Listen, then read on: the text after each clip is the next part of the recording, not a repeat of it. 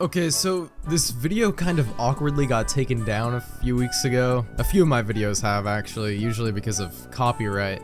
But this one was actually because of a character in a story talking about self-deletion, if you know what I mean, which I've hopefully censored to YouTube's liking. Anyway, sorry, this is just a re-upload, but a full, entire Creepypasta supercut is coming later down the line. But, back to the video. Tier 1. Smile Dog. I first met in person with Mary E. in the summer of 2007. I'd arranged with her husband of 15 years, Terrence, to see her for an interview.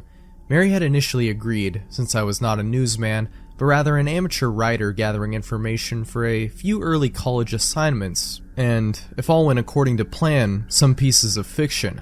We scheduled the interview for a particular weekend when I was in Chicago on unrelated business, but at the last moment, Mary changed her mind and locked herself in the couple's bedroom, refusing to meet with me.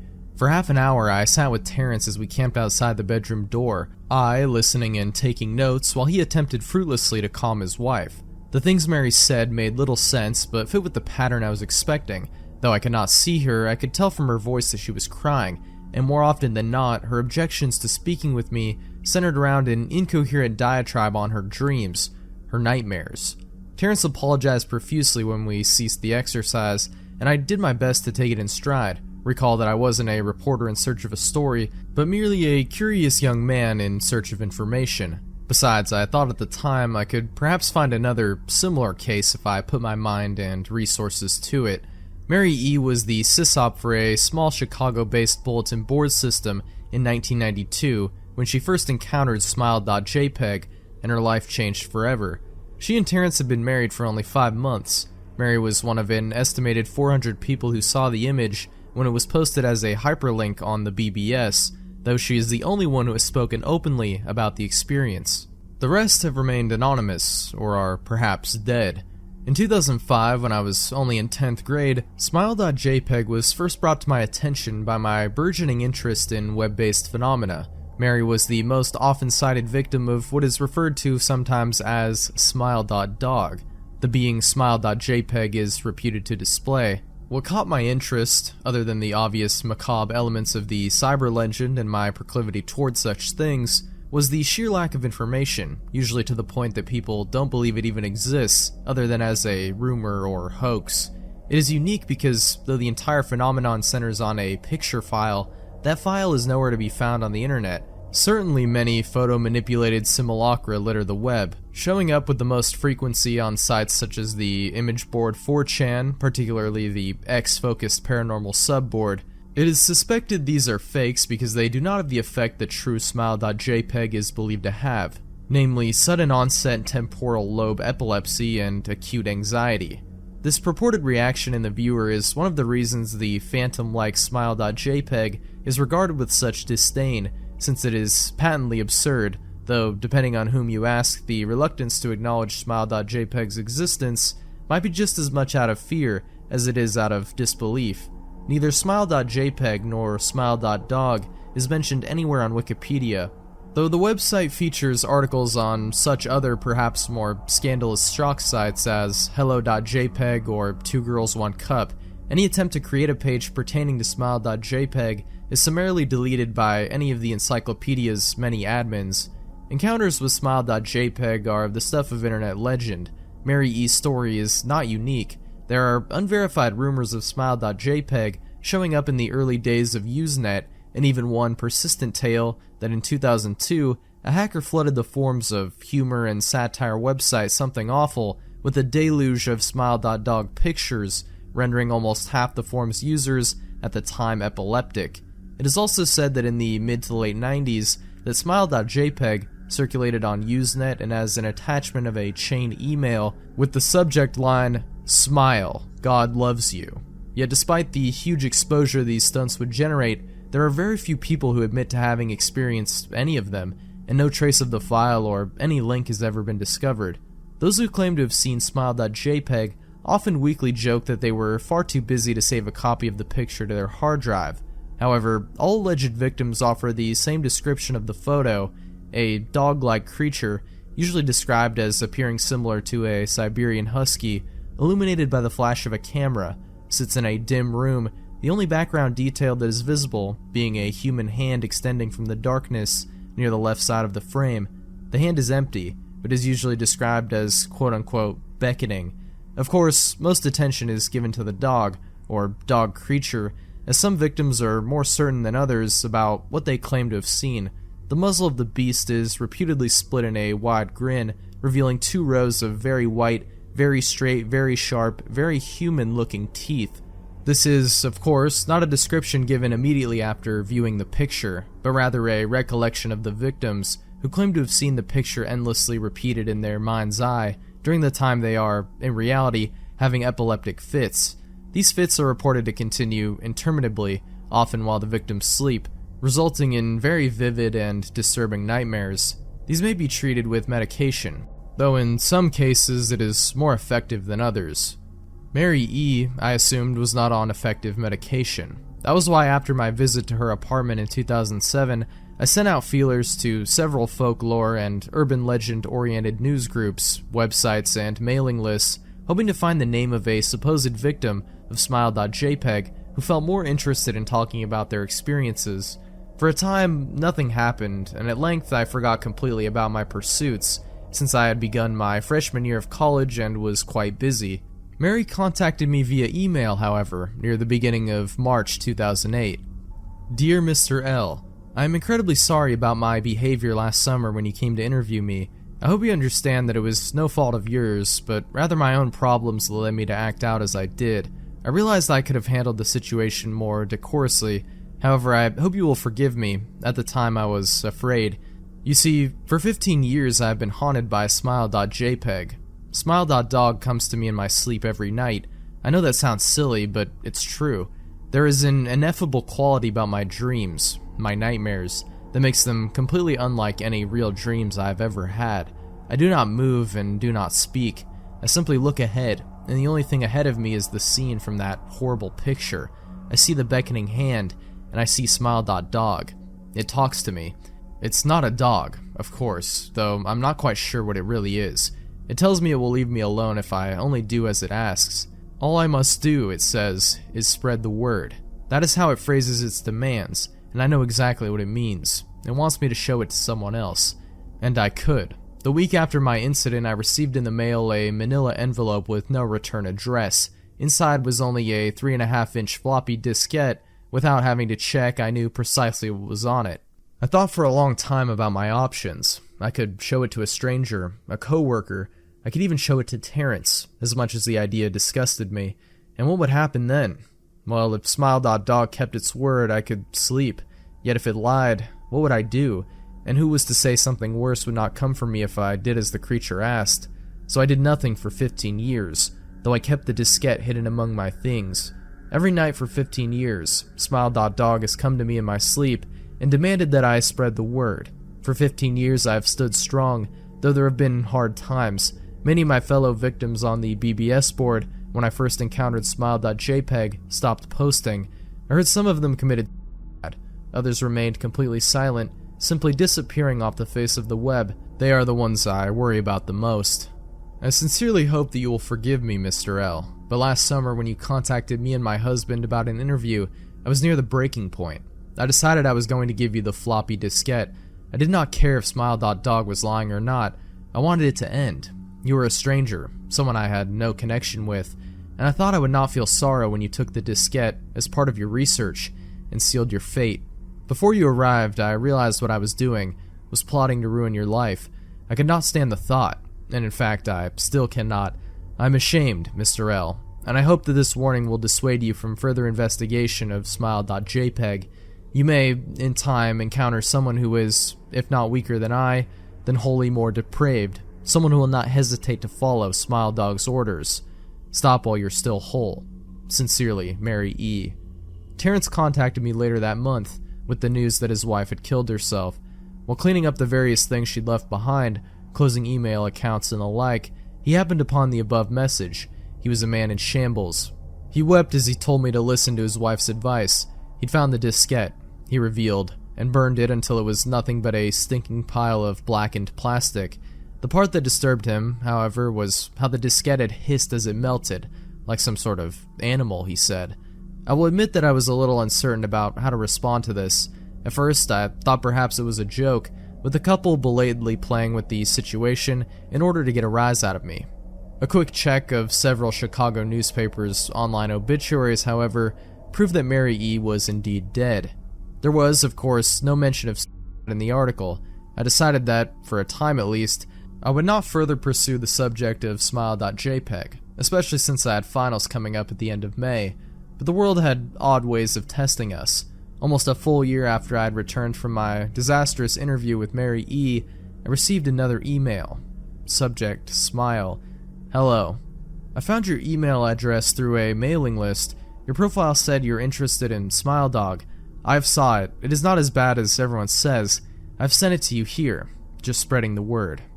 The final line chilled me to the bone. According to my email client, there was one file attachment called, naturally, smile.jpg. I considered downloading it for some time. It was most likely a fake, I imagined, and even if it weren't, I was never wholly convinced of smile.jpg's peculiar powers. Mary E.'s account had shaken me, yes, but she was probably mentally unbalanced anyway. After all, how could a simple image do what smile.jpg was said to accomplish? What sort of creature was it that could break one's mind with only the power of the eye? And if such things were patently absurd, then why did the legend exist at all? If I downloaded the image, if I looked at it, and if Mary turned out to be correct, if Smile Dog came to me in my dreams demanding I spread the word, what would I do? Would I live my life as Mary had, fighting against the urge to give in until I died? Or would I simply spread the word, eager to be put to rest? And if I chose the latter route, how could I do it? Whom would I burden in turn? If I went through with my earlier intention to write a short article about smile.jpg, I decided I could attach it as evidence, and anyone who read the article, anyone who took interest, would be affected. And even assuming the smile.jpg attached to the email was genuine, would I be capricious enough to save myself in that manner? Could I spread the word? Yes, I could. Jeff the Killer. Excerpt from a local newspaper. Ominous unknown killer is still at large. After weeks of unexplained murders, the ominous unknown killer is still on the rise. After little evidence has been found, a young boy states that he survived one of the killer's attacks and bravely tells his story. I had a bad dream and I woke up in the middle of the night, says the boy. I saw that for some reason the window was open, even though I remember it being closed before I went to bed. I got up and shut it once more. Afterwards, I simply crawled under my covers and tried to get back to sleep. That's when I had a strange feeling, like someone was watching me. I looked up and nearly jumped out of my bed. There, in the little ray of light, illuminating from between my curtains, were a pair of two eyes. These weren't regular eyes. They were dark, ominous eyes. They were bordered in black and just plain out terrified me. That's when I saw his mouth. A long, horrendous smile that made every hair on my body stand up. The figure stood there, watching me. Finally, after what seemed like forever, he said it. A simple phrase. He said in a way only a madman could speak. He said, "Go to sleep." I let out a scream. That's what sent him at me. He pulled up a knife, aiming at my heart. He jumped on top of my bed. I fought him back. I kicked, I punched, I rolled around, trying to knock him off me. That's when my dad busted in. The man threw the knife. It went into my dad's shoulder. The man probably would have finished him off if one of the neighbors hadn't alerted the police. They drove into the parking lot and ran towards the door. The man turned and ran down the hallway. I heard a smash, like glass breaking. As I came out of my room, I saw the window that was pointing towards the back of the house was broken. I looked out it to see him vanish into the distance. I can tell you one thing. I will never forget that face, those cold, evil eyes, and that psychotic smile. They will never leave my head. Police are still on the look for this man. If you see anyone that fits the description in this story, please contact your local police department. Jeff and his family had just moved into a new neighborhood. His dad had gotten a promotion at work, and they thought it would be best to live in one of those fancy neighborhoods. Jeff and his brother Lou couldn't complain though. A new, better house. What was not to love? As they were getting unpacked, one of their neighbors came by. "Hello," she said. "I'm Barbara. I live across the street from you. Well, I just wanted to introduce myself and introduce my son." She turns around and calls her son over. "Billy, these are our new neighbors." Billy said hi and ran back to play in his yard. "Well," said Jeff's mom, "I'm Margaret, and this is my husband Peter, and my 2 sons, Jeff and Lou." They each introduced themselves, and then Barbara invited him to her son's birthday. Jeff and his brother were about to object when their mother said that they would love to. When Jeff and his family are done packing, Jeff went up to his mom. "Mom, why did you invite us to some kid's party? If you haven't noticed, I'm not some dumb kid." "Jeff," said his mother, "we just moved here. We should show that we want to spend time with our neighbors. Now, we're going to that party, and that's final." Jeff started to talk, but stopped himself, knowing that he couldn't do anything. Whenever his mom said something, it was final. He walked up to his room and plopped down on his bed. He sat there, looking at the ceiling, when suddenly, he got a weird feeling. Not so much a pain, but a weird feeling. He dismissed it as just some random feeling. He heard his mother call him down to get his stuff, and he walked down to get it. The next day, Jeff walked down the stairs to get breakfast and got ready for school. As he sat there, eating his breakfast, he once again got the feeling. This time it was stronger. It gave him a slight tugging pain, but he once again dismissed it.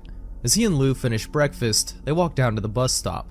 They sat there waiting for the bus, and then, all of a sudden, some kid on a skateboard jumped over them, only inches above their laps. They both jumped back in surprise. "Hey, what the hell?" The kid landed and turned back to them. He kicked his skateboard up and caught it with his hands. The kid seemed to be about 12, 1 year younger than Jeff.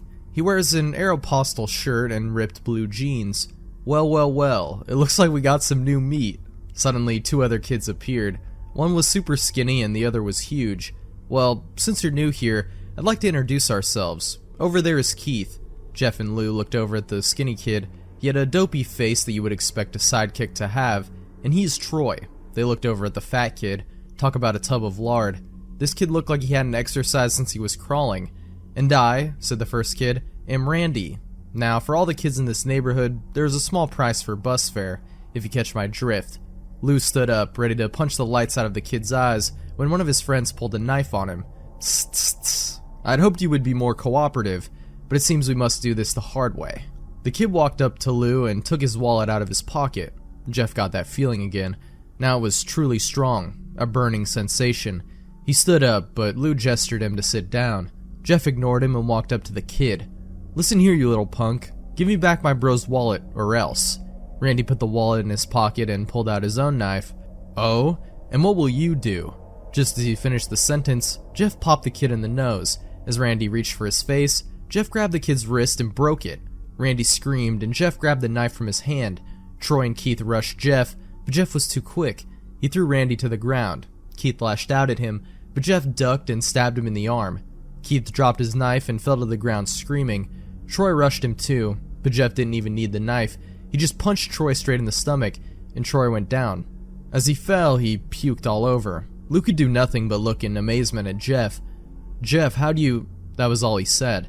They saw the bus coming and knew they'd be blamed for the whole thing, so they started running as fast as they could.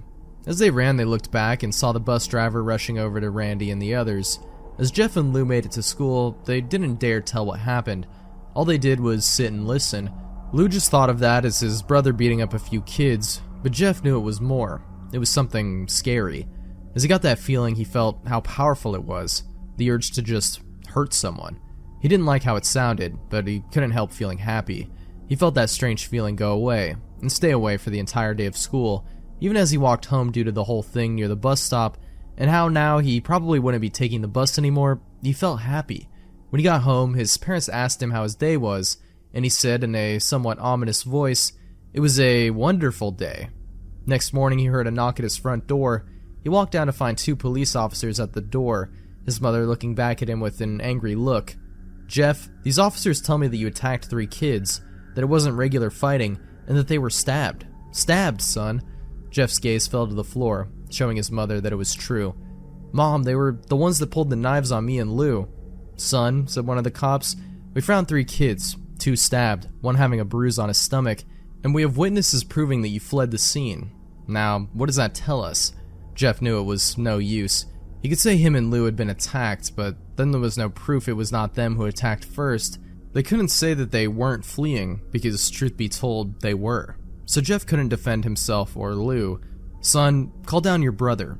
Jeff couldn't do it, since it was him who beat up all the kids. "Sir, it it was me. I was the one who beat up the kids. Lou tried to hold me back, but he couldn't stop me." The cop looked at his partner and they both nod. "Well, kid, looks like a year in juvie." "Wait," says Lou. They all looked up to see him holding a knife. The officers pulled their guns and locked them onto Lou. "It was me. I beat up those little punks. Have the marks to prove it." He lifted up his sleeves to reveal cuts and bruises, as if he was in a struggle. "Son, just put the knife down," said the officer. Lou held up the knife and dropped it to the ground. He put up his hands and walked over to the cops. "No, Lou, it was me. I did it." Jeff had tears running down his face. "Huh? Poor bro. Trying to take the blame for what I did? Well, take me away." The police led Lou out to the patrol car. "Lou, tell them it was me. Tell them. I was the one who beat up those kids." Jeff's mother put her hands on his shoulders. "Jeff, please, you don't have to lie. We know it's Lou. You can stop." Jeff watched helplessly as the cop car speeds off with Lou inside. A few minutes later, Jeff's dad pulled into the driveway. Seeing Jeff's face and knowing something was wrong.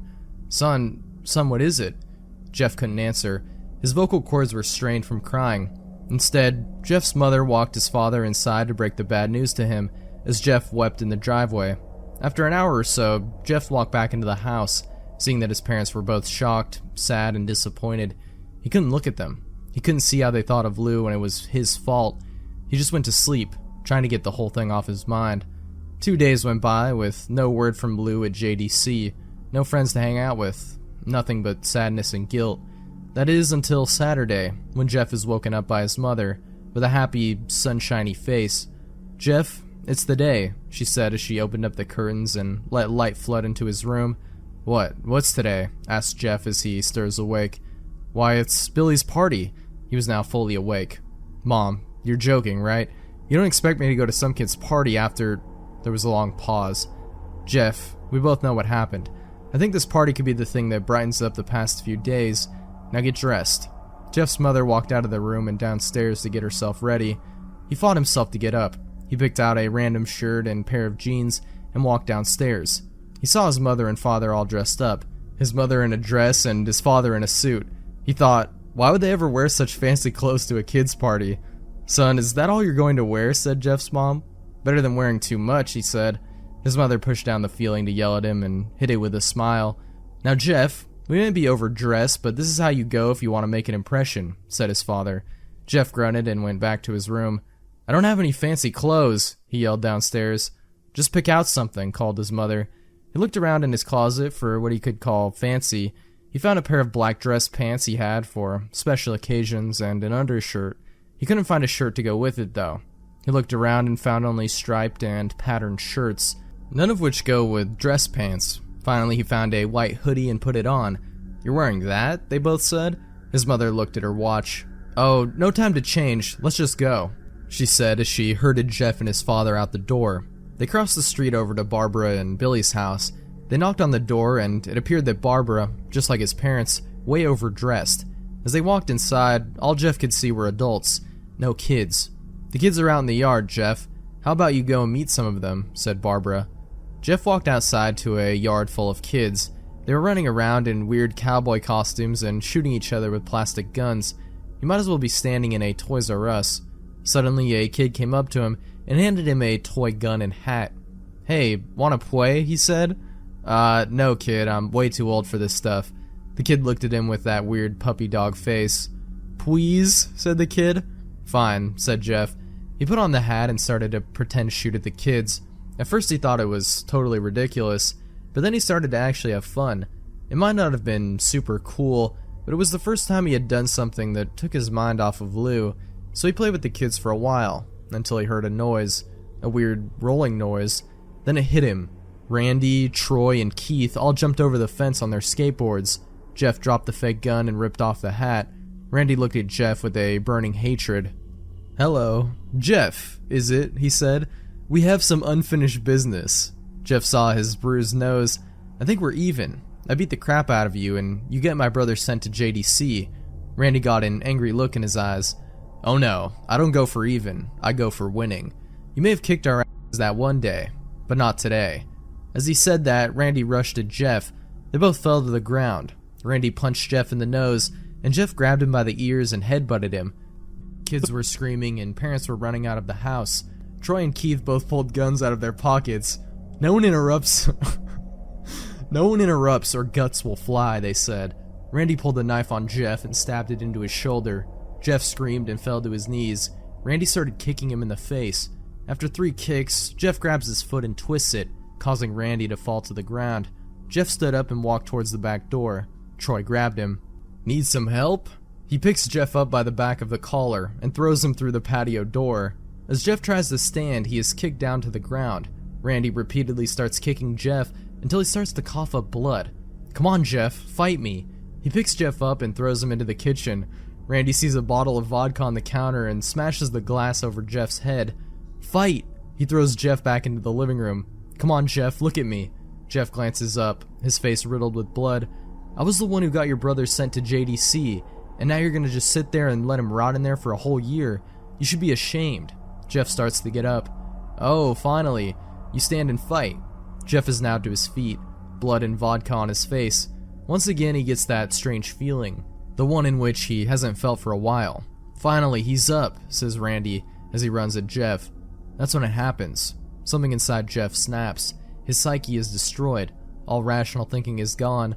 All he can do is kill. He grabs Randy and pile drives him to the ground. He gets on top of him and punches him straight in the heart. The punch causes Randy's heart to stop. As Randy gasps for breath, Jeff hammers down on him, punch after punch. Blood gushes from Randy's body until he takes one final breath and dies. Everyone is looking at Jeff now. The parents, the crying kids, even Troy and Keith. Although they easily break from their gaze and point their guns at Jeff. Jeff sees the guns trained on him and runs for the stairs. As he runs, Troy and Keith let out fire on him, each shot missing. Jeff runs up the stairs. He hears Troy and Keith follow up behind. As they let out their final rounds of bullets, Jeff ducks into the bathroom. He grabs the towel rack and rips it off the wall. Troy and Keith race in, knives ready. Troy swings his knife at Jeff, who backs away and bangs the towel rack into Troy's face. Troy goes down hard, and now all that's left is Keith.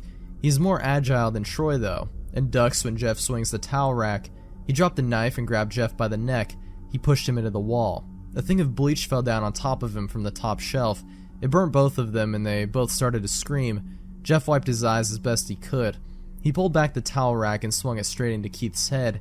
As he lay there bleeding to death, he let out an ominous smile. "What's so funny?" asked Jeff. Keith pulled out a lighter and switched it on. "What's funny," he said, "is that you're covered in bleach and alcohol." Jeff's eyes widened as Keith threw the lighter at him.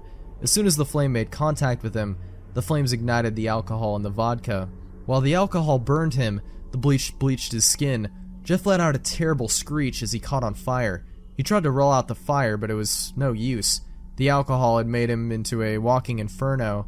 He ran down the hall and fell down the stairs. Everyone started screaming as they saw Jeff, now a man on fire, drop to the ground nearly dead. The last thing Jeff saw was his mother and the other parents trying to extinguish the flame. That's when he passed out. When Jeff woke, he had a cast wrapped around his face. He couldn't see anything, but he felt a cast on his shoulder and stitches all over his body. He tried to stand up, but he realized there was some tube in his arm, and when he tried to get up, it fell out, and a nurse rushed in. "I don't think you can get out of bed just yet," she said, as she put him back in his bed and reinserted the tube. Jeff sat there with no vision, no idea of what his surroundings were. Finally, after hours, he heard his mother. "Honey, are you okay?" she asked. Jeff couldn't answer though. His face was covered and he was unable to speak. "Oh honey, I have great news. After all the witnesses told the police that Randy confessed of trying to kill you, they decided to let Lou go." This made Jeff almost bolt up, stopping halfway, remembering the tube coming out of his arm. "He'll be out by tomorrow, and then the two of you will be able to be together again." Jeff's mother hugs Jeff and says her goodbyes. The next couple of weeks were those where Jeff was visited by his family. Then came the day where his bandages were to be removed. His family were all there to see it, what he would look like. As the doctors unwrapped the bandages from Jeff's face, everyone was on the edge of their seats.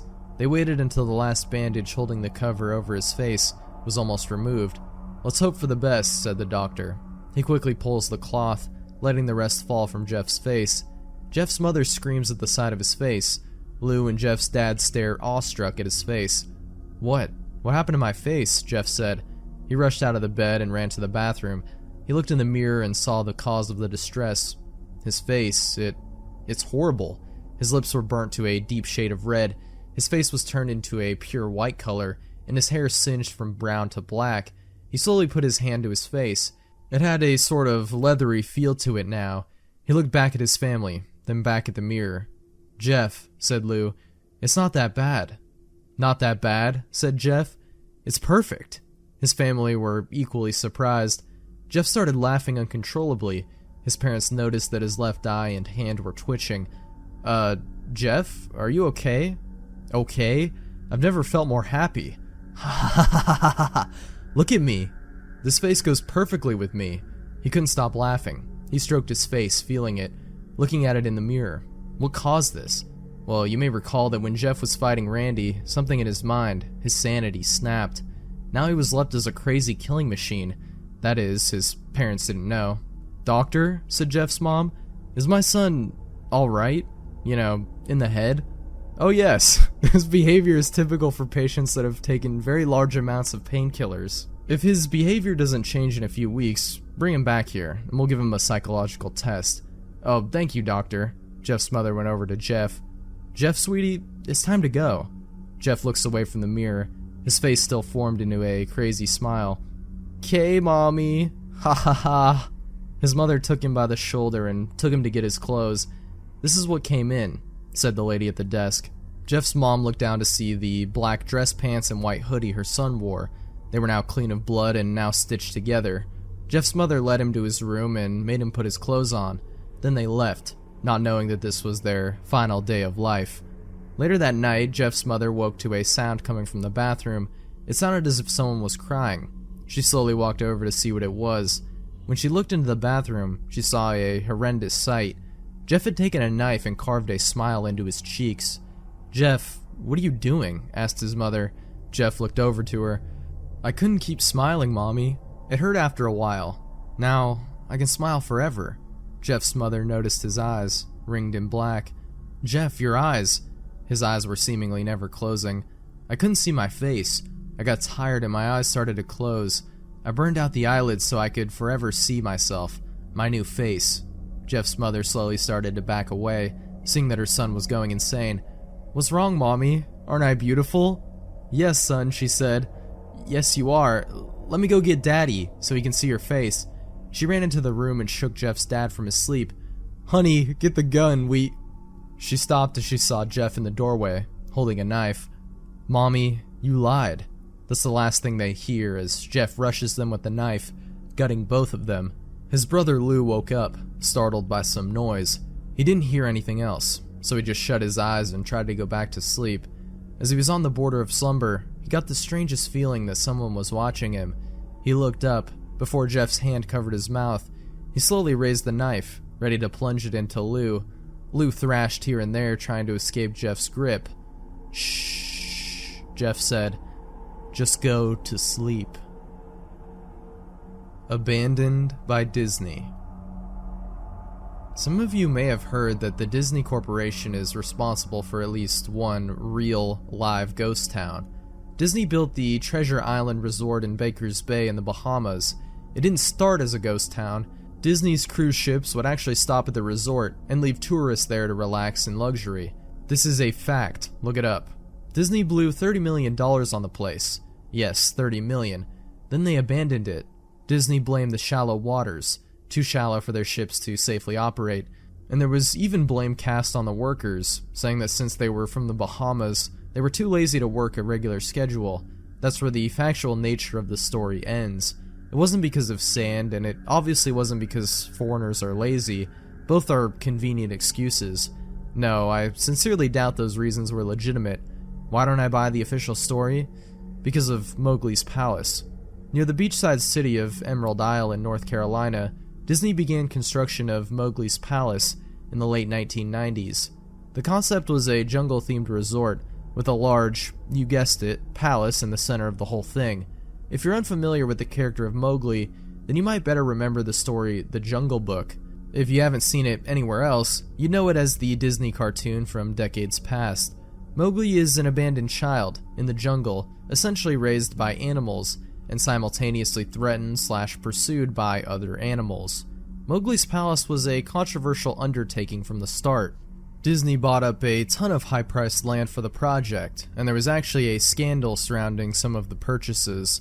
The local government claimed eminent domain on people's homes, then turned around and sold the properties to Disney. At one point, a home that had just been constructed was immediately condemned with little to no explanation. The land, grabbed by the government, was supposedly for some fictional highway project. Knowing full well what was going on, people started calling it Mickey Mouse Highway. Then there was the concept art. A group of stuffed shirts from Disney Co. actually held a city meeting. They intended to sell everyone on how lucrative this project was going to be for everyone. When they showed the concept art, the gigantic Indian palace surrounded by jungle, staffed with men and women in loincloths and tribal gear, well, suffice to say everyone flipped their shit. We're talking about a large Indian palace, jungle, and loincloths, not only in the center of a relatively wealthy area, but also a somewhat xenophobic area of the southern USA. It was a questionable mix at that point in history. One member of the crowd tried to storm the stage, but he was quickly subdued by security after he managed to break one of the presentation boards over his knee. Disney took that community and essentially broke it over its knee as well. The houses were razed, the land was cleared, and there wasn't a damn thing anyone could do about it or say about it. Local TV and newspapers were against the resort from the beginning, but some insane connection between Disney's media holdings and the local venues came into play, and their opinions turned on a dime. So anyway, Treasure Island, the Bahamas. Disney sunk those millions in and then split. The same thing happened with Mowgli's Palace. Construction was complete, visitors actually stayed at the resort, the surrounding communities were flooded with traffic, and the usual annoyances associated with an influx of lost and irate tourists. Then it all just stopped. Disney shut it down and nobody knew what the hell to think, but they were pretty happy about it. Disney's loss was pretty hilarious and wonderful to a large group of folks who didn't want this in the first place. I honestly didn't give the place another thought since hearing it closed over a decade ago. I live maybe 4 hours from Emerald Isle, so really I only heard the rumblings and didn't experience any of it firsthand. Then I read this article from someone who had explored the Treasure Island resort and posted a whole blog about all the crazy shit found there. Stuff just left behind. Things smashed, defaced, probably ruined by the disgruntled former employees who had just lost their jobs. Hell, the locals from all around probably had a hand in wrecking that place. People there felt just as angry about Treasure Island as folks here did about Mowgli's Palace. Plus there were rumors that Disney had released their aquarium stock into the local waters when they closed, including sharks. Who wouldn't want to take a few swings at some merchandise after that? Well, what I'm getting at is that this blog about Treasure Island got me thinking. Even though many years had passed since its closing, I figured it might be cool to do some urban exploration at Mowgli's Palace, take some photos, read about my experience, and probably see if there was anything I could take home as a memento. I'm not going to say I wasted no time in getting there, because honestly it took me another year after I first found that Treasure Island article to get around to going up to Emerald Isle. Over the course of that year I did a lot of research on the Palace Resort, or rather, I tried to. Naturally, no official Disney site or resource made any mention of the place. That had been scrubbed clean. Even odder, however, was that nobody before myself had apparently thought to blog about the place or even post a photo. None of the local TV or newspaper sites had one word about the place, though that was to be expected since they had all swung Disney's way. They wouldn't be out there lauding their embarrassment, you know. Recently I learned that corporations can actually ask Google, for example, to remove links from search results, basically for no good reason. Looking back, it's probably not that nobody spoke of the resort, but rather their words were made inaccessible, so in the end I could barely find the place. All I had to go on was an old-as-hell map I'd received in the mail back in the 90s. It was a promotional item sent out to people who had recently been to Disney World, and I guess since I had been there in the late 80s, that was recent enough. I didn't really intend to hang on to it. It just got shoved in with my books and comics from my childhood. I'd only remembered it months into my research, and even then it took me another few weeks to locate the storage bin my parents had shoved it all into. But I did find it. Locals were no help, as most were transplants who had moved to the beach in recent years, or old residents who just sneered at me and made rude gestures the second I managed to say, "Where would I find Mowgli's?" The drive took me through an inordinately long corridor of overgrowth. Tropical plants that had run rampant and overpopulated the area, mixed with the native species of flora, that actually belonged there and had tried to reclaim the land. I was in awe when I reached the front gates of the resort. Tremendous, monolithic wooden gates whose supports to either side looked like they must have been cut from giant sequoias.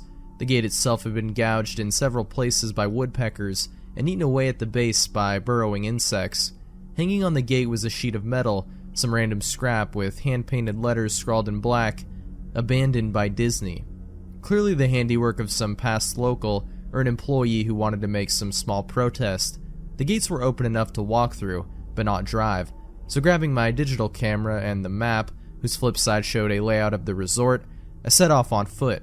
The inner grounds of the place were just as overgrown as the entryway. Palm trees stood untended and ragged among piles of their own coconuts. Banana plants similarly stood in their own stinking, bug-riddled refuse. There was this sort of clash between order and chaos, as carefully planted rows of perennial flowers mixed with obnoxious tall weeds and stinking blackened mushrooms. All that remained of any outdoor structures were broken, rotting wood, and various charred bits of unidentifiable material. What was most likely an information booth or an outdoor bar was now simply a pile of assorted debris, chopped up by past vandalism and ravaged by weather. The most interesting thing on the grounds was the statue of Baloo, the friendly bear from the Jungle Book, which stood in a sort of courtyard in front of the main building. He was frozen in a jovial wave toward no one, staring into empty space with a silly, toothy grin as birds covered whole swaths of his fur and vines ensnared his platform. I approached the main building, the palace, only to find the outside of the building covered in graffiti where the original paint hadn't peeled and chipped away.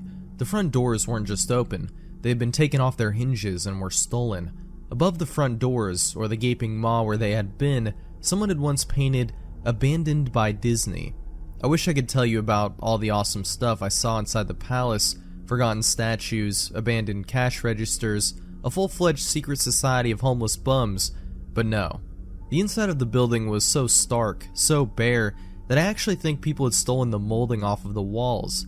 Anything that was too big to steal, counters, desks, giant fake trees, they were all resting amid this empty echo chamber that amplified my every step like a slow rat-a-tat of a machine gun. I checked the floor plan and headed to all the locations that might seem in any way interesting. The kitchen was, as you'd imagine, an industrial food prep area, with all the appliances in space, no expenses spared. Every glass surface was broken, every door knocked off its hinges, every metal surface kicked and dented. The entire place smelled like very old piss. The huge freezer, not even remotely cool now, had row upon row of empty shelf space, hooks hung from the ceiling, probably for hanging cuts of meat, and as I stood inside for a moment, I noticed they were swinging.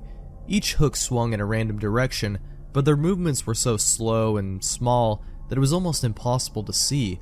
I figured it had been caused by my footsteps, so I stopped one from swinging by clutching it in my fist, then carefully letting go, but within seconds it started to swing once more. The bathrooms were in much the same state as the rest of the place. Just like the Treasure Island Resort, someone had methodically smashed each porcelain commode with coconuts and other implements. There was about a half-inch of rancid, stinking, stagnant water on the floor, so I didn't stay there very long.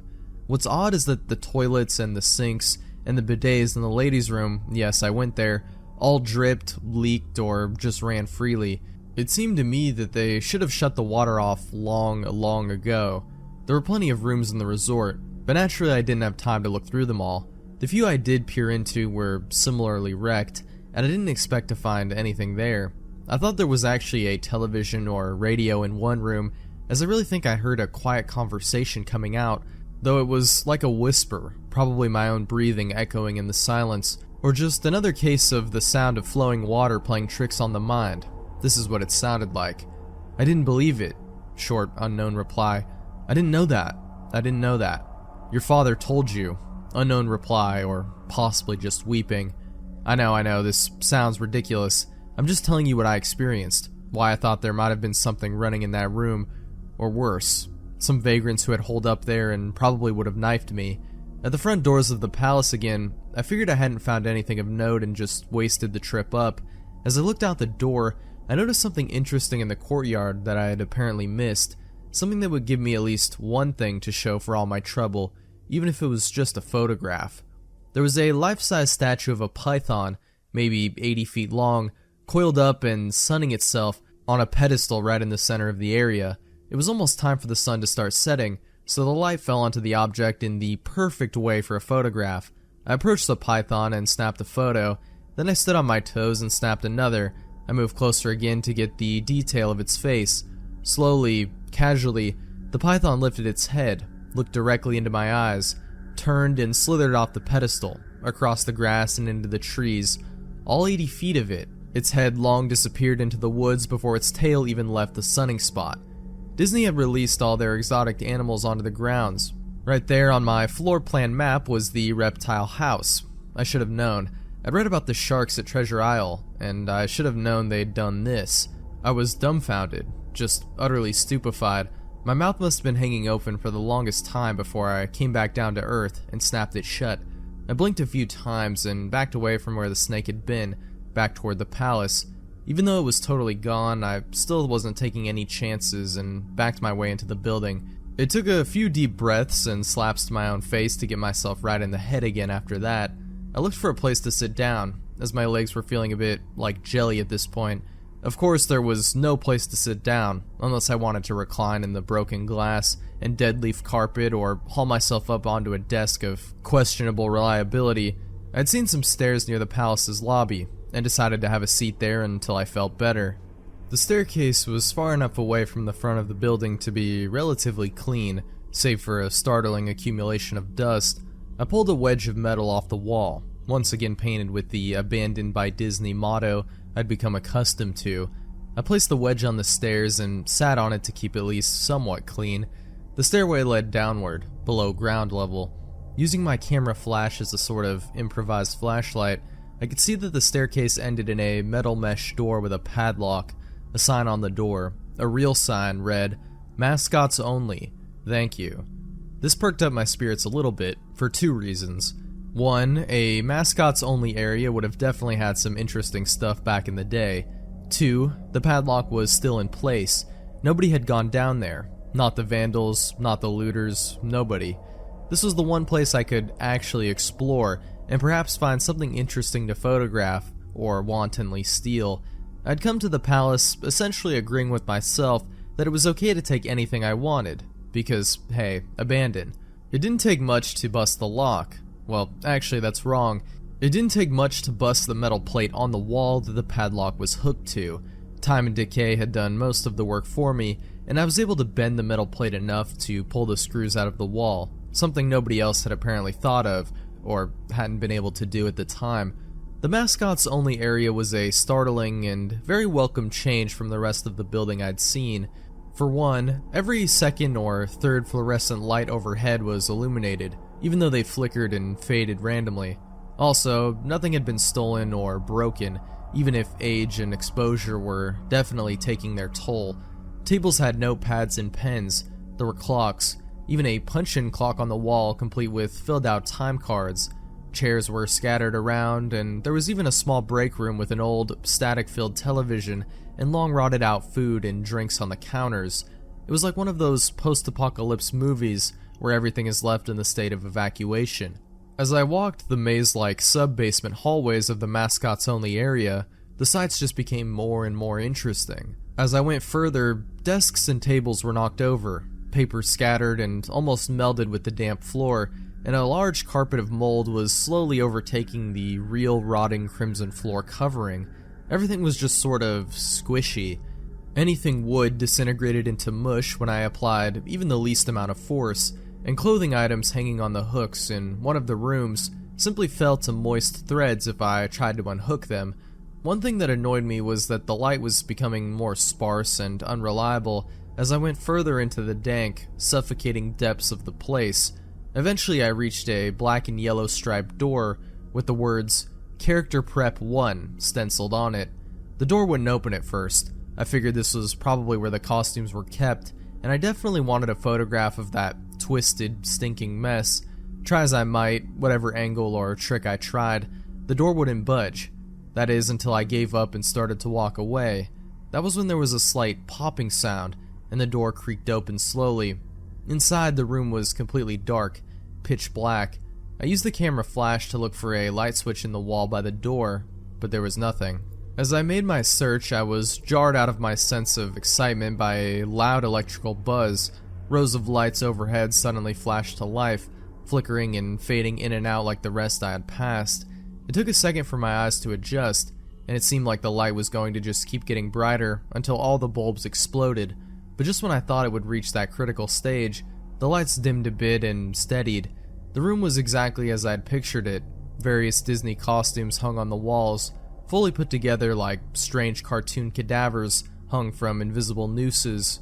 There was an entire rack of loincloths and quote-unquote native clothes on hangers toward the back. What I found odd and what I wanted to photograph right away was a Mickey Mouse costume at the center of the room. Unlike the other costumes, it was laying on its back in the center of the room like a murder victim. The fur on the costume was rotten and shedding, creating bare patches. What was even odder, however, was the coloring of the costume. It was like a photo negative of the actual Mickey Mouse, black where he should be white and white where he should be black. His normally red overalls were light blue. The sight was off-putting enough that I actually put off photographing the thing until last. I took a picture of the costumes hanging on the walls, upward angles, downward angles, side shots to show an entire row of frozen, putrid cartoon faces, some with plastic eyes missing. Then I decided to stage a shot, just one of the bedraggled character heads on the slick, grimy floor. I reached for the headpiece of a Donald Duck costume and carefully removed it so the thing wouldn't fall apart in my hands.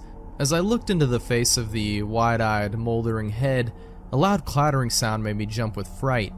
I looked down at my feet, and there between my shoes was a human skull. It had fallen out of the mascot head and shattered to pieces at my feet.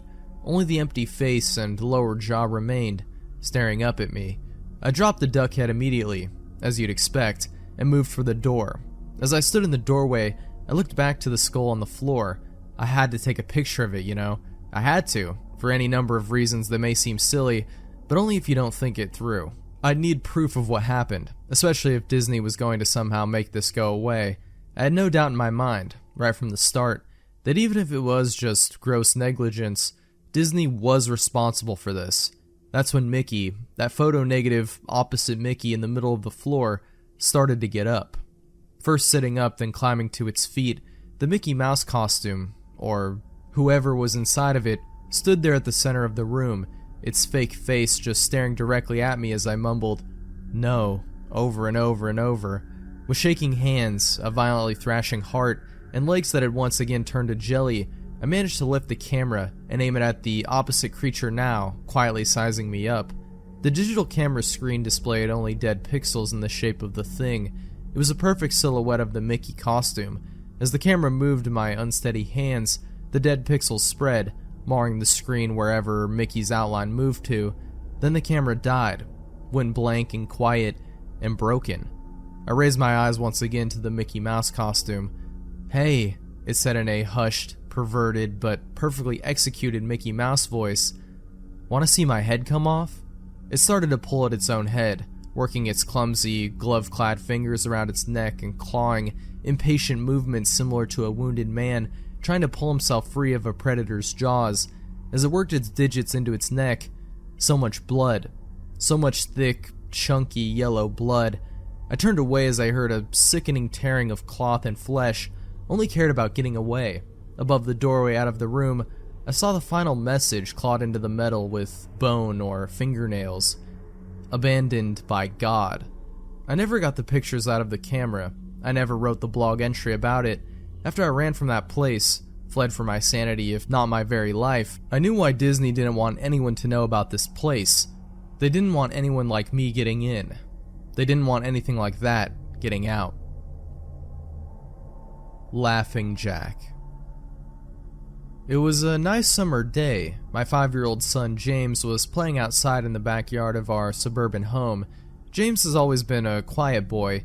He plays by himself mostly, never had many friends, but he's always had a wild imagination. I was in the kitchen feeding our dog Fido when I heard what sounded like James talking to someone in the backyard.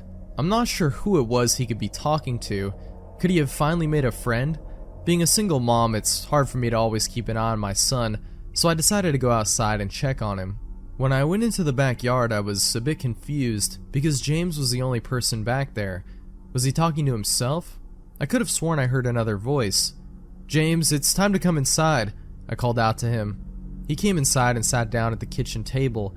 It was about lunchtime, so I decided to make him a turkey sandwich. "James, who were you talking to out there?" I asked. James looked up for a moment. "I was playing with my new friend," he said, smiling. I poured him some milk and continued to pry, as any good mother would. "Does your friend have a name? Why didn't you ask him to have lunch with us?" I asked. "His name is Laughing Jack." I was a bit taken back by what he said. "Oh, that's a strange name.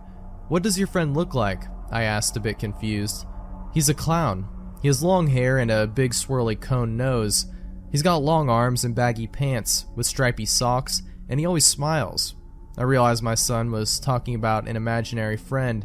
I suppose it's normal for kids his age to have imaginary friends, especially when he has no real kids to play with. It's probably just a phase. The rest of the day went by as per usual, and it was starting to get late, so I put James to bed. I tucked him in, gave him a kiss, and made sure to turn on his nightlight before I closed the door. I was pretty tired myself, so I decided to go to bed not long after. I had an awful nightmare. It was dark. I was in some kind of rundown amusement park. I was scared, running through an endless field of empty tents, broken down rides, and abandoned game huts. The whole place had a horrible look to it. Everything was black and white. The prized stuffed animals all hung from nooses in the game huts, all with sick grins stitched on their faces. It felt like the whole park was looking at me, even though there wasn't another living thing in sight. Then suddenly, I began to hear music play. The sounds of Pop Goes the Weasel being played on a squeeze box echoed through the park. It was hypnotizing. I followed its tune to the circus tent almost in a trance, unable to stop my legs from moving forward. It was pitch black. The only light came from a single spotlight shining on the center of the big top. As I walked towards the light, the music slowed down. I found myself singing along, unable to stop. All around the mulberry bush, the monkey chased the weasel. The monkey, though, 'twas all in fun. The music stopped right before its climax, and suddenly the lights shut on. The intensity of the lights was practically blinding. All I could see was a small, dark silhouette shuffle towards me. Then another one appeared, and another and another. There were dozens of them, all coming toward me. I couldn't move. My legs were frozen. All I could do was watch as the haunting figures drew nearer. As it got closer, I could see they were children. As I looked at each one, I noticed they were all horribly disfigured and mutilated. Some had cuts all over their body, others were severely burnt, and others were missing limbs, even eyes. The children enveloped me, clawing at my flesh, dragging me to the ground, and tearing inside me. As the children tore me apart and I faded away, all I could hear was laughter. Horrible, awful, evil laughter. I woke up the next morning in a cold sweat. After taking a few deep breaths, I looked over and saw that a few of James's action figures were positioned facing me on top of my nightstand. I sighed. James had probably woken up early and put these here. I gathered up the toys and made my way to James's room. However, when I opened the door, James was sound asleep. I just shrugged and placed the toys back into his toy box and headed out to the living room. A little while later, James woke up and I made him his breakfast. He was quiet and seemed a bit groggy. Perhaps he didn't sleep well either. I decided to ask him about the toys. "James, honey, did you put the toys in Mommy's room this morning?" His eyes shot up at me for a moment, then quickly glanced back down at his cereal. "Laughing Jack did that." I rolled my eyes and responded, "Well, you tell Laughing Jack to keep the toys in your room." James nodded and finished up his breakfast, then decided to go out and play in the backyard. I went to relax in the living room and I must have dozed off because I woke up a couple hours later. I need to check on James. I was a bit worried. It had been over 2 hours and I haven't checked on him. I stepped out into the backyard, but James wasn't there anymore. I was getting nervous, so I called out to him, James, where are you?" Just then I heard a giggle from the front yard. I rushed through the gate around to the front of the house. James was sitting on the sidewalk. I breathed a sigh of relief and walked over to him. "James, how many times have I told you to stay in the backyard?" "James, what are you eating?" James looked up at me, then reached into his pocket and pulled out a handful of hard candies in all colors. This made me very nervous. "James, who gave you that candy?" James just stared at me, not speaking. "James, please tell Mommy where you got that candy." James hung his head down and said, "Laughing Jack gave it to me." My heart sunk. I kneeled down to look him in the eye. "James, I've had enough of this damn Laughing Jack thing. He is not real. Now this is a very serious situation, and I need to know who gave you the candy." I could see my son's eyes tear up. "But Mama, Laughing Jack did give me the candy." I closed my eyes and took a deep breath. James has never lied to me, but what he's telling me is impossible. I made him spit out the candy and I threw the rest away. James appears to be fine. Maybe I'm just overreacting. After all, he could have gotten it from Tom and Linda from next door, or Mr. Walker down the street. Either way, I'm going to have to keep a closer eye on James. That night I put James to bed as usual, and decided to go to bed early myself. Suddenly I was woken up by a loud bang coming from the kitchen. I sprung out of bed and hurried down the stairs. When I got to the kitchen, I was horrified. Everything on the counters had been thrown on the floor, and our dog Fido hung dead from the light fixture. His stomach was cut open and stuffed with candy, the same type that James was eating earlier that day. My shock was quickly broken by a sharp scream coming from James's room, followed by loud crashes. I quickly grabbed a knife from the drawer and moved up the stairs with the speed that only a mother whose child is in danger could have. I burst through the door and flicked on the lights. Everything in the room was knocked over and tossed on the floor. My poor son in his bed crying and shaking with fear, a pool of urine staining the sheets. I scooped my child up and ran out of the house, and went next door to Tom and Linda's house. Luckily they were still awake. They let me use their phone and I called the police. It didn't take them long to arrive, and I explained what had happened. They looked at me as if I were crazy. They searched the house, but all they found was a dead dog and 2 trashed rooms. The officer told me that someone had probably gotten into the house and done this right before making a quick escape when they heard me coming up the stairs. I knew it wasn't true. All the doors were locked and none of the windows were open. Whatever was in my house didn't come from outside. The next day, James stayed inside. I didn't want him to leave my sight. I went into the garage and found his old baby monitor and set it up in his room. If anything comes into it tonight, I was going to be able to hear it. I went to the kitchen and grabbed the largest knife from the drawer and put it on my nightstand. Imaginary friend or not, I'm not letting anything hurt my little boy. Soon enough, night came. I put James to bed. He was afraid, but I promised him that I wasn't going to let anything happen to him. I tucked him in, gave him a kiss, and turned on the nightlight. Before closing the door, I whispered to him, "Good night, James. I love you." I tried to stay up as long as I could, but after a few hours I felt myself drifting off. My baby would be safe for the night, and I needed to sleep. Just as I lay my head on the pillow, I heard a soft voice come from the baby monitor I had put on my nightstand. At first, it sounded like interference, like the kind a radio would make. Then it turned into a soft moan. Was James asleep? Then I heard it, the laugh from my nightmare, that horrible laugh. I sprung up from the bed and grabbed the knife from under my pillow. I rushed over to James's room and creaked the door open. I tried the light switch, but it wouldn't come on. I took a step in and I could feel the warm, thick liquid on my feet.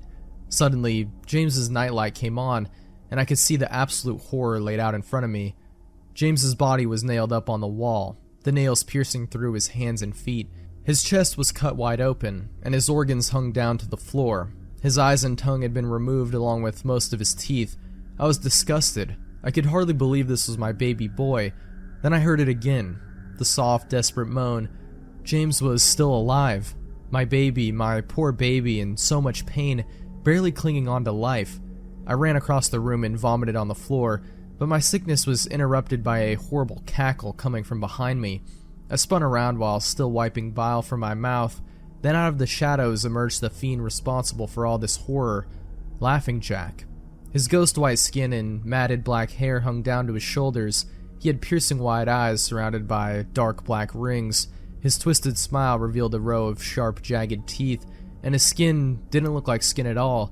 It almost looked like rubber or plastic. He wore a patchy, black and white clown outfit with striped sleeves and socks. His body itself was grotesque, his long arms hanging down past his waist, and the way he was poised made him look almost boneless, like a rag doll. He let out a sickening laugh as to let me know he was pleased with my reaction to his work. He then turned around slowly in front of James and began to laugh even more at the horrific sight he had laid out. That was enough to shake me from my terror. I snapped, "Get away from him, you bastard!" I rushed at the monster, raising the knife above my head, and stabbed down at him. But as soon as the knife touched him, he disappeared in a cloud of black smoke. The knife passed right through and pierced James's still beating heart, splashing the warm blood on my face. No. What have I done? My baby. I killed my baby. I immediately fell to my knees, and I could hear sirens in the distance growing louder. My boy, my sweet baby boy. I promised Mommy would protect you, but I failed. I'm sorry, James. I'm so sorry. Police soon arrived to find me in front of my son, still wielding the knife covered in my baby's blood. The trial was short. Insanity. I was placed in the Fearopolis house for the criminally insane, where I've been for the past 2 months. It's not so bad here. The only reason I'm awake now is because someone is playing Pop Goes the Weasel outside my window. I'll talk to the orderlies about it in the morning. The Rake. During the summer of 2003, events in the northeastern United States involving a strange human-like creature sparked brief local media interest before an apparent blackout was enacted. Little to no information was left intact, as most online and written accounts of the creature were mysteriously destroyed. Primarily focused in rural New York State, self-proclaimed witnesses told stories of their encounters with a creature of unknown origin. Emotions ranged from extremely traumatic levels of fright and discomfort to an almost childlike sense of playfulness and curiosity. While their published versions are no longer on record, the memories remained powerful. Several of the involved parties began looking for answers that year. In early 2006, the collaboration had accumulated nearly 24 documents dating between the 12th century and present day, spanning 4 continents. In almost all cases, the stories were identical. I've been in contact with a member of this group and was able to get some excerpts from their upcoming book. A Mariner's Log, 1691. He came to me in my sleep. From the foot of my bed, I felt a sensation. He took everything. We must return to England. We shall not come here again, at the request of the Rake. A journal entry, translated from Spanish, 1880. I have experienced the greatest terror. I have experienced the greatest terror. I have experienced the greatest terror. I see his eyes when I close mine. They are hollow, black. They saw me and pierced me. His wet hand. I will not sleep. His voice. Unintelligible text. A side note, 1964. As I prepare to take my life, I feel it necessary to assuage any guilt or pain I have introduced through this act. It is not the fault of anyone other than him. For once, I awoke and felt his presence, and once I awoke and saw his form. Once again, I awoke and heard his voice, and looked into his eyes. I cannot sleep without fear of what I might next awake to experience. I cannot ever wake. Goodbye. Found in the same wooden box were 2 empty envelopes addressed to William and Rose, and 1 loose personal letter with no envelope. Dearest Linny, I have prayed for you. He spoke your name. From a witness, 2006. 3 years ago, I had just returned from a trip to Niagara Falls with my family for the 4th of July. We were all very exhausted after a long day of driving, so my husband and I put the kids straight to bed and called it a night. At about 4 a.m., I woke up thinking my husband had gotten up to use the restroom. I used the moment to steal back the sheets, only to wake him in the process. I apologized and told him I thought he was out of bed. When he turned to face me, he gasped and pulled his feet up from the end of the bed so quickly, his knee almost knocked me out of the bed. He then grabbed me and said nothing. After adjusting to the dark for half a second, I was able to see what caused the strange reaction. At the foot of the bed, sitting and facing away from us, was what appeared to be a naked man, or a large, hairless dog of some sort. Its body position was disturbing and unnatural, as if it had been hit by a car or something. For some reason, I was not instantly frightened by it, but more concerned as to its condition. At this point, I was somewhat under the impression that we were supposed to help him. My husband was peering over his arm and knee, tucked into the fetal position, occasionally glancing at me, before returning to the creature. In a flurry of motion, it scrambled around the side of the bed, and then crawled away quickly in a flailing sort of way, right along the covers, until it was less than a foot from my husband's face. It was completely silent for about 30 seconds, probably closer to 5, but it seemed like a while, just looking at my husband. It then placed its hand on his knee and ran into the hallway leading to the kids' room. I screamed and ran for the light switch, planning to stop this thing before it hurt my children. When I got to the hallway, the light from the bedroom was enough to see it crouching and hunched over about 20 feet away. It turned around and looked directly at me, covered in blood. I flipped the switch on the wall and saw my daughter, Clara. The creature ran down the stairs as my husband and I rushed to help our daughter. She was very badly injured and spoke only once more in her short life. She said, "He is the Rake." My husband drove his car into a lake that night while rushing our daughter to the hospital. They did not survive. Being a small town, news got around pretty quickly. The police were helpful at first, and the local newspaper took a lot of interest as well. However, the story was never published, and the local television news never followed up either. For several months, my son Justin and I stayed in a hotel near my parents' house. After we decided to return home, I began looking for answers myself. I eventually located a man in the next town over who had a similar story. We got in contact and talked about our experiences. He knew of 2 other people in New York who had seen the creature we now referred to as the Rake. It took the 4 of us 2 solid years of hunting on the internet and writing letters to come up with a small collection of what we believed to be accounts of the Rake. None of them gave any details, history, or follow-up. One journal had an entry involving the creature in its first 3 pages, then never mentioned it again. A ship's log explained nothing of the encounter, saying only that they were told to leave by the Rake. That was the last entry in the log. There were, however, many instances where the creature's visit was one of a series of visits with the same person. Multiple people also mentioned being spoken to, my daughter included. This led us to wonder if the Rake had visited any of us before our last encounter. I set up a digital recorder near my bed and left it running all night, every night for 2 weeks. I would tediously scan through the sounds of me rolling in my bed each day when I woke up. By the end of the 2nd week, I was quite used to the occasional sound of sleep while blurring through the recording at 8 times the normal speed. It still took almost an hour every day. On the first day of the 3rd week, I thought I heard something different. What I found was a shrill voice. It was the Rake. I can't listen to it long enough to even begin to describe it. I haven't let anyone listen to it yet. All I know is that I've heard it before, and I now believe that it spoke when I was sitting in front of my husband. I don't remember hearing anything at the time, but for some reason, the voice on the recorder immediately brings me back to that moment. The thoughts that must have gone through my daughter's head make me very upset.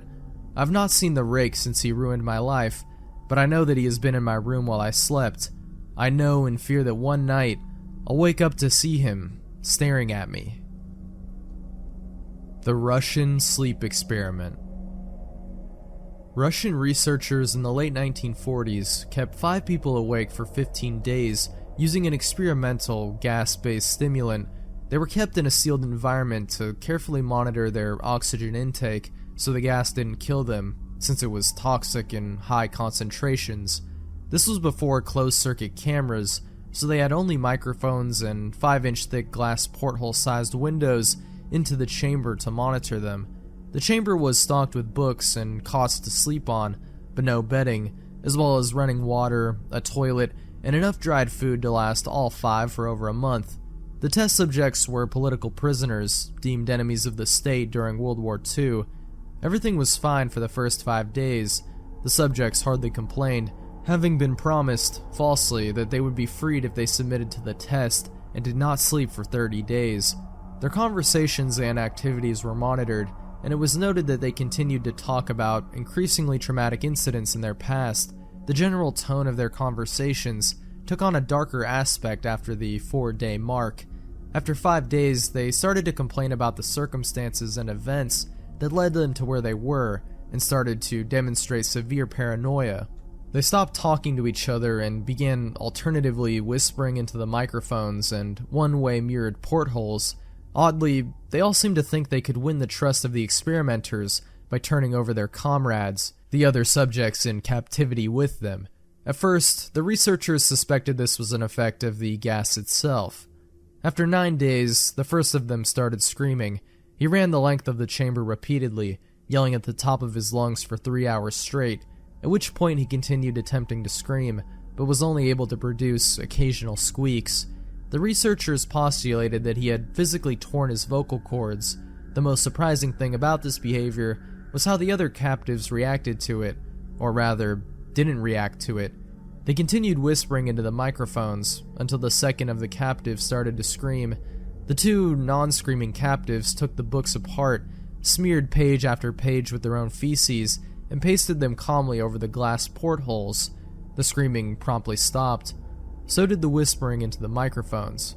After 3 more days passed, the researchers checked the microphones hourly to make sure they were working, since they thought it impossible that no sound could be occurring with 5 people inside. The oxygen consumption in the chamber indicated all 5 must still be alive. In fact, it was the amount of oxygen 5 people would consume at a very heavy level of strenuous exercise. On the morning of the 14th day, the researchers did something they said they would not do to get a reaction from the captives. They used the intercom inside the chamber, hoping to provoke any response from the people they were afraid were either dead or vegetables. They announced, "We are opening the chamber to test the microphones. Step away from the door and lie flat on the floor, or you will be shot. Compliance will earn one of you your immediate freedom." To their surprise, they heard a calm voice respond in a single phrase, "We no longer want to be freed." Debate broke out among the researchers and military forces funding the research. Unable to provoke any more response using the intercom, it was finally decided to open the chamber at midnight on the 15th day. The chamber was flushed of the stimulant gas and filled with fresh air, and immediately, voices from the microphones began to object. 3 different voices began begging, as if pleading for the life of loved ones, to turn the gas back on. The chamber was opened, and soldiers were sent in to retrieve the test subjects. They began to scream louder than ever, and so did the soldiers when they saw what was inside. 4 of the 5 subjects were still alive, although no one could rightly call the state that any of them were in life. The food rations past day 5 had not been so much as touched.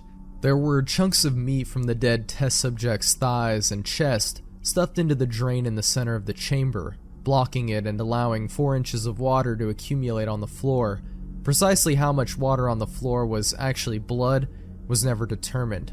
All 4 surviving test subjects also had large portions of muscles and skin torn away from their bodies. The destruction of flesh and exposed bone on their fingertips indicated that the wounds were inflicted by hand, not with teeth as the researchers initially thought. Closer examination of the position and angles of the wounds indicated that most, if not all of them, were self-inflicted. The abdominal organs below the ribcage of all 4 test subjects had been removed, while the heart, lungs, and diaphragm remained in place. The skin and most of the muscles attached to the ribs had been ripped off, exposing the lungs through the ribcage. All the blood vessels and organs remained intact, but had been taken out and laid on the floor, fanning out around the eviscerated but still living bodies of the subjects. The digestive tract of all 4 could be seen to be working, digesting food. It quickly became apparent that they were digesting their own flesh that they had ripped off and eaten over the course of days. Most of the soldiers were Russian special operatives at the facility, but still, many refused to return to the chamber to remove the test subjects. The subjects themselves continued to scream to be left in the chamber and begged and demanded that the gas be turned back on, lest they fall asleep. To everyone's surprise, the test subjects put up a fierce fight in the process of being removed from the chamber. One of the Russian soldiers died from having his throat ripped out, and another was gravely injured by having his testicles ripped off and an artery in his leg severed by one of the subject's teeth. Another 5 of the soldiers lost their lives, if you count the ones that committed suicide in the weeks following the incident. In the struggle, one of the 4 living subjects had his spleen ruptured and bled out almost immediately. The medical researchers attempted to sedate him, but this proved impossible. He was injected with more than 10 times the human dose of a morphine derivative and still fought like a cornered animal, breaking the ribs and arm of one doctor. His heart was seen to beat for a full 2 minutes after he had bled out, to the point there was more air in his vascular system than blood. Even after it stopped, he continued to scream and flail for another 3 minutes, struggling to attack anyone in reach, and just repeating the word "more" over and over, weaker and weaker, until he finally fell silent. The surviving 3 test subjects were heavily restrained and moved to a medical facility, the 2 with intact vocal cords continuously begging for the gas, demanding to be kept awake. The most injured of the 3 was taken to the only surgical operating room that the facility had. In the process of preparing the subject to have his organs placed back within his body, it was found that he was effectively immune to the sedative they had given him to prepare him for surgery. He fought furiously against his restraints when the anesthetic gas was brought out to put him under. He managed to tear most of his way through a 4-inch wide leather strap on one wrist, even through the weight of a 200-pound soldier holding that wrist. It took only a little more anesthetic than normal to put him under, and the instant his eyelids fluttered and closed, his heart stopped. In the autopsy of the test subject that died on the operating table, it was found that his blood had triple the normal levels of oxygen. The muscles that were still attached to his skeleton were badly torn, and he had broken 9 bones in his struggle not to be subdued. Most of them were from the force of his own muscles he had exerted on them. The second survivor had been the first of the group of 5 to start screaming, his vocal cords destroyed. He was unable to beg or object to surgery, and he had only reacted by shaking his head violently in disapproval when the anesthetic gas was brought near him. He shook his head yes when someone suggested, reluctantly, that they should try the surgery without anesthetic, and did not react for the entire 6-hour procedure of replacing his abdominal organs and attempting to cover them with what remained of his skin. The surgeon presiding stated repeatedly that it should not be medically possible for the patient to still be alive. One terrified nurse assisting the surgery stated that she had seen the patient's mouth curl into a smile several times whenever his eyes met hers. When the surgery ended, the subject looked at the surgeon and began to wheeze loudly, attempting to talk while struggling. Assuming this must be something of drastic importance, the surgeon had a pen and pad fetched so the patient could write his message. It was simple: keep cutting. The other 2 test subjects were given the same surgery, both without anesthetic as well, although they had to be injected with a paralytic for the duration of the operation. The surgeon found it impossible to perform the operation while the patients laughed continuously. Once paralyzed, the patients could only follow the attending researchers with their eyes. The paralytic cleared their system in an abnormally short period of time, and they were soon trying to escape their bonds. The moment they could speak, they were again asking for the stimulant gas. The researchers tried asking why they had injured themselves, why they had ripped out their own guts, and why they wanted to be given the gas again. Only one response was given: I must remain awake. All 3 subjects' restraints were reinforced, and they were placed back into the chamber, awaiting determination as to what should be done with them. The researchers, facing the wrath of their military benefactors for having failed the stated goals of their project, considered euthanizing the surviving subjects. The commanding officer, an ex-KGB, instead saw potential and wanted to see what would happen if they were put back on the gas. The researchers strongly objected, but were overruled. In preparation for being sealed in the chamber again, the subjects were connected to an EEG monitor and had their restraints padded for long-time confinement. To everyone's surprise, all 3 stopped struggling the moment it was let slip that they were going back on the gas. It was obvious that, at this point, all 3 were putting up a great struggle to stay awake. One of the subjects that could speak was humming loudly and continuously. The mute subject was straining his legs against the leather bonds with all his might, first left, then right, then left again for something to focus on. The remaining subject was holding his head off his pillow and blinking rapidly. Having been the first to be wired to the EEG machine, most of the researchers were monitoring his brainwaves in surprise. They were normal most of the time, but sometimes flatlined inexplicably. It looked as if he was repeatedly suffering brain death before returning to normal. As they focused on paper scrolling out of the brainwave monitor, only one nurse saw the man's eyes slip shut at the same moment his head hit the pillow.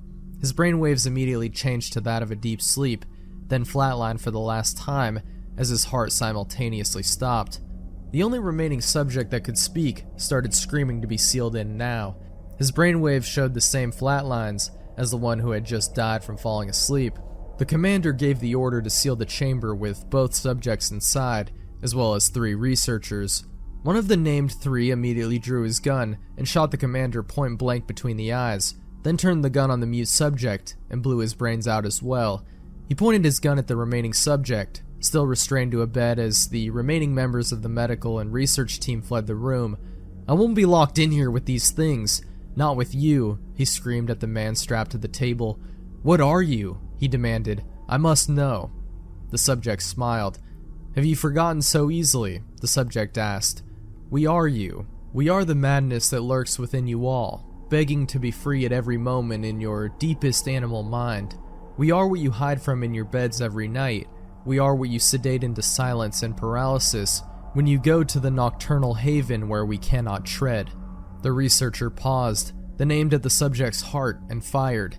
The EEG flatlined as the subject weakly choked out, "So nearly free." Tier 2. Gateway of the Mind. In 1983, a team of deeply pious scientists conducted a radical experiment in an undisclosed facility. The scientists had theorized that a human without access to any senses or ways to perceive stimuli would be able to perceive the presence of God. They believed that the five senses clouded our awareness of eternity, and without them, a human could actually establish contact with God by thought. An elderly man who claimed to have nothing left to live for was the only test subject to volunteer. To purge him of all his senses, the scientists performed a complex operation in which every sensory nerve connection to the brain was surgically severed.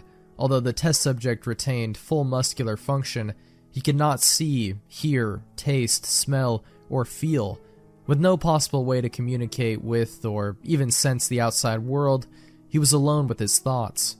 Scientists monitored him as he spoke aloud about his state of mind in jumbled, slurred sentences that he couldn't even hear. After 4 days, the man claimed to be hearing hushed, intelligible voices in his head. Assuming it was an onset of psychosis, the scientists paid little attention to the man's concerns. 2 days later, the man cried that he could hear his dead wife speaking with him, and even more, he could communicate back. The scientists were intrigued, but were not convinced until the subject started naming dead relatives of the scientists. He repeated personal information to the scientists that only their dead spouses and parents would have known. At this point, a sizable portion of scientists left the study. After a week of conversing with the deceased through his thoughts, the subject became distressed, saying the voices were overwhelming. In every waking moment, his consciousness was bombarded by hundreds of voices that refused to leave him alone. He frequently threw himself against the wall, trying to elicit a pain response. He begged the scientists for sedatives so he could escape the voices by sleeping. This tactic worked for 3 days, until he started having severe night terrors. The subject repeatedly said that he could see and hear the deceased in his dreams. Only a day later, the subject began to scream and claw at his non-functional eyes, hoping to sense something in the physical world. The hysterical subject now said the voices of the dead were deafening and hostile, speaking of hell and the end of the world. At one point he yelled, "No heaven, no forgiveness," for 5 hours straight. He continually begged to be killed, but the scientists were convinced that he was close to establishing contact with God. After another day, the subject could no longer form coherent sentences. Seemingly mad, he started to bite off chunks of flesh from his arm. The scientists rushed into the test chamber and restrained him to a table so he could not kill himself. After a few hours of being tied down, the subject halted his struggling and screaming. He stared blankly at the ceiling as teardrops silently streaked across his face. For 2 weeks, the subject had to be manually rehydrated due to the constant crying.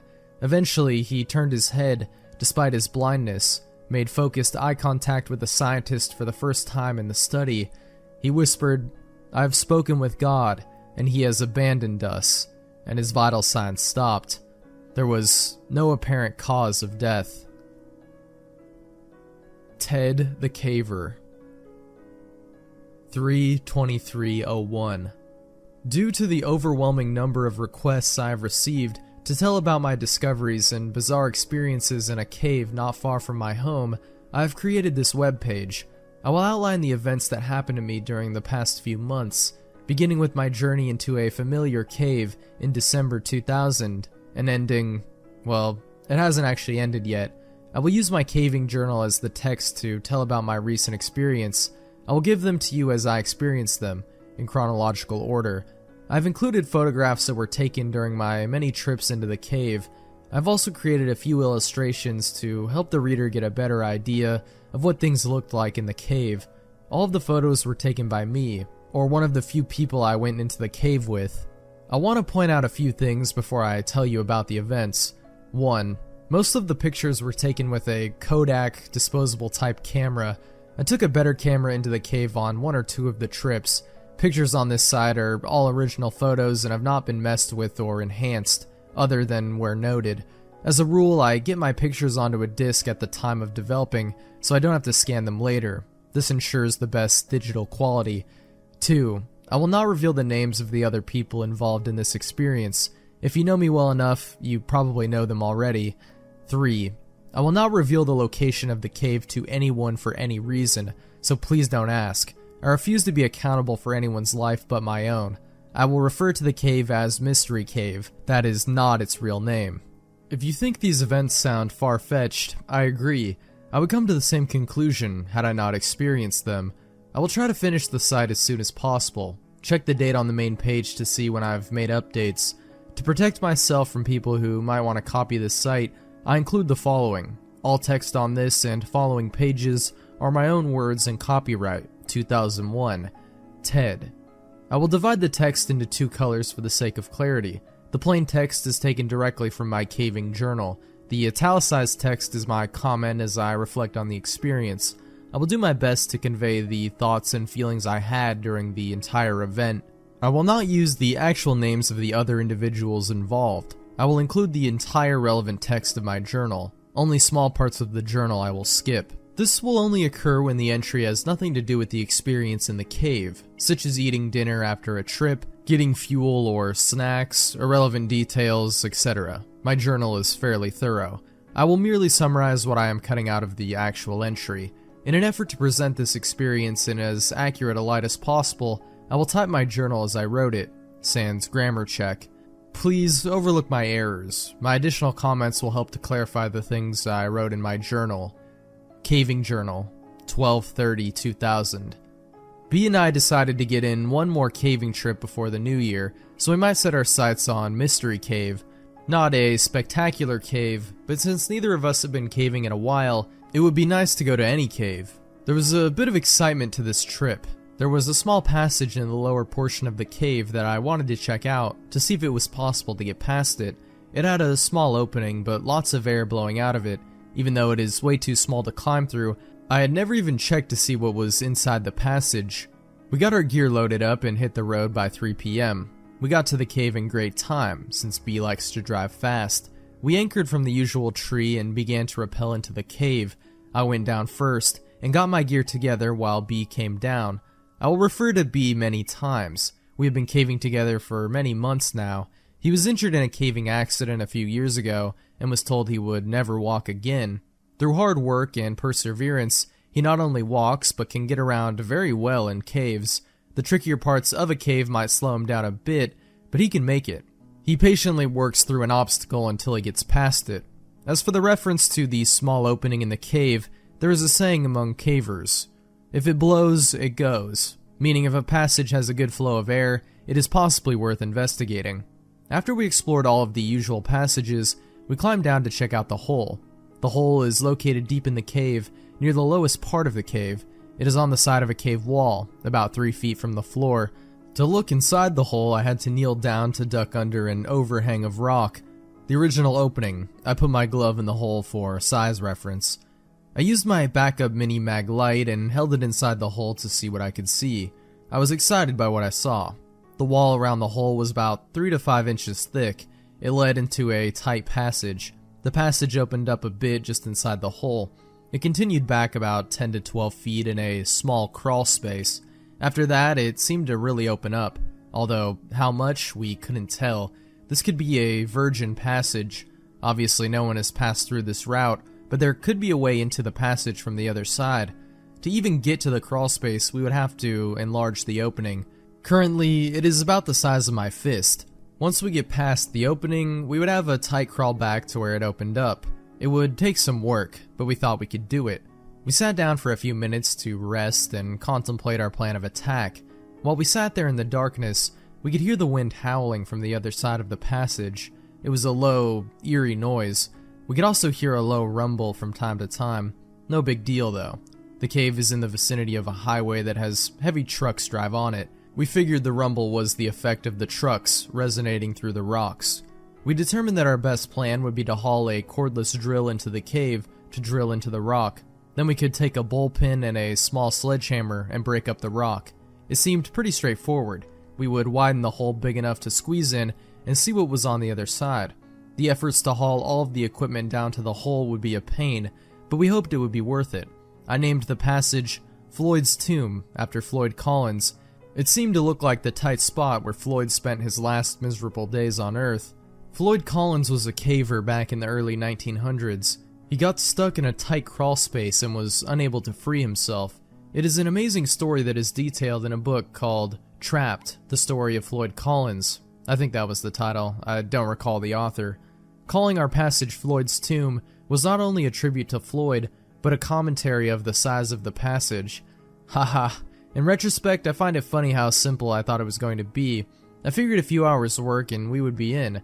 Had I known how long it was going to take, I doubt I would have begun the project. Had I known what I was going to experience in this cave, I never would have returned. We gathered up our gear and headed for the surface. Normally, I couldn't care less if I ever came back into this cave. There is nothing special about it, but now I was psyched about getting back and getting through. We hadn't even left the cave and we were planning our return trip.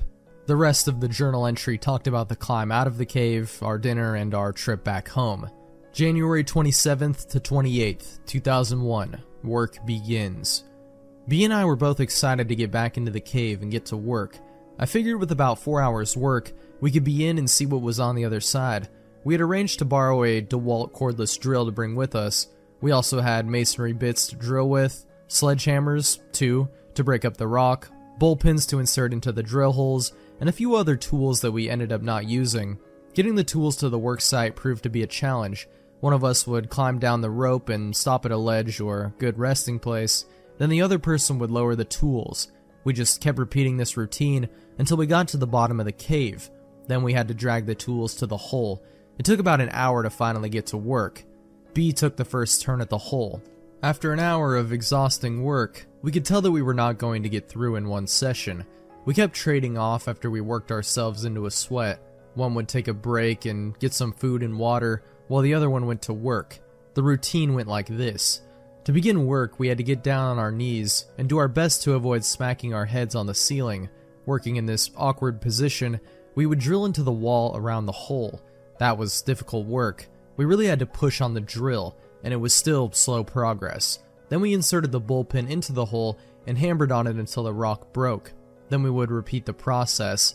To give you an idea of how slow it went, the typical rock size that would break off was about fingernail size. If we broke off a large piece, about 1/3 the size of my palm, it was cause for celebration. From time to time, for variety, we would just wail on a cold chisel with a 5-pound sledge. It was slow progress. The problem with the sledge was that we couldn't take a good swing because of the tight quarters. Even though we spent many hours and several trips working on the hole, we never did find a better technique for widening the hole. The drill/bullpen/hammer got the best results for our efforts. We came up with some crazy ideas for breaking up the rock, everything from TNT, never seriously considered, to hauling a generator to the mouth of the cave and running an extension cord down to a jackhammer. We even thought about using liquid nitrogen to freeze the rock and make it more brittle. After a couple hours of hard work, we realized what our limiting factor was going to be. It was about then that our first battery met an abrupt death. We had a second battery, so we swapped them out. The second battery lasted a little longer because we hammered and chiseled a little more often and a little longer each time. Finally, after about 3 more hours of drudgery, the second battery died, and we called it a night. Phew! We could tell that we had done some work in the cave, but it was not much. For the first time since we got in the cave, we both sat back and took a break. It was nice to check out the results of our hard work. Then we noticed the howling again. It seemed to be a little louder than the last time we were there. We just figured the wind was blowing a little stronger outside. What we could not figure out was the rumbling. It too seemed to be louder and more frequent. This time we could not attribute the noise to trucks. The road that the trucks drove on was not very busy to begin with. At that time of night, it should be dead, yet the rumbling continued. It seemed to be coming from deep within the passage. B said we should ask some veteran cavers what could be causing the noise. We didn't spend a long time admiring our work.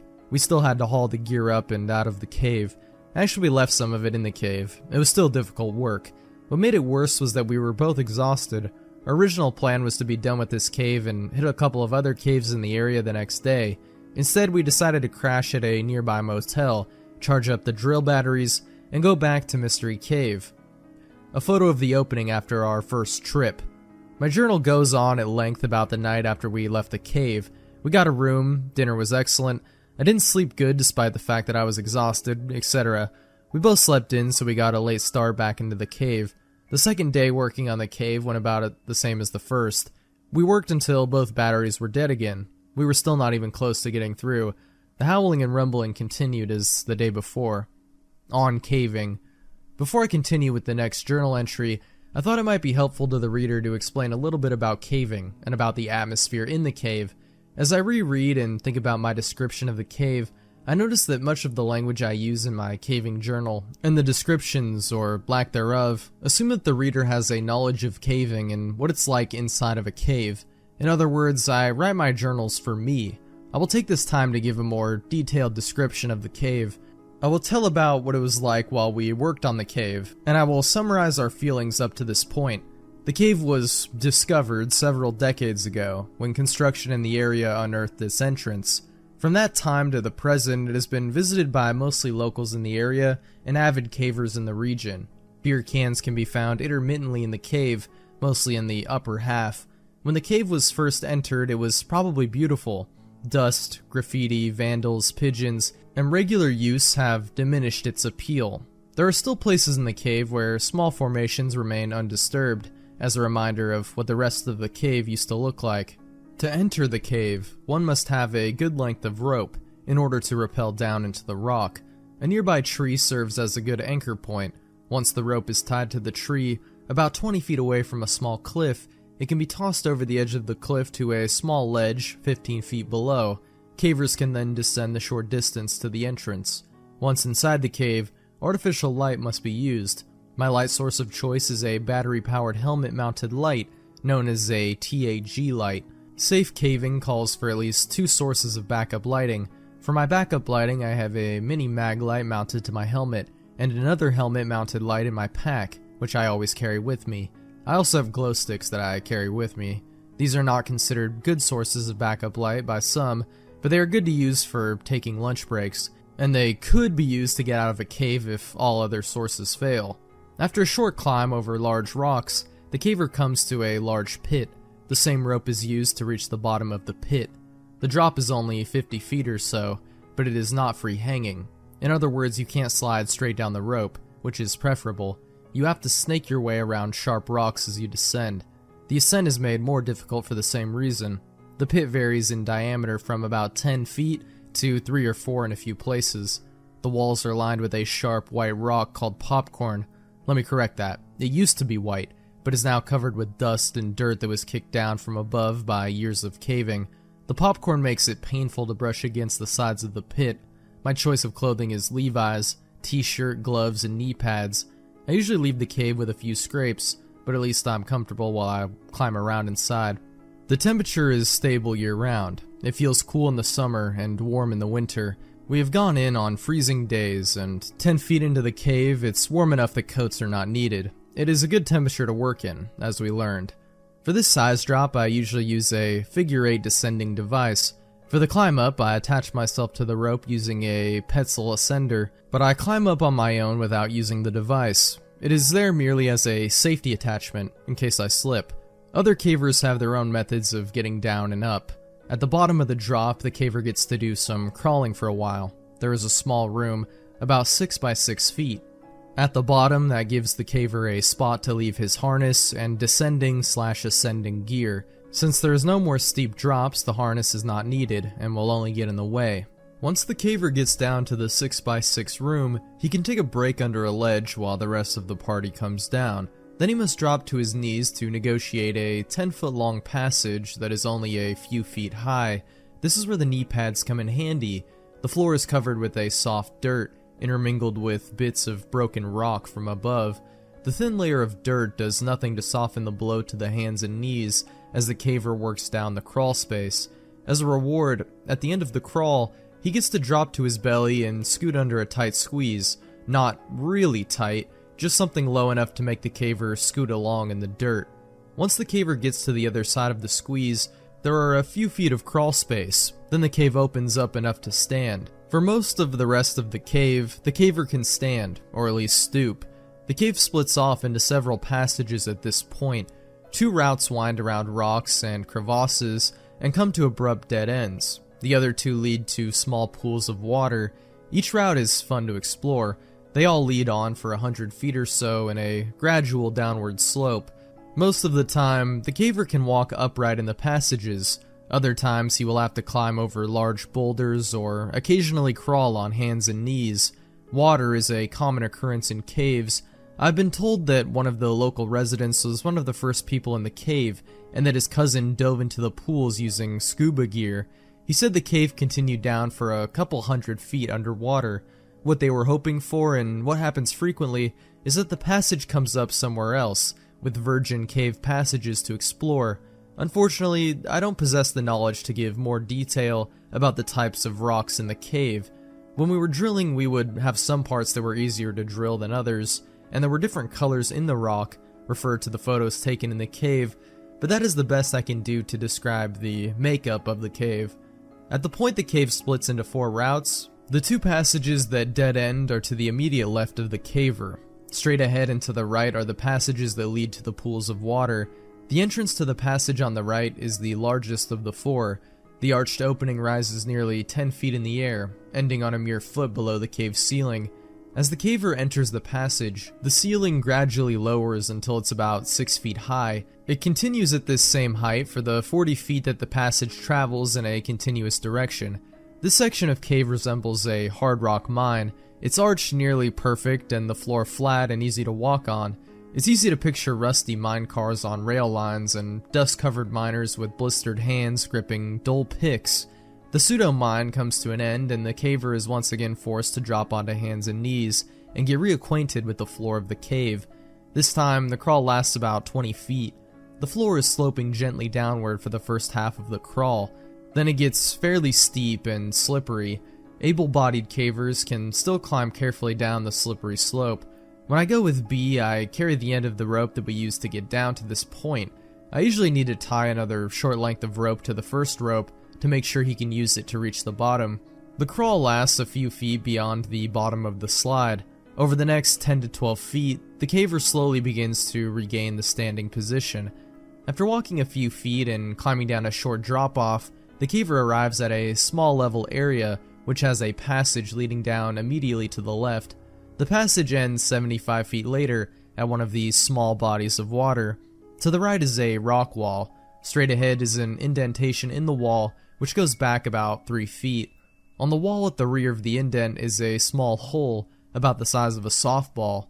To get near the hole, the caver ducks under an overhang and kneels upon the rocks that rise above the floor by a few inches. By the time the caver reaches this point, he is either warm or sweating, and the first thing he notices is the cool breeze blowing out of the hole. It was my recognition of this hole as a potential doorway to unexplored portions of the cave that ultimately led to the telling of my experience. As has been my tradition for all the years I've been caving, the party reaches a point in the cave, usually at the deepest part of the cave, that all lights are extinguished. Complete blackness fills the eyes. For a moment, the individual caver strains the eye muscles, focusing in and out, with the expectation of catching a crumb of light somewhere in the false night. After several futile moments, the caver turns his head at a sound, perhaps another caver, only to have the other senses return and then heighten. The sounds, smells, and feelings that have been overlooked to this point come racing to the caver in perfect detail. The pain of their own behind sitting on the cave floor, the smell of dust, sweat, guano, the sound of modern material shifting on age-old rock as cavers attempt to find comfort on this solid foundation. At the back of every caver's mind at this time is, what if? What if a person had to climb out of the cave with no light? Would he make it?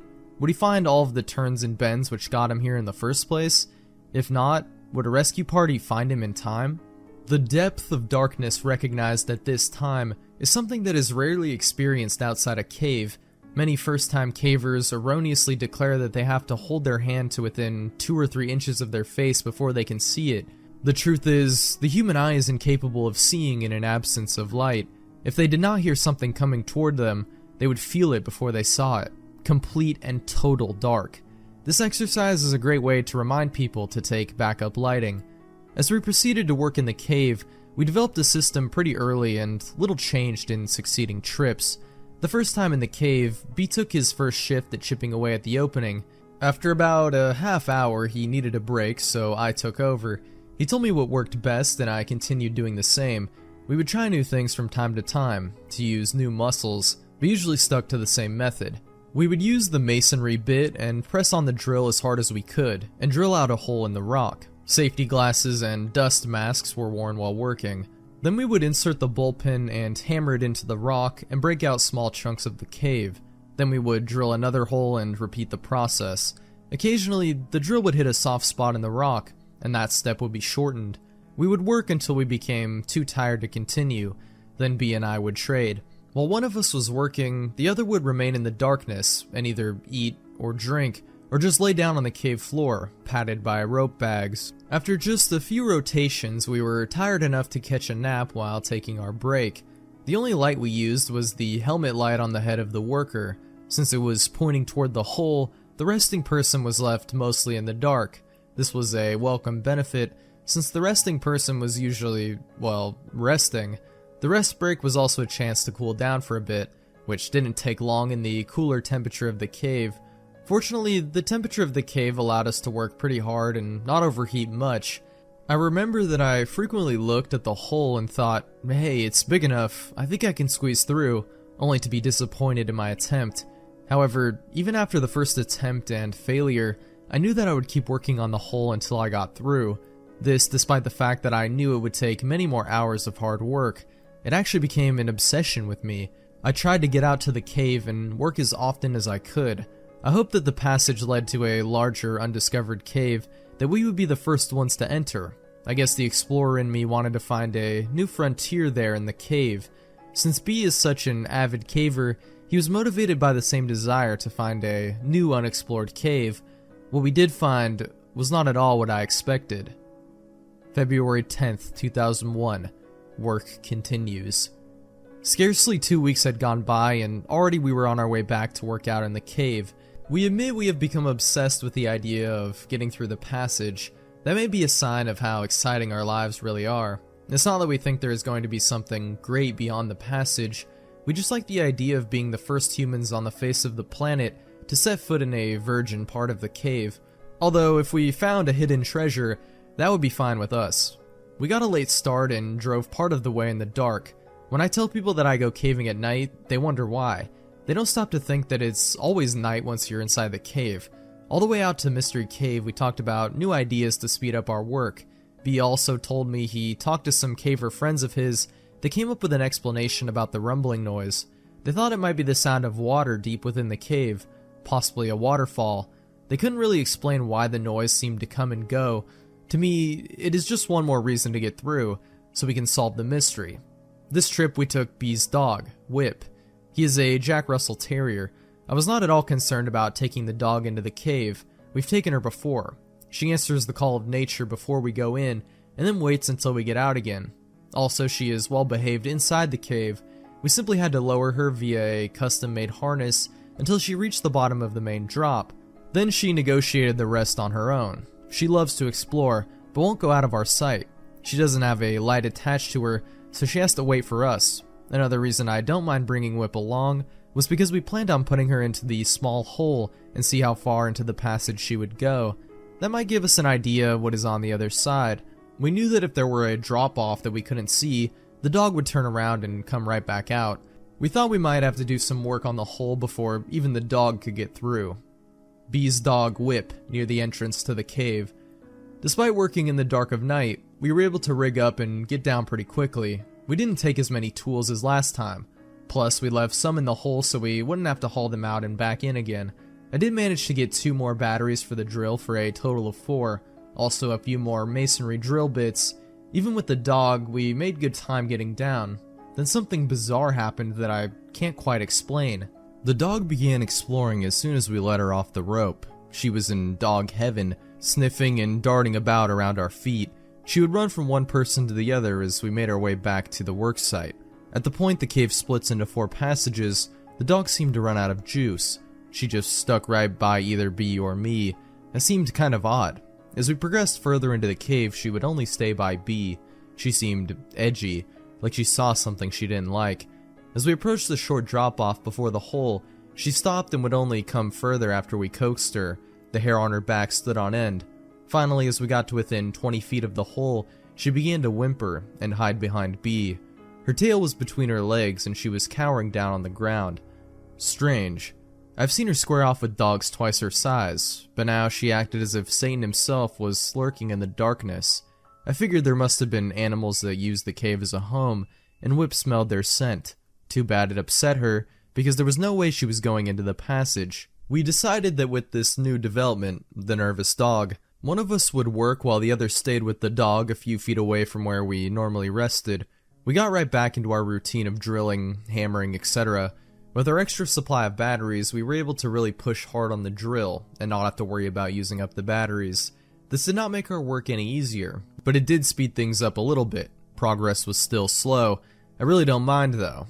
My journal goes on for a while about the progress we were making. The entire time we worked, Whip did not move. She just laid there on a rope bag, shivering. She would whimper from time to time. One thing I didn't think about at the time was that she would not take her eyes off the hole. We should have been more observant of this intuitive animal. We were on our 4th battery when the second bizarre thing happened to us. B was working. He had just finished drilling a hole and was getting ready to hammer the bullpen when he started working and looked into the hole. I was kicking back, almost asleep, and hardly paying attention to B. He had a light by his side to illuminate the work area. I could see in the eerie glow a puzzled and intense look on his face. He looked over at me and shook his head. I asked him what was up. He said that he swore he just heard a strange noise emanating from the hole. He said it sounded like rock sliding on rock, sort of a grinding sound. I assumed his ears were just ringing from the drill. He didn't wear any earplugs this trip. He assured me he heard what he said he heard. I didn't have an explanation, so I went back to dozing. B sat in the quiet of the cave for a long time before he resumed work. Also, he would stop from time to time and just listen. B is very grounded and not one to pursue some imaginary sound. I believe he heard something, but I'm not too concerned about what it was. I assume we will figure it all out once we get through the passage. The final battery lasted another hour or so. We were sitting around talking about our progress when I decided to see if I could get my head through the hole. My head fit easily, but there was no way my shoulders were going in. As I was kneeling there contemplating how close we were, I noticed something that B overlooked. The wind had stopped. In all of the times I've been in this cave, I've always felt the wind blowing. The last time we were out working on the cave, the wind was blowing worse than ever. Even earlier we remember the breeze cooling us off, but now, nothing. B said he did not know when it stopped. The rumbling had ceased too. Bizarre. This plain old cave was becoming mysterious. We talked for a long time in the dark of the cave. We debated what could possibly be causing these unusual events to occur. I think part of the reason we were sitting in the dark was because we were both too hammered to move. We could come up with no reasonable explanation for the strange things happening in the cave. After sitting for at least half an hour, we slowly loaded up our gear and started to the surface. Whip couldn't have been happier to get out of there. Once again, we left some of the tools in the cave. We just put them in the hole. Not enough people used the cave to worry about, plus we're just too tired to care. We made a lot of progress this trip. It helps to have the extra batteries. We still have a long way to go, but it sure is nice to see how far we've come. Our progress on the whole. The rest of the journal entry talks about climbing out of the cave, getting a room at a motel, and crashing. We were beat. In retrospect, I can't believe how casual we were about everything that was happening in the cave. At the time, the only thing we could think about was getting into the passage. Everything else was just a minor distraction. I do recall thinking that it would be nice to get in and see how the mechanics of the cave worked, where the wind was coming from, what was making the noise, etc. Now, weeks later, I think of my ignorance and naivete and shiver. March 3rd through 4th, 2001. Noises. It took us 3 weeks before we got back out to Mystery Cave again. Our attitudes have changed a bit since we first started the project. In the beginning, we looked at the whole thing as a fun adventure. Since the last trip out, we found ourselves taking a more serious approach. On the drive out this time, our conversation was a little more subdued than before. We hadn't talked much since the last trip, not for any reason but scheduling conflicts. Instead of discussing ways of getting through the passage, we found ourselves talking about rational explanations for what had happened. Neither of us had any ideas that would explain the unusual occurrences we experienced on the last trip. We were amused to find out that neither one of us had talked much about the last trip to other people. That is a complete reversal from the other trips. It has been fun to report to friends and family about our progress. It is always fun to tell people about the tight squeeze we're going to have to go through to get into the passage. Most people have little desire to voluntarily subject themselves to incredibly tight spaces. Actually, neither do I, but I will do it in order to get to the other side. Good motivation. We left town early in the afternoon to beat traffic. I don't really recall what time we finally got to the cave. Like I said, the mood was subdued. We got rigged up and started down. Obviously, B left the dog home this time. We took essentially the same gear as the last time. We left some of the tools in the hole to save our backs the agony of hauling the extra weight. Even with the gear, we got down in good time. We really have a good system for getting up and down. There was only one minor mishap this trip. B scraped his arm on the descent. Not real bad, fortunately. He waited until we got all the way to the hole to patch it up. It was just a superficial cut. While he was getting the wound cleaned up, I started working. We both took note that the breeze was back and the rumbling present. We had 4 fresh batteries and 4 or maybe 3.5 fresh arms. I had high hopes this would be the day. It started out pretty slow. When we first started working on the hole, the thickness was about 3 inches. As we have enlarged the hole, the thickness has increased. As a result, our progress has become slower. Still, we continued with as much energy as we could put into the work. The hole was big enough, at least, for me to put the hammer into the hole for reference, then put the camera into the hole and take a picture of Floyd's tomb. It is difficult to get the exact feel of the tomb, but the lowest point, near the back of the picture, is about 7 inches high. The width is about 20 to 24 inches. The hammer is a small 5-pound sledge. Note the abundance of rock on the passage floor. It's been nice to see the pile of broken rock below the hole get bigger and bigger. We have both realized that we are just going to have to put in a certain amount of work in order to get through, so we just get down to business. We don't usually talk much while we work. Since one of us is making a lot of noise with the drill or hammer, break times are used to chat momentarily about whatever topic pops into mind. The breaks take place whenever the guy that's working decides to switch roles. We both put in some pretty good work sessions. I have a little more stamina than B, but he gets just as much done in a shorter amount of time due to his upper body strength. We still celebrate the small victories we encounter along the way. Whenever a section we've been working on crumbles, we cheer. On the rare occasion that a fist-sized rock falls from the entrance, we hoop and holler. That's one small chunk of earth that no longer separates us from whatever lies on the other side. I still harbor the fantasy that there is a hidden entrance to the other side of the passage, and years ago Spanish explorers hid their treasures in the cave and sealed up the entrance, and it has remained untouched until we find it. B has a more realistic, although more mundane theory. He figures there is more to the cave on the other side. We'll see who is right. This trip out, I wanted to see if we could speed up the work by using larger masonry bits. I purchased some good-sized ones at the hardware store at a good-sized price. One was larger in diameter than all the rest. The other was smaller around but longer. I'd pretty much concluded that the big one might be too big, and I was right. We tried to get it to go into the rock, but progress was very slow. We tried pushing for all we were worth, and all we got was tired. The larger bit just created too much friction area of our strength. It might have worked with a hammer drill, but we didn't have one. The longer bit worked fine with our drill. We relied on it for most of the work we did this trip. I thought we were going to be out one bit, and a drill and my hand, when the bit broke off toward the end. I was pushing as hard as I could on the drill with the bit a few inches in the wall when it snapped. I nearly rammed the drill through the wall from pushing so hard. We were able to retrieve the bit and keep using it, minus a couple inches. It still worked great. Only once in a great while did we resort to hammer and chisel. Work was proceeding as normal, until about the time we were on our 4th battery. I was kneeling down and working the drill slowly into the wall at the time. I had my earplugs in, my safety glasses on, and was lost in my own thoughts. Suddenly, over the squeal of the drill wearing down the rock, I heard a strange noise. It was loud. I could hear it over the noise of the drill, even though I had the earplugs in. At first I thought it was just the drill bit doing its job on the cave.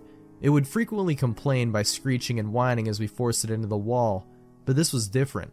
It took me several full seconds to comprehend that this was coming from inside the hole and not the bit. I stopped drilling and yanked my earplugs out just in time to hear the most terrible scream I've ever heard trail off and echo into the darkness of the cavern. I stared wide-eyed at the hole. For several moments I didn't move, nor did I breathe. I turned to look at B.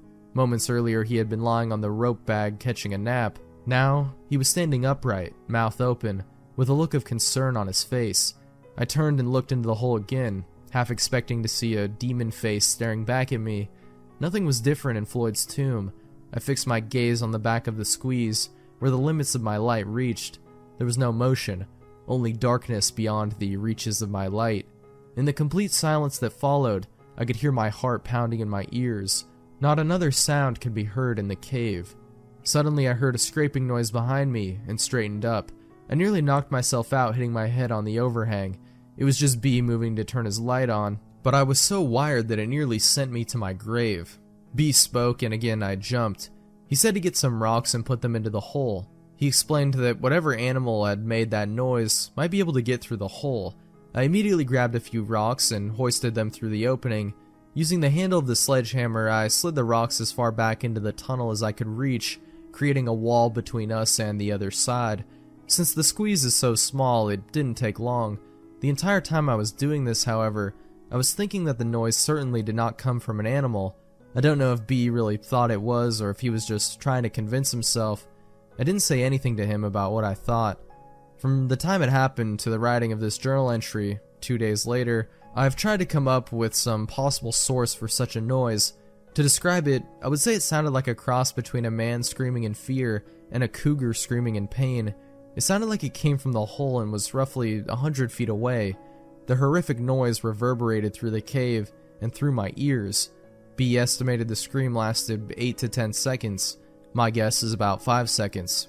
3 seconds while I was drilling, 1.5 seconds to drop the drill and yank the earplugs, and half a second of sheer terror. It's difficult to tell how much time passes when you're listening to a solo from the depths of Hades. After I filled the back of the passage with rocks, we just sat there listening to the silence. My breathing was a lot more rapid than usual. Neither of us spoke for quite some time. Finally, B suggested we get back to work, but keep an eye out for movement in the hole. We put a light in the passage that shined to the back of Floyd's tomb. It was only at this point that we realized the wind had stopped again and the rumbling could no longer be heard. To say I was nervous would be an understatement. I didn't say anything to B, nor him to me. Back to drilling. B took over the work, which was fine with me. I wasn't exactly worn out, but I didn't mind being further from the hole. B would stop from time to time and listen. I just sat there, watching him with my light on. I wasn't close to the entrance to the hole, but I still found myself looking behind me down the passage to the still water. Every time my light would cast an unusual shadow, my heart would jump. My imagination was running wild. Oddly, B seemed to be less concerned about the strange noise than me. After a short time, he seemed to be focused entirely on getting through the passage. I was still straining to listen above the sound of the drill. I heard nothing but the now familiar sound of carbide on steel. As I contemplated the possible scenarios which might play out on the other side of the passage, I found myself strangely getting somewhat excited again about getting through.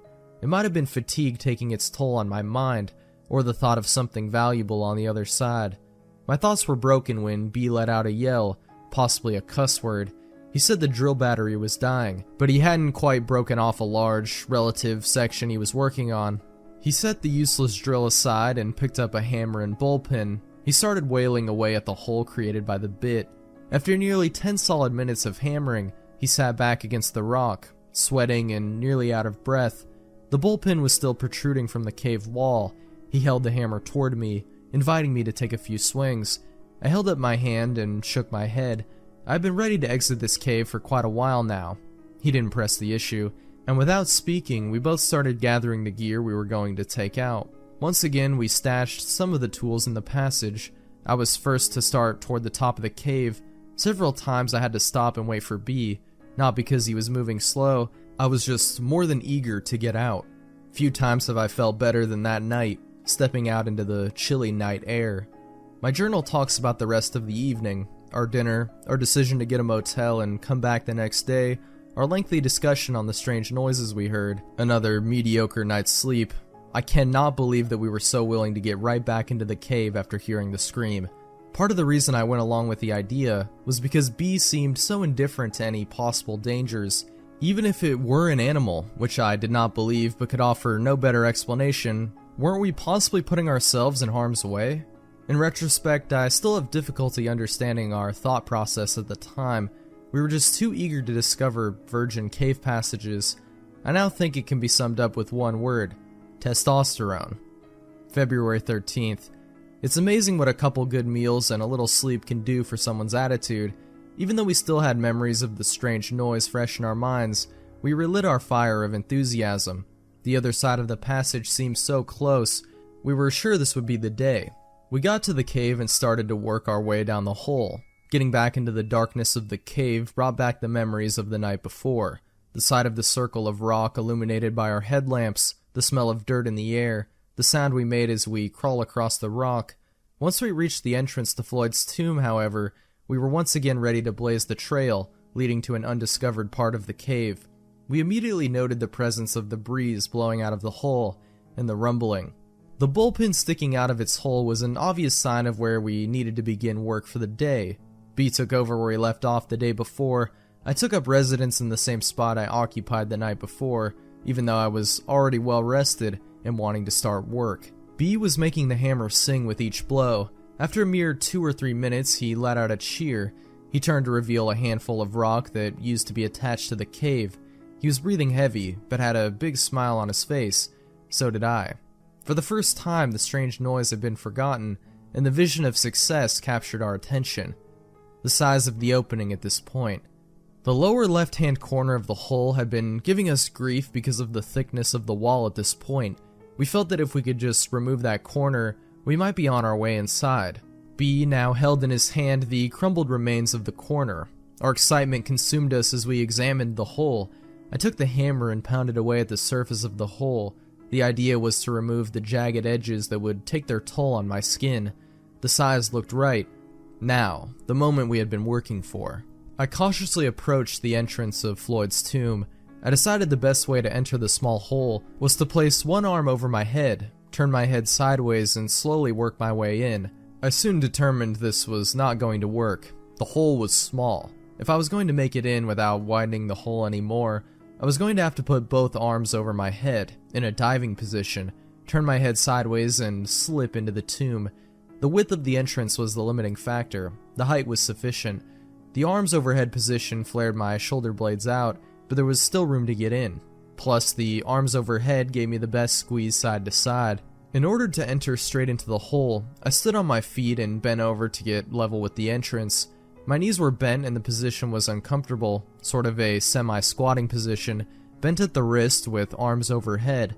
Plus, I had to slightly turn my upper torso to the left in a counterclockwise rotation to negotiate the angle of the entrance. Notice in the last photo that the entrance generally slopes to the right. I got my arms through the entrance with minor scrapes. Next came my head. By keeping it turned sideways, I was able to get it in, for the most part, up to my shoulders. When I got to my shoulders, I could feel the rocks touching all around my shoulders and chest. It was not stopping me, but I was definitely scraping many surfaces of my body. I decided to just push through, keeping in mind I was going to have to come back out eventually. The pain was not too bad, and I was in. Well, my upper body was in. At least I could get an idea what the tomb was going to look like. Here's the flattering photo of my best side. Notice the size of the area we had to work in. The ledge overhead was an obstacle. Once inside the tomb, I had a few inches all around me in which to position my body. This was the largest part of the passage, and it was conveniently located right at the beginning of the crawl. That gave me a little room to get positioned to crawl further into the passage. Inside the tomb gave me a whole new outlook of what it was going to be like to crawl through. Even though this was the largest part of the crawl, it was still small. I could move my head around freely, but every direction that I turned, I was staring at a wall of solid rock. When I spoke to B, my voice sounded muffled, like I was talking in a small box. I could rest my chest on the passage floor, but the rocks were uncomfortable. I turned my head to look further ahead, but couldn't see past the wall of rocks I had built the day before. The squeeze toward the end of the passage was closer now, and appeared even narrower. I didn't know if I could squeeze through or not. I knew it would be close. I wanted to crawl further into the passage. First, however, I had to work to get some of the loose rocks that were laying on the passage floor out of my way. I was disappointed to find out that most of the rocks that looked loose were actually attached to the floor. I was hoping to be able to just scrape them out of the way. I had pushed the sledgehammer into the passage before me, so at this point I used it to push the rock wall we had made further back in the passage. Then I dragged the sledge back and forth across the floor to move any loose rocks, or break up the solid ones. By sliding the head of the sledgehammer under the squeeze, I determined the narrowest part of the squeeze was about 7 inches high. I figured we would have to do some work before I could slip through. The entire time I had my head in the passage, B was just kicking back, listening to my descriptions and progress reports. At some point, he snapped the photo shown above. Thanks, B. Up to this point, the size of the passage was not too big of a deal. I was in an incredibly small passage, but only my upper body was in, and since it was the largest part of the passage, and my arms could move freely, I was pretty calm. Then it was time for a push. I slid the sledgehammer up as far as I could reach. Since my body filled the entrance, I could not slip the tool out, so it was easier to push it ahead. In order to rotate my hips to the proper angle to enter the hole, I had to lean my upper body on my forearms, use my feet to climb the wall outside the hole, and slowly crawl into the hole. My hips barely fit. Once they cleared the entrance, I could relax a bit and get into position to work toward the squeeze. I decided to try the one-arm forward technique to get through. The passage was so narrow that whatever position I started with, I would have to stay with through the entire length. There was just no room to move around or change positions. I would also have to turn my head one way or another and keep it in the same position. This crawl was tight. Moving forward at this part of the passage was relatively easy. I could use my forward arm, my left arm to pull and my other arm to push. At the same time, I would wiggle my body, trying to arch as much as I could to keep my chest off the rocks. I tried both ways and determined that I would turn my head to the right. It felt the most comfortable. I began to learn things as I went. I determined that a small flashlight in one hand would be nice, then I could shine it ahead and get a better idea of what I was about to crawl over. This was a difficult maneuver because I had to look overhead, since my head was turned. It became immediately obvious that we were going to have to do some work removing rocks from the passage floor. As I moved along the surface, I was constantly scraping my chest on the rocks. They were sharp and it was painful. Occasionally, I would cause a rock to slide along under my chest and actually wedge me between it and the top of the passage. I would then have to back up and either try to move the rock to the side with my cheek, using a sweeping motion with my head, or back way out and move it with my forward hand. My little trip into the passage represented a major milestone in my caving career. When I began caving, I did not feel overly comfortable going through tight spaces. Even the little squeeze at the beginning of this cave was an obstacle to overcome. By pushing myself and forcing myself to try the narrow passages, I've become much calmer about tight spaces. Still, this passage represented a new benchmark in small spaces. I had not been faced with anything this small. I don't remember having to take off my helmet before now. With this passage, it is mandatory. As I mentioned before, not only do I have to take off my helmet, but I have to turn my head to the side in order to fit. The journey into the tomb went like this. After I had twisted my hips into the passage, I took a few minutes to stop and work out a game plan.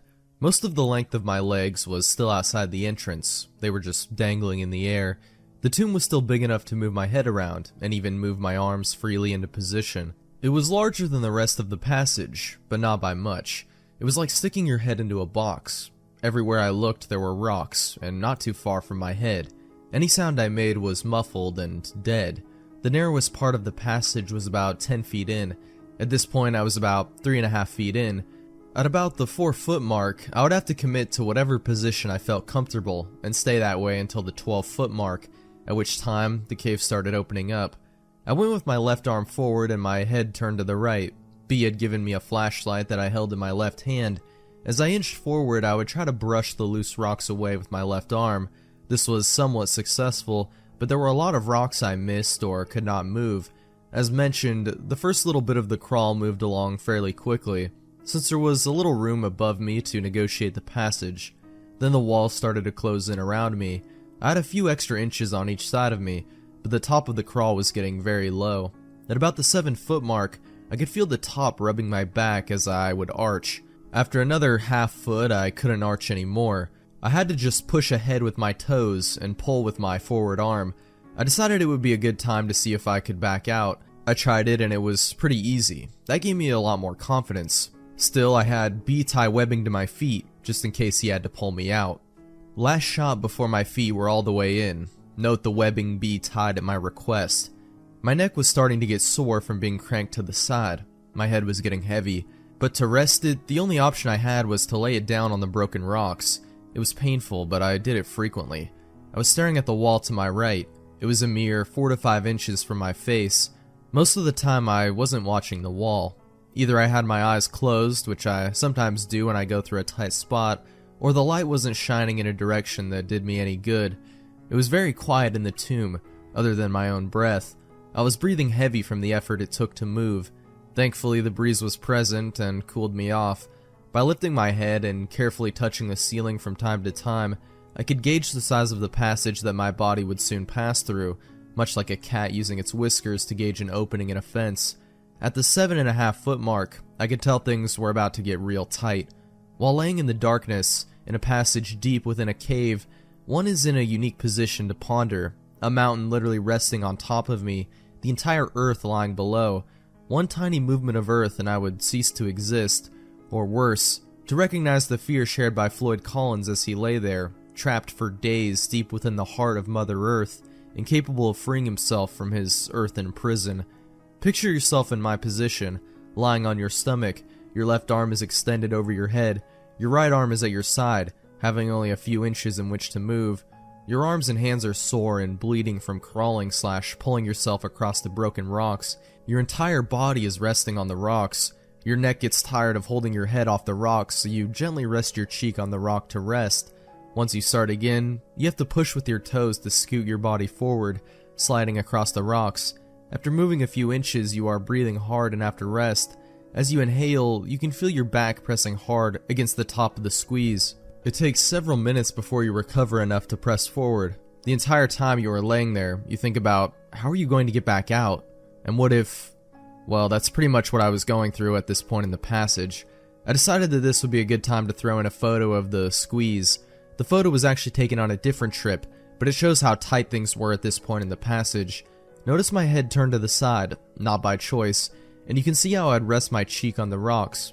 You can also see how difficult it is to look ahead of me. My arms are pinned to my side. I later determined that would be the best position. There is virtually no space between the top of the passage and my back. Tight. Not for the claustrophobically inclined. Floyd's tomb. When I reached the point where my back was rubbing and I could feel with my head the passage was not getting bigger, I knew I was most likely not going to get through. Still, I decided to give it one more push. If I had been in this position a year ago, I would have been in a state of panic, but not today. I was pretty pumped. I took a few moments to rest, then I went for it. I exhaled completely all of the air in my lungs. This caused my chest to collapse enough to scoot forward a few inches. Because it takes so much effort to scoot, I only went a few inches before I had to stop and breathe. As I inhaled, my chest pressed hard against the floor and my back against the top. It took a little longer to get my breath back. Unbelievably, I did it again. Exhale, scoot, rest. Again, only a few inches. Repeat. I took a few extra minutes to enjoy this position, pinned in this small passage. Wow, I could not believe how relaxed I was. I tried one more time to exhale and scoot. My back was rubbing too much to continue. Despite the failed effort, I was psyched. I took several long minutes to lay there and recover from the effort. B had been encouraging me the entire time. It was fun to hear him cheer as he saw my shoes go deeper and deeper into the hole. Backing out was not too difficult, but did take some work. I encountered the same obstacles as when I went in. After I wiggled my hips out of the hole, which took some time, I had trouble getting my shoulders out. Both arms were overhead at this point. My shirt was getting caught on the rocks and my shoulders were brushing the sharp rocks. After struggling to find a good position, I gave up and just pulled my upper body out. Scrape! My shirt pulled up over my head, and I had some nice scrapes on my shoulders, but I didn't care. To me, this trip was a success. I had pushed myself beyond what I thought was possible. I kneeled at the entrance and looked into the narrow passage I had just been in. The rock wall was now at the 11-foot mark. I had pushed it a little with my forward arm. The smallest point was at the 9-foot mark. We were close. Between the work and the excitement, I was tired. I just sat on the rope bag, grinning. Whew, what a trip. Our progress on the whole. The rest of the journal entry talks about the usual, our climb out, dinner, trip home, etc. On our way home, we brainstormed and came up with some ideas that would help us get through. We both invented some tools to remove the rock on the floor deep within the passage. We were both very excited by this trip. I, from pushing my limits in the cave, and B, from his success in climbing out of the cave. This was the first time he was able to climb all the way out without the help of climbing devices, nor my help. It was a personal success that showed the progress he has made since his accident. Pretty cool. I remained amazed that we could so easily forget the terrifying moment we experienced just the day before. All had been forgotten, with the strange noise being blamed, in our minds, on some rational, harmless explanation. April 7th, 2001. Success. Prior to going back out to Mystery Cave again, we spent a lot of time preparing. We made a squeeze box, which is a wooden box, the opening of which can be adjusted in size. We could then crawl through the opening and measure to see how tight of a squeeze we could fit through. From that, we were able to determine that I need about 8 inches in height to get through the smallest portion of Floyd's tomb. That meant we would have to scrape out about an inch from the floor of the passage. We also learned that the best position I would need to get through the passage would be on my stomach, with my arms by my side. And of course, my head would be turned one way or the other. That position allowed my shoulder blades to drop to their lowest point. In order to move, I would push forward or backward with my toes. It sounds difficult, but felt adequate. Later it proved to work sufficiently. The second thing we did to prepare was to construct the tools we invented to work with in the cave. I came up with a clever way to chip away inside of the passage without having to climb inside. I had my neighbor weld together several lengths of steel pipe in a manner that would allow us to take it apart while we climbed down to the tomb, but still have the strength necessary to hold up to a blow from a hammer once it was together. We made our own tips that we could screw into our pipe to reach the area we needed to work on. B came up with a cool design for a scraper using angle iron.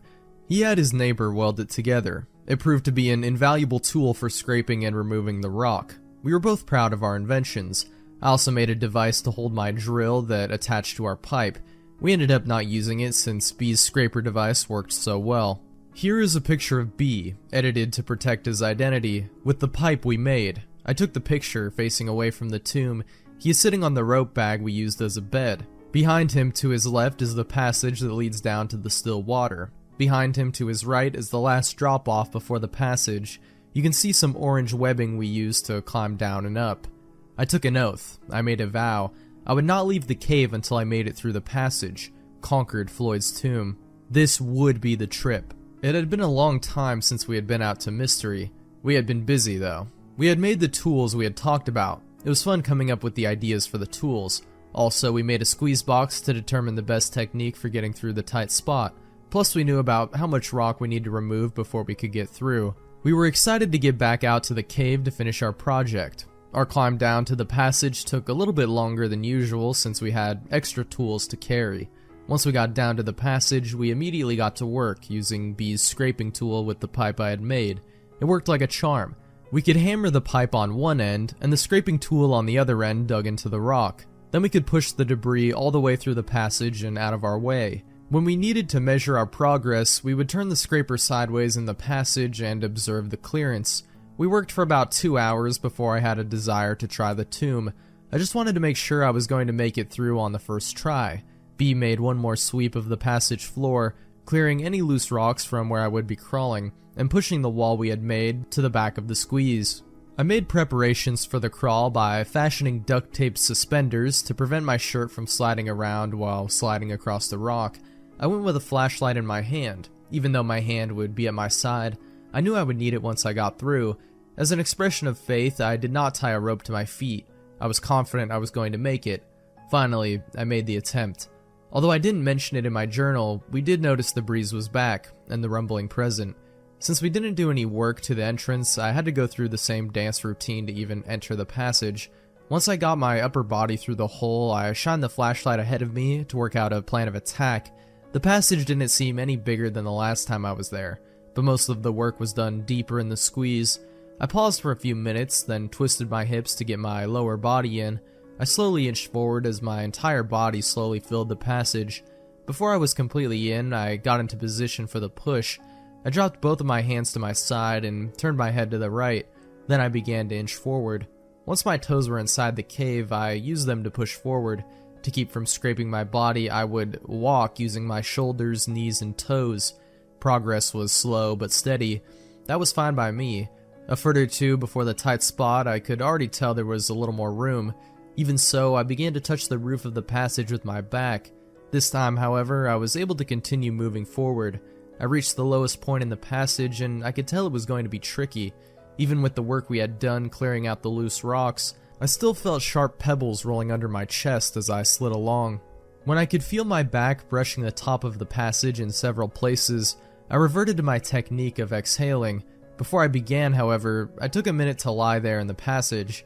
I could see the glow of B's flashlight as the rays of light managed to squeeze past my body.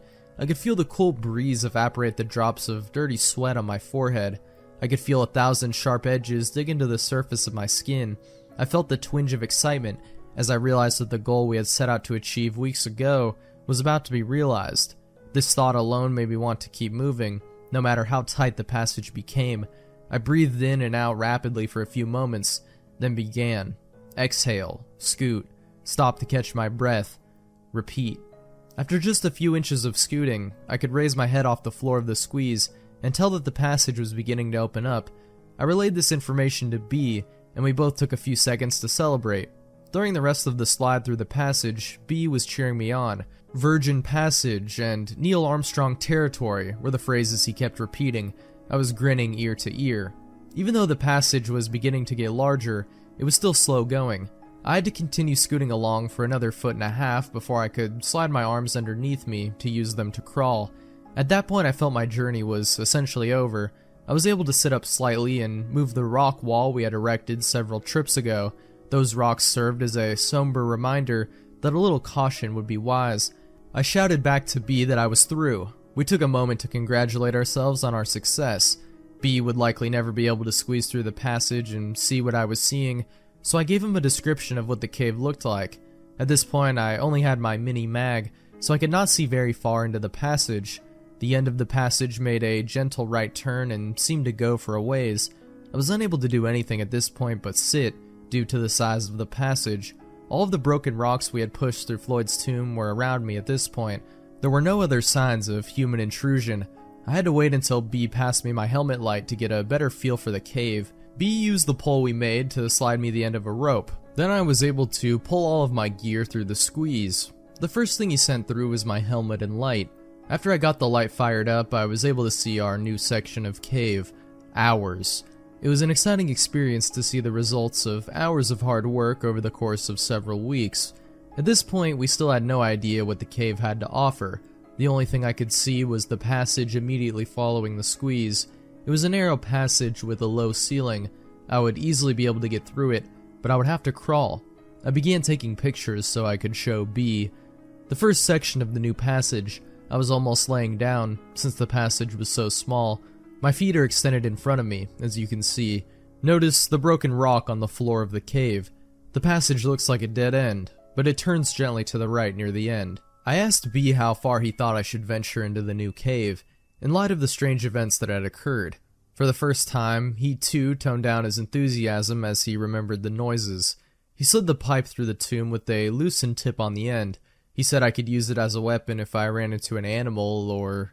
He also told me to make sure we could hear each other as I progressed into the cave. Even though we were at least thinking of the possibility of running into trouble, we never really considered the fact that if I got into trouble, B would never be able to rescue me, and in fact, no one would be able to get to me for many hours. If I were in serious trouble, as in hurt, there was no way anyone would be able to get to me in time. But symbolic of the whole experience, we were focused on our goal, and not the potential dangers we faced. So far, we had dodged the proverbial bullet. So far. I strapped on my gloves and knee pads, grabbed my camera, and began my adventure. I crawled through the passage pictured above, which was about 20 feet long. At the end of the crawl, the cave bent slightly to the right. I would have to climb up a gentle slope, but then I would be able to stand by the end of the next section of the cave. The next section was about 40 feet long. In addition to having a higher ceiling, the walls were a little wider than the section I had just crawled through. Both sections were relatively straight. The floor was covered in rock, which crunched as I crawled, and then walked across it. The walls were basically the same as much of Mystery Cave, except pristine. It was obvious no one had been there before me. Upon closer examination of the walls, I found two delicate types of formations. I was not even through the second section of the cave and I could barely hear B. Cave passages are not very acoustically friendly. I shouted to him that I would go for half an hour, then return. He said that would be fine and to be careful. Then I proceeded to explore some more. I could walk nearly upright at this point. I was on the third straight section of the cave when I discovered a crystal formation on the wall to my right. It was in several layers on the wall, resembling clear candle wax that was allowed to melt and drip down the wall. There were several small stalactite-looking formations formed by these crystals. The longest was about 4 inches in length. There would have been one much longer, judging by the size of the base, but it had broken off. I looked to see if I could locate where it ended up, but I couldn't find it. The crystal formations are right behind the rock in the upper right-hand corner of the photo. I could walk upright, but had to stoop on occasions, like ducking under that rock. The passages continued on for another 100 feet or so, before the cave opened up a little. It was at the end of a short straight segment of the cave. At the very end of the segment, the cave made a bend to the left and opened up into a room. Just at the point where the room began, there was a round rock that appeared to be leaning against the wall.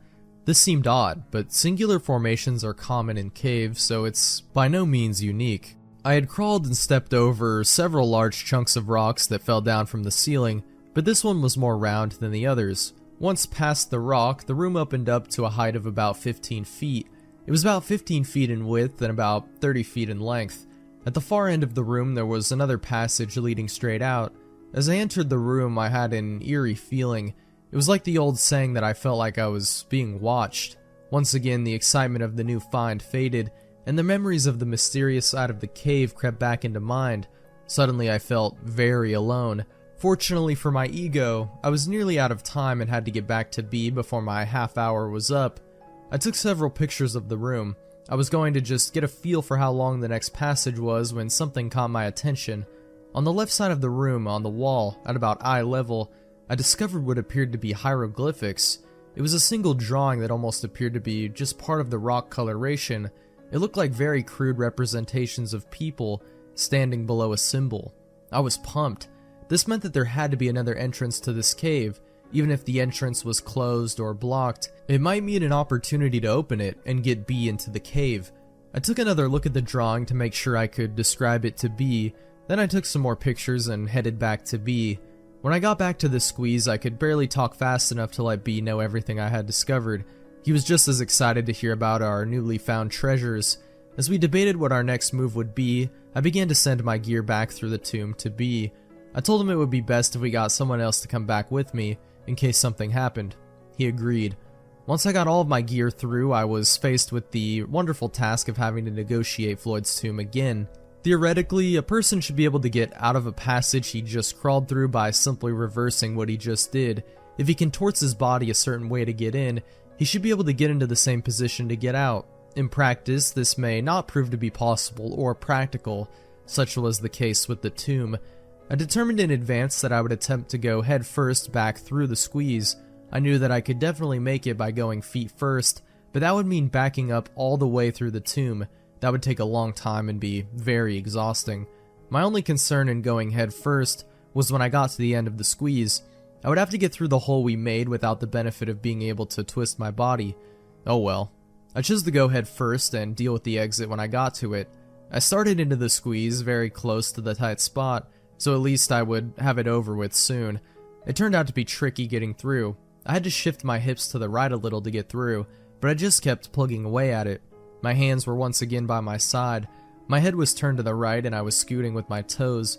and once again I was using my head as a gauge to tell when I was at the tight spot than when I was past it. I seemed to get tired a little quicker on the way out. Must have been from all of the work we had done to get through. I was a little over halfway through when something bizarre happened.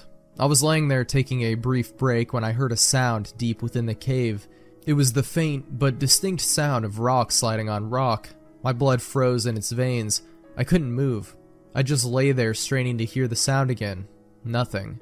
I quickly began to scoot toward the exit. I didn't mention the sound to B, but I did recall one of our earlier trips when B said he had heard the same thing. The task of getting out of the hole turned out to be as painful as I thought it would be.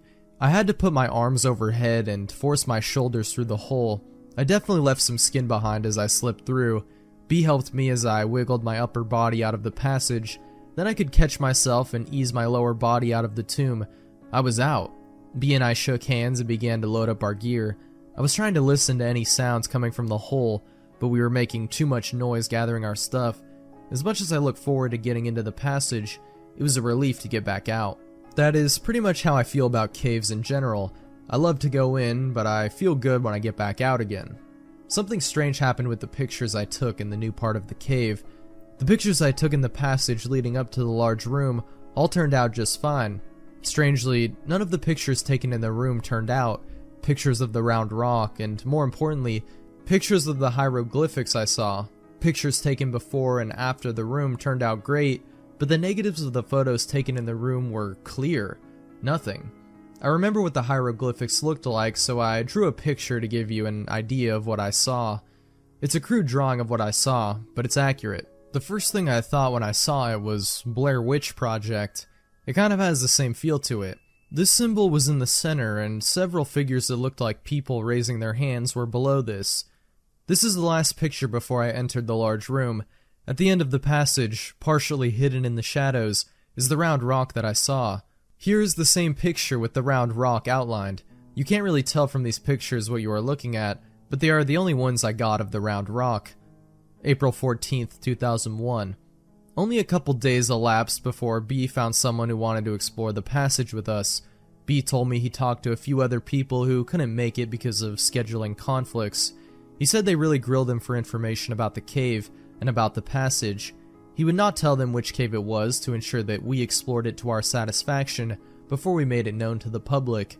Even the guy who ended up going with us did not know which cave until we were very close to it, and he was sworn to secrecy that he would not reveal the location of the cave to anyone on the planet. I won't identify him by name, so I will just refer to him as Joe. Joe, B, and I set out early in the morning to make sure we could spend all the time we wanted in the new passage. When we got to the cave, we were able to rig up and descend rather quickly. It helps when you don't have to haul half a hardware store down into the cave. Joe was impressed by our work. Even B and I took a minute to pat ourselves on the back for all the hard work we put in, and for the fact that we made it through. Joe is a rather thin caver who has a lot of experience in caves. He said this might be the tightest squeeze he had ever been in, but it didn't bother him. I knew that physically he would be able to make it, since I was bigger than him and I made it. He was just as excited as us to get through and get caving, maybe more. He quickly got ready and was waiting to hear what the plan of attack was going to be. I figured I would send him through first, since he was ready and I would follow. B would pass our gear through and wait for us outside the passage. B would give us 2 hours to return. That was nice of B to go down into the cave and babysit us. It gets boring sitting there in a cave. With our plan set, we were ready to roll.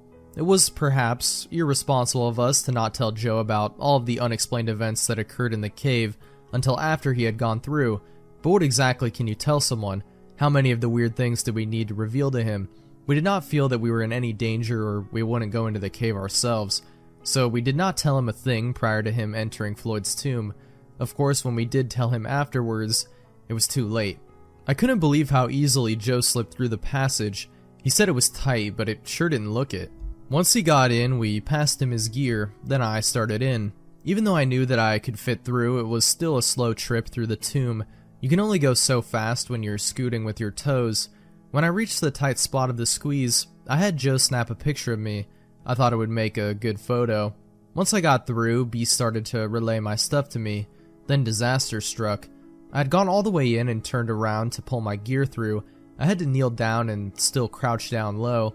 I had just got my helmet, ironically, and light, and was turning around to feed the rope back to B when I smacked my head on the top of the passage.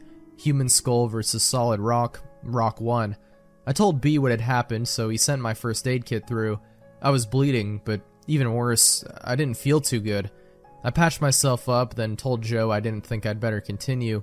He looked like a little kid who was told that Christmas would be cancelled. Although I didn't like the idea of him exploring the cave without me, for selfish reasons of course, I wanted him to at least see part of the cave for making the trip out there. I told him how far to go and how long it would take, then I sent him on his way. As I laid there, I could hear him crawling into the darkness. His light disappeared after the first turn. I rested a minute or two, then began my journey back through the squeeze. It was disappointing to get all the way to the cave and then not be able to explore it to its end. Actually, it is killing me. After I got through Floyd's tomb, which was painful, I sat down and munched on a Cliff Bar while B and I chatted. I told him I would pay for a motel room if he would stay overnight, then we could see how I was doing the next day and make another attempt at the cave. I felt goofy for having smacked my head on the cave wall. B said he was willing to give it another try tomorrow. He was just as anxious to put some closure to this cave. As long as Joe would stay overnight, we determined to wrap things up the next day. Once this was settled, we just sat back and enjoyed the darkness. We could hear no sounds coming from the passage. The silence reminded me of the scraping noise that I heard last time we were out there. I brought up the subject with B. Since I had not explored the cave completely, I could not offer any explanation of what could be making the scraping noise, or the change in the wind strength, or the rumbling, or that terrible scream that we heard. Suddenly, we both wished we had not sent Joe into the cave alone. B went to the hole and yelled into it, "Joe?" No answer. Not surprising. You just can't hear each other when you're very far apart in the cave. We nervously awaited any sounds. Good sounds, that is. Joe-type sounds. The 20-minute time limit we had set passed, then 25 minutes. I really had no desire to climb back through the squeeze. My head was still throbbing and the squeeze looked tighter than ever. Still, I knew I was going to have to make sure Joe was safe. Just as I was getting prepared to go back through, I saw a light deep in the passage. "Joe?" I called out. Nothing. "Joe!" Still no answer. The light got brighter and I could hear the noise of someone crawling across the broken rock that lined the cave. "You okay, Joe?" "No," was his weak reply. When he got to the other side of the tomb, he said he was not feeling well. He quickly took his gear off and put them in the bag so we could pull it through. As I pulled the bag through the passage, he began to climb through the tomb. We didn't even get a chance to question him about what he saw before he was coming back through. He quickly slipped through the squeeze and the hole, and we finally got a look at him. He looked terrible. His face was pale and he was out of breath. The dust that covered the floor of the squeeze left its mark on his face and clothes. He had numerous small cuts and scratches on his face and arms, probably from his rapid exit from the passage. His eyes were open wide. We only had a brief moment to look at the change that had occurred to Joe before he started to head up and out of the cave, without saying a word. While Joe and B started for the surface, I took a minute to gather our gear, then I stopped to listen into the passage. I heard nothing, and I felt nothing. The wind had stopped. Part of me wanted to get out of the cave as fast as possible, but another part of me wanted to immediately climb back through the passage to find out what made this cave tick. Then was not the time though. I still felt a little dizzy after my injury. At that moment I noticed B and Joe had made good time getting up the cave passage and I was left alone. Chills ran through my body as I scurried to catch up with them. Once we got outside the cave, I figured we would be able to find out more from Joe, but when he got up from the final climb, he just unclipped from the rope and went straight back to the truck. In the light of day, he looked even worse than in the cave. B and I gathered up the rope and our gear and headed for the truck. Joe said he did not want to stay overnight because he felt terrible, and we believed him, so we headed home. We could get no more information from Joe. He just stared straight ahead. He was shaking like a leaf and said he was not cold. When we tried to question him, his answers were short. I asked him if he saw the hieroglyphics. No. Did he hear us yelling? No. Did he see the round rock? No. Did he see crystals? No. He said he just went a little ways in and started to feel sick. Something was fishy about his answers. He would have had to have seen the crystals if he got far enough into the cave that he couldn't hear us yelling, but why would he not elaborate? The rest of the trip passed in eerie silence. Joe didn't say much else. We gave him a brief outline of the strange events that happened in the cave. He didn't reply. As we were dropping him off, we asked if he wanted to go back into the cave. He shook his head and ran into his house. I tried to call him later in the day, and the next day, but only got his voicemail. April 28th, 2001. In this journal entry, I discussed briefly the feelings B and I had at this point.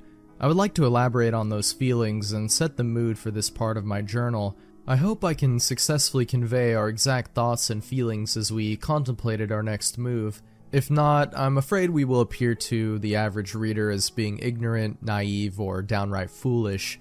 This cave represented to us the culmination of weeks of hard work, complete with an array of emotions, from fatigue to fear, anticipation to pain, from frustration to glory. To us, we were not standing on the brink of possible destruction, but rather honoring an unspoken commitment, much like a parent of a wayward child. We were not about to abandon our child out of fear of the unknown. Like it or not, this cave had become a part of us, and now we must see this adventure to its fruition. Additionally, verbose explanations aside, we were being eaten alive with curiosity. Despite the overwhelming number of unexplained occurrences we experienced, we had to go back into this cave. What was making the rumbling noise? What caused the change in wind strength, etc., all the way down to Joe? What could have possibly happened to him? What did he see or experience? We had many lengthy discussions about what our next move would be. We kept coming to the same conclusion. We had to return to the cave. We could offer no possible scenarios that would solve the many riddles held deep within the cave. The only way we could hope to complete the puzzle would be to conquer the cave. We were going back to Mystery Cave. 2 weeks after our trip with Joe, and we were on our way back to the cave. To prepare for this trip, we contacted the local cave rescue group and got permission to borrow their low-voltage two-way phone. The phone consists of 2 transceivers and a long spool of thin wire. I would then be able to unwind the wire as I went into the passage and stay in contact with B the entire time. We also thought it would be a good idea to take a video camera into the new passage. I purchased the case that would protect my video camera from dust as well as sharp rocks. I was more than willing to pay the cost of the case just to make sure B got to see the entire passage. My head was doing fine. I still had a light red line to mark the spot where I tried to break the rock with my head. I never went to a doctor, but it was a very painful experience. I have thought about what would have happened if I had been able to go into the passage with Joe. He was a changed man after he came out. I've been calling his house nearly every day trying to talk to him, but he won't answer his phone. B called his work, and a mutual friend told him that Joe called in sick 2 weeks ago and hasn't been in since. He said Joe warned his boss he might be out for a while. I even stopped by his house twice. The first time it looked like someone was home, but no one answered the door. The second time his car was gone and there were no lights on. I hoped to talk to him before this trip, but it didn't work out. As we were rigging up the rope to descend into the cave, I felt something for the first time. I did not want to go into the cave. It was not a feeling of foreboding. I was not receiving some premonition. I just had no desire to enter the underground world of Mystery Cave. I didn't share this feeling with B at the time. Even though I had no desire to go into the cave, I knew we had to, so I double-checked my gear and slipped over the edge of the cliff. Right from the beginning, it seemed like the cave did not want us to be there. Nothing went smoothly. Every time we tried to clip a carabiner or tie a knot to attach something to the rope, we had to do it 2 or 3 times to get it right. Fortunately, we recognized this and made sure everything was safe and secure. As we slowly made our way down, we were continually bumping into the side of the cave, or stumbling as we walked, or dropping things. We finally reached a point where we stopped to gather ourselves before continuing. Our load was relatively light, but we were taking forever to get to the hole. Finally, we made it. We checked the camera and the phone to make sure they survived the trip. We tested everything and I gathered the gear I wanted to take into the passage.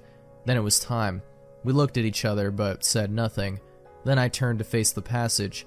As I twisted my body to begin entering the tomb, I desperately hoped it would be the last time I would contort my body to enter this claustrophobe's nightmare. The trip through Floyd's tube went smoothly, figuratively speaking. After I got through, we took several minutes to get everything passed through to me. I got suited up and tested all the equipment. The phone worked like a charm. I videotaped the squeeze and then the first section of the new passage. Since I would be unable to tape while I crawled, My plan was to crawl to the next section, then stop and film some more. I could video what I had just been through and then video what I was going to crawl through next. That way I could get each section from both ends. I was starting to feel pretty good about the trip. I felt a sense of personal satisfaction at being able to provide a way for B to see the fruits of his labor.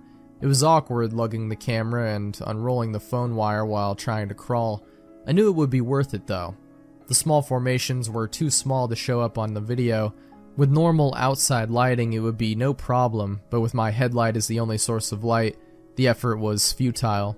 The crystal formations turned out quite nice. They were easily large enough and made for some pretty good footage. I took advantage of the film stop to check the phone. It was comforting to hear someone's voice deep in the passage. We chatted briefly, then I unplugged the phone and prepared to continue. The phone resembled an oversized regular phone, more like the ones you would see in war movies. When I wanted to talk to B, I would just plug the phone into a special jack on the spool of wire. The power source was on B's end of the phone, so it was always turned on. The reception was as clear as a normal phone. I continued forward. Even though progress was slow, it was steady. Things were going pretty good until I reached the round rock. Once again, I got a strange feeling, just like the last time.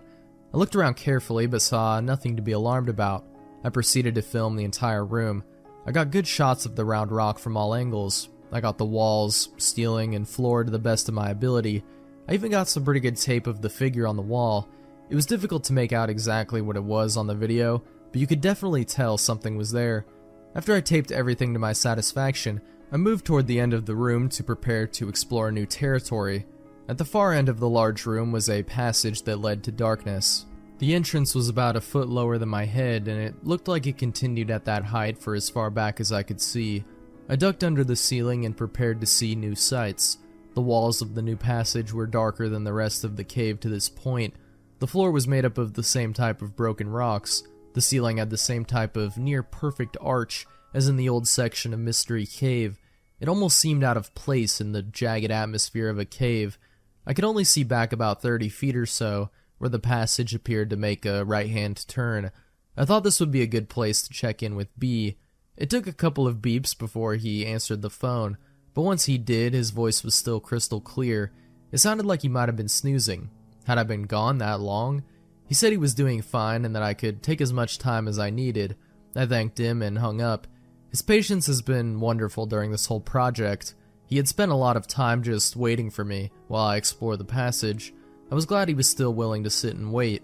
I hung up the phone and started to film the new passage. Then it happened. From behind me, I heard the scraping noise. It was loud. It was close. It was coming from the large room I had just left. I wheeled around to face whatever had made that noise. When I did, I lost my presence of mind and stood up at the same time. Crunch! My helmet crashed into the passage ceiling. My light broke and I was buried in the heavy darkness. Pain shot through my neck and down into my back. The helmet had protected my head, but my neck was nearly numb from the impact. Fear enveloped me and my knees began to weaken. I slowly and involuntarily slumped to my knees. I gently set the camera down as I began to see stars from the pain in my upper back. The scraping noise lasted only a second, and now the only sound I could hear was my own panic-inspired breathing. Not only could I feel the fear thick upon my chest, but the darkness seemed to hold me in place. I felt like I was vulnerable from every direction. I wanted to turn and look behind me, and to the side of me, and in front of me. Everywhere I looked, I saw black. Finally, I broke the stupor of terror long enough to reach for an alternate light source, the mini-mag on my helmet. I twisted the light to turn it on, and when I did, I nearly cried. I had forgot to put fresh batteries in, and now I could barely see more than a few feet. Still, it was better than nothing. I immediately began shining the light with all my might into the large room. I strained to get a glimpse of any movement in the room. Nothing. I was shaking violently as I sat there trying to figure out what to do. My mind was not thinking clearly. I honestly thought I was going to die right there in the cave. For a fleeting moment, I wondered how B would ever figure out what had happened to me. Then it hit me like a boulder. The phone. My mind must have been clearing up at that point because I also thought about my glow sticks. Without taking my eyes off the large room, I felt around in my pack for the glow sticks. Since I was carrying the phone and video camera, I removed as much as possible from my pack, and one of the things I left with B was my backup headlamp. Thus, I was left with only the glow sticks. I found one and ripped it out of the package. I could tell something was wrong by how it sounded. It has been inadvertently broken and was now useless. I chucked it on the ground and searched my pack for another one. I took my eyes off the large room only to check the passage behind me occasionally. I found another glow stick, broke it to light it up. The soft green glow created eerie colors on the walls of the cave. The stick provides barely enough light to see the immediate area and provided no hint of what lies ahead. I felt the pack for one more light. Again, without taking my eyes off the room, I felt a third glow stick and ripped it out of the package. After breaking it to make sure it worked, I hesitated, then threw the glow stick into the large room. The throw was a perfect one, and the stick sailed through the length of the room. In the brief moment that the light traveled through the room, I saw nothing but cave walls. The absence of anything unusual did nothing to ease my state of panic. At the far end of the room, I got a brief glimpse of the round rock as the light bounced on it. Then the light went behind the rock and seemed to disappear. I was still shaking, but at least I didn't see anything. Still, there was the noise. I used the glow stick to light the phone, and with my fumbling fingers, I managed to plug my phone into the jack. I put the phone to my ear and heard nothing. The usual beeps to indicate connection with the other phone were not there. Terrified, I pulled the phone from the jack and reinserted it. Again, silence. The line was dead. What could have happened? I just talked to B. I found myself nearly sobbing with fear. I knew the only way out of here was back the way I came in, but something was there. A third attempt at making contact with B met with the same results. I tried to think of another plan, but I could only focus on the memories of the grinding sound that I had heard. In my weakened state, I slumped against the side of the passage, breathing like I had just finished a race, never breaking eye contact with the shadows of the large room. As my shoulder touched the wall, I had a powerful jolt of pain remind me of my collision with the roof of the cave. Despair, agony, terror. I can't say exactly how long I sat there, but my feet were tingling and my knees were sore. The pain in my back crept lower, although my neck felt no different. I resolved to make an attempt to exit this evil passage. I knew if I waited too long I would lose what little light I had. I attempted to stand, but did not have the strength. I crawled slowly to the near end of the large room, dragging my pack beside me. Using the walls of the cave, I was able to slowly stand, though not straight due to my sore back. Still breathing rapidly, I slowly advanced through the room. I wound up the phone wire as I went. My eyes were staring straight ahead, straining for any signs of movement. With every step, my light would cast ever-changing shadows on the wall, keeping me busy trying to look at every one. My eyes burned as I realized I had not blinked for many minutes. How many? How long had this been going on? The only sounds I could hear were the crunch of my feet on the broken rock and the wheezing of my breath. As I wound the cord, I could hear the squeak of the wheel, with each turn bringing me closer to the tomb, closer to B, closer to safety. The short trip through the room took an eternity. As I passed the crude drawing, it seemed to glow, as if offering some sort of warning. I didn't know what the drawing represented, but everything about this cave seemed to instill fear. Toward the far end of the room, I could see the round rock dimly at the far reaches of my light. Something seemed different about it, but I couldn't tell what. When I got within a few feet, I could finally tell what had changed. It had moved. That was the sound I heard. Again, terror gripped my entire body as I realized how close I was to something. I had no choice but to continue. Still, it was not easy. I inched toward the rock, holding the glow stick ahead of me in my shaking hand, using it to pierce the darkness. I stopped just this side of the rock and wound up the slack in the phone wire. Then I realized why I had lost contact with B. The rock was now sitting on the wire. I gave it a tug and the thin wire snapped. My only hope of contact with the outside world ceased to exist when that wire broke. I had never felt so alone and helpless, buried deep within the earth. I had voluntarily descended into my own grave, with a casket of solid rock. With the phone now useless, I set it down in the passage, my gaze fixed on the round rock.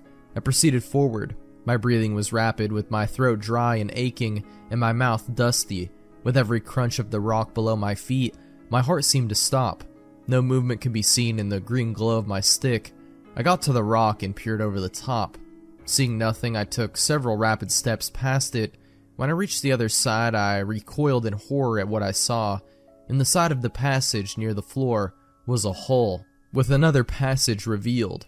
It had been covered by the rock, but now it was exposed. The rock could not have moved by itself.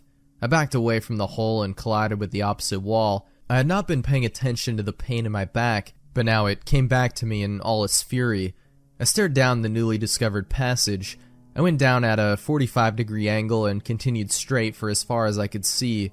Several feet down, I could see the glow stick that I had thrown. It illuminated the passage enough that I could tell the walls were fairly smooth. The floor seemed to be the same way, unlike the rest of the cave. The passage was about 3 feet in diameter, as far as I could see. It would have been a pretty easy passage to explore if I had the least desire to do so.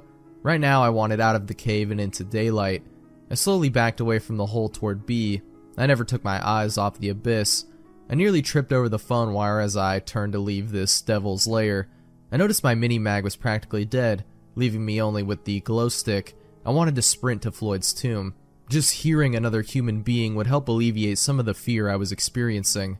As I turned away from the large rock and the hole, I felt an overwhelming sense of panic fill my soul. It felt like a legion of demons was trying to attack me from behind. I felt like my salvation lay ahead of me in the darkness, and Lucifer was behind me, trying to keep me from safety. I found myself moving much faster than I should have been in that cave. My only thought was to get out as quickly as possible. I passed the crystal formation, barely even noticing this beautiful creation of nature in the green glow of my light. Every time I ducked to avoid a rock, I felt my back scream its reminder of my injury. When I got to the point in the passage where I had to crawl, I flung myself down on all fours, barely slowing down as I dropped. When my hands came into contact with the cave floor, I felt an electric shock shoot all the way down my back and simultaneously down my arms. For the first time since this nightmare had begun, I let out a scream. I crumpled down and lay there on the rock, with new levels of pain manifesting every time I inhaled. Whimpering from fear and pain, I tried to listen to any noise in the cave. I could feel the silence pounding in my head. I knew from previous trips that B was still out of earshot, but I was close. Forcing myself to move, I winced as I pulled my body onto all fours and started to progress along the cave. I still held the glow stick in my hand, but I had ceased checking behind me. Now my focus was ahead of me. I reached the point where I could yell to B, but I didn't make a sound. I didn't want to stop long enough to talk. Finally, I reached the last stretch of the cave before the squeeze. As I was crawling toward the beginning of the tomb, I called to B. He answered back. I screamed to him to get everything ready to go. He asked if I was okay. Since he hadn't heard from me on the phone, he had gotten worried. I told him no and to get ready to go. When I reached the rope, I flipped off my helmet and shoved it into my pack. For the first time, I realized I had forgot my video camera. It was a fleeting thought. I cared no more about the camera than a passenger on the Titanic cared about a hat or a coat. I tied the pack to the rope and told him to pull it through. Then I told him to start heading toward the surface. As soon as he pulled the rope through, he asked why, and I screamed that there was something in the cave with us. My back ached with every move I made. I knew it didn't matter though. I was going to get through the tomb as fast as I could, injuries notwithstanding. Just as I started into the squeeze, I felt the wind in the passage increase, and with it, the most nauseating stench I have ever experienced. It smelled like damp, rotting, rancid, putrid death. I almost started to dry heave. I pulled my shirt up over my nose to shield me from the overpowering smell. At this point, B smelled it too. He yelled, "What is that?" Then he yelled at me to hurry up and get through. I told him I was coming. Then I took a deep breath through my shirt and started back through. B's yelling had intensified my fear and panic, as if I needed any help. I knew he could sense the urgency in getting out of this place. Still, as I worked my way through, I yelled at him to start up, that I would catch up with him when I got through. He said he would. He placed my glow stick inside the passage, then began to climb out. This time through the squeeze, I had no regard for the tightness of the passage. I was scraping my face, ears, arms, and shoulders. Every inch of the squeeze meant numerous scratches on my body, but I barely noticed them. My back was nearly paralyzing me with pain. Once again, I felt the rising need to vomit because of the odor being delivered to my nostrils by the breeze. Halfway through Floyd's tomb, I took a break to catch my breath. I was approaching exhaustion and my respiration rate was through the roof. The top of the passage seemed to rest my cheek, and the floor felt like broken glass on my opposite cheek. As I paused briefly to recuperate, I heard the scraping noise coming from deep within the cave. It continued for several seconds, then silence. I let out a cry which startled me. I was no longer consciously reacting to the noise, The cry was a subconscious response to the fear which flowed through my entire body. In a panic, I began to scoot through the passage. As I reached the largest part of the tomb, I quickly slid my arms under my body to get into position to exit through our hole. I grabbed the rope and pulled with all my might. When my shoulders reached the hole, they lodged, and I was stuck. I dug my feet into the rocks and wiggled my way back into the passage. Then I turned my body slightly and tried again. This time I was successful in pulling my upper body through. Normally I would carefully work my way out, since there is a 3-foot drop onto the outside of the hole. This time I kicked with my legs and pulled with my arms, and plop, I dropped out of the tomb, right onto my shoulder.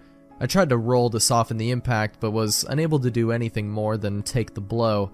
Strangely, the pain was focused on my shoulder, apparently not affecting my already sore back.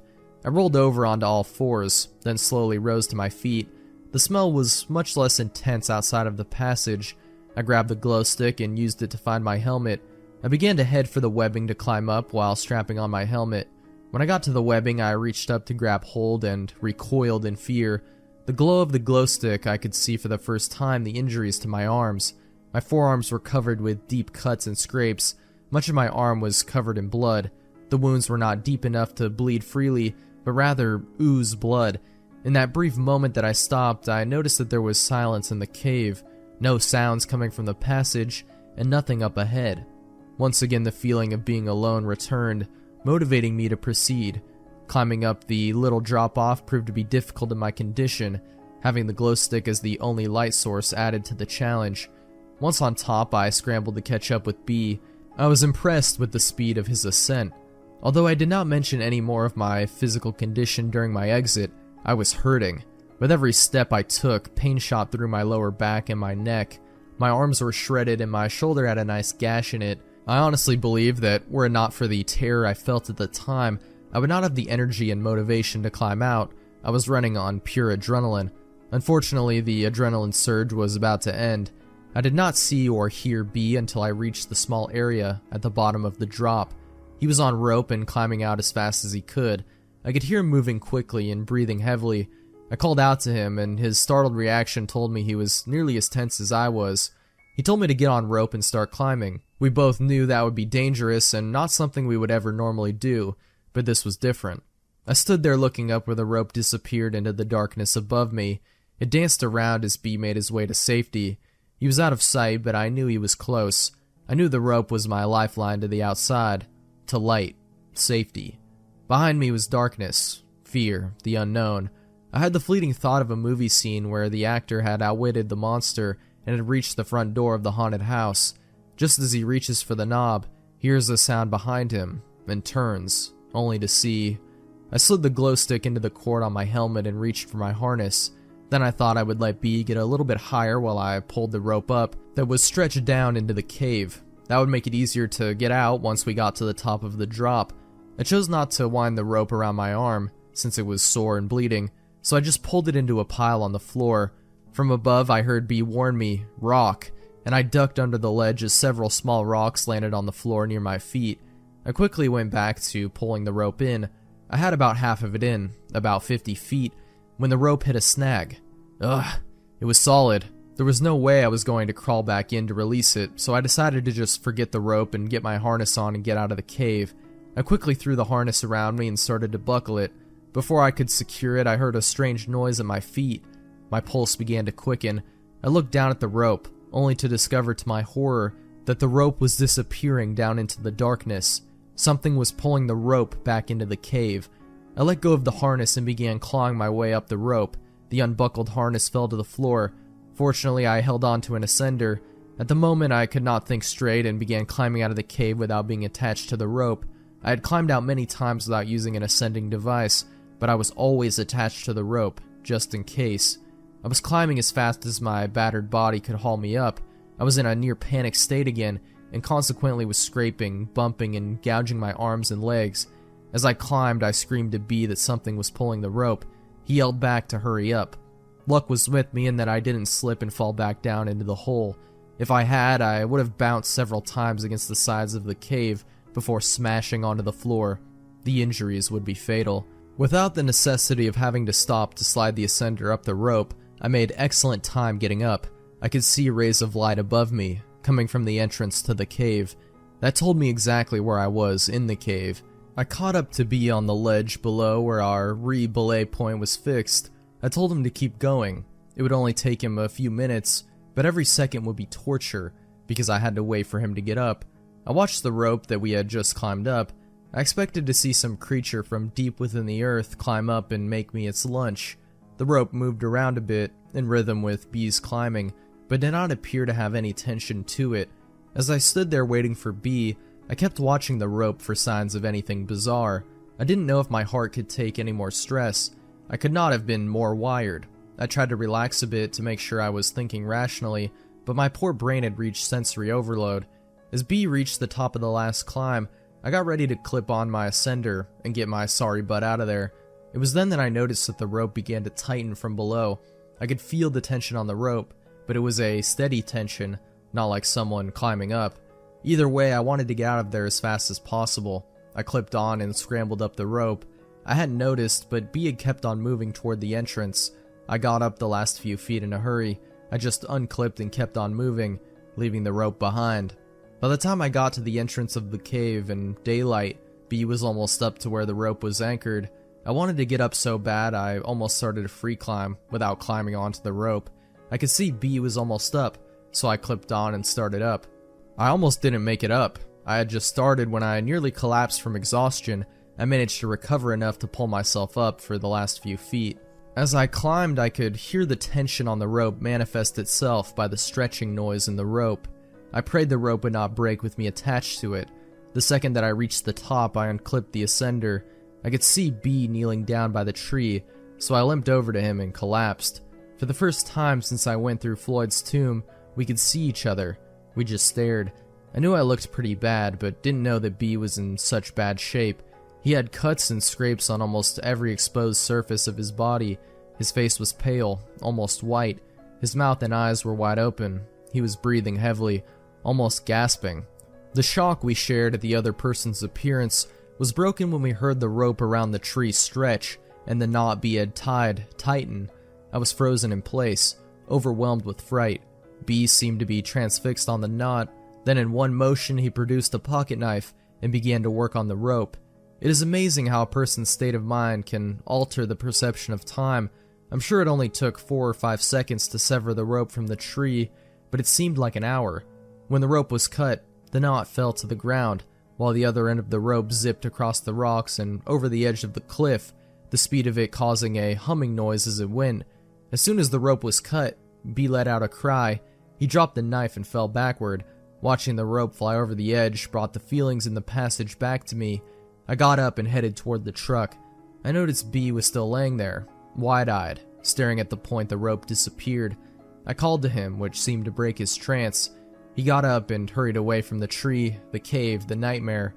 Neither of us said a word all the way home. It is now 4 days after our trip to the cave. It has taken me 4 days and dozens of attempts to get this entire experience written into my journal.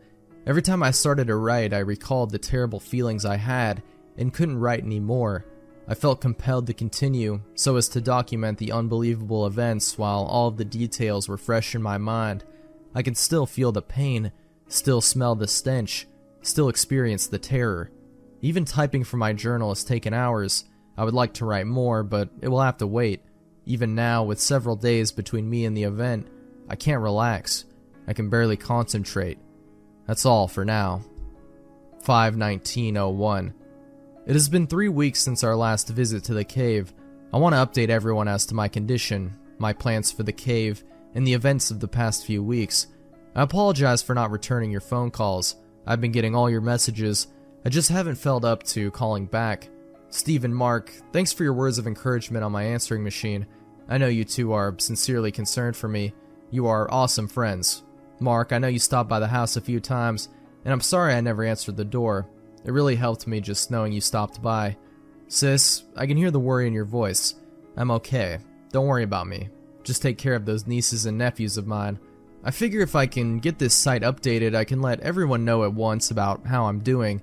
A lot has happened in these last 3 weeks, so I'll do my best to cover everything. I guess I should start where the last entry left off. It took several days to get the last journal entry written down. I was so shook up from the experience that I could do little else but sit around and ponder what had happened. Right now, I'm on a long-term medical leave from work. I tried to go to work several days after the event, but my boss sent me home. I couldn't concentrate and I looked terrible. I've even been to the doctor, but I couldn't tell him about the experience, so I just told him I was under a lot of stress. He recommended rest and gave me a prescription to help me relax. Good drugs. When we left the cave, I was nearly in a state of shock. I could not think clearly and was having a difficult time trying to understand what had happened. I didn't eat much, nor did I get any sleep. I was glad I had the presence of mind to write down my experience while it was fresh in my mind. As I reread what I wrote, I feel like I accurately portrayed what happened in the cave that day. I wouldn't change anything I wrote. Even though it took 3 days to write it, when I finished writing in my journal, I felt much better. I guess it was kind of therapeutic. Unfortunately, it didn't last. In fact, it was after then that things got really bad. B and I parted company after the trip, and I didn't see him again until yesterday. I didn't try to reach him, and he didn't try to get a hold of me, nor did either of us try to contact Joe. B just dropped me off after the trip, and I spent the next several days by myself in my house. I tried to eat but had no appetite. I was restless, but I couldn't find anything to take my mind off the experience. That's when I determined that I should write it down. As I mentioned, to help me think a little clearer, and I seemed to be a little calmer, but it didn't last. I went to work the next day but was sent home. The day after that, I had an overwhelming feeling of anxiety seep into my soul. I was depressed and confused and had no one I wanted to turn to for comfort. I was getting all kinds of phone calls from people, but I just let the answering machine take the calls. I even changed the message on the machine to let everyone know I was alright. I continued in this miserable state, eating and sleeping whenever I could manage, until a week after the trip. Then things started to get strange. At first, I was hearing sounds in the house that had no explanation. Footsteps, shuffling noises, creaking doors. You know, the typical horror movie fare, only the sounds were not distinct. It was as though I wasn't sure I heard what I thought I heard. I would be eating or getting out of the shower and stop, thinking I heard something, but the sound would not repeat itself. In fact, if it weren't for the fact that it happened frequently, I couldn't be sure there were noises in the first place. Either way, I was scared. It was as though I had been caught in a spider web for the last week. Feelings of anxiety, foreboding, tension filled my life. Then came the hallucinations. I began seeing things in a manner similar to the sounds I was hearing. Just a glimpse of something in the corner of my eye. When I would turn to look, nothing. I had been sleeping with the lights on in my room, but now I kept all the lights in the house on from before dusk to after dawn. When I started to see things on a regular basis, I purchased a gun. Got it from an ad in the paper, so I didn't have to wait for a permit. I went to the doctor but didn't mention the details of my life, just told him I couldn't relax, and I walked out of there with a prescription. Fortunately, my wounds and injuries were pretty much healed by this time. My back still hurt a little, but the prescription took care of that too. When I was on the medication, I felt great, but I didn't want to walk around high the rest of my life, so I would only take it at the end of a tough day. Unfortunately, the severity of the sightings increased, giving rise to a need for the medication. The flashes in the corner of my eye continued, but then I began to see shapes and shadows. They would be outside my windows, usually at night. I still couldn't make out anything solid, so it was hard to pin down what I was seeing. Soon I began to close all my drapes and blinds so I could remove the possibilities of seeing something. Doing so did help in that respect, but my life was still a mess. My daily routine was mechanical and empty. I would sleep in as long as I could, usually out of exhaustion. Then I would get cleaned up and try to eat something. I lost a lot of weight, so I tried to get as much as possible down me. Then I would exercise a little and nap a lot. I'd only been out of the house a few times in the last 2 weeks. The store, the doctor, the gun purchase. I didn't watch much TV because I couldn't concentrate. I spent a lot of time on the internet. I was doing research on caves and cave myths. The only story I could find was the caver folklore about the hodag. The hodag is supposedly a creature that roams caves. 2 weeks after we went in the cave, and a week after I began hearing things, I began to have nightmares. Extremely lucid nightmares. No specific theme or recurring events, just plain terrifying. Sometimes I was in my house and someone was trying to get me, only I couldn't run because I had no legs. Other times I was in a vat, and someone was pouring a syrup-like liquid on me, filling the vat. I would wake up in a panic. I would stay awake until exhaustion forced me to enter dreamland once again. A brutal routine. It continued for several days, until it reached a climax on the 6th day, yesterday. My dreams seemed so real I had a hard time telling if I was awake or not. I was beat, really drained of energy and spirit. I was going from the living room to my bedroom in the early evening when I looked down the hall and saw a dark figure toward the end. I thought it was a thief and began to back up slowly. It didn't move. As I was backing up, the lights flickered off and on. Every muscle was tense. I stopped to stare at the figure. Just then, the phone rang. It startled me so bad I stumbled over the chair. When I got up, I wheeled around to look down the hall and nothing was there. I grabbed my keys and left the house. I felt compelled to get in the car and drive. My pulse pounded in my temples as I got in and started the car. I wanted to drive to Overlook Point to see the city lights. I didn't know why I needed to go there, but I knew I had to go. The closer I got, the more urgent the feeling. When I arrived at the point, I saw something that at first startled me, but then caused me to be more relaxed than I had been in a long time. Joe was there. He was out of his car, standing, looking at the lights. We looked at each other. I could see from the tired look on his face he had been going through the same miserable trial that I had been experiencing. He could tell from the look on my face that we had shared some terrible experience. Our conversation was unbelievably brief. "You been back?" he began, even though he knew the answer. "Yes. We need to return. Tomorrow good?" I asked. "Yeah, noon." He got in his car and I got into mine. I hadn't even wanted to talk to him about his experience. Obviously, he didn't want to know mine. I drove over to B's house. While he answered the door, I thought B actually looked like he was doing fine, somewhat happy. One look at me and his disposition changed. Our conversation was also succinct. I ran into Joe and we're going back in tomorrow at noon. B looked dead serious. He just nodded his head. I asked him if I could spend the night at his house. He eagerly let me in.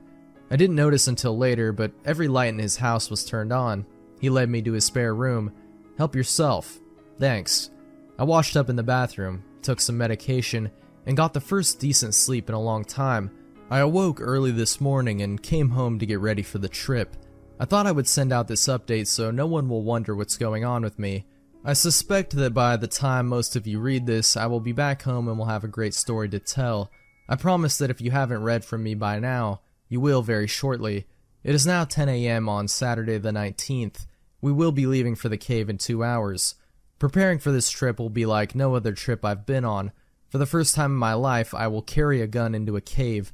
I will also carry a knife, an extensive first aid kit, plenty of food and water, and a camera. I will take several sources of light, and a pad of paper and pencil. I will have to take all of my climbing rope, since B lost his in the cave. I will carry a good length of rope with me on the other side of Floyd's tomb. This is the first time in 3 weeks that I've heard any reference to Floyd's tomb. It sent shivers up my spine just typing it. There are so many things I hope to accomplish this day, so many answers I hope to find in a tiny passage hidden from view.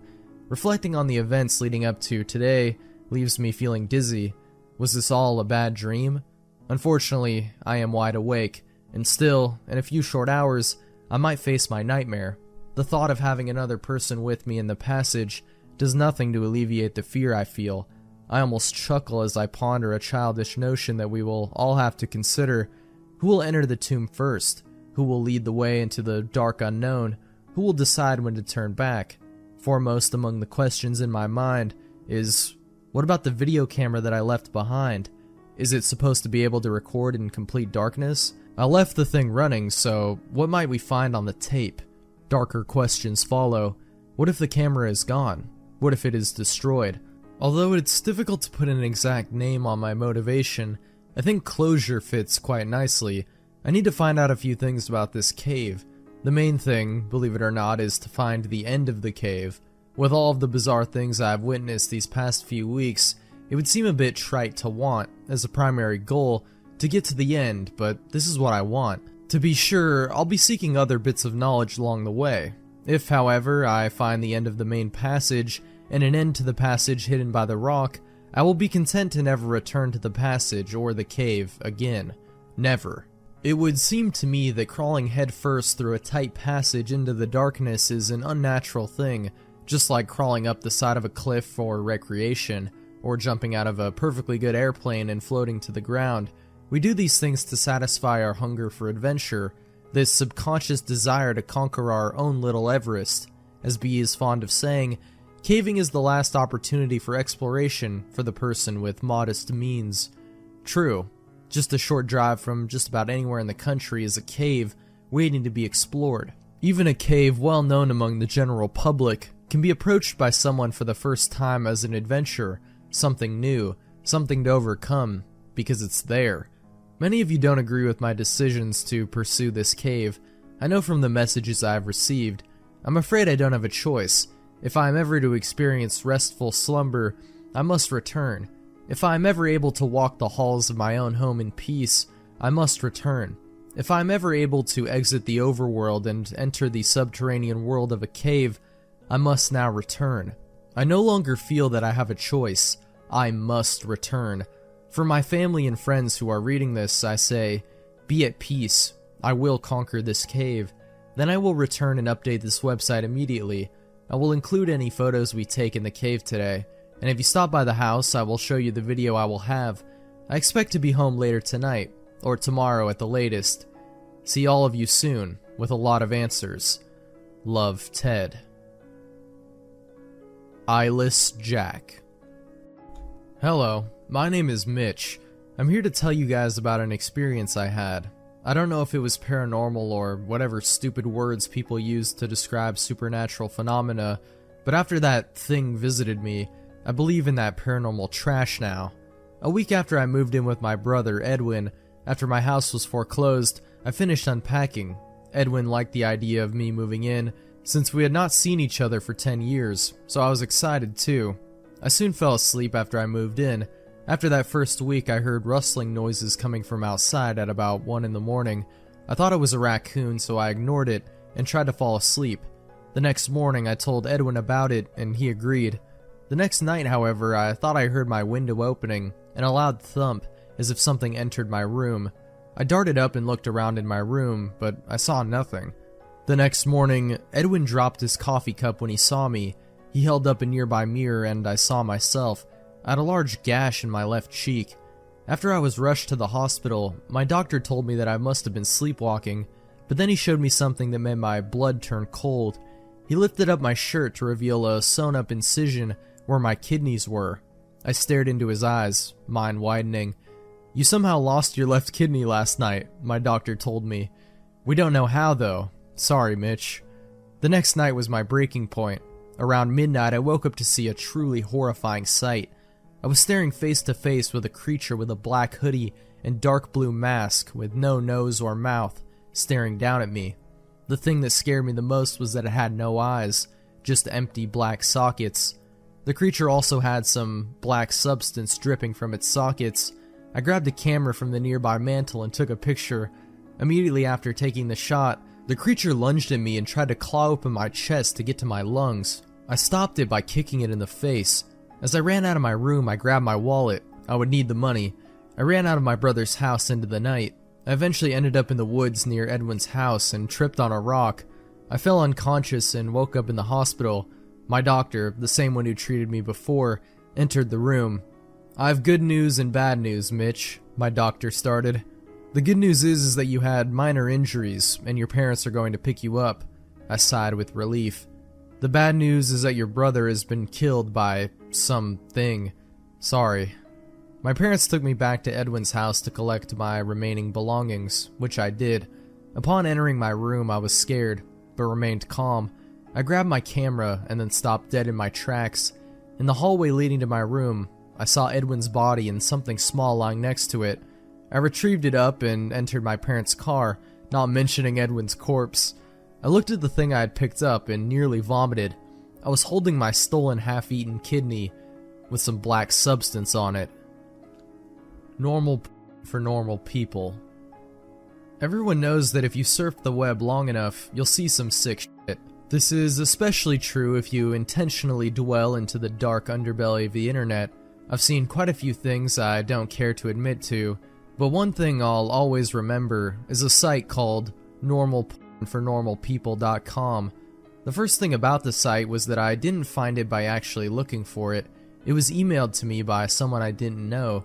The email was as follows: "Hi there, found this site is very nice, thought you might like, normalpornfornormalpeople.com. Pass it on, for the good of mankind."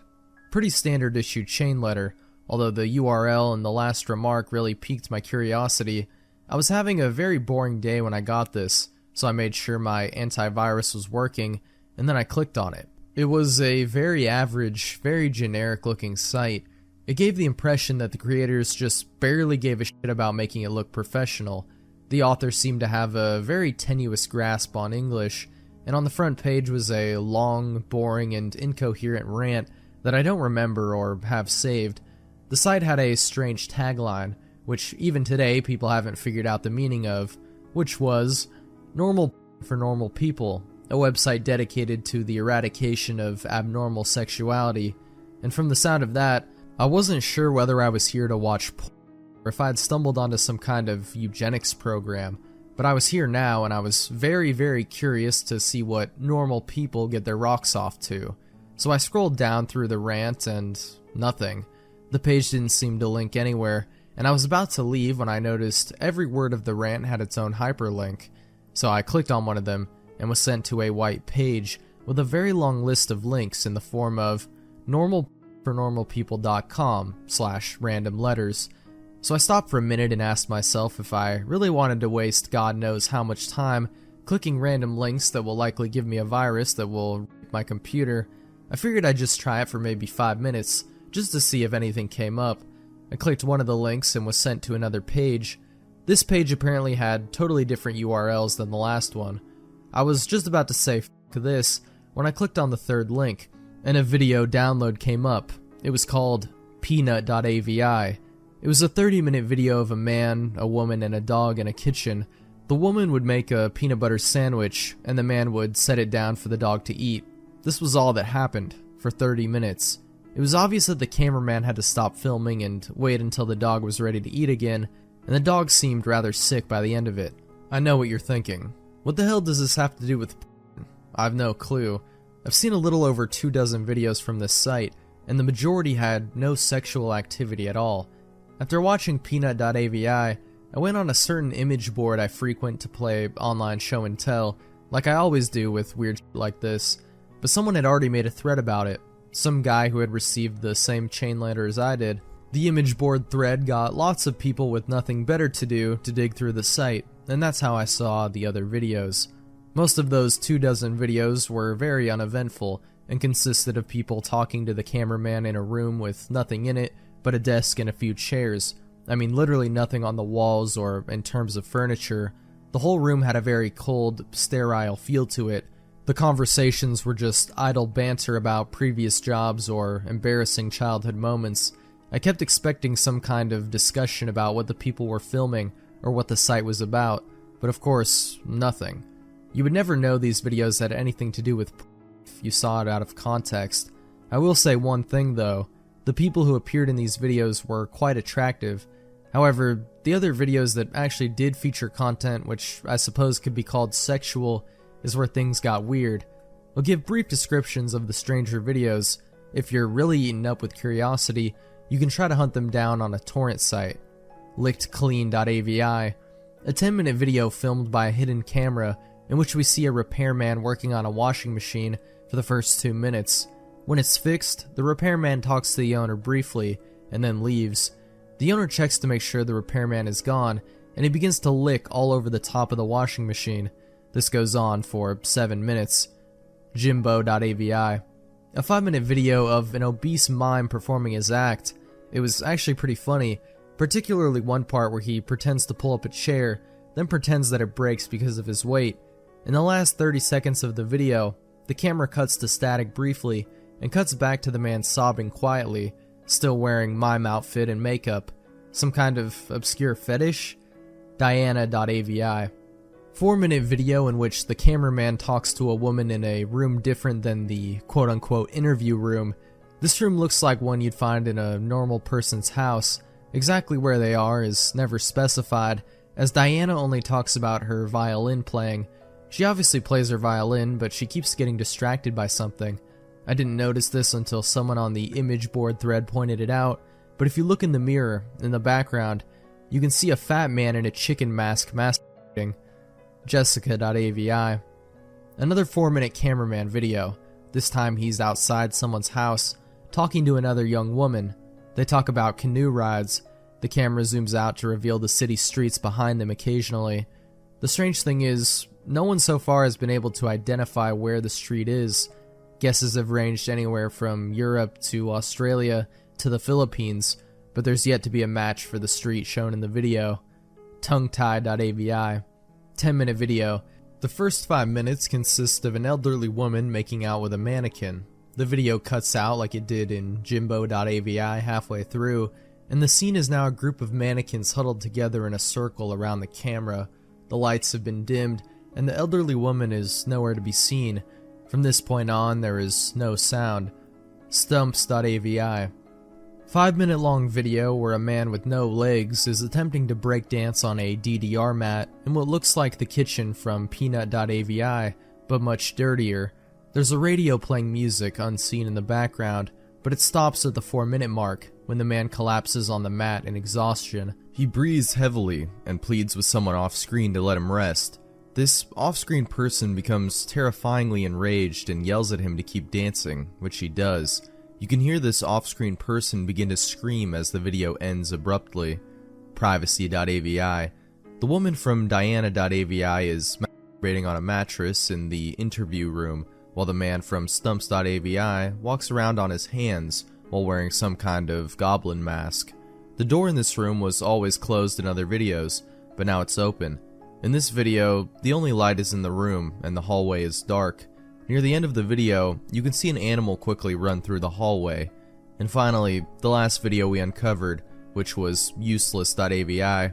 In this 18-minute video, a blonde woman from one of the previous interview videos is tied down to a mattress in the interview room.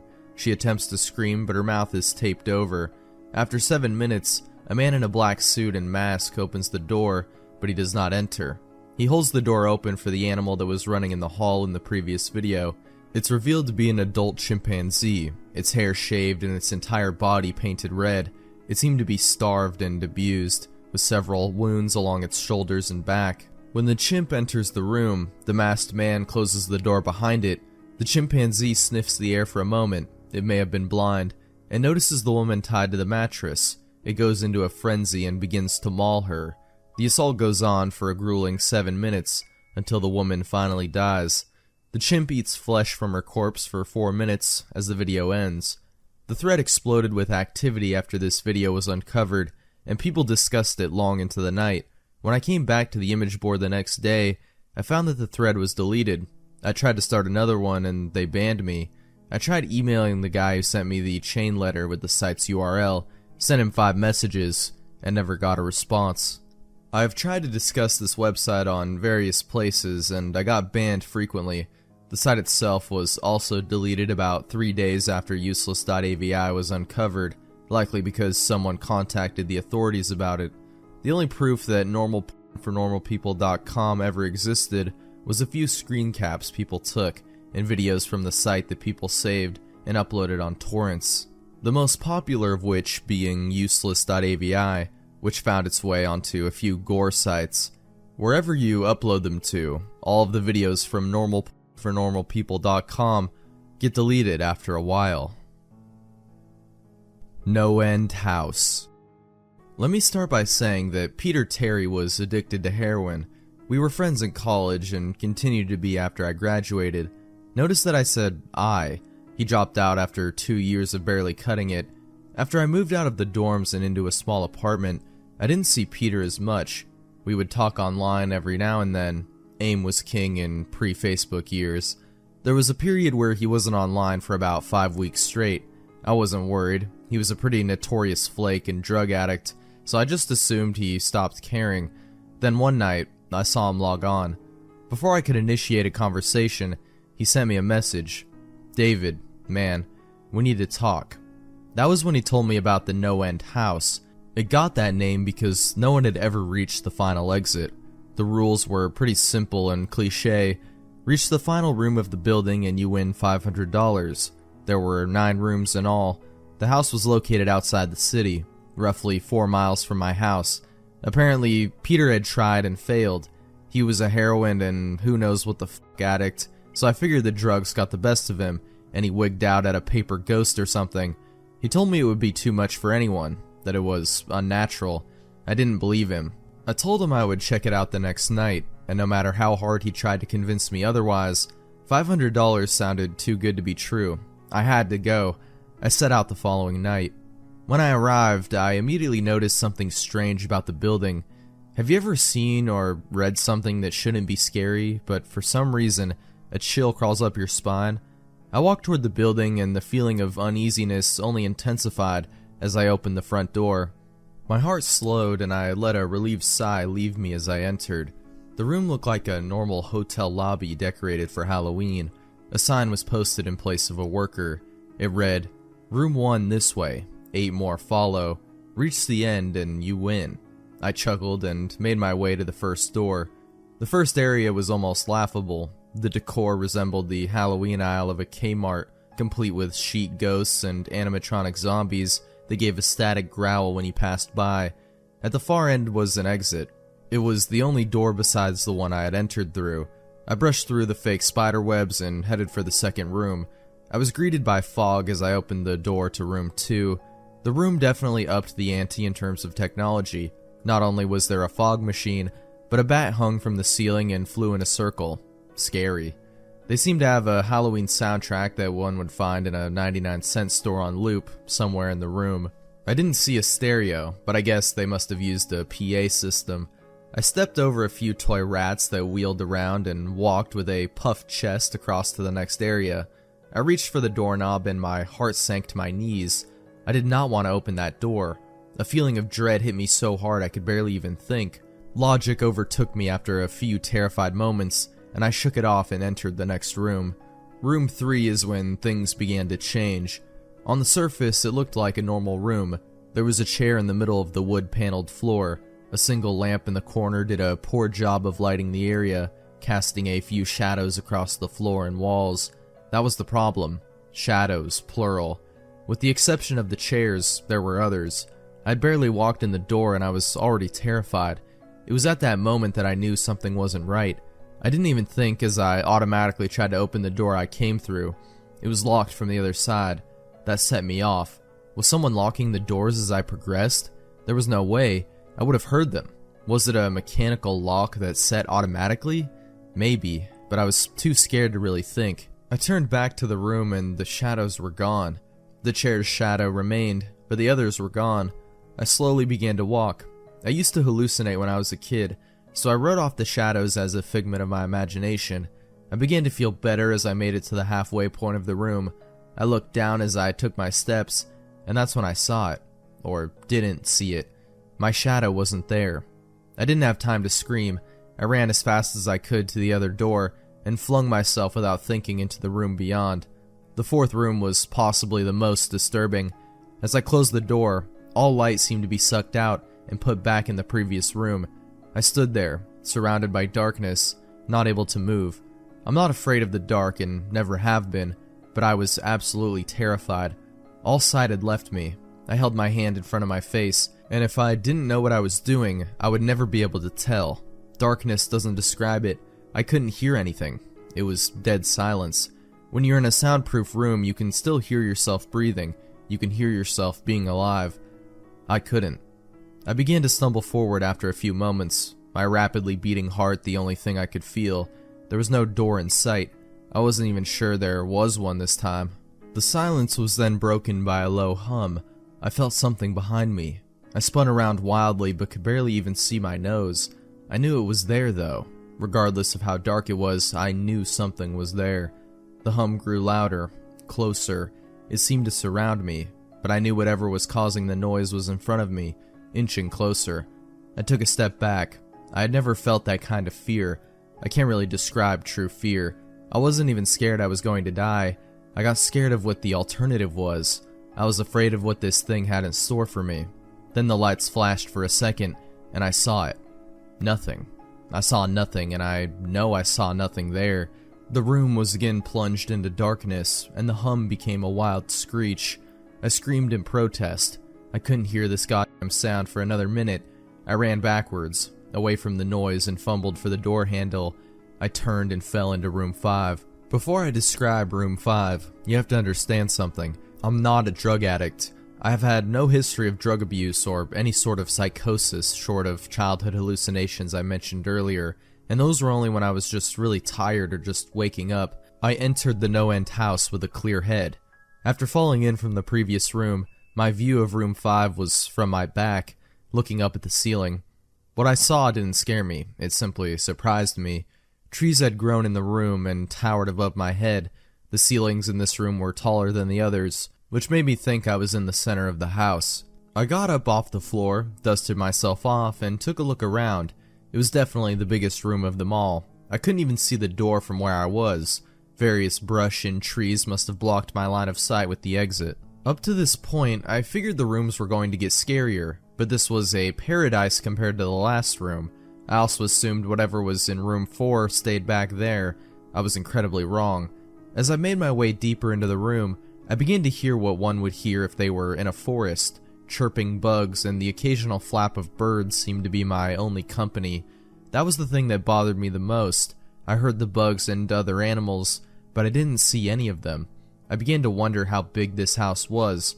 From the outside, when I first walked up to it, it looked like a regular house. It was definitely on the bigger side, but there was almost an entire forest in here.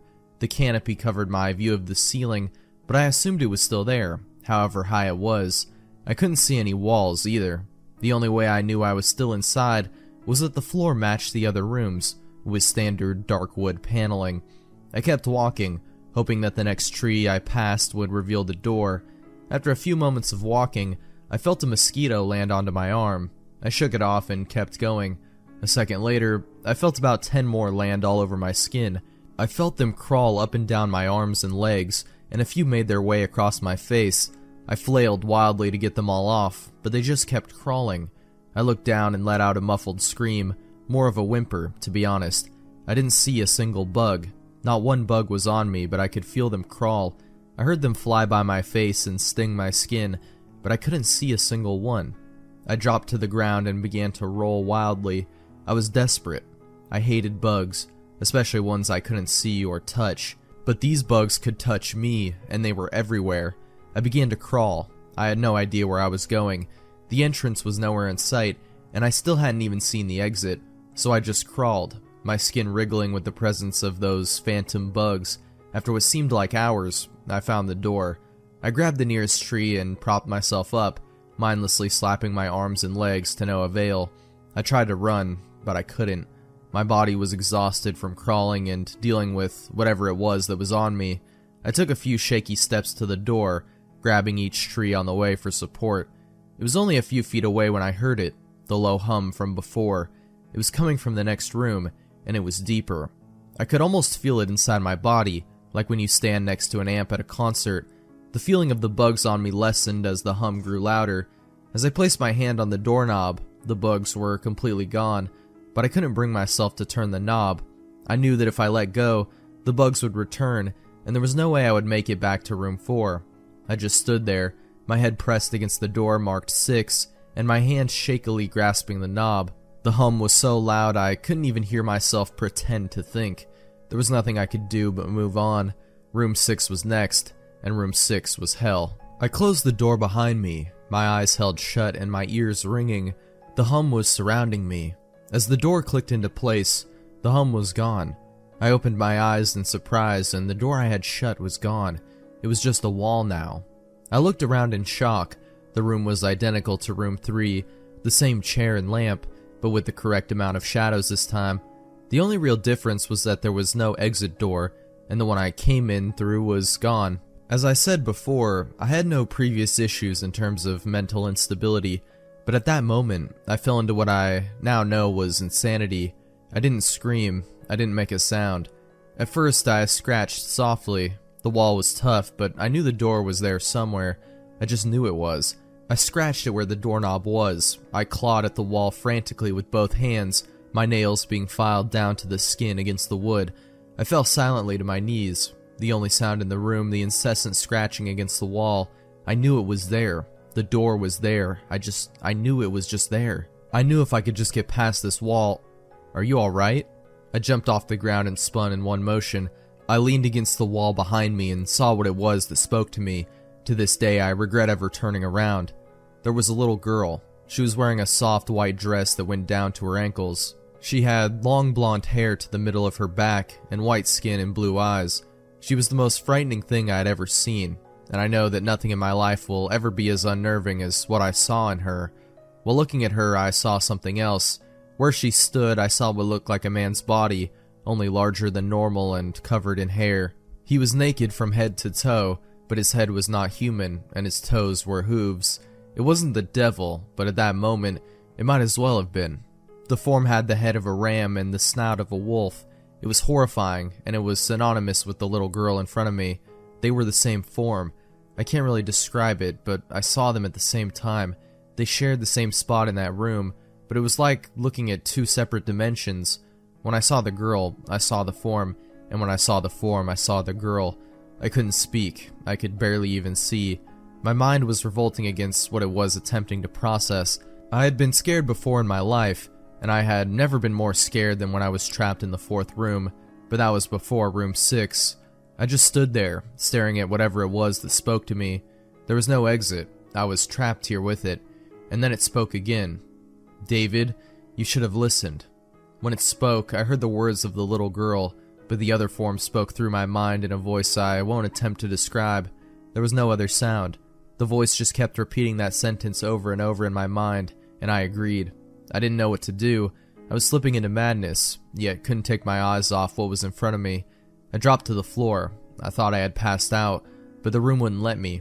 I just wanted it to end. I was on my side, my eyes wide open and the form staring down at me.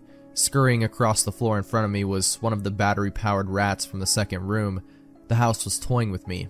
For some reason, seeing that rat pulled my mind back from whatever depths it was headed. I looked around the room.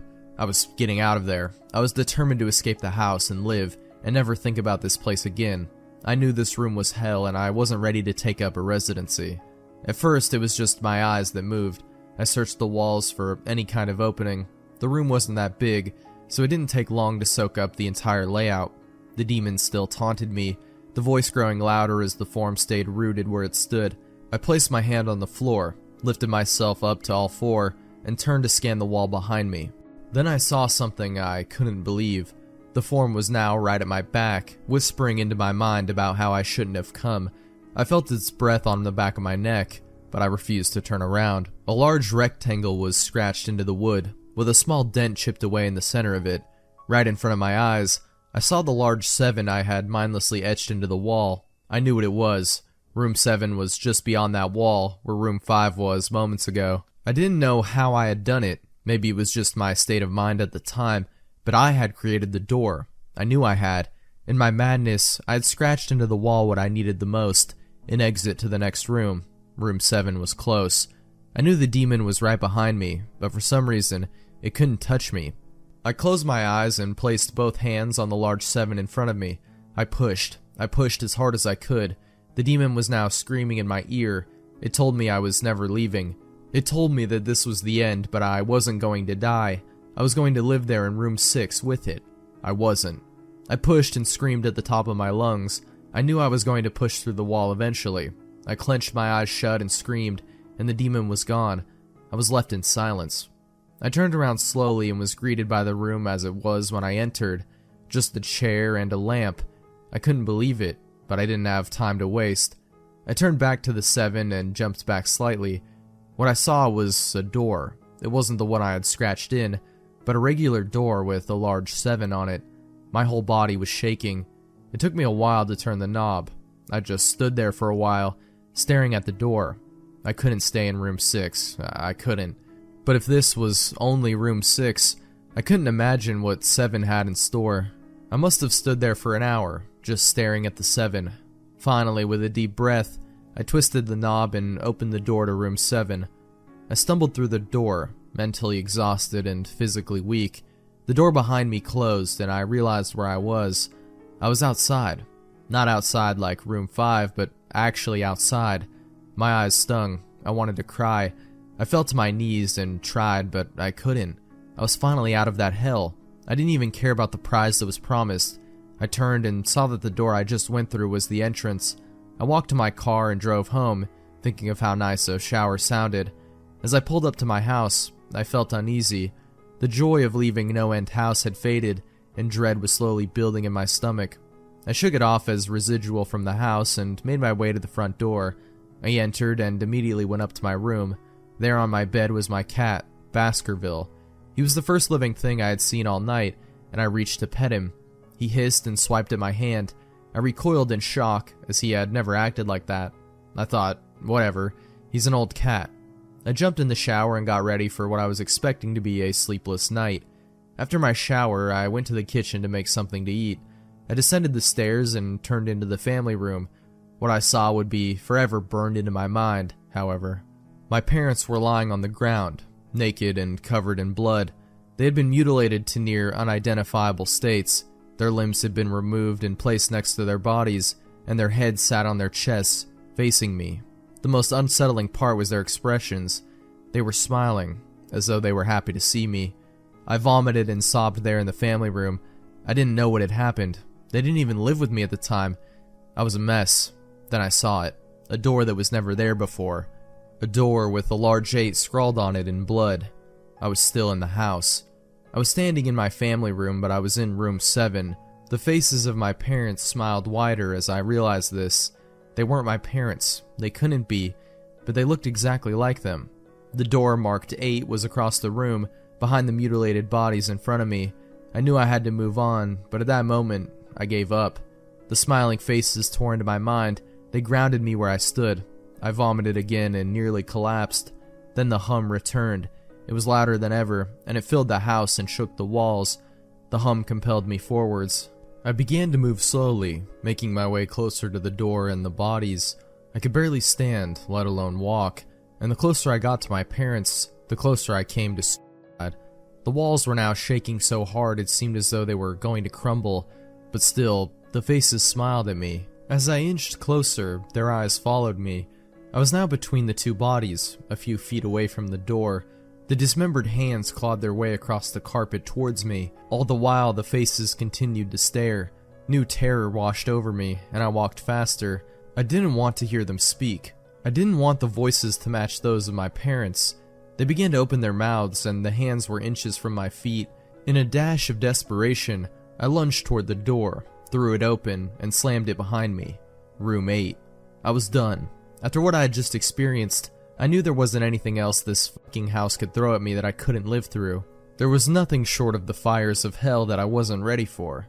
Unfortunately, I underestimated the abilities of No End House. Unfortunately, things got much more disturbing, more terrifying, and more unspeakable in Room 8. I still have trouble believing what I saw in Room 8. Again, the room was a carbon copy of Rooms 3 and 6, but sitting in the unusually empty chair was a man. After a few seconds of disbelief, my mind finally accepted the fact that the man sitting in the chair was me. Not someone who looked like me, it was David Williams. I watched closer. I had to get a better look, even though I was sure of it.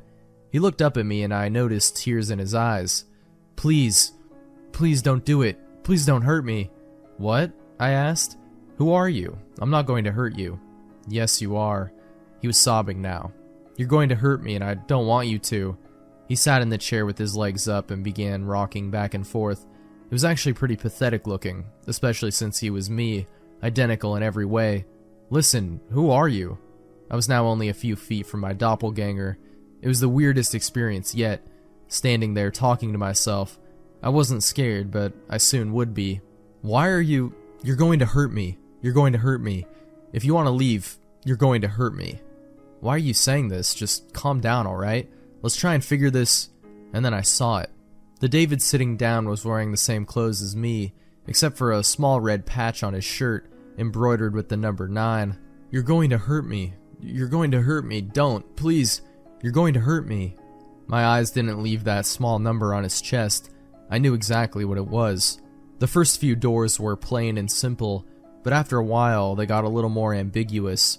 7 was scratched into the wall, but by my own hands. 8 was marked in blood above the bodies of my parents. But 9, this number was on a person, a living person. Worse still, it was on a person that looked exactly like me. David? I had to ask. Yes, you're going to hurt me. You're going to hurt me. He continued to sob and rock. He answered to David. He was me, right down to the voice. But that 9. I paced around for a few minutes while he sobbed in his chair. The room had no door, and similarly to room 6, the door I came through was gone. For some reason, I assumed that scratching would get me nowhere this time. I studied the walls and floor around the chair, sticking my head underneath and seeing if anything was below. Unfortunately, there was. Below the chair was a knife. Attached was a tag that read, "To David, from management." The feeling in my stomach as I read that tag was something sinister. I felt like throwing up. The last thing I wanted to do was remove that knife from under the chair. The other David was still sobbing uncontrollably. My mind was spinning into an attic of unanswerable questions. Who put this here, and how did they get my name?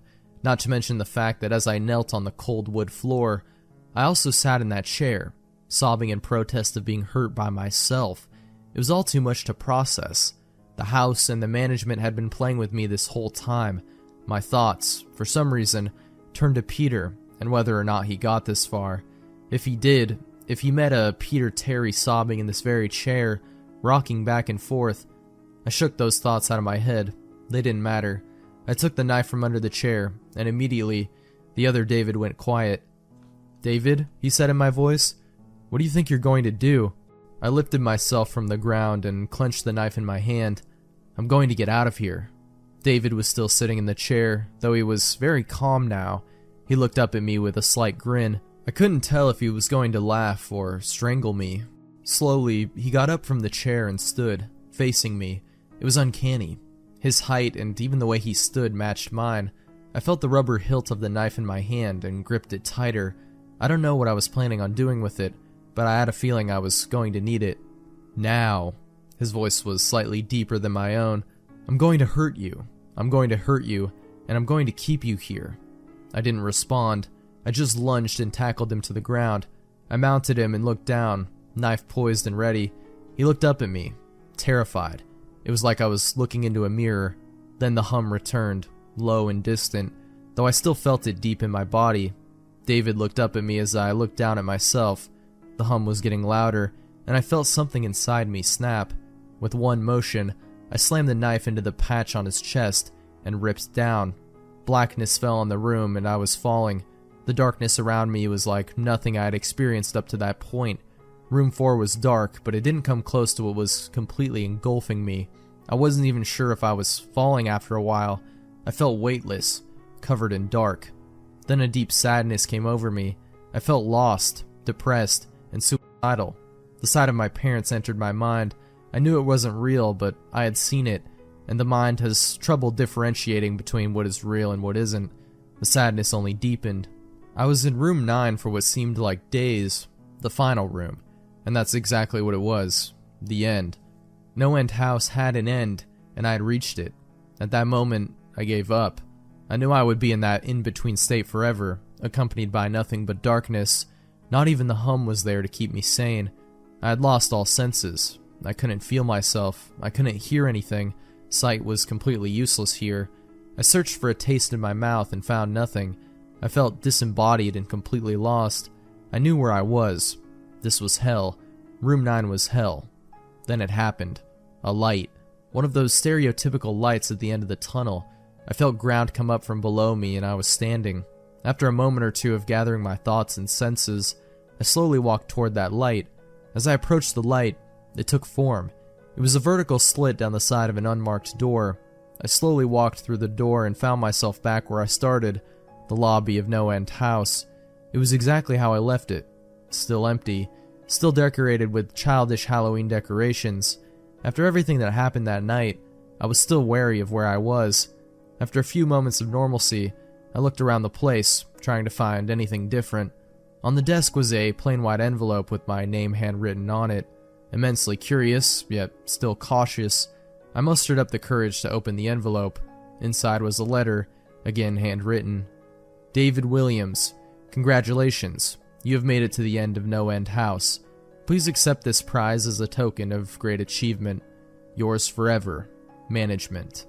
With the letter were 5 $100 bills. I couldn't stop laughing. I laughed for what seemed like hours.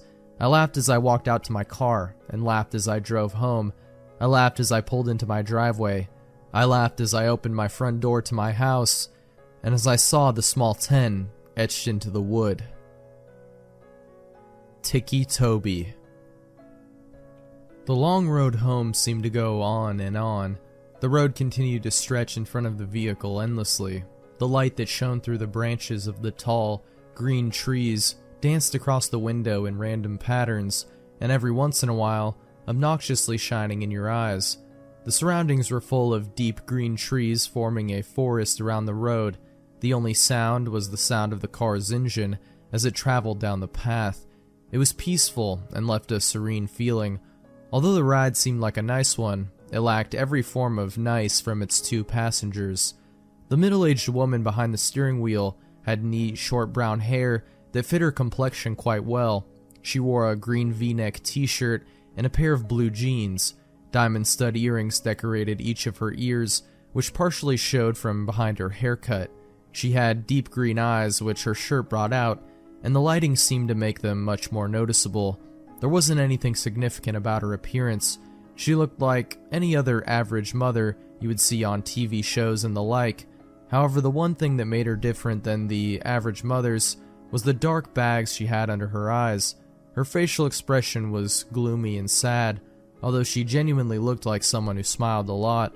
She would sniffle every once in a while, and occasionally glance in the rearview mirror to look at her son in the back seat, who was hunched over partially, with his arms held tight around his chest and his head pressed against the cold window. The boy lacked any normal appearance, and anyone could see plainly there was something wrong with him. His messy brown hair went every which way, and the luminescent lighting brought out his pale, almost gray skin. His eyes were dark, unlike his mother's, and he wore a white t-shirt and scrubbed pants that had been provided to him by the hospital. The clothes he had worn before were so shredded and blood-stained that they weren't wearable anymore. The right side of his face bared a few cuts along with a split eyebrow. His right arm was bandaged all the way to the shoulder, which had been shredded when his right side hit the shattered glass. His injuries appeared to be painful, when in reality, he couldn't feel anything. This was just one of the glories of being him. One of the challenges he had to face while growing up was growing up with a rare disease that caused him to be completely numb towards pain. Never before had he felt himself get hurt. He could have lost an arm and felt nothing.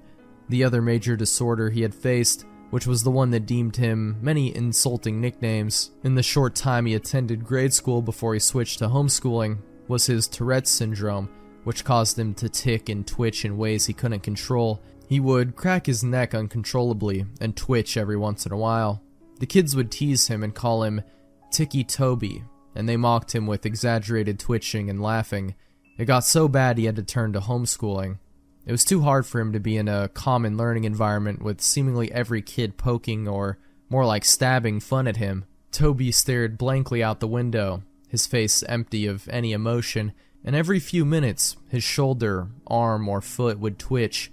Every bump that the car tires hit would make his stomach turn. Toby Rogers was the boy's name, and the last time Toby remembered riding in a car was when it crashed. That's all he thought about, unconsciously replaying everything he remembered before he blacked out, over and over again. Toby had been the lucky one. His sister had not been so lucky. When the thought of his sister came, he couldn't help the tears that welled up in his eyes. The horrible memories replayed in his mind, her screaming that had cut off when the front of the car was smashed in. It all went blank for a moment before Toby opened his eyes to see his sister's body, her forehead pierced with glass shards, her hips and legs crushed under the force of the steering wheel, and her torso pushed in from the too late inflated airbag. That was the last thing he had seen of his dear older sister. The road home continued for what seemed like forever. It took so long to get home because his mom wanted to avoid the site of the crash. When the surroundings gave way to a familiar neighborhood, they were both more than ready to get out of the car and step back into their own home. It was an older neighborhood with quaint little houses all next to each other. The car drove in front of a blue house with white window panes. They both quickly noticed the old vehicle that was parked in front of the house and the familiar figure that stood in the driveway. Toby felt automatic anger and frustration take over him at the sight of his father who wasn't there. His mother pulled the car up in the driveway beside him before turning off the engine and preparing to step out and face her husband. "Why is he here?" Toby said quietly as he looked back at his mother, who reached to open the car door. "He's your father, Toby. He's here because he wants to see you," his mother responded in a monotone voice, trying to sound less shaky. Yet couldn't drive up to the hospital to see Lyra before she died. Toby narrowed his eyes out the window. "He was drunk that night, honey. He couldn't drive." "Yeah, when is he not?" Toby pushed the door open before his mother and stumbled out onto the driveway, where he met his father's gaze before looking down at his feet with a stern expression.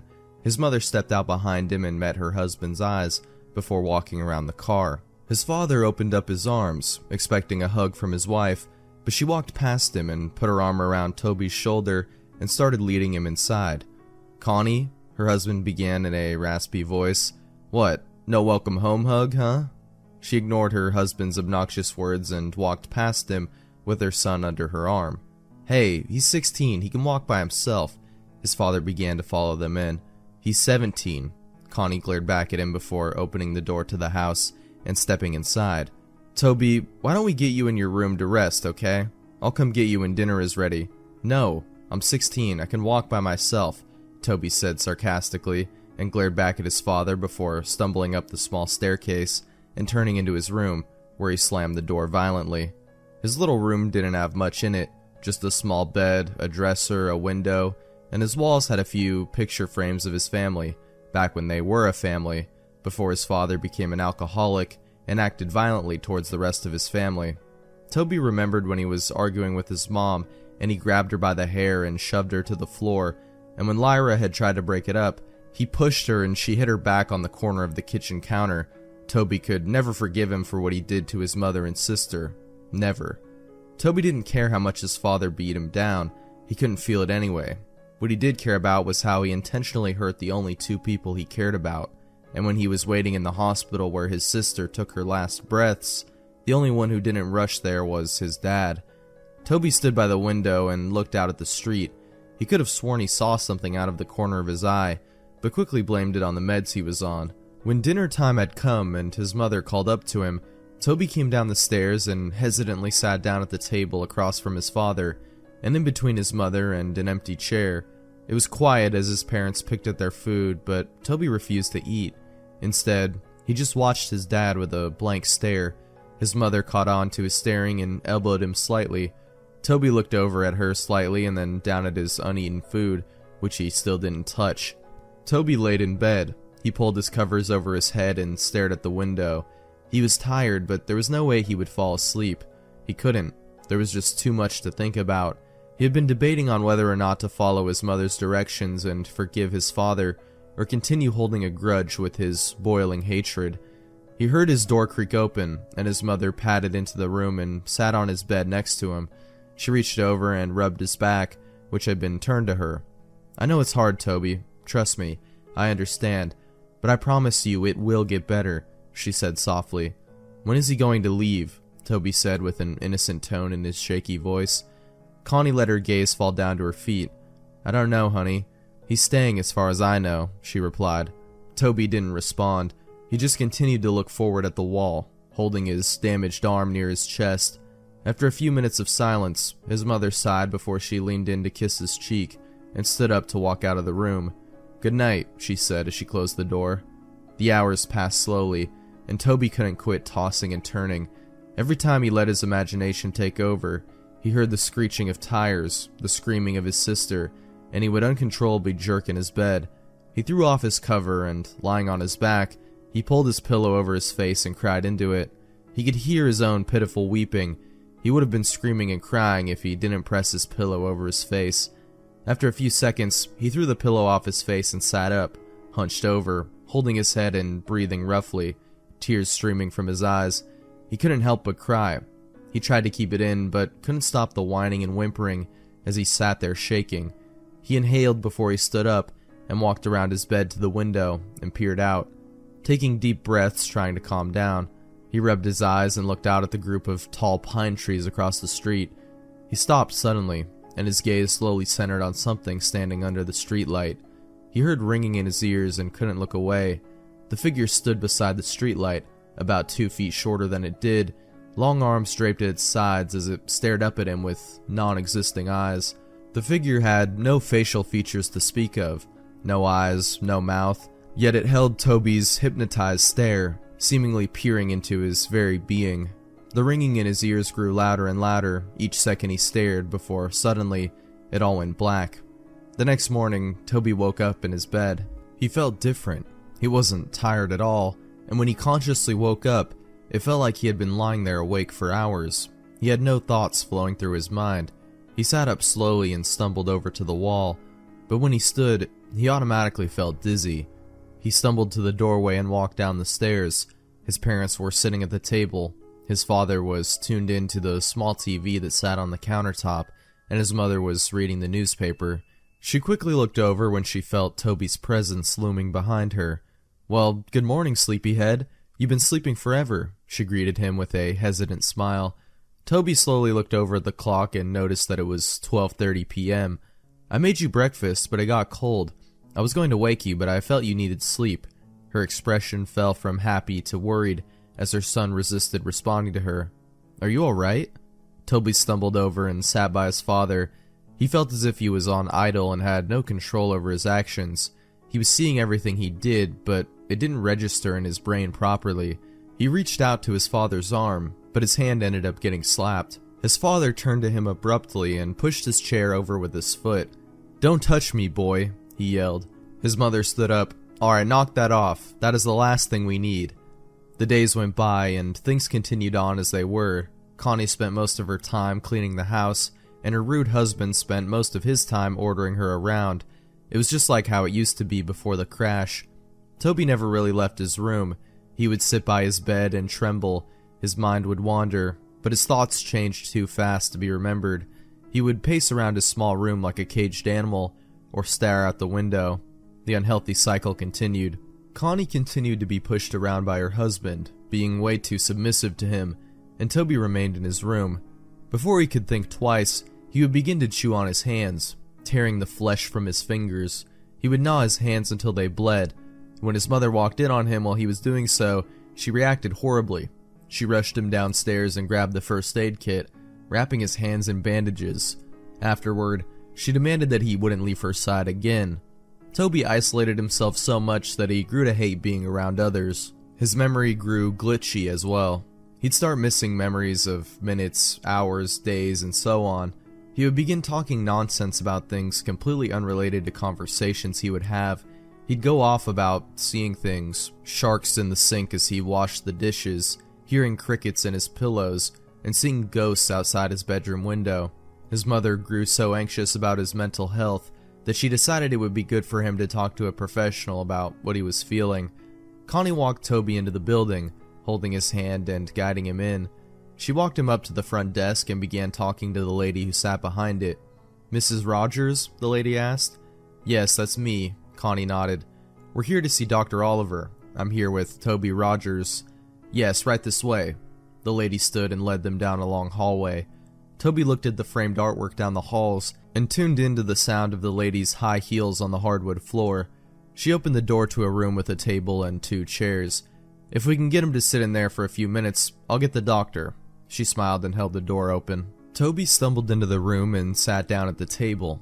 He looked over at his mother and the lady before the door slowly shut behind them. He looked around the room before he held up his tightly bandaged hands and began to bite at the bandages to unwrap his hands. But he was interrupted as the door swung open, and a young woman in a black and spotted dress with light blonde hair stepped in, holding a clipboard and a pen. "Toby?" she asked with a smile. Toby looked up at her and nodded. "Nice to meet you, Toby. My name is Dr. Oliver." She put her hand out for him to shake, but hesitantly pulled away when she noticed his bandaged hands. "Oh," she smiled nervously before clearing her throat and sitting in the chair across the table from him. "So I'm going to ask you a few questions. Try to answer them as honestly as possible, okay?" She placed her clipboard down on the table. Toby nodded slowly and held his restrained hands in his lap. "How old are you, Toby?" 17, he responded quietly. She wrote that down on the paper that was clipped to the clipboard. "What is your full name?" "Toby Aaron Rogers." "When is your birthday?" "April 28th. "Who is your immediate family?" Toby paused for a minute before answering her question. "My mom, my dad, and..." He stopped. My sister. I heard about your sister, dear. I'm really sorry." Her expression faded into a sad, pity-filled look. Toby nodded. "Do you remember anything from the crash, Toby?" Toby looked away from her. His mind went blank for a moment. He looked down at his lap and in the surrounding area. He heard a faint ringing noise. His eyes widened and he froze in place. "Toby?" the counselor asked. "Toby, are you listening?" Toby felt a shiver go down his spine until he froze once again and slowly looked over out the little window through the door, where he saw it. A dark, featureless figure peering in at him. He stared, eyes widened, the ringing growing louder and louder, until suddenly the loud voice of the counselor broke his trance. "Toby!" she yelled. Toby jumped and fell sideways out of his chair and backed up into the corner. Dr. Oliver stood up, holding her clipboard to her chest, a surprised look in her eyes. Toby met her eyes again, his breath hitching as he twitched. That night Toby lay in bed. His eyes were dazed as he stared straight up at his ceiling. He could feel himself begin to doze off when he heard the scattering of footsteps down his hallway. He sat up and looked towards the doorway, his door wide open. There was no light. Everything was lit by the luminescent blue glow of the moon through his window, leaving a cold lighting. He stood up and slowly made his way toward the doorway, when suddenly the door, which previously was wide open, slammed in his face. He gasped and fell back. He was out of breath when he hit the ground and began breathing heavily, his eyes wide open. He waited for a few seconds before getting back on his feet. He reached out and grasped the cold door handle with his bandaged hand and had it creaked open. He looked out into the dark hallway and tiptoed out of his room. The window at the end of the hallway lit up the darkness with blue moonlight as he padded his way down. He could hear footsteps rustling around him, and faint giggling followed by the pitter-patter of small feet, which sounded like a child had run in front of him, giggling and running around. The hallway was a lot longer than he remembered. It seemed endless, like the ride home from the hospital. He heard the door creak in front of him. "Mom?" he called in a shaky voice. Suddenly, a door slammed behind him and he jumped and turned around. Behind him, he heard a long, eerie groan that sounded like croak right in his ear. He turned around as fast as he could and was suddenly face to face with none other than his dead sister. Her eyes were clouded white, her skin pale, the right side of her jaw dangling there by tissue and muscle, glass protruding from her forehead, black blood leaking down her face, her blonde hair pulled up in a ponytail, as it always was, and she was wearing her gray t-shirt and athlete shorts, which were dirty and spotted with blood.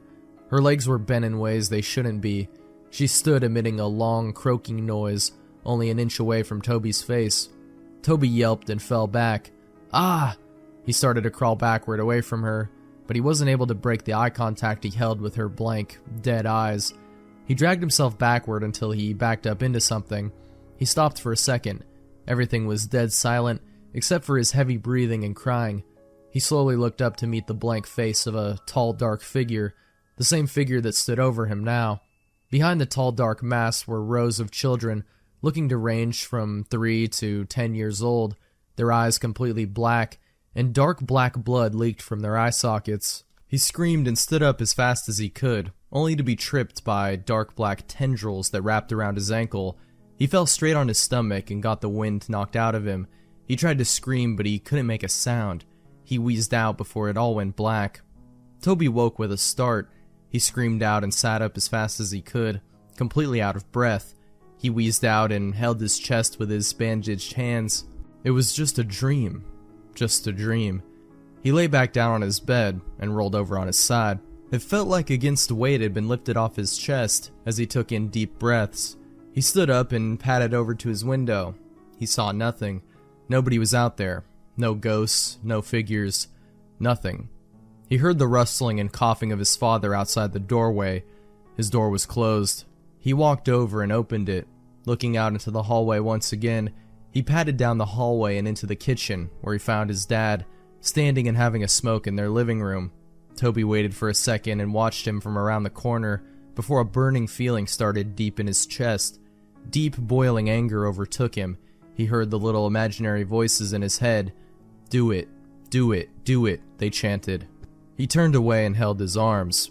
He felt like he actually had control over himself. Unlike he did for the past few weeks since he got home from the hospital, he actually had complete thoughts for just moments before the chanting of the little voices in his head clouded them. "Kill him, he wasn't there, he wasn't there, kill him, they continued on. Toby trembled. No, he wasn't going to do it. What? Was he going crazy? No, he won't kill anyone, he can't. He hated his father, but there was no way he was going to kill him. That was it. The last thought he had before he fell into an idle state once again. The influence of the voices in his head was too much. He began to silently walk up behind his father. He reached over the counter to the knife in the case. He gripped it in his hand. He felt the sensation take over his chest. He let out a snicker. He began laughing so hard he had to gasp for breath. His father turned around abruptly before he felt a brute force shove him to the floor. He grunted as the air was knocked out of him. "What?" He looked up at the boy who stood over him, grasping the kitchen knife in his hand. "Toby, what are you doing?" He went to sit up and put his arms out in front of him in self-defense, but before he knew it, Toby was on top of him. He went to grab his neck, but his father reached out and blocked his hand by grabbing onto his wrist. "Stop! Get off me, you little fucker!" he yelled, and with his other hand he threw an off-center punch toward Toby's shoulder, but he didn't stop. The look in Toby's eyes was not sane. It looked as if a demon had taken control of him. He yelled back and went to stab the knife into his father's chest, but his father blocked him and grabbed onto his wrist once again. He went to shove him back, but Toby kicked his feet out in front of him and landed a hard blow straight to his father's face. His father recoiled and pulled his arms away to cuff his face, but Toby got back up and drove the knife straight into his shoulder. His father let out a loud cry and went to pull the knife out, but before he could, Toby threw his fist straight into his face. He began to pound his fists into his head, laughing and wheezing. He cracked his neck and grabbed the knife and ripped it out of his father's shoulder. He drove it deep into his dad's chest and repeatedly stabbed into his torso, blood spilling out and getting splattered everywhere. He didn't stop until his father's body went still.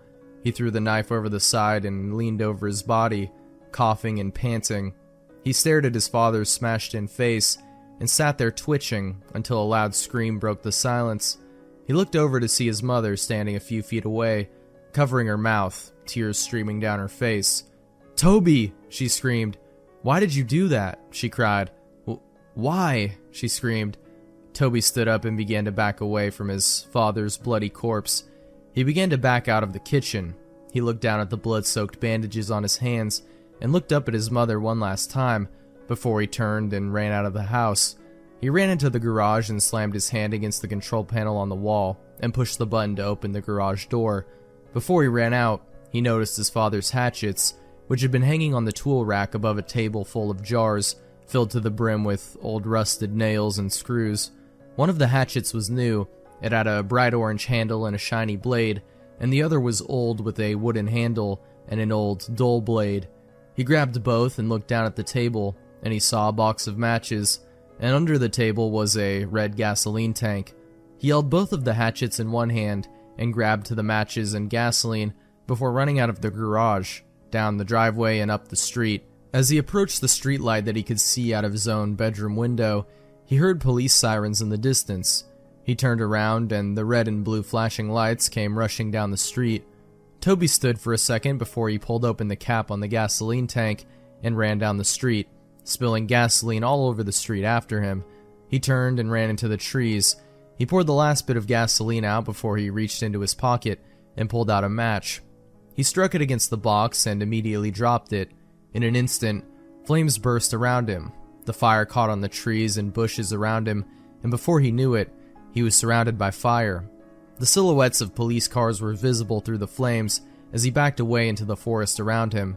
He looked around, but his vision was blurred. His heart was pounding, and he closed his eyes for a moment. This was it. This was the end. Toby felt a hand on his shoulder.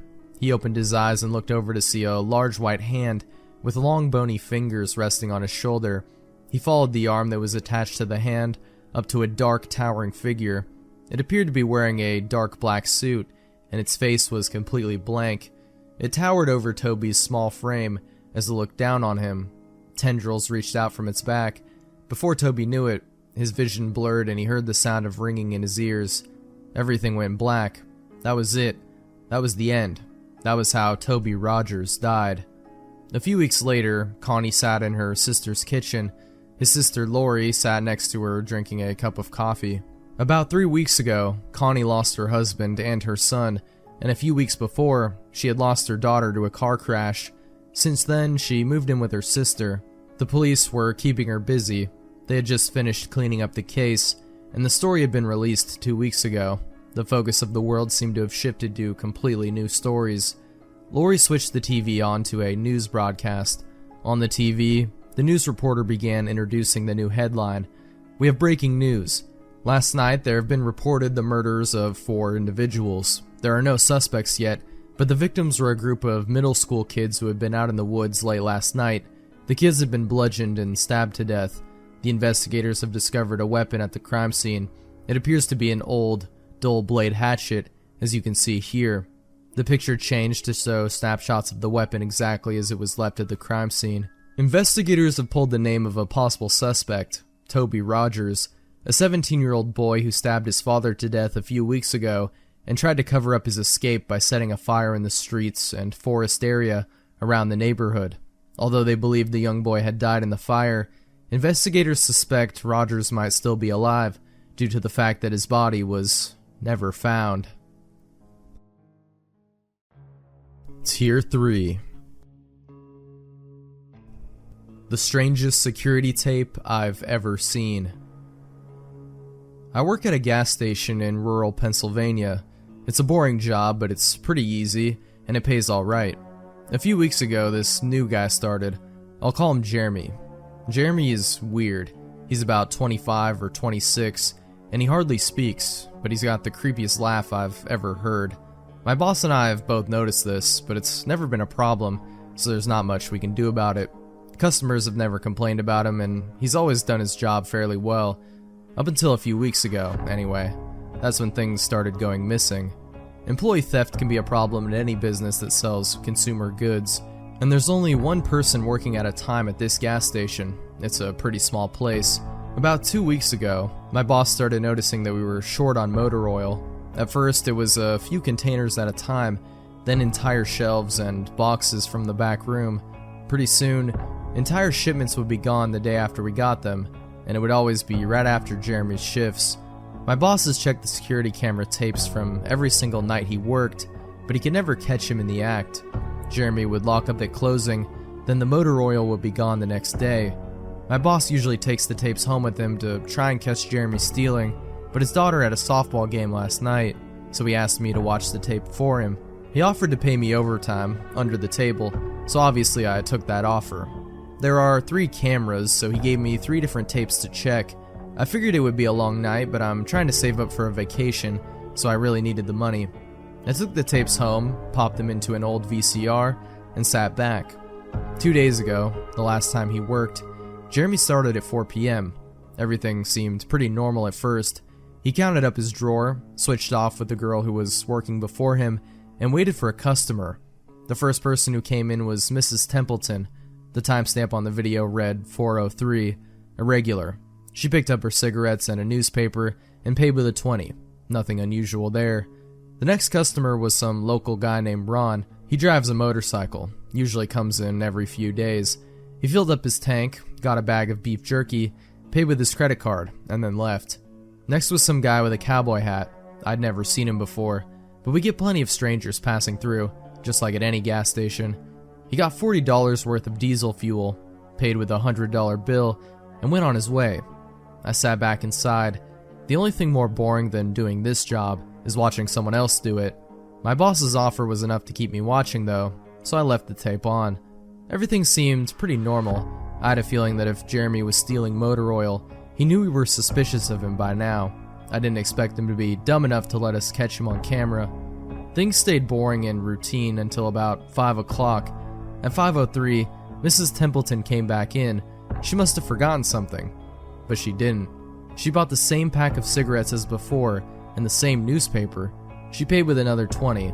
That's odd, I thought. But then again, she's a little absent-minded. I thought Jeremy should have told her she already got her smokes, but it's not against the rules to sell somebody the same thing twice. That's when Ron came in again. He bought another tank of gas for his motorcycle again. I later checked the outdoor camera because I thought maybe he had another car he wanted to fill up, and the same pack of beef jerky. He paid with his credit card again. No big deal, I figured this was just a weird coincidence. Mrs. Templeton is forgetful, and Ron probably owns more than one Harley.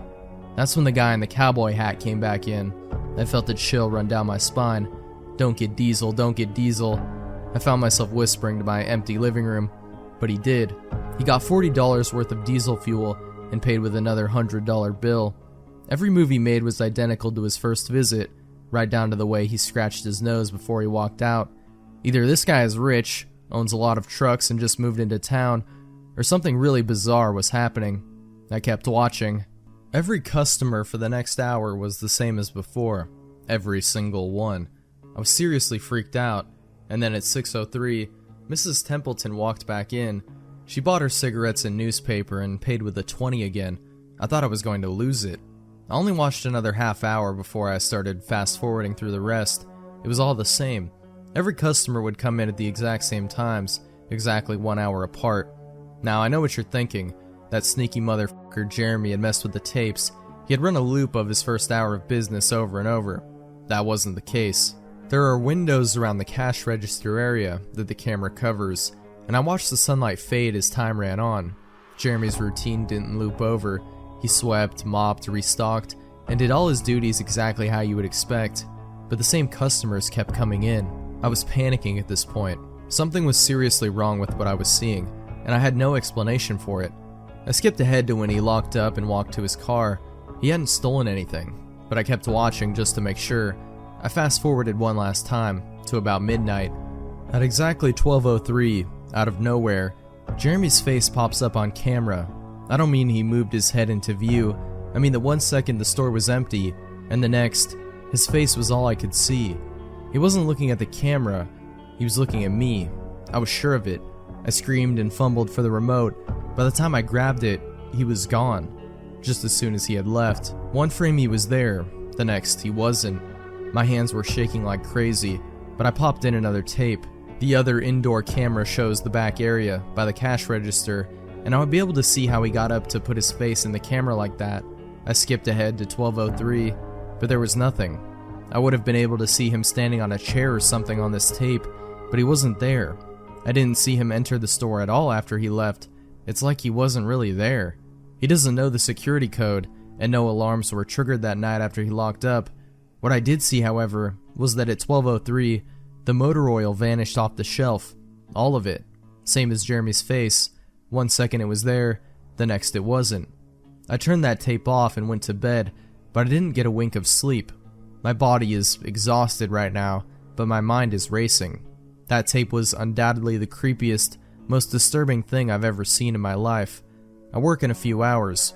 My boss asked me to bring the tapes back in and let him know what I found, but really, what the hell am I going to say? Jeremy works the night shift tonight, directly after me, and the plan is for my boss to come in just before I leave and confront him with me, as I'm supposed to be the one who caught him stealing. I have no idea what I'm going to do.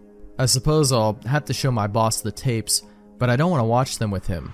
I never want to see something like that again. I can't get the image of Jeremy just smiling directly into the camera out of my mind. It was the creepiest look I've ever seen on another human being's face. Anyway, I'm gonna try to get some last-minute sleep before I have to go in and deal with this.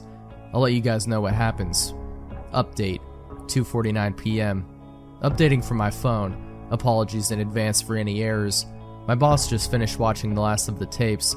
I told him what to expect, but you really can't prepare someone for something like that. He's scared shitless. I still am too. And Jeremy is due to come in at 4. We've got a little over an hour to get our shit together, but neither of us knows what to say to him.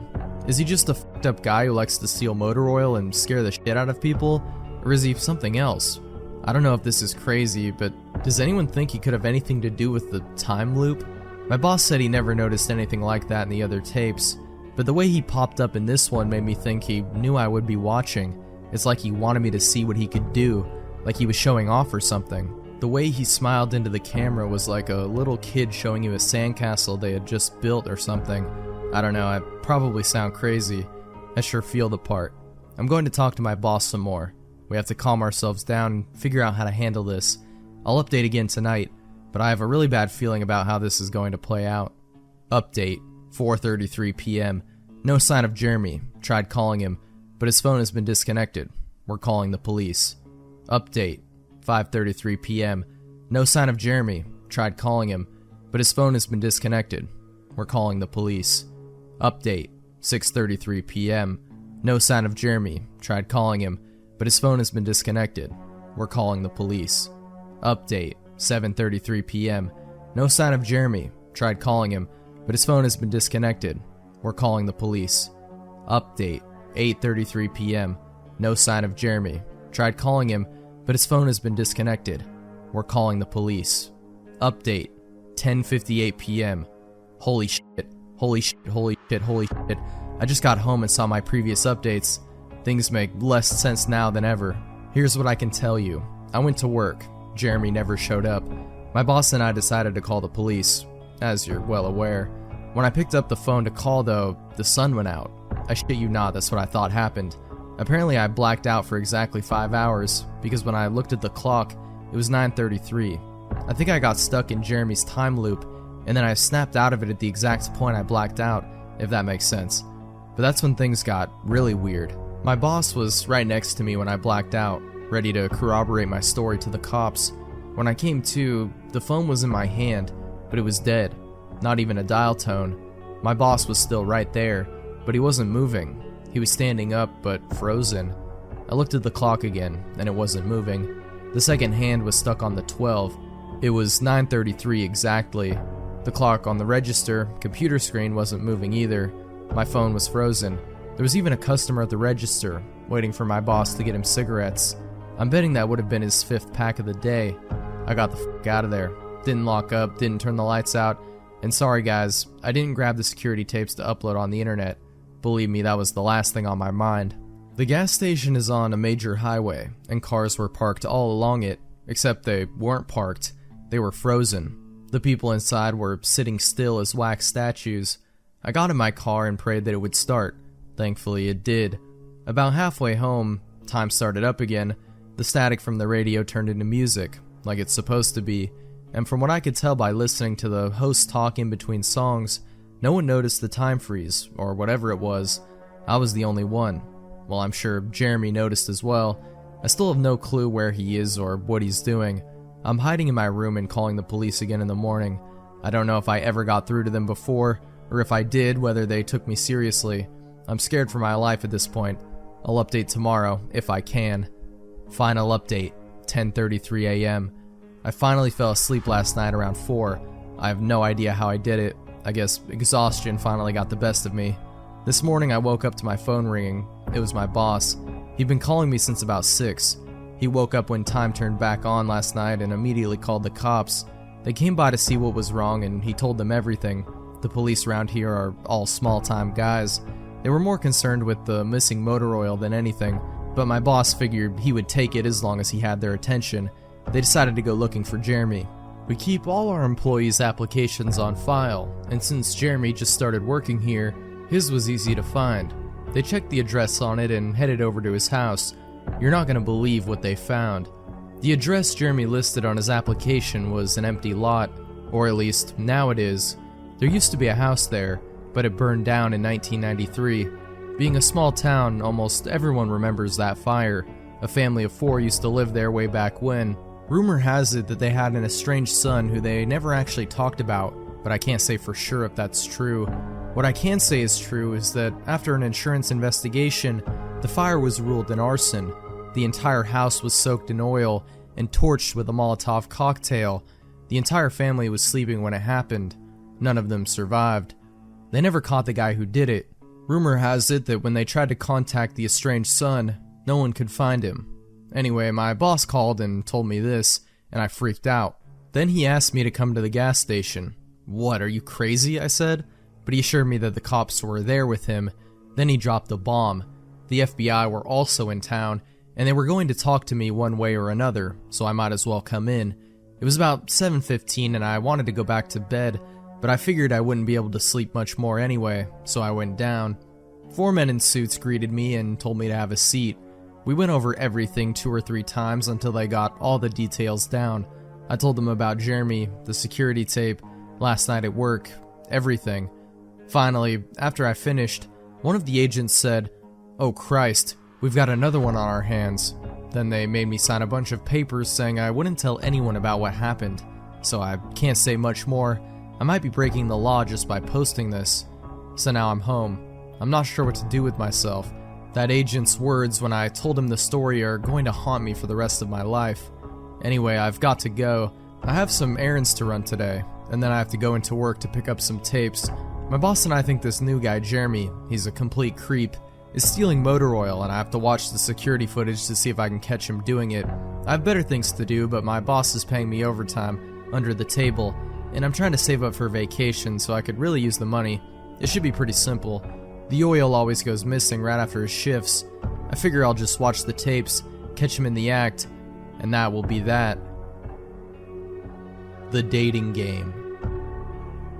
I had been single for a while, and I was sick and tired of it.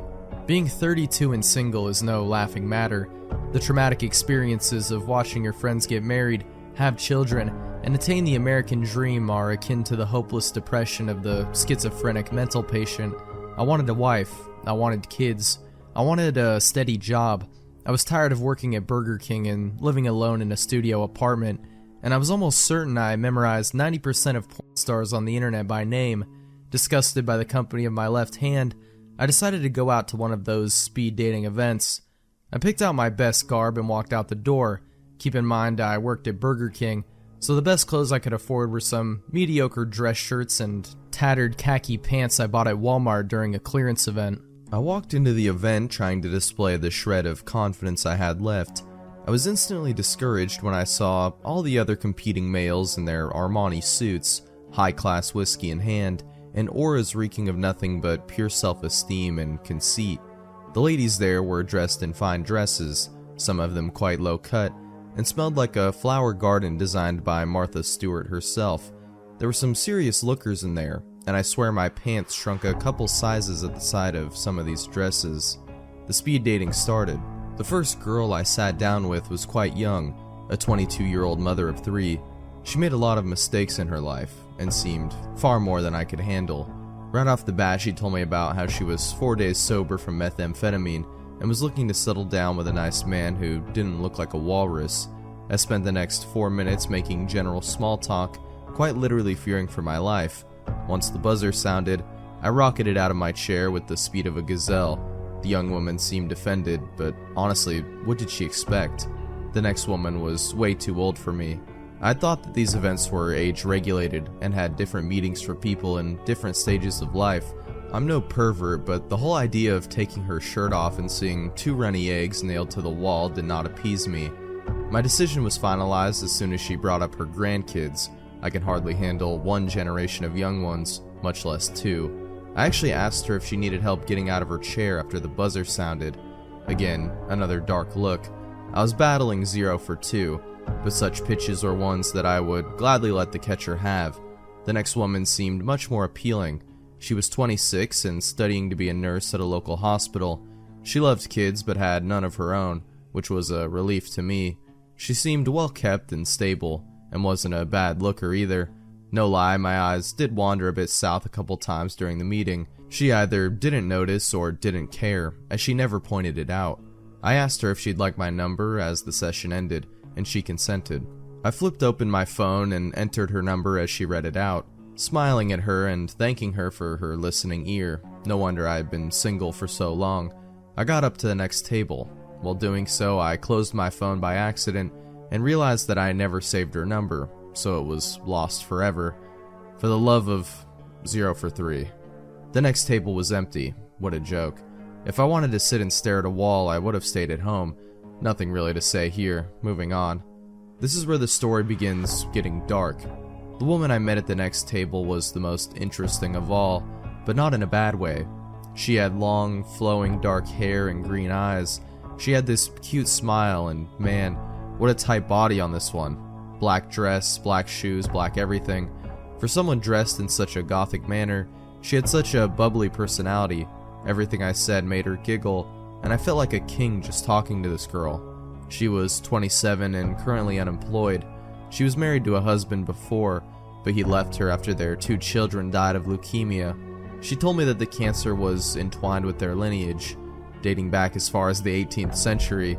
Therefore, in numerous fits of emotional rage, her ex-husband blamed her for giving the kids cancer and left. Too pained by the loss of her entire family, she moved to the city a few weeks ago and was living on unemployment, unable to continue working at her job due to the crippling depression and panic she suffered as a result of her abandonment. Despite the torment in her life, she never seemed depressed about it.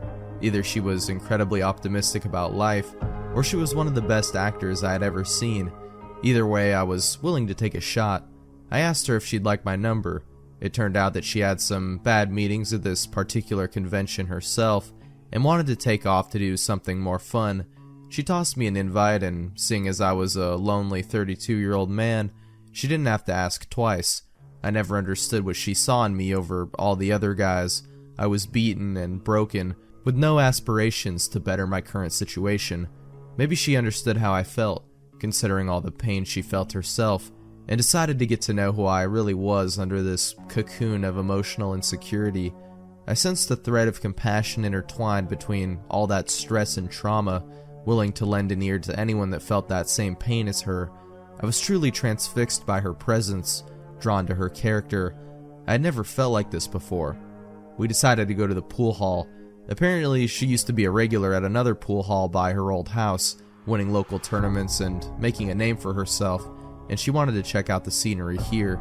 I wasn't too shabby at the table game myself, so I was excited. Every shot she made was perfect. The balls just sank into the pockets like each pocket was a black hole, just waiting for something to trespass into its field. Out of the 17 games we played, I think I made around 23 shots. She just kept running the table.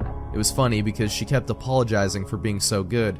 I waved the apology and complimented her on her skill, causing her to giggle more. Every time she laughed, I fell harder and harder, and to be honest, I was always excited when the cue ball landed on my side of the table, you know, because she bent over to take her shots, as many pros do. We left after that. She said she had to get home as she had some errands to run, being new in the neighborhood and all. I agreed, since I had a Facebook application that I had to update. Obviously, I didn't give her that reason. Jesus, what the hell is wrong with me? Passing up an amazing girl for Facebook, ugh. So we exchanged numbers and parted ways. I couldn't believe it. I had actually scored a beautiful woman. Hell yeah. Weeks and months passed on. We continued to talk and eventually began regularly dating. The relationship moved pretty quickly, and it seemed we were truly matched for each other. After about 7 months of dating, I asked her to marry me. I popped the question on the 17th, as that's how many games we played on our first date. She found that so romantic and flew into my arms, screaming yes to the skies. Things were finally looking up. I moved out of my shitbox apartment and into her home. I always admired the cozy feel of her 2-bedroom ranch house, something perfect to start a family in. As I was moving my final things in, I noticed how much of a mess I was making, with my boxes of stuff and all. I apologized and motioned to the basement to finish moving my things. Her face instantly darted to mine. In a hurried and almost frantic voice, she assured me that she'd take care of the rest of my things and that I should relax. It was a bit odd, sure, but she had been through so much excruciating sadness throughout her life that her having a psychiatric illness is something I expected. I complied to her request. The next few months were great. We never got tired of each other, and on our wedding day, the kiss we shared on that altar was so special that I firmly believe angels surrounded us and serenaded us with harps and trumpets as our lips connected and sparked so brightly that the entire room was illuminated. I'll leave out the details of the honeymoon as this is not a pornographic piece. She was always leery of me approaching the unforbidding basement, sometimes to the point of arguing with me about it, but aside from that, I didn't see any fault in her. Until everything I knew about life was shattered. One day, she told me she was going to the grocery store. I noted that I wanted some ground beef in order to make hamburgers for dinner. She smiled at me with that cute, adorable smile I've grown to know and love, and headed out. After climbing Burger King's corporate ladder, I had finally attained the position of regional financial manager for the entire state. I was working on some budget information, assessing the costs of all the franchises across the state. It was a long and arduous process, but I was getting just above 6 figures for it, so I wasn't complaining. After each report was fully completed and evaluated, I moved the files to a USB drive so I could upload them to a computer for a corporate meeting the next day. To my horror, with only 3 reports left to finish, the computer crashed. If I didn't finish these reports, I would surely lose my job. I called my wife asking her if she had another computer or something I could use, but she didn't answer. I rummaged through the house to find something to finish these reports with, to no avail. Desperate times called for desperate measures, so I took the daring risk of approaching the basement. The handle was unusually cold, and the door was locked. Frustrated and defeated, I slumped to the couch in a depression. That is, until I realized there was a specific flower pot that my wife always guarded with her life. On a hunch, I went to it and found the key at the bottom of the pot, under the dirt. As soon as I opened the door, a rancid and tangible odor attacked me like a falling wall from a decrepit building.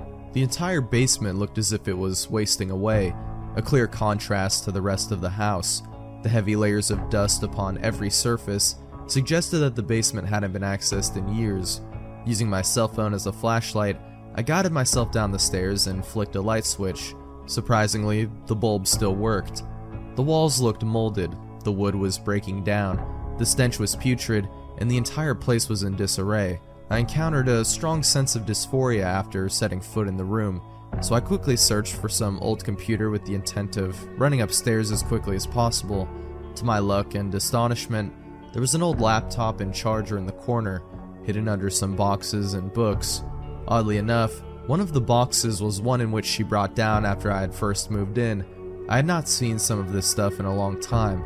Ignoring the nostalgia, I seized the computer and charger and raced up to the master bedroom. After giving the laptop a few minutes of power, I booted it up. It ran on Windows XP and was quite the technological dinosaur compared to modern equipment, but it had Microsoft Office, so it was acceptable. As soon as Windows finished booting up, a system message appeared on the screen, notifying me that new sources had been added to the tagged video cache, and if I'd like to check it. I had never seen a system message like this before. I know that snooping is generally taboo, but curiosity overcame me. I was taken to a hidden file that required a password to access it. Rolling my eyes, I moved my cursor to X out of the program, when suddenly, something typed the password in for me. A bit frightened at this point, I was sucked into the screen. There were 4 videos, entitled him.avi, 1.avi, 2.avi, and y.avi. All 4 thumbnails were pure black. Curious, I clicked on the video entitled him.avi. I should have never done that. The video was extremely shaky and grainy. I could barely make out the figure of a man tied to a chair with some sort of metallic rope. A woman moving as if she was floating on air, not moving a single bone in her body, but yet being able to slowly hover around the room, came into picture. To my horror, she brought out a knife and started slowly cutting the man. The man screamed in brutal pain as the woman slowly cut him to pieces. Blood poured from his mouth and all his lacerations as the woman dug the knife in deeper. His clothing was slowly stripped from his body, and after each article was removed, she used a lighter to set all of the newly exposed hairs on fire. Covered in horrific burns and terrifying cuts, the man had stopped screaming and was now simply bawling. He occasionally screamed out, "Why?" for that was all he could muster. Each time he did, the woman stabbed him again. She began laughing as the man began vomiting blood and entrails. She picked up the small, solid pieces of the vomit with the knife and slowly licked the knife clean, giggling like a schoolgirl. She then proceeded to gouge the man's left eye out while he was still alive. I couldn't watch anymore, so I closed the video. Shaken and horrified, I clicked on 1.avi. I had to know what was going on. This time it was a young boy, about 8 years old, bound into the chair. He looked confused and innocent. I shook my head and fell into tears. Such a thing was not about to befall this boy. The video was of the same quality as the last one. However, the background was much brighter. They seemed to be in an abandoned household, falling apart and in ruin. The woman floated over to the boy, much like she did in the last video, and kissed him gently on the cheek. She slowly brought heat lamps, the source of the brightness mentioned before, over to the boy, one by one, until the video was white. After a while, the camera was dimmed so that the boy could be seen again. The innocent look once seen in the beginning of the video turned into one of excruciating pain. The heat lamp slowly began burning his skin and clothes. Bubbles and blisters began rapidly forming on his skin as he too screamed in pain. As with the man in the last video, he screamed, "Why?" and was punished each time by being brutally lashed with a belt studded with pieces of what appeared to be broken glass. The blisters began to boil as the child was roasted alive. Eventually, the screaming stopped and the boy fell into seizures. At this point, the same giggling in the last video could be heard again, this time even louder. She then took a knife and carved, "I deserved this," into the child's melting torso as he screamed. Eventually, the boy stopped moving. I closed out at this point. I needed to see the next one. I had to witness this. This had to be stopped. With such a determination, I clicked on 2.avi. This time, there was no one strapped in the chair. Instead, an infant car seat was in the chair with what seemed to be a newborn infant tightly strapped inside. Like the previous videos, a woman floated over to the child. She rubbed its head and briefly went off camera. She came back with a syringe and violently stuck it into the child's body, injecting a blue liquid into the child. Unique to the collection, the video began fast forwarding. At first, the infant seemed normal, happy, smiling, and carefree. As the fast forwarding progressed, the child grew more and more uncomfortable. It started coughing and wheezing. It began puking up a white liquid and began crying, almost as if too saying, "Why?" A dark bottle was briefly placed in front of the camera, and the words "tasty juice" were written upon it. The bottle was turned over to reveal its contents, a blue liquid that sizzled when it reached the ground. Blood-curdling screams erupted from the baby as it fell into more of an unstable condition. As the screeching child grew closer to death, the same giggling in the previous videos presented itself, but this time it was far louder than before. Determined to make it to the end, I fixated my eyes upon the screen, despite how much they were tugging at me to look away. The woman was screaming in laughter, louder than the baby was at this point. She floated over to the child again, unstrapped it, grabbed it by the legs, and to my utter shock, swung it head first as hard as she could at the wall. The child's head exploded upon impact, leaving cranial viscera and fluids draped all over the wall. The video then went black. Shaking, I forced myself to click on Y.avi. Before the video played, I noticed that this file was modified within the last hour. Almost blinded by fear, I swallowed my apprehension and opened my eyes. This time there was just the woman. No other person was present. She was just facing away from the camera and was speaking in a demonic tone. I can't recall exactly, but here's a paraphrased transcript of what she said. "Hello. Clearly by now you know that I'm not the person you thought I was. I'm a sick and twisted woman. I love this. It makes me so happy to see somebody die, especially at my hand. I know you're watching this, and I know you're terrified. The ghosts of those I've killed are swarming around you right now, telling you to pull away from the screen, to save yourself. Yet you still sit there and watch, waiting for some happy ending or reasonable explanation as to the events you have just witnessed. There are no special effects here. What you saw was real. I love watching this footage, even so much as to pleasure myself to it, but I had to hide it. You couldn't know. Your lonely piece of shit brain would tell you to turn me in. You were so desperate for love, you fell in love with a serial killer." The woman turned around instantly and I recognized the face of my wife. I couldn't even feel emotion at this point. I didn't know what to think. My memory had fallen to pieces. I didn't know where I was or who I had been or what I was about to go through. Everything in my life died as I saw the once happy and bubbly eyes that I once saw in my wife become vapid and emotionless. A smile crept across her face, one that makes me quiver in malaise upon the slightest thought of it. This wasn't possession. This wasn't mental illness. She was just evil. So evil. The video continued. "It's quite a shame. I really loved you. We had this passion. Hehehe. Remember the giggle? I made you fall in love with me. I tricked you, I lied to you. And want to know the best part? I knew you would find out. I couldn't keep the secret forever.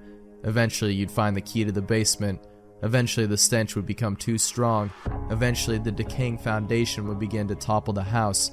And eventually you'd finally realize that my children never had leukemia and that my husband never left.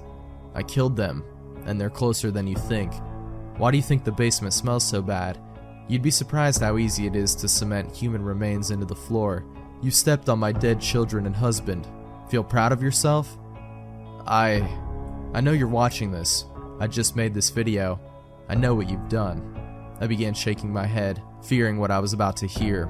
A cold sweat crept upon me as I suddenly felt two eyes bore into the back of my head. I was paralyzed. Those noises you're hearing aren't the pipes. Turn around.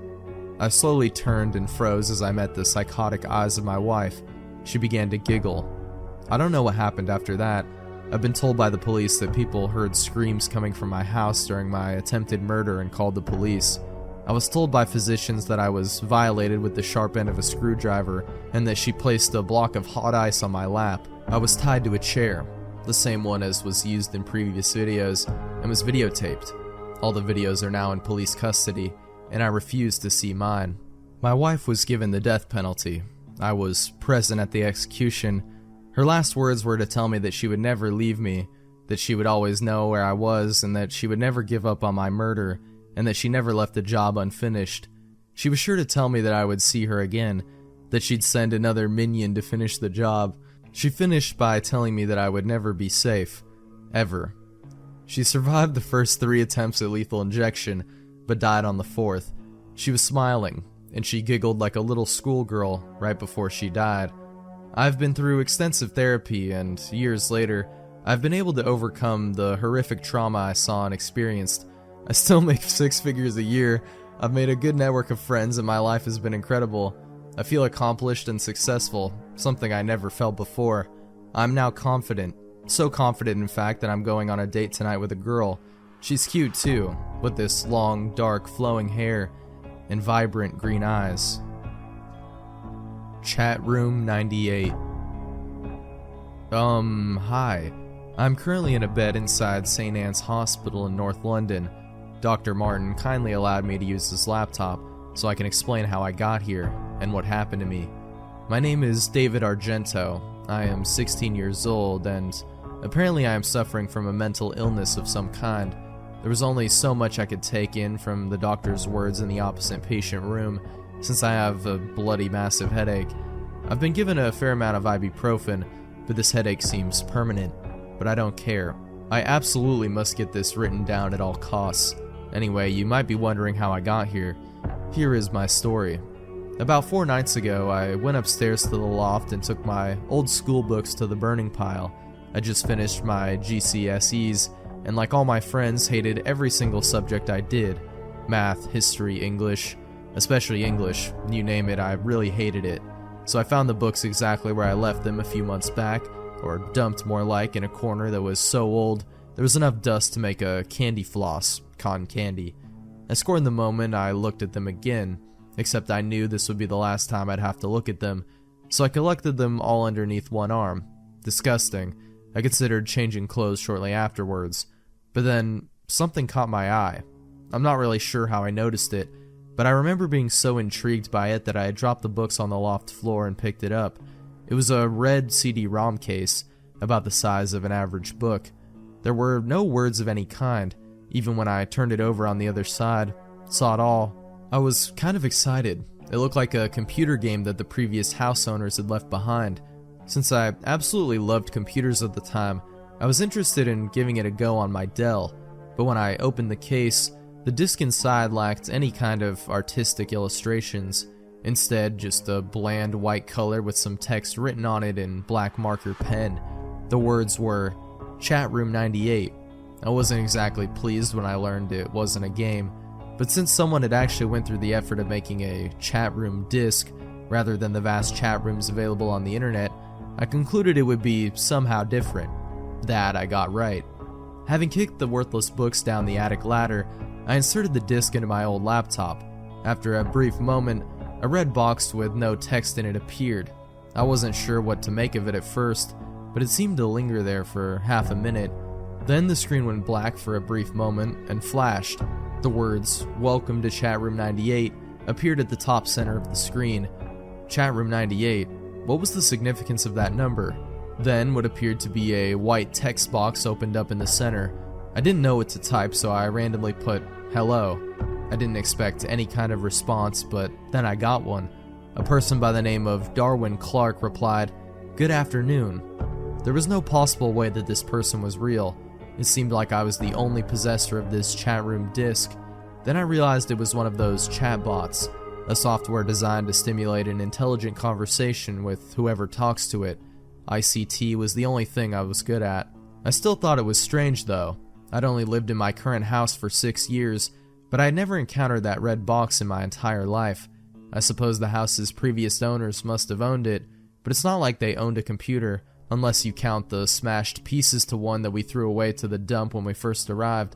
Anyway, I tried to start a conversation to see to what extent the AI had been programmed. "Lovely weather we're having," I wrote. No sooner than 3 seconds, Mr. Clark replied, "No, it seems rather miserable today."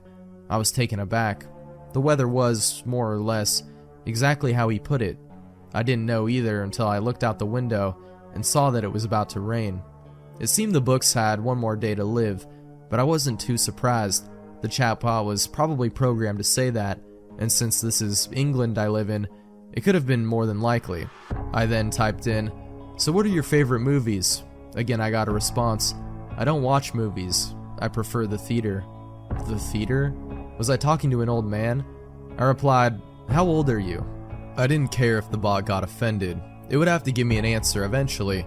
The answer was, "I'll tell you about myself. I was born in 1867 and grew up with 2 sisters whom I hated."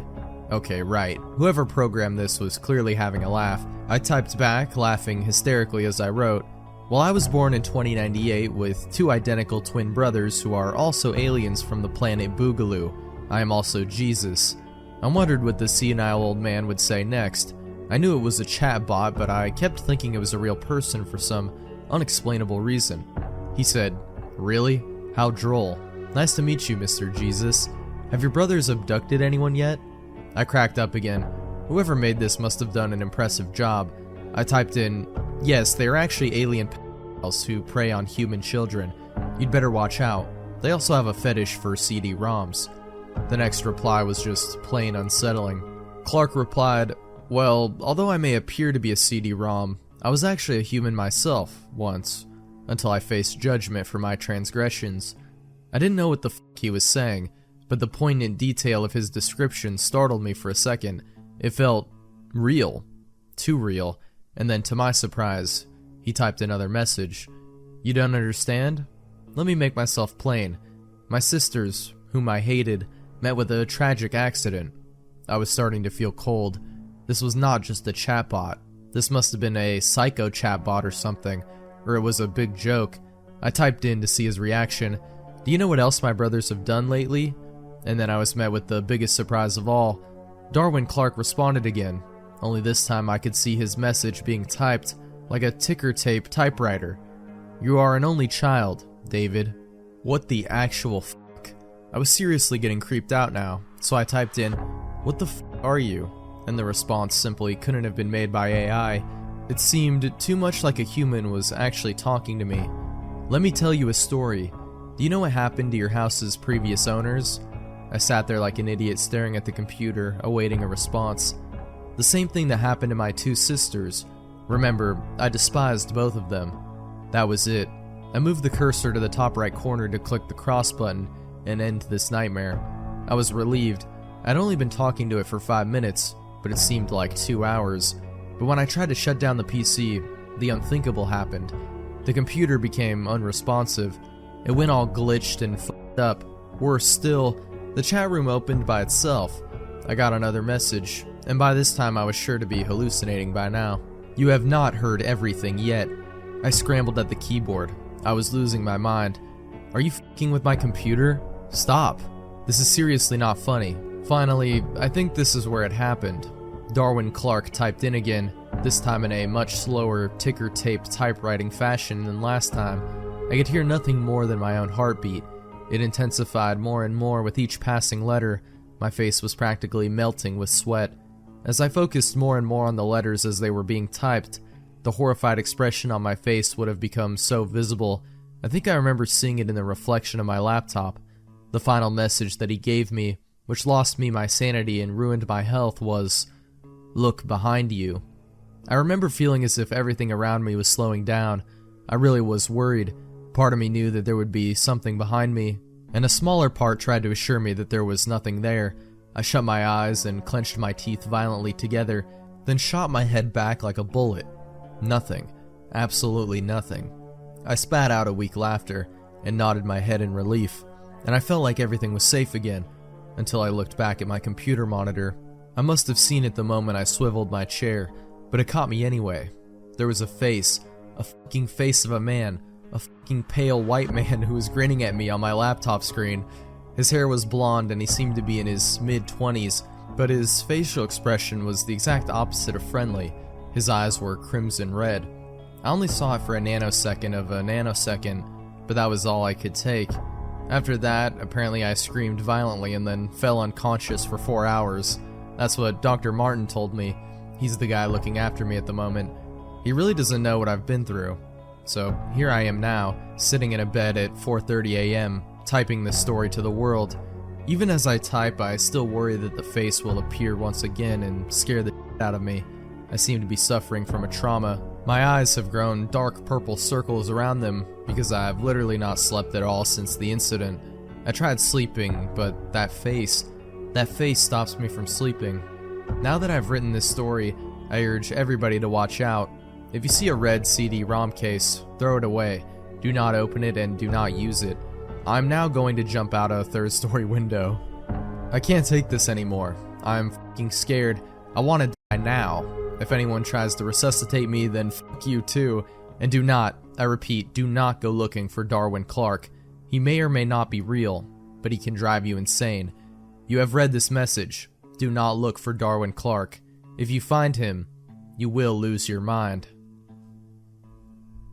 Mereana, Mordegard, Glesgorv. There is a video on YouTube named Mereana, Mordegard, Glesgorv. If you search this, you will find nothing. The few times you find something, all you will see is a 20-second video of a man staring intently at you, expressionless, then grinning for the last 2 seconds. The background is undefined. This is only part of the actual video.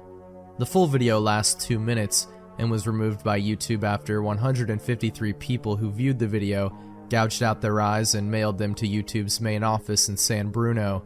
Said people had also committed suicide in various ways. It is not yet known how they managed to mail their eyes after gouging them out, and the cryptic inscription they carve onto their forearms has not yet been deciphered. YouTube will periodically put up the first 20 seconds of the video to quell suspicions so that people will not go looking for the real thing and upload it. The video itself was only viewed by one YouTube staff member who started screaming after 45 seconds. This man is under constant sedatives and is apparently unable to recall what he saw. The other people who were in the same room as him while he viewed it and turned off the video for him say that all they could hear was a high-pitched drilling sound. None of them dared look at the screen. The person who uploaded the video was never found, the IP address being non-existent, and the man on the video has never been identified. Mr. Widemouth. During my childhood, my family was like a drop of water in a vast river, never remaining in one location for long. We settled in Rhode Island when I was 8, and there we remained until I went to college in Colorado Springs. Most of my memories are rooted in Rhode Island, but there are fragments in the attic of my brain which belong to the various homes we had lived in when I was much younger. Most of these memories are unclear and pointless, chasing after another boy in the backyard of a house in North Carolina, trying to build a raft to float on the creek behind the apartment we rented in Pennsylvania, and so on. But there is one set of memories which remains as clear as glass, as though they were just made yesterday.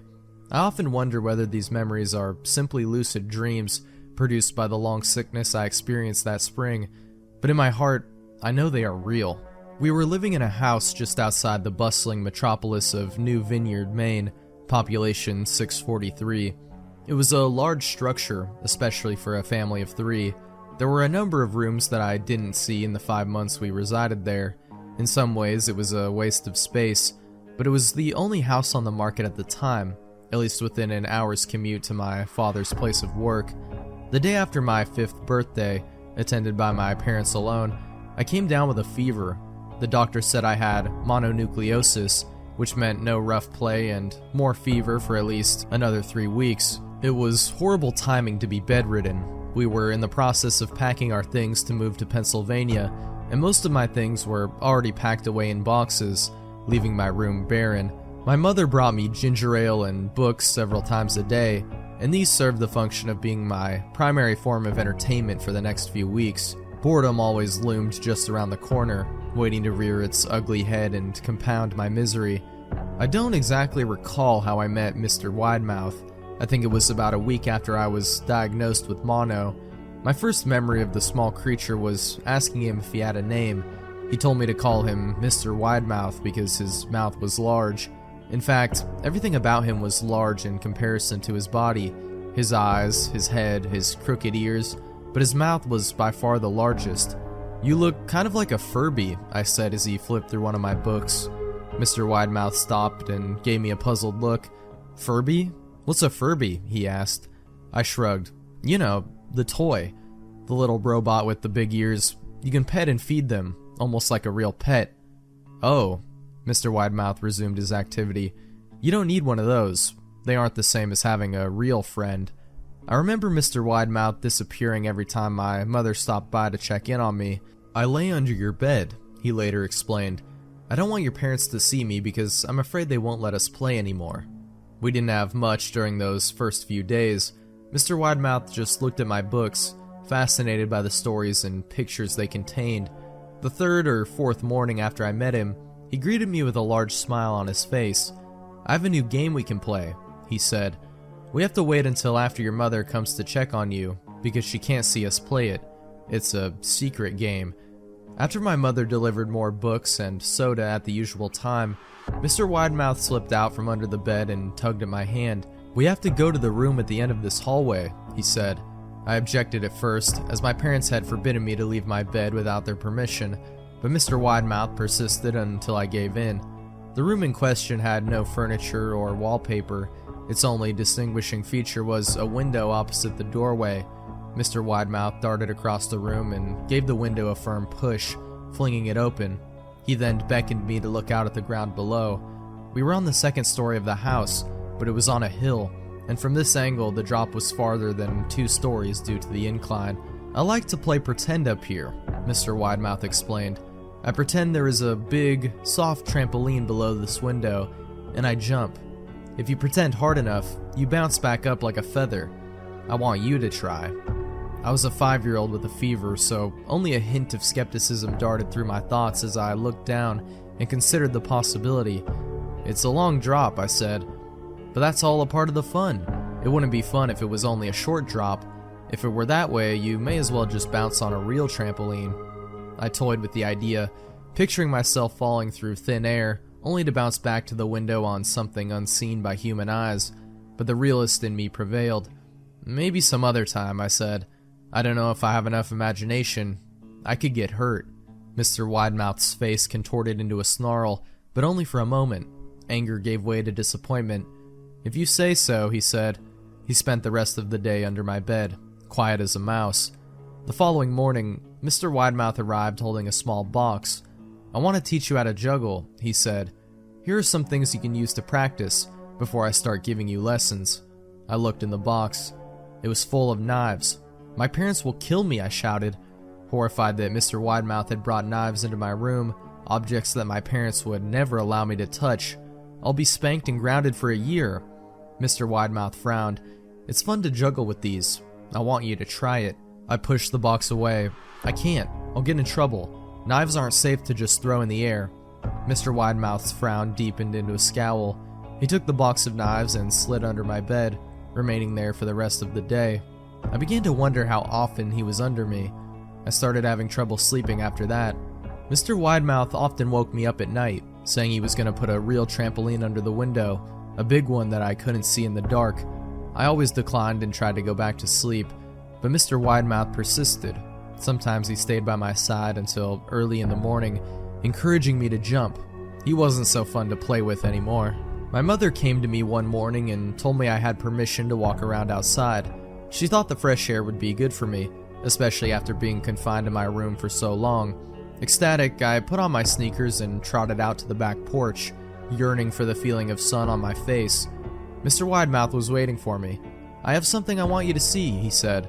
I must have given him a weird look because he then said, "It's safe, I promise." I followed him to the beginning of a deer trail which ran through the woods behind the house.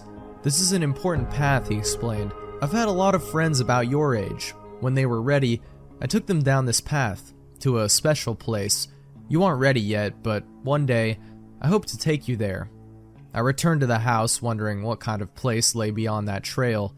2 weeks after I met Mr. Widemouth, the last load of our things had been packed into a moving truck. I would be in the cab of that truck sitting next to my father for the long drive to Pennsylvania. I considered telling Mr. Widemouth that I would be leaving, but even at 5 years old, I was getting to suspect that perhaps the creature's intentions were not to my benefit, despite what he said otherwise. For this reason, I decided to keep my departure a secret. My father and I were in the truck at 4 a.m. He was hoping to make it to Pennsylvania by lunchtime tomorrow, with the help of an endless supply of coffee and a 6-pack of energy drinks. He seemed more like a man who was about to run a marathon, rather than one who was about to spend 2 days sitting still. "Early enough for you?" he asked. I nodded and placed my head against the window, hoping for some sleep before the sun came up. I felt my father's hand on my shoulder. "This is the last move, son. I promise. I know it's hard for you, as sick as you've been. Once Daddy gets promoted, we can settle down and you can make friends." I opened my eyes as we backed out of the driveway. I saw Mr. Widemouth's silhouette in my bedroom window. He stood motionless until the truck was about to turn onto the main road. He gave a pitiful little wave goodbye, steak knife in hand. I didn't wave back. Years later, I returned to New Vineyard. The piece of land our house stood upon was empty except for the foundation, as the house burned down a few years after my family left. Out of curiosity, I followed the deer trail that Mr. Widemouth had showed me. Part of me expected him to jump out from behind a tree and scare the living bejesus out of me, but I felt that Mr. Widemouth was gone, somehow tied to the house that no longer existed. The trail ended at the New Vineyard Memorial Cemetery. I noticed that many of the tombstones belonged to children. Jane the Killer. On a hot summer night around 4:33 in the morning, as Jeff the Killer took another victim, this time a young wife, and also leaving her husband with a massive skull fracture as a result of blunt force trauma, the only one to survive was the couple's 4-month-old baby that police have discovered crying in its crib. Alongside the child, police have found a letter which was written on the back of a paper grocery bag in a black Sharpie marker and a Motorola Droid, faintly illuminated under the baby's blanket. The babysitter, who was locked in the closet during the time, claimed she smelled the lingering odor of women's cheap perfume and found body glitter on the baby's crib. But who was it from? Police were able to decipher the writing on the grocery bag, and here's what it said. "Jeff, if you are reading this, know that no matter how many innocent victims you claim, or how much innocent blood you shed, I'm still coming for you in the end. All of the men and women you so viciously slaughtered and disemboweled, I beat you to it. I killed them not because I hate them. I imagined those victims were you as I took their lives. It was the mere vision of you that made me kill them. I never did like you, you greasy-headed, grinning, smug, ignorant son of a bitch. My black eyes may look like I'm void of vision, but I'm not stupid. Just remember, the night that you creep into a poor girl's bedroom, you're gonna fall head over heels down the f***ing stairs with your guts caught on the broken glass of the window that I smashed you into.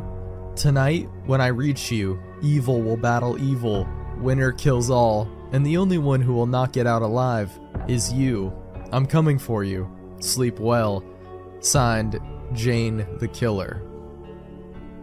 Jane the Killer, the real story. Listen, the only reason I'm going out of my way to tell you any of this is because the story Jane the Killer is starting to piss me off. My real name is Jane Arkansas, aka Jane the Killer, and this is how I met Jeff, the reason I look the way I do, and why I want to kill him. When I heard that a new family had moved in across the street, I wasn't that surprised. It was a nice neighborhood, and the house was relatively cheap considering where it was. I guess I was about 13 or 14 when everything went to hell. I never really talked to Jeff when he moved in. To be frank, I never talked to him until that night, but it's too soon to talk about that now. My first impression of Jeff was that he was a good kid, probably got nice grades, rarely got into fights, maybe even a cool guy if he opened up to someone. His brother Lou seemed like he put family first by the way he sat with his brother on the sidewalk.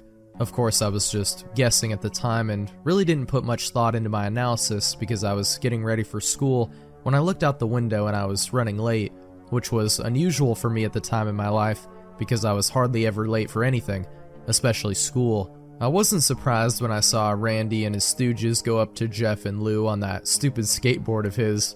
Randy was nothing but a bully. He always picked on anyone who was smaller than him.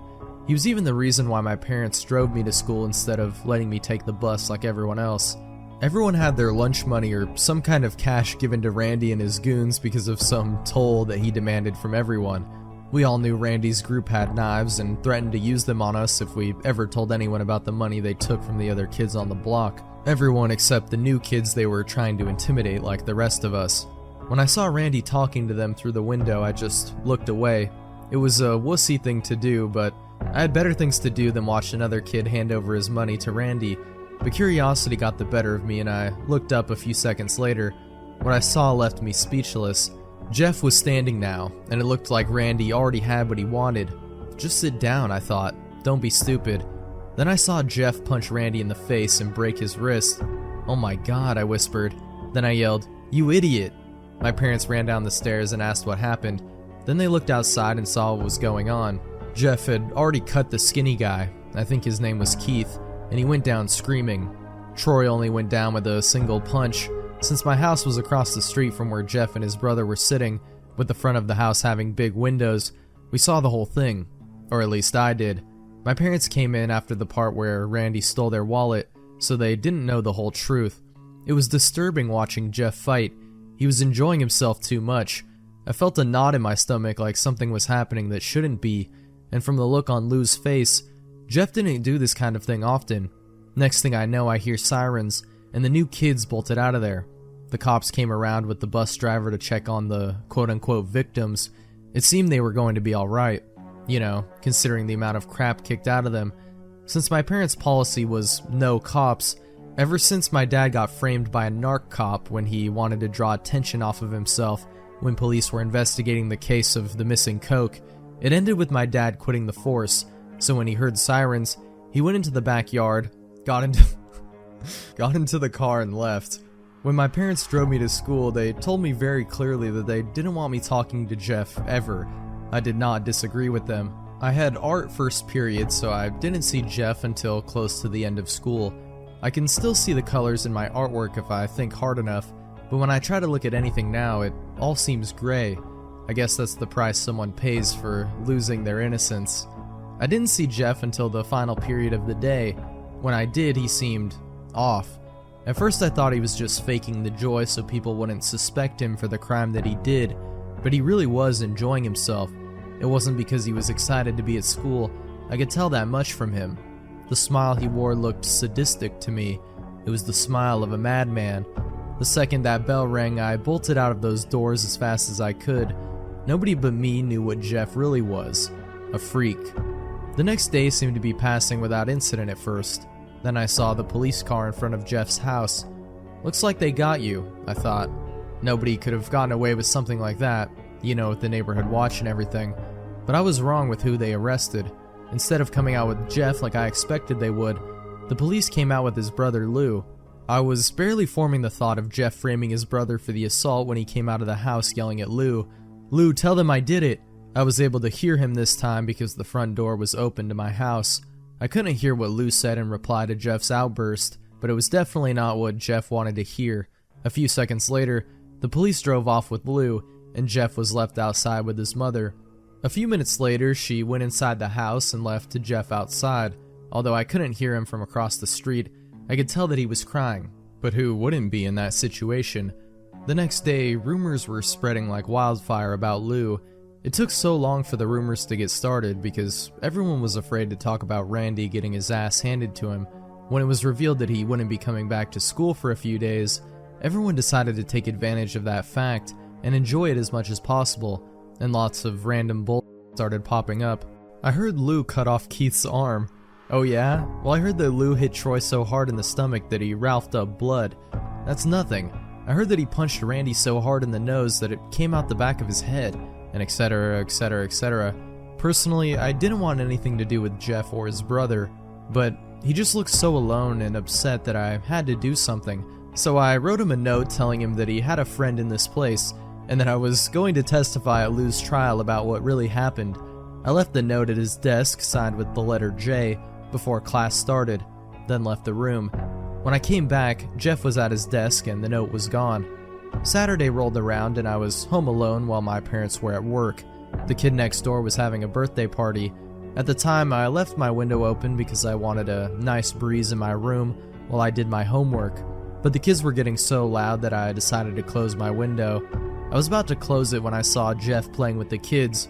He was running around wearing one of those fake cowboy hats and carrying a toy gun. He looked so ridiculous I had to laugh. Maybe he isn't the monster I think he is, I thought, ashamed of myself for suspecting that he could have been one. As I was closing the window, I saw Randy, Keith, and Troy jump over the fence on their skateboards to where Jeff was. Not again, I said, to the open window. I saw Randy and Jeff exchange small talk, but I couldn't hear what they said over the sound of the kids yelling and screaming. Then Randy rushed at Jeff and tackled him. I was about to grab the phone and dial 911 when I heard Troy and Keith shout, "No one interrupts or guts will fly." I looked out the window again and saw that they both had matching guns in their hands. I couldn't have called for help then without endangering the lives of others. I couldn't have called 911 anyway. The batteries in my phone was dead.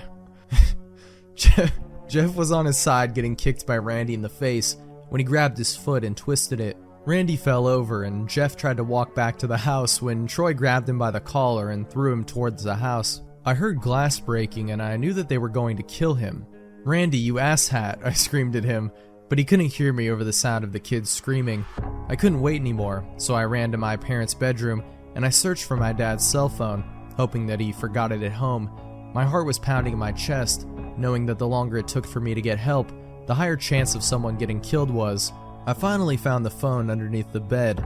I wasted no time punching in the numbers. 911, hello? I need help, there's an emergency going on next door. Some guys jumped the fence and are beating up someone. They've got guns, you need to hurry, please. Okay, miss, I need you to tell me the address and I'll send help right away. I quickly told her my address and the address of the house next door. Please hurry, I said. It's okay, just stay on the lot. Bang, bang, bang. I heard loud gunshots come from next door. I yelped and dropped the phone. It landed on the ground and broke. Then I ran to my bedroom window to try to figure out what was going on. But no sooner had I poked my head out the window, I heard the whoosh of a fire and the screaming. I'm going to make Jeff scream like that again when I find him. The only thing I can compare it to is the death cry of an animal. It was, at the time for me, horrifying, but now it sounds like music to me, and there is nothing I want to hear more in the world than him screaming. I saw fire spew out of the house like an angry dragon. I ran downstairs immediately and got the portable fire extinguisher from the kitchen and ran outside. As I was running, I popped the pin for the extinguisher for immediate use. Luckily, the door was unlocked as I barged in, but when I saw Jeff, I completely froze.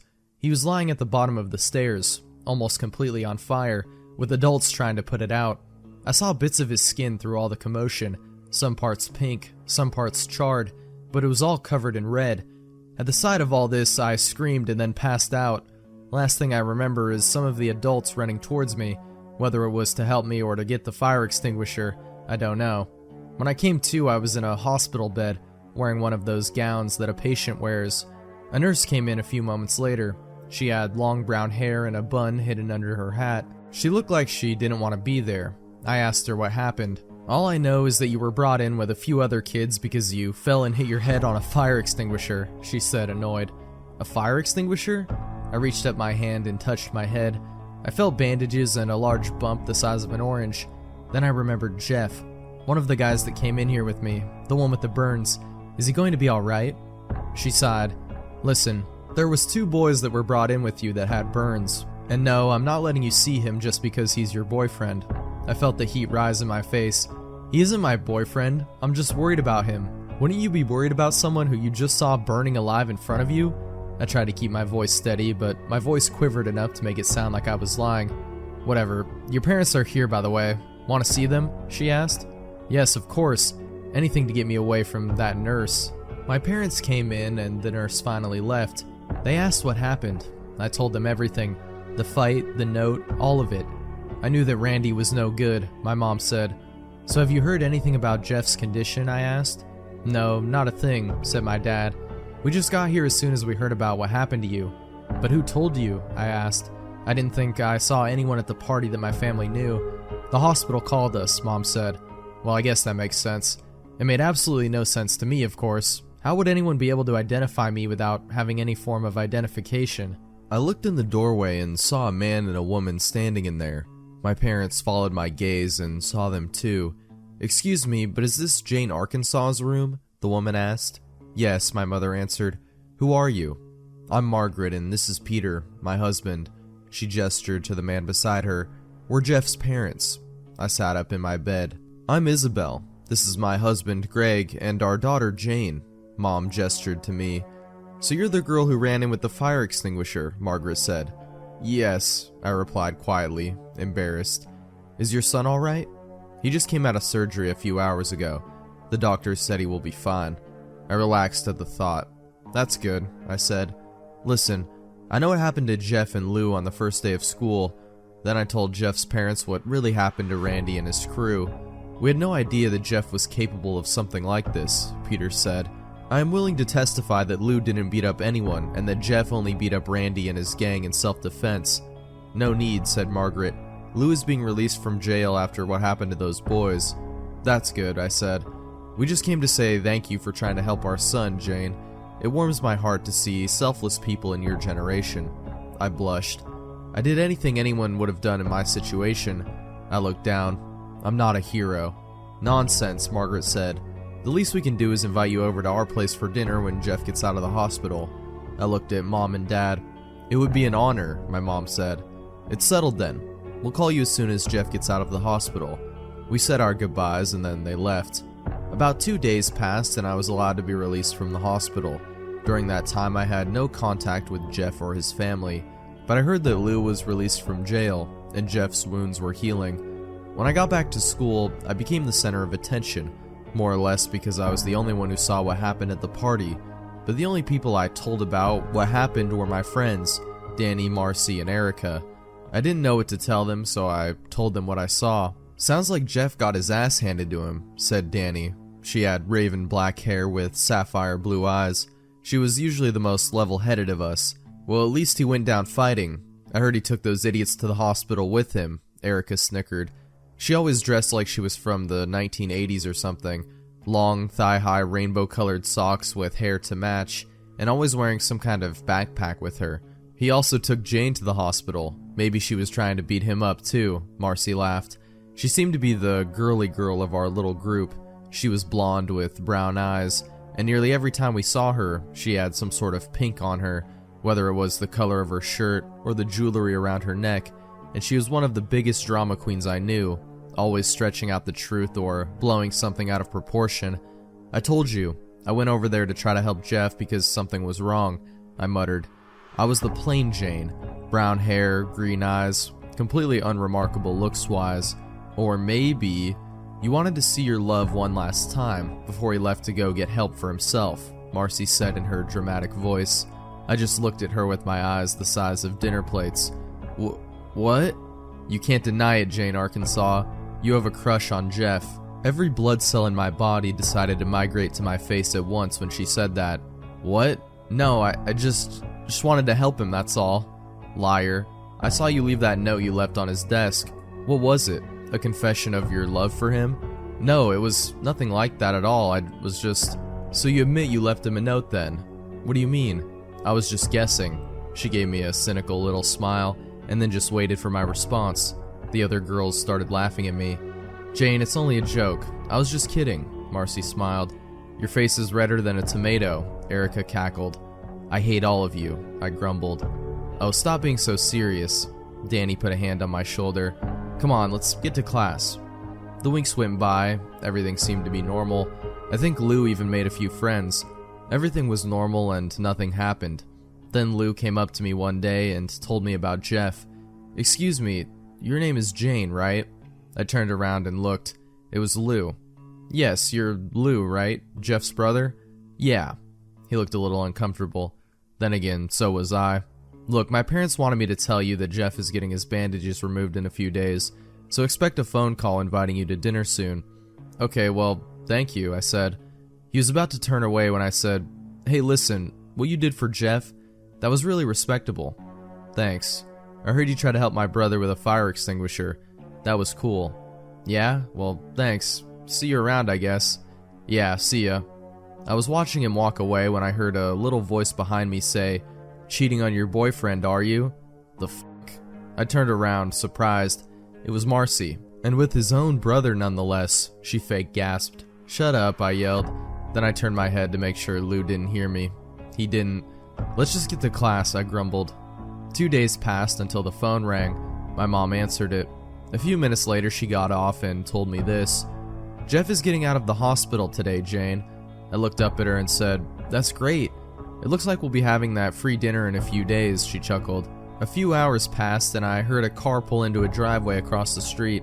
I looked out the window and saw Jeff's car in front of its house. Jeff's home, I thought. I decided to watch out of curiosity to see what he would look like. Dear God, how wrong I was. His dad got out, then his mom, then Lou, but what I expected Jeff to look like couldn't be farther from what I saw. He had long black hair down to his shoulders, white leathery skin, and that smile. That smile was the same smile I saw when he was in class after he beat up Randy, Keith, and Troy. But Jeff looked right at me. Into my eyes, I could feel those soulless, sadistic eyes burn right into my soul. I still shake from the memory even now as I type this. He seemed to be looking at me for hours with that smile until he looked away. I saw him walk into the house with his parents. I didn't even breathe until that door finally closed behind them. My parents came into the living room and asked me what was wrong. My only reply was a long, loud scream. Then I fainted. When I finally woke up, it was dark outside. My parents weren't in their bedroom. The house was deathly quiet. I got up and went downstairs. I was wearing a long nightgown that I wasn't wearing before I fainted. I went downstairs to the kitchen. The lights were on, which was unusual. My parents always told me to turn the lights off in a room when I left it. There was a note on the table. I picked it up. Scrawled on the paper was this: Aren't you coming to dinner? Your friends are here too. I began to shake violently. I dropped the paper. I went to the living room window and looked out. The lights were on in Jeff's house. I knew that I had to go there, but I was terrified out of my mind. I shook my head and looked back again. I saw Jeff leaning on the window in his house, staring at me with a knife in his hand, tapping it against the window. Tap, tap, tap. He was still smiling. Tap, tap, tap. I started stepping back from the window, never taking my eyes off of him. Then I turned and ran away from the window into the kitchen. When I peeked out of the kitchen to look out the window, all I saw was a smear of red on the window. I turned around and looked at the kitchen. Everything seemed to be in its place, even the knives. I grabbed one of them and held on tight. Then I found the phone and tried to dial 911, but the phone line was disconnected. I had no idea where Dad's cell phone was, or if it was even fixed. I didn't want to go upstairs to find it. I didn't want to get stabbed in the back while I was looking for it, and if I went to ask for one of the neighbors for help, Jeff could kill or hurt whoever he has captive, so there was only one choice: to fight Jeff alone. I clutched the knife tighter and went to the front door, put on my shoes and went outside. My hand lingered on the doorknob as I stepped outside, but I knew what I had to do. I let go of the doorknob and marched across the street to Jeff's house. As I got closer to the front door of his house, I began to slow down. My knees began to shake, my palms began to sweat, and I started to breathe faster and shallower. Before I knew it, I was standing completely still on the front doorstep, panting like a dog. I manned up, grabbed the doorknob, squeezed my eyes shut, and jerked it open. I stood there in the doorway with a knife in my right hand and the doorknob in my left, too terrified to open my eyes, until I heard a voice say, "Looks like you made it. I'm glad you did, friend." I opened my eyes, then screamed. His eyes were large and unblinking, and his smile was red. He He had carved a smile into his face. His clothes were covered in blood. And then I passed out. When I woke up, I was at a dining room table. My knife was gone, and when I looked up, I saw sitting at the table, it was my parents, Jeff's parents, his brother Lou, and my friends. They were all dead, with smiles carved into their faces and huge red cavities in their chests. The smell was unbearable. It's indescribable, unlike anything I had ever smelled before. It was the smell of death. I tried to scream, but I had a gag in my mouth and I was tied to a chair. I looked around at the room in disbelief. Tears were welling up in my eyes from the sight and smell of the bodies.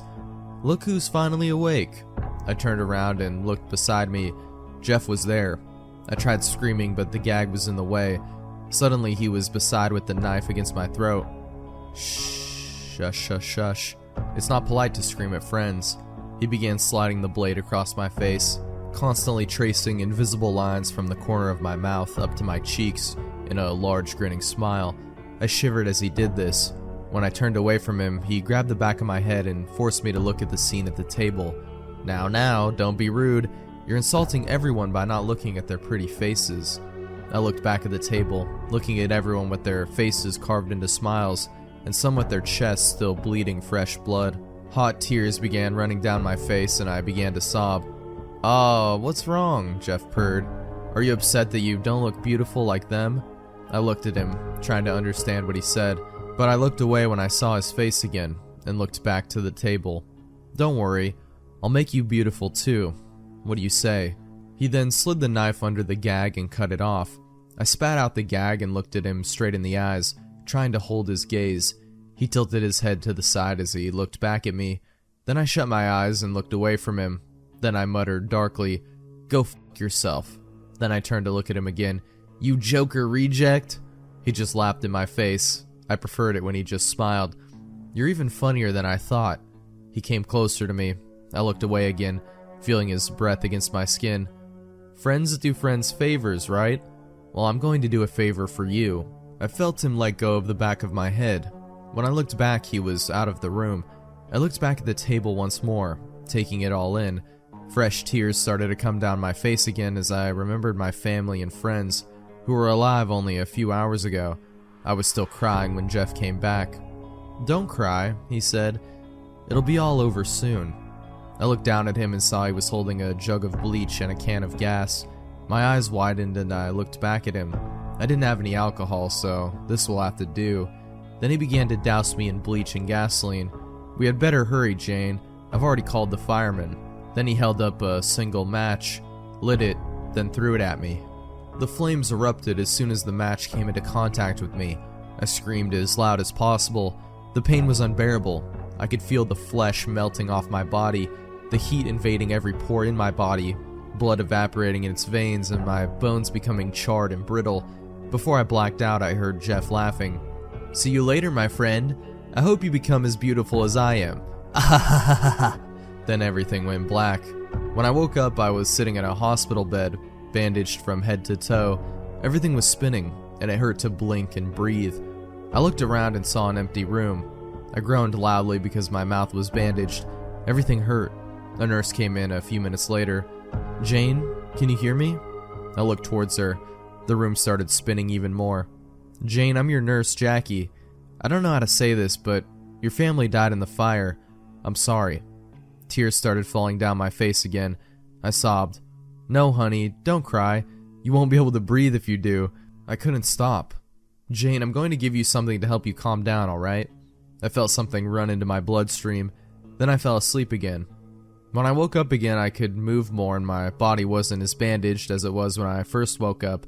I looked around and saw that my room had flowers in it. Some were fresh, some were dying. I tried to get up, but a nurse came in and put me back down. "Easy, Jane. You've been asleep for a while. Try to take it easy." I tried to speak. My voice came out rough and sandpapery. How long was I asleep?" "Almost 2 weeks. You were put in a medically induced coma in order for your body to heal. I'm the same nurse you saw the first time you woke up." "Give me a mirror," I said. "Jane, I don't think that's what—" "Give me a mirror." I felt the handle of a mirror get slipped into my hand. When I looked into the mirror, I dropped it onto the floor. The shattering of the mirror didn't compare to the shattering of my realization. My skin was leathery and brown. I didn't have a single hair on my head, and the skin around my eyes were saggy. I looked almost as bad as Jeff. Everything came flooding back to me. I began to cry harder than I ever had before. The nurse was hugging me, but it didn't help much. At the height of my sobbing, I was surprised that nobody else came in to check up on me. By the time I was done, I could barely speak. Someone came into the doorway. "Excuse me, I have a delivery for a Miss Arkansas." "I'll take those." Jackie stood up and went to the doorway. I didn't want the delivery guy to look at me, so I stared at the wall in front of me. "Someone certainly cares about you, Jane. It looks like the same person who sent you all these flowers got you a package too." I looked around at her. She was holding a pink paper package tied with a brown string. I reached out and took it from her. The second I took that package from her, I knew something was wrong. "Excuse me, but could I have something to eat?" I asked as sweetly as possible. "Of course. I'll get you some food right away." Jackie smiled, then left the room. My hands shook as I grabbed the string and pulled it. The paper lightly bounced up, and I saw something that turned my blood to ice. It was a white mask with black around the eyes and a black feminine smile. It also had black lace covering the eye holes of the mask, so even though someone couldn't see my eyes, I could see them. There was a long black dress with a turtleneck, black gloves, and a black wig with beautiful curls. Along with all these things, there was a bouquet of black roses and a sharp kitchen knife. Attached to the mask, there was also a note. "Jane, I'm sorry I messed up with trying to make you beautiful, so I gave you a mask that will let you seem beautiful until you get better. Also, you forgot your knife. I thought you would want it back. Jeff." By the time Nurse Jackie came back, the present was hidden under my bed. I told her all that was there was the flowers. She seemed to be disgusted by them, so she threw them out. I thanked her for that. That night, when everyone was either asleep or gone home, I sneaked out. The only thing I had to wear was that dress, so I put it on and found a pair of shoes outside in the hallway, forgotten by some careless nurse. I wore the wig to look less inconspicuous. I didn't know where I was going, and I didn't care. When I finally stopped walking, I was in front of a cemetery. I went inside and found 2 tombstones, Isabel, Arkansas, and Gregory, Arkansas. I sat down in front of their tombstones and cried once more. When I finally sat up, the sun was beginning to rise, and so was a new chapter in my life. I took the mask and put it on, then picked up the knife and held it as tightly as I did before. Then I turned around and looked at the rising sun. On that day, I swore my revenge against Jeff the Killer and donned my new name, Jane Everlasting, for I want the only thing to be more everlasting for Jeff than his madness to be his death. Ever since that day, I've been trying to find Jeff and kill him, hunting him like the animal he is. I will find you, Jeff, and I will kill you. As for the photo that has been popping up of me saying, "Don't go to sleep, you won't wake up," that pretty much explains what I want to do with Jeff's victims, preventing them from becoming victims in the first place. Whoever said I kill them so they don't get killed by Jeff is a gross overstatement. So this is my story. Whether you accept it as fact is not up for me to decide. Now if you excuse me, the sun is going down, and the hunt is beginning once more. The Wyoming Incident. The Wyoming Incident, or the Wyoming hijacking, is a lesser-known case of television broadcast hijacking. A hacker managed to interrupt broadcasts from a local programming channel believed to serve several smaller communities in the county of Niobrara and aired his or her own video. The video contained numerous clips of disembodied human heads showing various emotions and poses. The camera position changed often, usually every 10 to 15 seconds, and the video was often interrupted by a special presentation announcement. The clip below is taken from one of those intervals. The video is mostly locally well known, and would probably not even be that popular if it were not for the effects it had on the few residents who watched it for an extended period of time. Complaints included vomiting, hallucinations, headaches, etc. While some believed it was paranormal, specialists have determined that the cause of these afflictions were frequencies played regularly throughout the broadcast. In the clip, the frequency being played is somewhere between 17 and 19 hertz. This range of frequency, when played for long periods of time, causes the eyes to subtly vibrate, sometimes inducing visual hallucinations. This video is significant in that it is one of the most recent television hijackings. Such actions were rare even in the 80s, search for the Chicago Max Headroom incident, and are even more rare today. The hacker has not yet been caught, and all attempts to trace the video have proven futile. The Expressionless. In June 1972, a woman appeared in Cedars-Sinai Hospital in Los Angeles, California, in nothing but a white, blood-covered gown. Now this, in itself, should not be too surprising, as people often have accidents nearby and come to the nearest hospital for medical attention, but there were two things that caused people who saw her to vomit and flee in terror. The first being that she wasn't exactly human. She resembled something close to a mannequin, but she had the dexterity and fluidity of a normal human being. Her face was as flawless as a mannequin's, devoid of eyebrows and smeared in makeup. There was a kitten clamped in her jaws so unnaturally tight that no teeth could be seen, and the blood was still squirting out over her gown and onto the floor. She then pulled it out of her mouth, tossed it aside, and collapsed. From the moment she stepped through the entrance to when she was taken to a hospital room and cleaned up before being prepped for sedation, she was completely calm, expressionless, and motionless. The doctors thought it best to restrain her until the authorities could arrive, and she did not protest. They were unable to get any kind of response from her, and most staff members felt too uncomfortable to look directly at her for more than a few seconds. But the second the staff tried to sedate her, she fought back with extreme force. Two members of staff had to hold her down as her body rose up on the bed with that same blank expression. She turned her emotionless eyes towards the male doctor and did something unusual. She smiled. As she did, the female doctor screamed and let go out of shock. In the woman's mouth were not human teeth, but long, sharp spikes. Too long for her mouth to fully close without causing any damage. The male doctor stared back at her for a moment before asking, "What in the hell are you?" She cracked her neck down to her shoulder to observe him, still smiling. There was a long pause. The security had been alerted and could be heard coming down the hallway. As he heard them approach, she darted forward, sinking her teeth into the front of his throat, ripping out his jugular and letting him fall to the floor, gasping for air as he choked on his own blood. She stood up and leaned over him, her face coming dangerously close to his as the life faded from his eyes. She leaned closer and whispered in his ear, "I am God." The doctor's eyes filled with fear as he watched her calmly walk away to greet the security men. His last ever sight would be watching her feast on them one by one.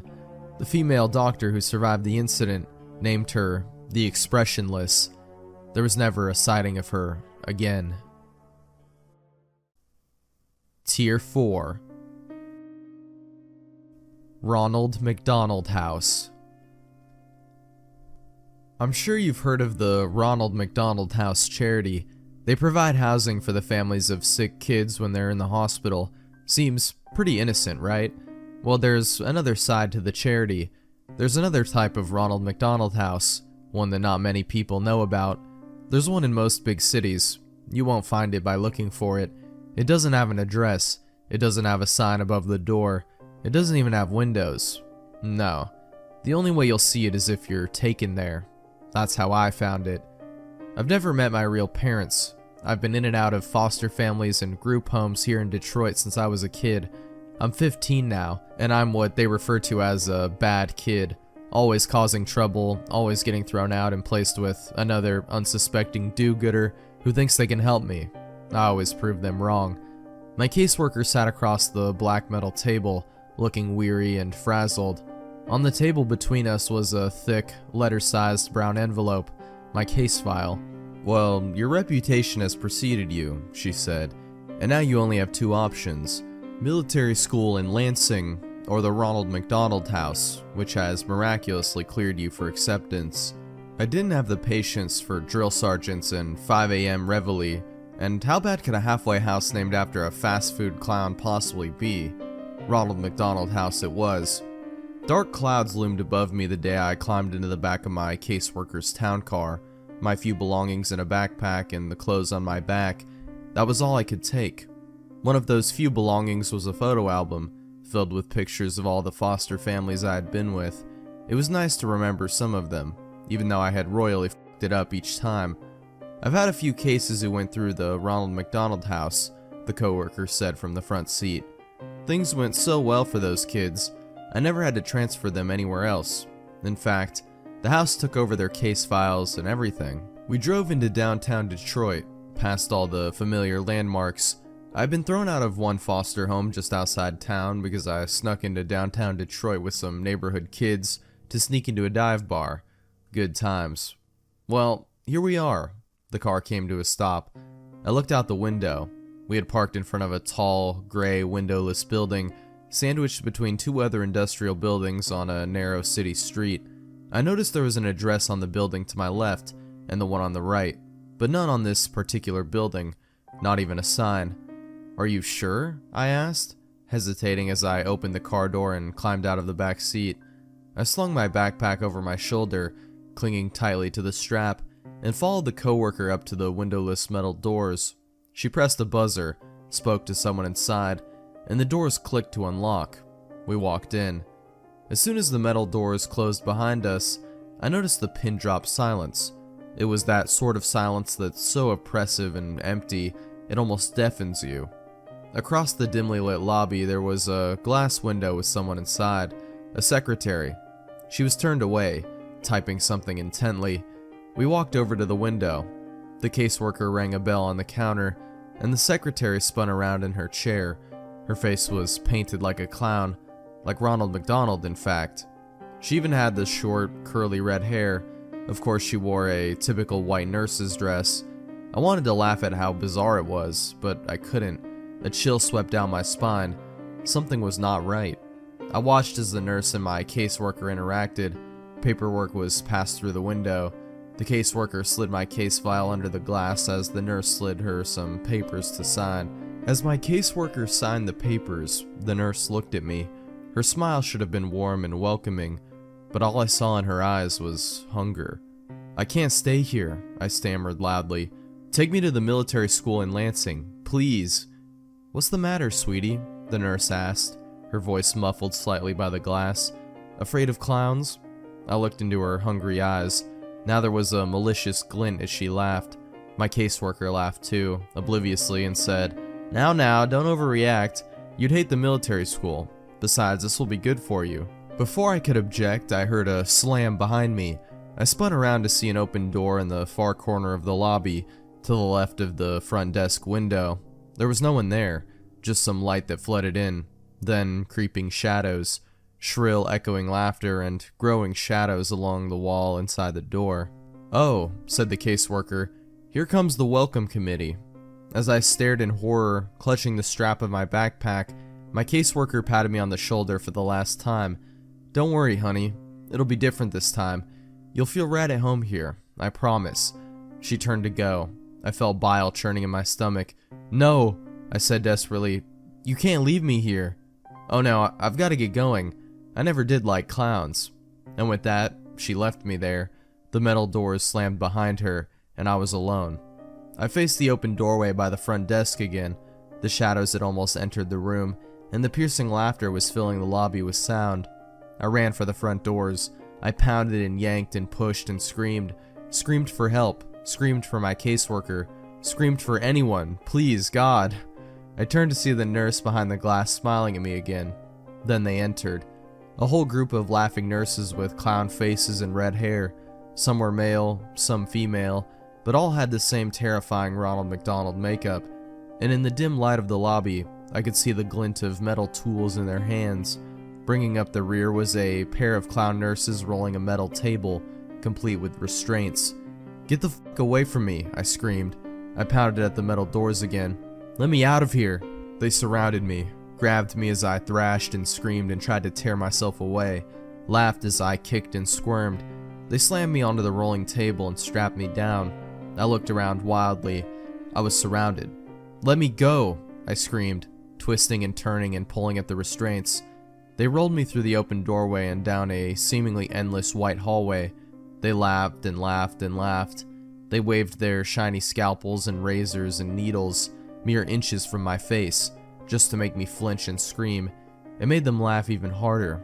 The last thing I remember before one of them finally injected me was the hands. Gloved fingers prodded inside my mouth and pulled at my lips, distorting my screams and forcing an unnatural grin onto my tear-streaked, sweaty face. Hot, rancid breath was in my face, and a whispered, perverted voice spoke the words, "We'd love to see you smile." Then, as the maniacal laughter seemed to warp and wind down like a dying record player, everything faded to black. I opened my eyes and was blinded by bright lights above. Shielding my groggy gaze from the fluorescent bulbs, I turned on my side and looked around. A cell, tall white walls covered in scratch marks and stains. There was a small drain in the corner of the floor. My toilet, perhaps? A door with no windows, and on the floor by the door, my backpack. I tried to sit up. My body ached, and the moment I was upright, my vision started spinning. I wondered what they drugged me with. I realized I was shivering. I looked down. I wasn't wearing my own clothes anymore. I was wearing a dirty, ripped hospital gown, bright yellow with a pattern of Ronald McDonald heads all over, nothing underneath. I heard faint, muffled sounds from somewhere in the building. It sounded like screams. I tried to stand, but couldn't keep my balance. My vision was beginning to stabilize, but my body still felt like rubber. I sank to my knees and crawled over to my backpack. Before I got there, I tried to open the door. As expected, it was locked. I slumped onto the floor beside my backpack and unzipped it. All that remained inside was the photo album. They'd taken my notebooks and pens and my cell phone. Of course they had. I warily opened the photo album. Instead of the photos that had been in there, ones of myself with my previous foster families, photos where I had attempted to look happy and hopeful, even though I knew I wouldn't be there for long. Instead of those photos, there were crime scene photos, and in each one, I recognized one of my former foster families, brutally murdered and covered in blood. My heart raced and my stomach churned. I began to turn the pages quicker. Each page, a new photo, a new family, new carnage. I recognized their faces and the inside of their homes. I had lived with these people, and now they were all dead. I came to the last few pages. There was a photo of a house at night, then a window of that house, then inside the house, a dark hallway with light from one doorway, then a photo of my caseworker, brushing her teeth in the bathroom mirror, then a photo of her looking at the camera in horror, then a photo of her naked, covered in her own blood, contorted in an unnatural position in her bathtub. I turned to the last page. Written inside the back cover of the photo album were 3 words: "You never existed." I felt bile rising in my stomach. I threw the book to the ground, crawled over to the hole in the floor and vomited. They were right. Having killed everyone who ever knew me, it was as though I never existed. I heard more faint screaming in the distance and knew I had to get out. I wiped the vomit off my face with my hospital gown and crawled over to my backpack. Hopefully they hadn't found my secret weapon. I unzipped the front pocket and reached down into the very bottom, my fingers scraping the fabric. Sure enough, they were there, flush with the seams in the bag, nearly undetectable, the pins I used for picking locks. I told you, I'm a bad kid. I leaned against the door and listened. I could hear footsteps approaching, but just as soon as they arrived, they faded in the other direction. I knew I had to work fast. I jiggled the handle with one hand and picked the lock with the other. It was surprisingly simple. Holding the handle, I slowly pulled myself to my feet. I could maintain my balance now. I pulled the door open just a crack. A clown nurse darted past. My heart almost stopped, but his footsteps didn't slow or change, and soon faded. He didn't notice me. I poked my head out the door. There were seemingly endless white hallways in either direction. The distant screams were louder now, coming from all around. Taking a deep breath, I stepped into the hallway and closed the door behind me. I decided to go to the right, passing doors identical to the one I had been behind. I heard screaming and sobbing. I stopped for a moment at one door and heard the crying of a child inside. I jiggled the handle to see if I could let him out. Locked. I kept moving, looking behind me every few seconds to make sure no nurses had come into the hallway. Then I passed a set of white double doors. I stopped again. The word "Play Place" was written in tall, thin letters across the width of both doors. I heard more screaming coming from within, the screams of multiple people, and laughter, the insane, shrill laughter of the clown nurses. I shuddered.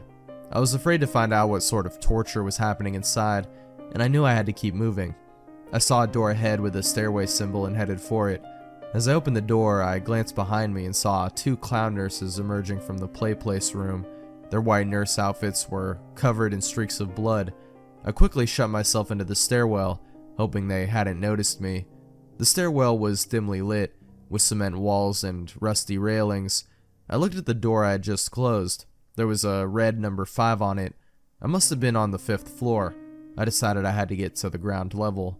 Each footstep echoed as I began to descend the stairs. I couldn't hear the screaming anymore, just the slow, deep humming sound, like pipes in the walls. It was a welcome respite. I finally came to the door numbered 1. The staircase seemed to descend a few floors lower, but I stopped here and slowly peeked through the door. More white hallways, no clown nurses to be seen. So far, so good. I stepped through the door and walked into the hallway. I noticed I couldn't hear any screaming on this floor, just the buzz of the fluorescent tube lights above. I came to the end of the hallway and another set of double doors.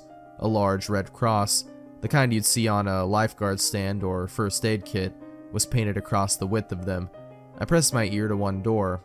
All I heard was a slow, rhythmic pulse, like a machine at work, and faintly, a beeping sound, like you'd hear in a hospital room. I knew I shouldn't have opened the door. I knew this wasn't the exit, that I should keep looking, but I had to see. I turned the handle. It wasn't locked. I peeked inside. It was a cavernous white room. Fluorescent lights flickered and buzzed. I saw wires hanging all around, and hanging from the ceiling in rows, kids in hospital gowns like mine, attached to wooden white crosses affixed to the ceiling, literally crucified. They were silent, their heads drooping forward, their eyes either closed or staring at nothing. Some seemed to twitch a bit, but most were still. Their crosses swung back and forth very slightly, and the hanging wires, they weren't wires. They were intravenous tubes attached to the kids' wrists, tubes sucking out their blood. I almost vomited again right then and there. In the very center of the room, amidst the rows of hanging crosses, I could see where the rhythmic pulsing sound came from. A huge steel cylinder which seemed to be collecting the blood from all of the tangled tubes that dangled from the kids' wrists. I opened my mouth to scream, to cry out in anger. All I could say was, "What the fuck?" That was when the alarms began to sound, loud and piercing, like the police sirens of hell. They must have realized I was missing. I shut the doors and frantically glanced around the hallway to see if anyone was coming. No signs yet. I ran for the stairwell. As soon as I entered it, I heard laughter from above, echoing and reverberating. The clown nurses were coming. I stumbled down the stairs as fast as I could. I must have gone another 3 stories before I reached the basement. I found myself running through a dark, sewer-like hallway, with small light bulbs overhead every 10 yards or so. The smell of decay and rotting flesh grew more and more pungent as I ran. The laughter continued behind me. I managed to glance over my shoulder and see a group of them running after me. I saw them come into the light, then became silhouettes again. Their smiling faces, gleaming knives and needles pushing my adrenaline to the max. I ran past alcoves full of stacked, rotting corpses, but I couldn't stop.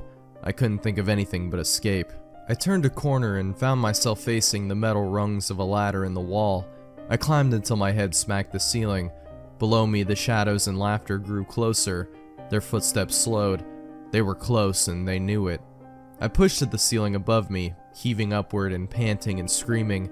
The clowns were below me, laughing and waving their scalpels. Something cut my leg. I screamed and pushed one last time. The ceiling gave way as a manhole cover slammed onto asphalt above, a circular opening. I climbed out and frantically pushed the cover back over the hole, blocking out the laughter of the clown nurses below. I laid there on top of the manhole cover for a few minutes as I caught my breath. Rain fell onto my skin. The turbulent night sky above was a welcome sight. I looked around.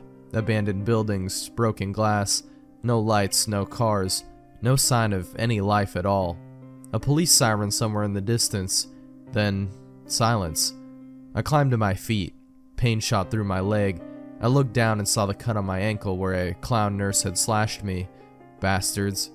Limping the best I could, I started to walk. "Hello?" I called out. The only answer was a distant roll of thunder. Somebody, help me, please. My foot fell on something soft and mushy. I looked down. A newspaper. I peeled it off the wet asphalt. Most of the ink had faded, but I was able to make out the date, July 13, 1992. I dropped it, an icy dread filling my stomach. I kept walking. Can anyone hear me? I screamed. Please, anyone. Please. My words faded into delirious sobs. I stood still for a moment. The rain had soaked through my thin hospital gown. I shivered as the wind blew. Then I saw a light in the distance. It was a big, yellow M in the sky. A McDonald's, of course. I limped toward it. When I got to the place, I saw that apart from the M, the rest of the building was completely dark. I walked cautiously toward the broken windows and looked inside. Darkness. I turned and surveyed the place outdoor playground. 10-foot-tall structures of colored tubes for kids to crawl through. Sitting at one of the benches was a familiar figure, the Ronald McDonald statue. You know, the one where you can sit beside him and it looks like he's got an arm around your shoulder. Every kid has seen it. I shuddered at the sight. The doors were unlocked.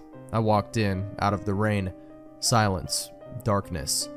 I noticed that the decor wasn't like the modern McDonald's you see. It was the same as it was in the 80s, with the white plastic booths and red and yellow tiles. The wind seemed to whisper through the broken windows. I noticed something on the front counter, a black rectangle. I got closer. A laptop, a nearly new laptop. I let out a soft, delirious laugh. I knew what I was supposed to do. I took the laptop outside and sat beside the Ronald statue. I opened it and began to type the story. The rain is falling on the keys, but I don't care. There's nothing left to do now but wait. Because I've been noticing, out of the corner of my eye, Ronald is trying to look over my shoulder. He's laughing now. All I can do is join him. Liars. There was once a guy living in our neighborhood named Jimmy. He got picked on a lot for being a confident, funny guy. His mouth tended to get him into a lot of trouble, and he seldom learned his lesson. He was just very content with who he was and refused to change it. When people asked him why he let them wail on him for his blunt comedy and wisecracks, he'd smirk and say, "Honesty is the best policy. At least they're not hiding anything from me, and neither am I from them." One of the kids he inadvertently pissed off with a rather crude MILF joke was something of a psychopath with a sadistic streak who didn't take kindly to the insult, so he rounded up the other guys who didn't like Jimmy, and they cornered him after school in the science room. "Your mouth got you into this. I want you to remember that," Brett, the ringleader, told him as he looked into Jimmy's terrified eyes. They grabbed some formic acid stored in the lab and threw it in his face. They stood around watching him scream in agony as it ate through his flesh before sniggering and running out, pretending to be concerned and wanting help for him. When the paramedics arrived and were attending to Jimmy, who was no longer able to scream, the principal asked the boys if they knew what happened. Their leader, Brett, explained they were walking past when they saw Jimmy skulking around the lab room. By the time they got in there, he was already in that state. The other members joined in and backed Brett up with other fake details as Jimmy tried to protest in silent agony. The principal nodded and told them he would speak to them after he had a word with Jimmy and gotten his side of the story after he was out of the hospital. A few days passed and Jimmy was kept in ICU with bandages on his face, the doctors salvaging what little they could of his face, his vision still intact in one eye, and his jaw withstanding despite the loss of flesh. He was still unable to speak and refused to respond to anyone. He just sat there, eyes unblinking and staring at the ceiling, bloodshot and filled with animosity. When he was discharged sometime later, he would not respond to anyone with anything other than the word liars. His social life gone, unable to smile or even crack a joke anymore, he secluded himself in his room and began planning. Sick, vindictive thoughts started appearing in his mind. He would get them all one by one, decimate them, slice them, burn them. He waited patiently until the group would be vulnerable. Late at night when they said their goodbyes and went home separately, that's when he would strike. That weekend, Brett received a package in the mail. Curiously, he opened it to find a VHS tape with the words, "For You," etched crudely onto the front. He put it in and played it. It was a crudely recorded home video by an unknown cameraman who didn't speak at all for the duration of the film. It began with the camera pointing at the date on a newspaper. It was yesterday.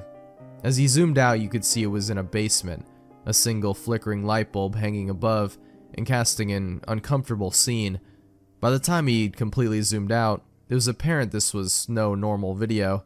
In front of the cameraman and on his hands and knees was one of Brett's friends. He was naked, a dirty blindfold around his face and a crude gag in his mouth. He was covered in blood, horrific burns, lacerations, and wounds. One particularly large one on his back stood out that almost looked like a word. The cameraman, with gloved hands, took the gag out of the crying boy's mouth and immediately begged to go home. Please let me go, man. I did what you wanted. Oh God, Jesse, Mike, Keith, you made me fucking butcher them. I just want to go home, man. Please, I'm sorry, guys. I'm so sorry. He just kept repeating it over and over, rocking back and forth as he did so. Brett's legs began to shake and he felt the bile rise in his stomach. He could see the burned, mangled bodies in the background, the bodies of his friends. All of them have markings on their body in deep, large cuts. The cameraman reached out for the boy's chin and lifted it up, encouraging him to stand. He did so obediently as he was slowly led to a door off screen, whimpering. Brett can see what's been cut into his friend's back now. It's the word, liar. The camera cuts out temporarily. When it restarts again, they're no longer inside. They're instead out in the cold snow on the outskirts of the woods, and it doesn't appear to be the original man holding the camera anymore. It's Brett's friend. He's whimpering and shivering as he holds the camera in one place for 30 seconds, pointing at some trees in the distance, hearing footsteps draw even nearer. Where are you, man? You said I could go, man. You said I could go. The boy is screaming and crying, frightened out of his mind as the sound of crunching snow draws nearer from seemingly every angle. It stops. He turns around to see the mangled face of Jimmy. A horrifying howl blares through the speakers, and the word liars appears before the tape abruptly stops. Brett feels faint and darts to lock the front door, knowing what was coming. As he turns to run for it, he immediately hits something and falls backwards. The last thing he ever hears is liars, as acid runs down his face and begins to slowly eat away at his flesh. The last thing he ever sees is Jimmy's face, contorting into a sick, twisted smile. Annie96 is typing. Annie96, you asleep? McDavi, no, guess you're not either. Can't, it's the wind. Sounds like cats fighting. What's your excuse? Studying. So that's what they call now. Annie, what the f? Not denying it? I still can't believe what Johnny did today. Me neither, that boy has issues. What the f? The wind's so loud. That doesn't seem normal, lol. No wind over here. Just rain. Lucky you. I need my beauty sleep. Damn right you do. What? You mean I look... I think I heard footsteps on the gravel outside. Get your crazy dad to check it out. I'm home alone. The fam are on holiday, remember? I told you this. Really? Till when? We should hang out. They really sound like footsteps, but there's something odd about them. I should look out the window, but my bed is so warm. Sure, you want to look out the window when you're alone? What if there really is someone there in your garden, looking up at you? Not funny, David. Wow, chill. I'm sure it's nothing. Gonna check, BRB. If there's something strange in your neighborhood, who you gonna call? David, there's someone in the garden. What? Really? Yes, I can see a man's back. What's he doing? He's looking for something? On his hands and knees in the bushes. Haha, he must be high. Probably looking for his drugs. David, this is serious. What should I do? Nothing? He'll probably go away by himself. OMG, now he's digging with his bare hands. He's ruining the garden. Shit, he's turning around. What does he look like? David, what the f? This isn't funny. What? How are you doing that? What are you talking about? I can see you. In my garden. How are you riding here without touching your phone? Look up. I'm by the window. Can't you hear me banging on it? F***, Annie, now you're scaring me too. I'm definitely not in your garden. That's not me. Stop playing around. I can see your face. And you're wearing that stupid football jacket you're so proud of. It must be someone who looks like me. Honestly, Annie, I'm at home. I wouldn't play around like that. It has to be a friend of yours, David. Playing a sick prank. How else could he be wearing your jacket?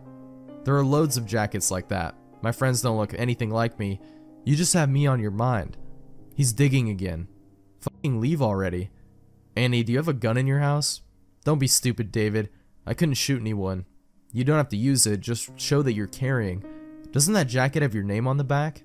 Yeah, the team all got one with their name on. I can see your fucking name. What?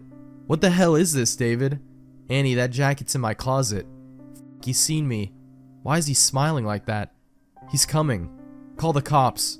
Annie? Annie, pick up. I've called the cops. Told them there's a break-in attempt at your place.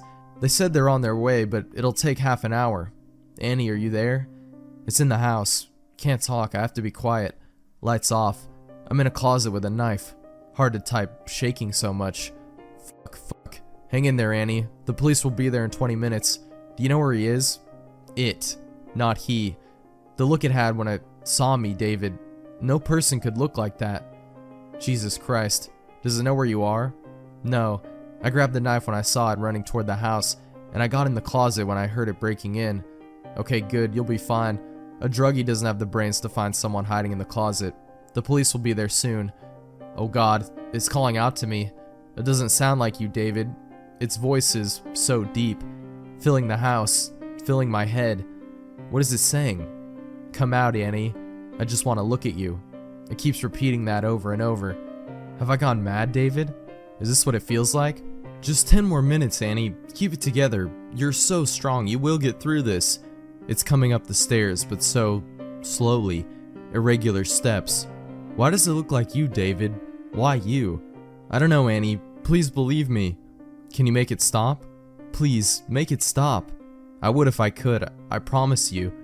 It's at the end of the hall. David, I didn't say anything to my parents when they left.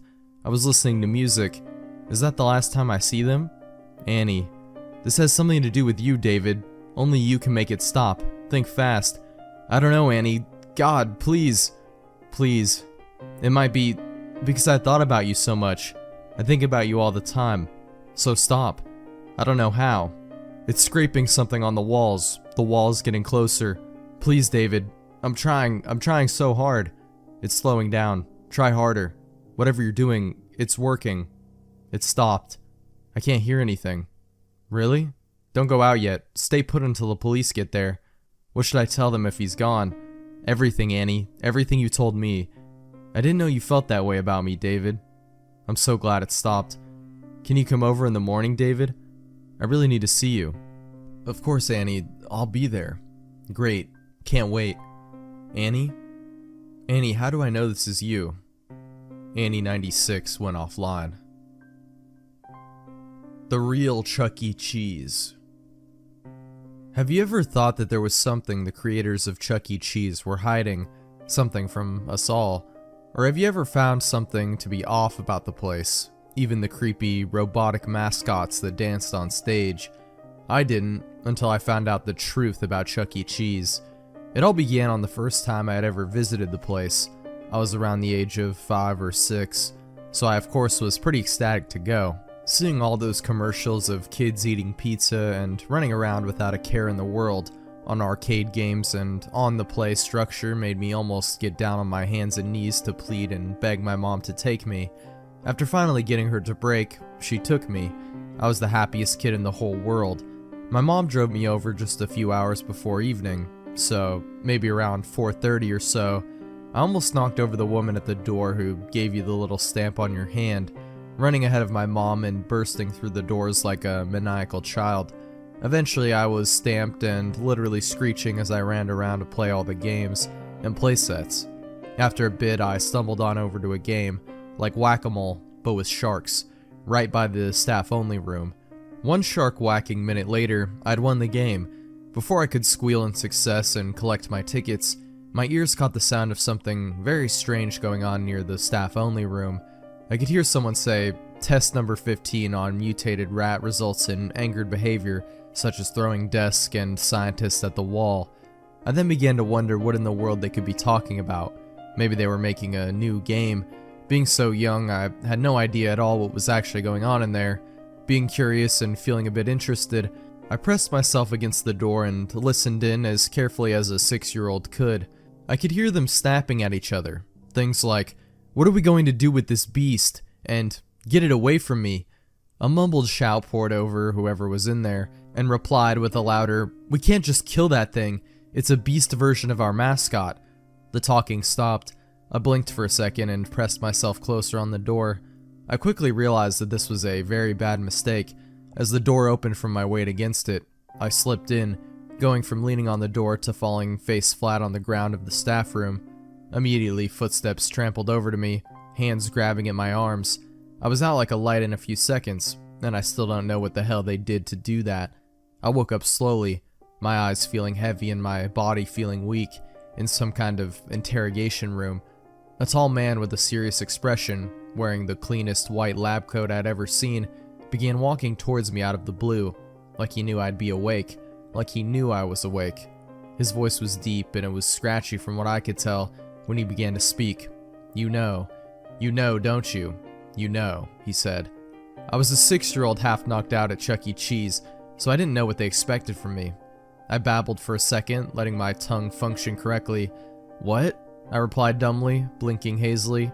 He grabbed my arm, making the static feeling intensify somehow. He pulled me a bit, making me whine, though I quickly shut my toddler trap when a loud banging on the door echoed throughout the room. Naturally, me being so young and clueless, I screamed, thrashing around. The man let go of me, snapping at me to shut my mouth. Forgetting about almost everything, I thrashed around some more, slipping out of my chair. I kicked my legs, going into the corner of the room. I screamed again, banging my foot against something, making a loud metal clang against my foot. I twisted around and whined down at an air vent. I kicked it again out of scared, hot anger. With another loud scream and clang, the metal front popped off, again letting out a shriek when I heard the man stomping towards me out of the noise of clawing metal and banging. I scooted inside, spitting at him. I was scared half to death. I mean, what was I doing here? Where was my mom? He swiped at me for a moment, but quickly pulled his hand back. There was another loud bang, and the man stepped back. Using my tiny little hands, I grabbed the air vent's door and pulled it back, pressing it on the door. Just in time, a piercing hiss was followed by a shout from the stranger, and the loudest bang on the door. I crawled back, scooting back into the vent. I had to leave. Even being so young, I knew I was in trouble. I hastily turned around with a bit of a struggle, slowly crawling down the vent. A loud manly scream echoed through the vent, being followed by more. They were in unison with the sound of cracking and tearing, which I now know was flesh and bone from the stranger. I got out as fast as I could. A small light was around the corner after a few minutes, and I stomped on it. The opening of the vent easily popped open. They really weren't paying attention to how tightly they were screwed on, were they? My feet stumbled as I climbed out, but were soon trampling to where I saw my mom last, and she was still there, with a worried expression on her face. I ran up to her, hugging her tight. My eyes were now glazed with wet, hot tears. I wanted to go home. I just wanted to go home. "I want to go home," I whined and complained. My mother gave me a strange look, but put a finger on my cheek. "You must be tired, sweetheart," she cooed, picking me up. I clenched my small fist, holding tightly onto her shirt. We walked out of the building, me being oh so lovingly carried to the car. A distant whir of sirens in the distance became a bit louder and louder, and police cars pulled into the large parking lot and skidded to a halt in front of the once amazing and fun Chuck E. Cheese. My mother almost ran to the car and quickly buckled me into my car seat.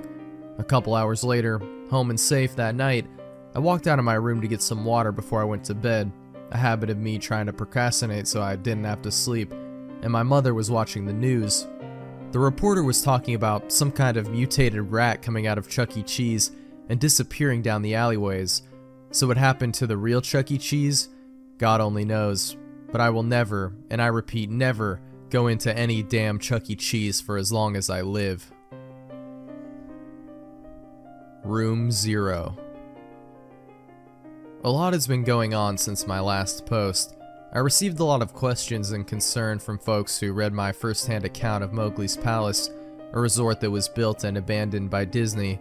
It's been a while since I've written anything related to the Disney Corporation, and I'm sure you can understand why.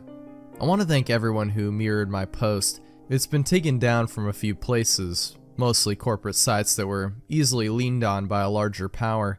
However, for every nuked topic or disappearing blog post, it seems like 100 more have popped up. This is something they'll have to face. There's no turning back for them. None for me, either. I'm definitely being followed. For the first month or two, I chalked it up to paranoia. Any casual glance or half smile in my direction set me off, hairs standing on the back of my neck and everything. The first one, or rather the first one I was actually able to spot, was a telephone worker milling around my apartment complex. He was middle-aged, doughy, dressed just as you'd expect, but something just seemed off about him. I couldn't place it, but I knew this wasn't just my imagination acting up. He was awkward and out of place, not somebody who was comfortable doing his routine job. I followed him around a corner, only to lose him there. When I turned back to go home, there he was, staring directly at me, about 10 feet behind me, expressionless and cold. "Exploring?" he asked. That was all he said, and there was an accusing tone to his voice. Tell me, what blue-collar phone jockey does that? I guess that's the worst part. Never feeling safe, never feeling alone. That and the occasional Disney merchandise left somewhere for me to find.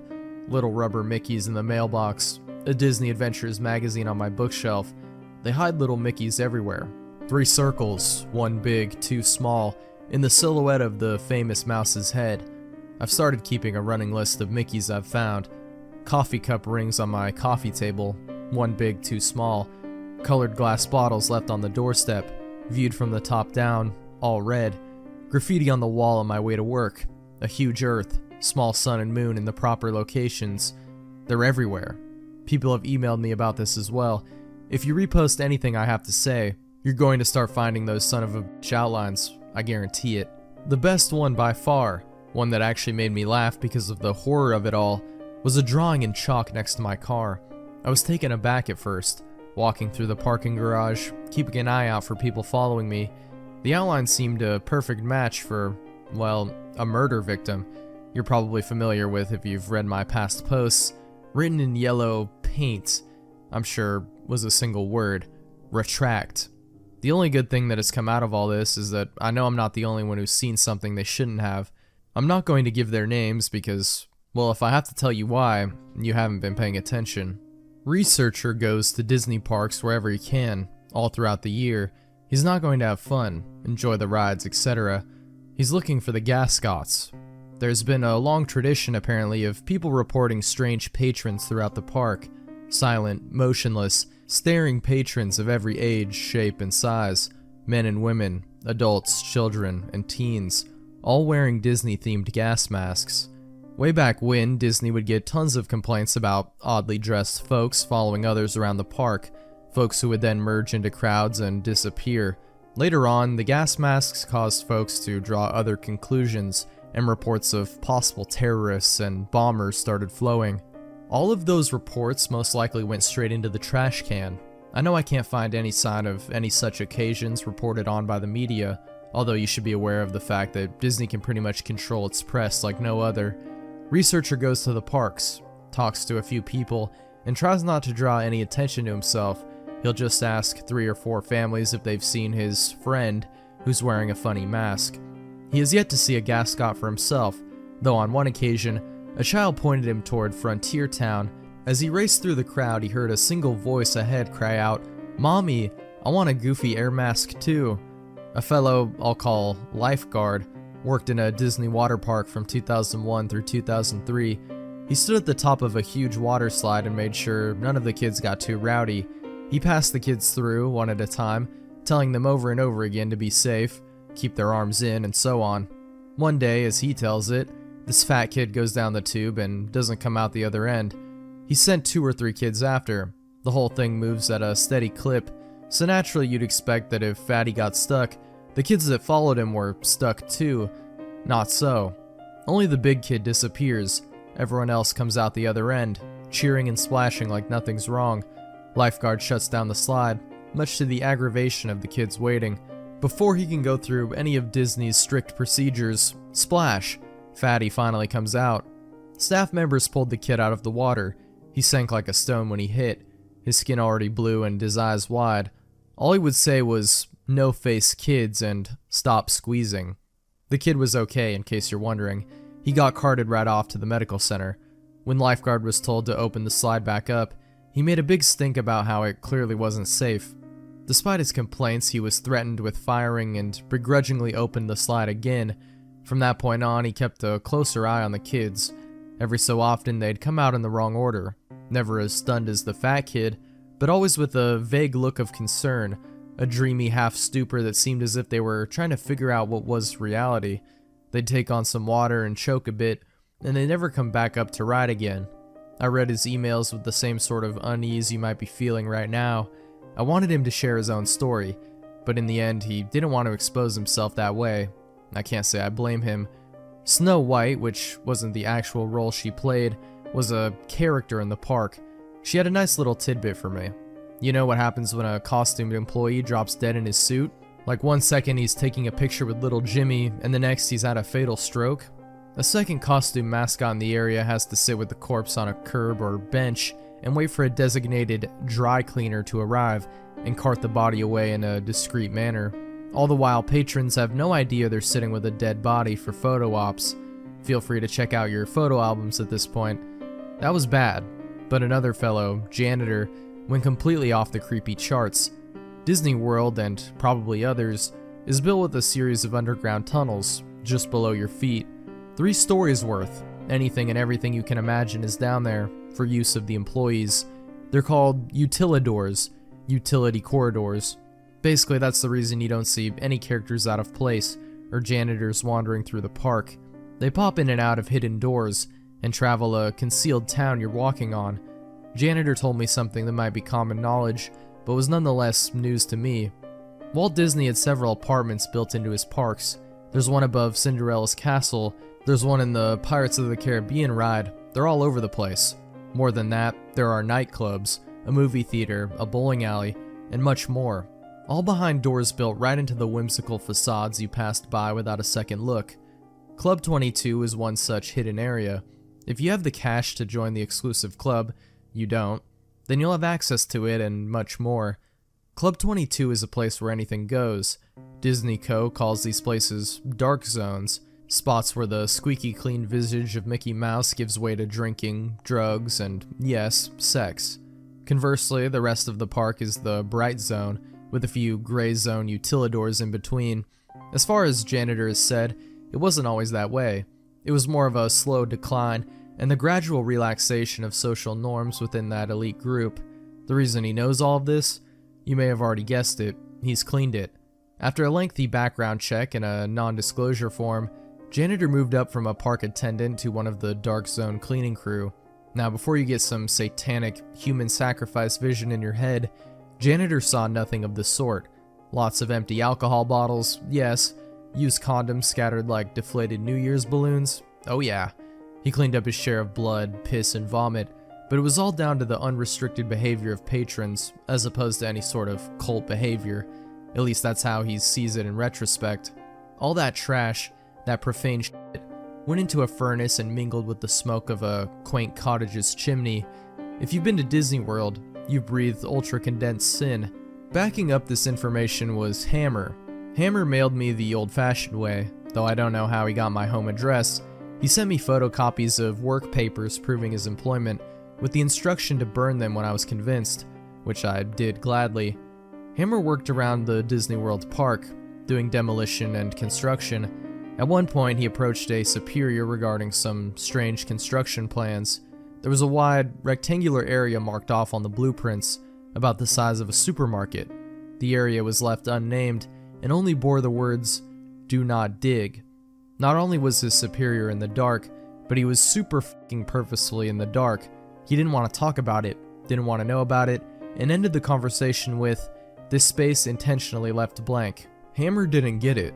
The area seemed a waste of space, and it was directly conflicting with the work his team had been given. He started poking around the area on his off time, finding only a derelict steel door and a great span of concrete just beyond. It was a supermarket's worth of blank gray floor. Soon after, Hammer started picking gascots out of the crowds. Unlike all other reports, the people, the things would stand in full view of the guy. They'd cluster together in the distance, or they'd just be pressed against a wall when he turned a corner. He said they moved weird, like they were weak or injured, like a deer that's been run down by a hunter and can't flee anymore.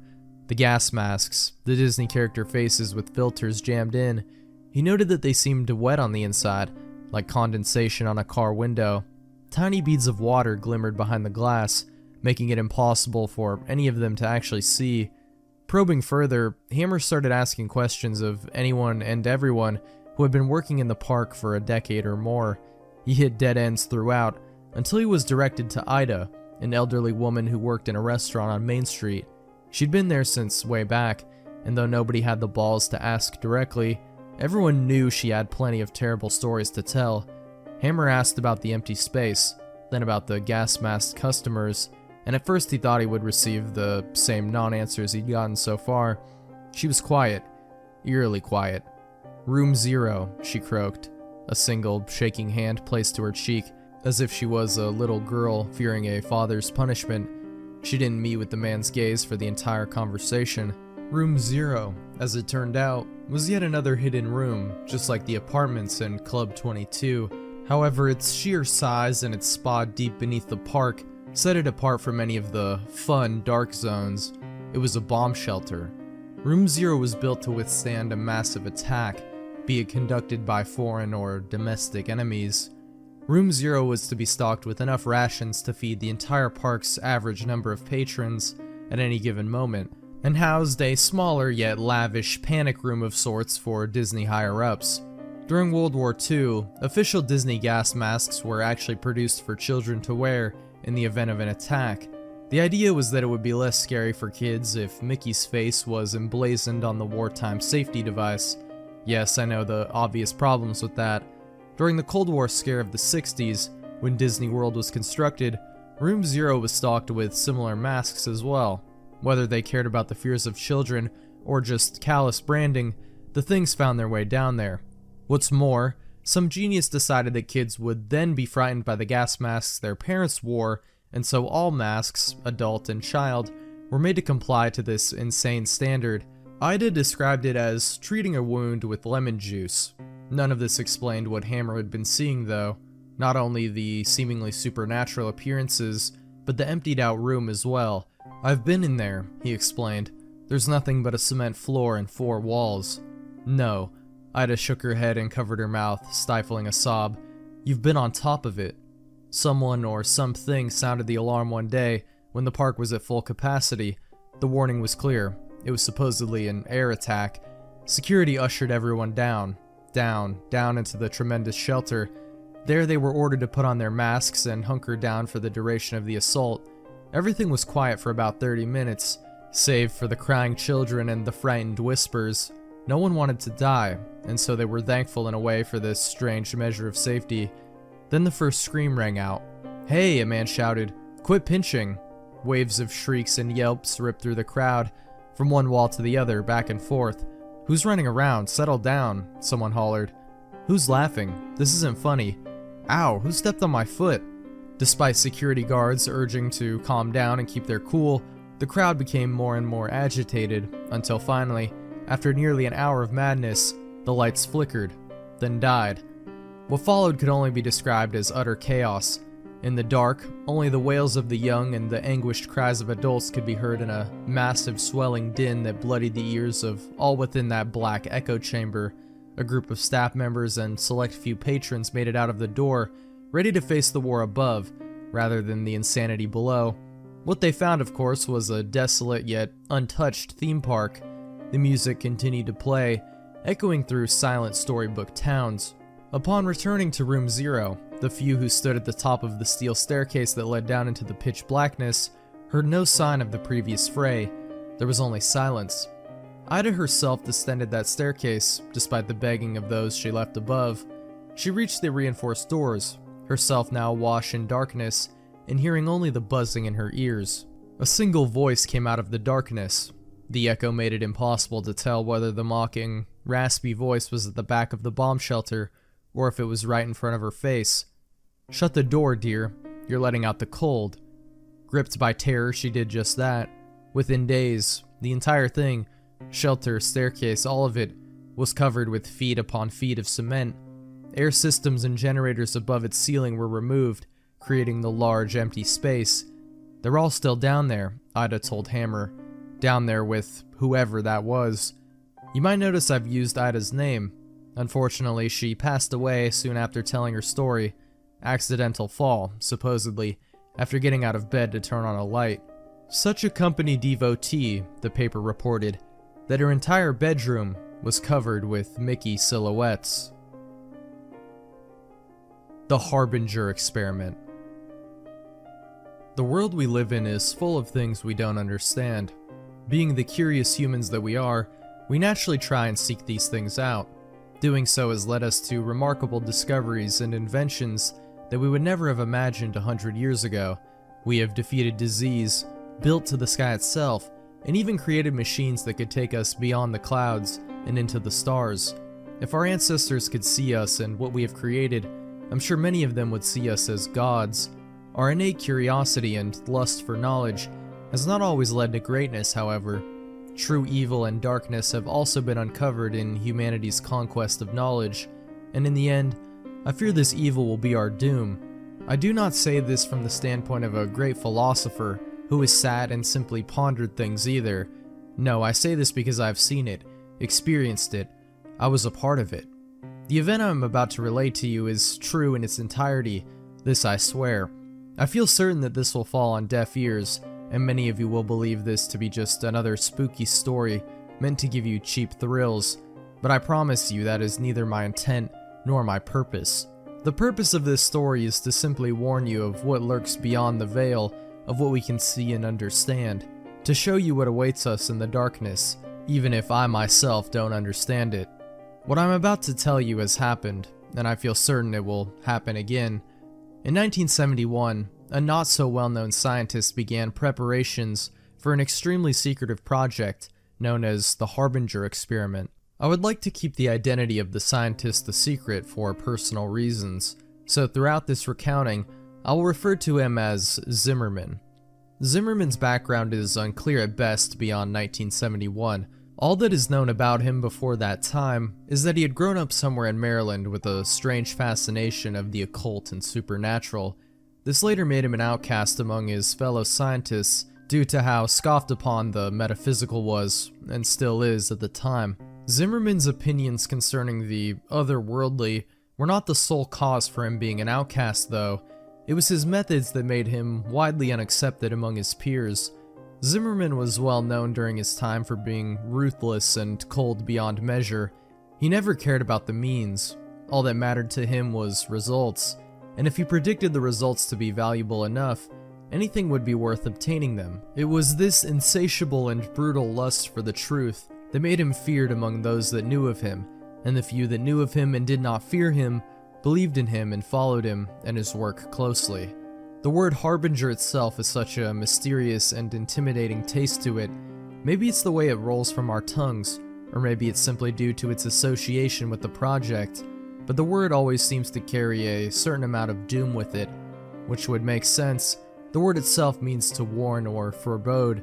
I can't imagine Zimmerman's reason for giving the experiment this title, but in retrospect it fits perfectly. Zimmerman came to a select few, me being one of them. He told us he was working on something big, and that he needed people who could keep confidentiality and not spread idle gossip of his work. While he did not fully trust some of us, he did know that we were professionals, and that for some reason or another, we were all in dire need of employment. I had worked at the local clinic as a doctor, but I was caught stealing medication and was promptly fired. This left a very dark mark on my resume, so work was hard to find. I was also a native to Alaska, and lived near where the experiment would take place, so I guess you could say I was a convenient choice. As you can imagine, I jumped at the opportunity. It was hard not to when I saw the payout. 15 of us were hired in total. Some were colleagues of his that has been working with him for a while. Some were maintenance workers, and a few were hired as private security. I was the only medical professional to be hired. It is still a wonder to me how he even attained the funds necessary for the experiment. I would not be wholly surprised if his financing was not entirely legal, but legal or not, I needed the money and he was paying. Looking back, it's the decision I've come to regret. After Zimmerman obtained his money, he used it to buy a relatively large plot of land deep in the frozen wilderness of Alaska, and upon that piece of land, Zimmerman built a concrete structure, not dissimilar to a bunker in fact, the sole difference being that its goal was to keep any potential damage contained within the structure, rather than keeping it out, as he put it. Most of the structure dug underneath the earth, which had the effect of making the underground complex seem so much smaller than it really was from the outside, as would be expected. There was only one way of entering and leaving the underground structure, and it was via a ladder that led from a small, unassuming concrete building on the surface, which I will refer to from now on as the entrance building for convenience, to the network below. After everyone had gone to bed at night, the hatch that contained the ladder would be sealed off with a very large and thick metal lid. Zimmerman was very strict about this.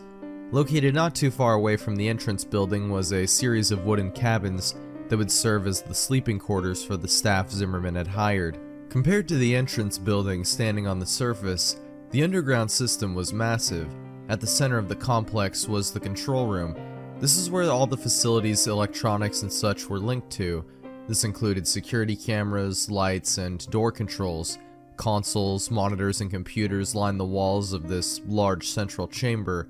This is also where the ladder in the entrance building connected to in the underground complex. Connected to the control room were 3 doors.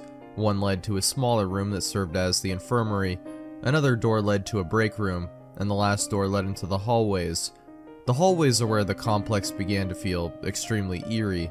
They were, for some reason, laid out in an extremely confusing scheme that led in circles and to complete dead ends. These hallways made up a vast majority of the complex, and it would be very easy to get lost in the maze if you were unfamiliar with the complex. But if you knew where you were going, you would find yourself standing before one of 3 8x8 foot rooms before long. Each room had a camera hooked up to one of the corners of the room, and all 3 of those cameras were connected to a corresponding monitor in the control room. Cameras were also scattered throughout the hallways, so that whoever was watching their corresponding monitor could see anywhere they wanted to, when they wanted to. Thick metal doors stood at the entrance to each of the 3 8x8 foot rooms, and in order to open them, you would have to enter a 4-digit code into a panel located near the door. I remember when I first arrived at the complex, how badly the hallways frightened me.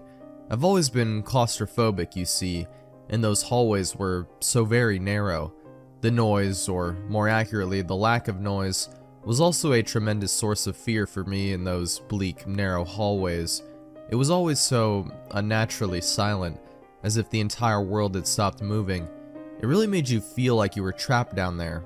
Thankfully, though, I only rarely ventured into those hallways, for I was the only medical professional in the facility, and I had virtually no reason to go into them. In the beginning, I found it so peculiar that Zimmerman would ask for a medical professional like me on a project like this, but by the time it was all over, I understood why. The official purpose of the Harbinger Experiment was to test and observe the effects of extended isolation on the human mind. This is what was listed on reports being sent out at least, but unbeknownst to all those who were not participating in the project, excluding the subjects, the true purpose was much darker. Like I said before, Zimmerman had always had an obsession with the occult and supernatural. He sought to prove himself to those who did not believe in him. He wanted physical proof that the supernatural was a real phenomenon, and he wanted to be the first one to attain said proof. The true purpose of the Harbinger Experiment was to find proof of the metaphysical, a world we could not see. The thought of doing this was naturally a tad bit daunting and even scary, but it was Zimmerman's method of doing so that was truly terrifying. Zimmerman believed that he would be able to open a portal between worlds momentarily, allowing 3 random entities to cross over to our world, and each one of these things would be trapped within one of the 3 rooms. Zimmerman had the theory that any entity would try and latch on to the nearest living thing that had the capacity for it. He wanted to use this technique to trap a spirit in a physical form by allowing it to enter a living being that had been injected with compound mixture of Zimmerman's creation. In theory, this compound would keep the entity from simply leaving whatever it was attached to. The only way it would be able to leave a host who had been injected with the compound was through death. According to Zimmerman, the host would have to be something living, with a strong will enough to survive the possession, and there's only one known species that possesses the amount of will required for this: humans. Zimmerman had also done something to ensure that the entities would only enter the 3 rooms, and that there would only be one entity in each room, though I cannot say I know what exactly he did. In fact, I know next to nothing when it comes to how Zimmerman managed to do what he did. He liked to keep his methodology a secret to his most trusted colleagues, most likely due to his paranoia that someone would steal his ideas and take credit for the success of said ideas. If I had known that this was the true purpose before I signed up, I may have reconsidered. But Zimmerman decided not to tell us until we were all gathered at his fortress. Even if any of us wanted to leave, I doubt we would have been allowed to do so. The security team Zimmerman had hired was loyal to him and the payout. It is not likely that Zimmerman had given them the order to now allow anyone to leave. There were 3 different subjects included in the experiment. All were native to Alaska, and each one was lured into the project under the belief that they would be participating in a harmless study of the effect of isolation on the human mind, as I mentioned before, which is why none of the subjects objected when they realized that they would be confined to one of the 3 rooms that I mentioned earlier. The first subject was a young man. He was apparently out of work and desperately needed the money that had been offered for participating in the study. The second was a woman. By looking at her, I could tell she was an addict of some sort. The third and final subject was an older man, a drifter if I had to guess.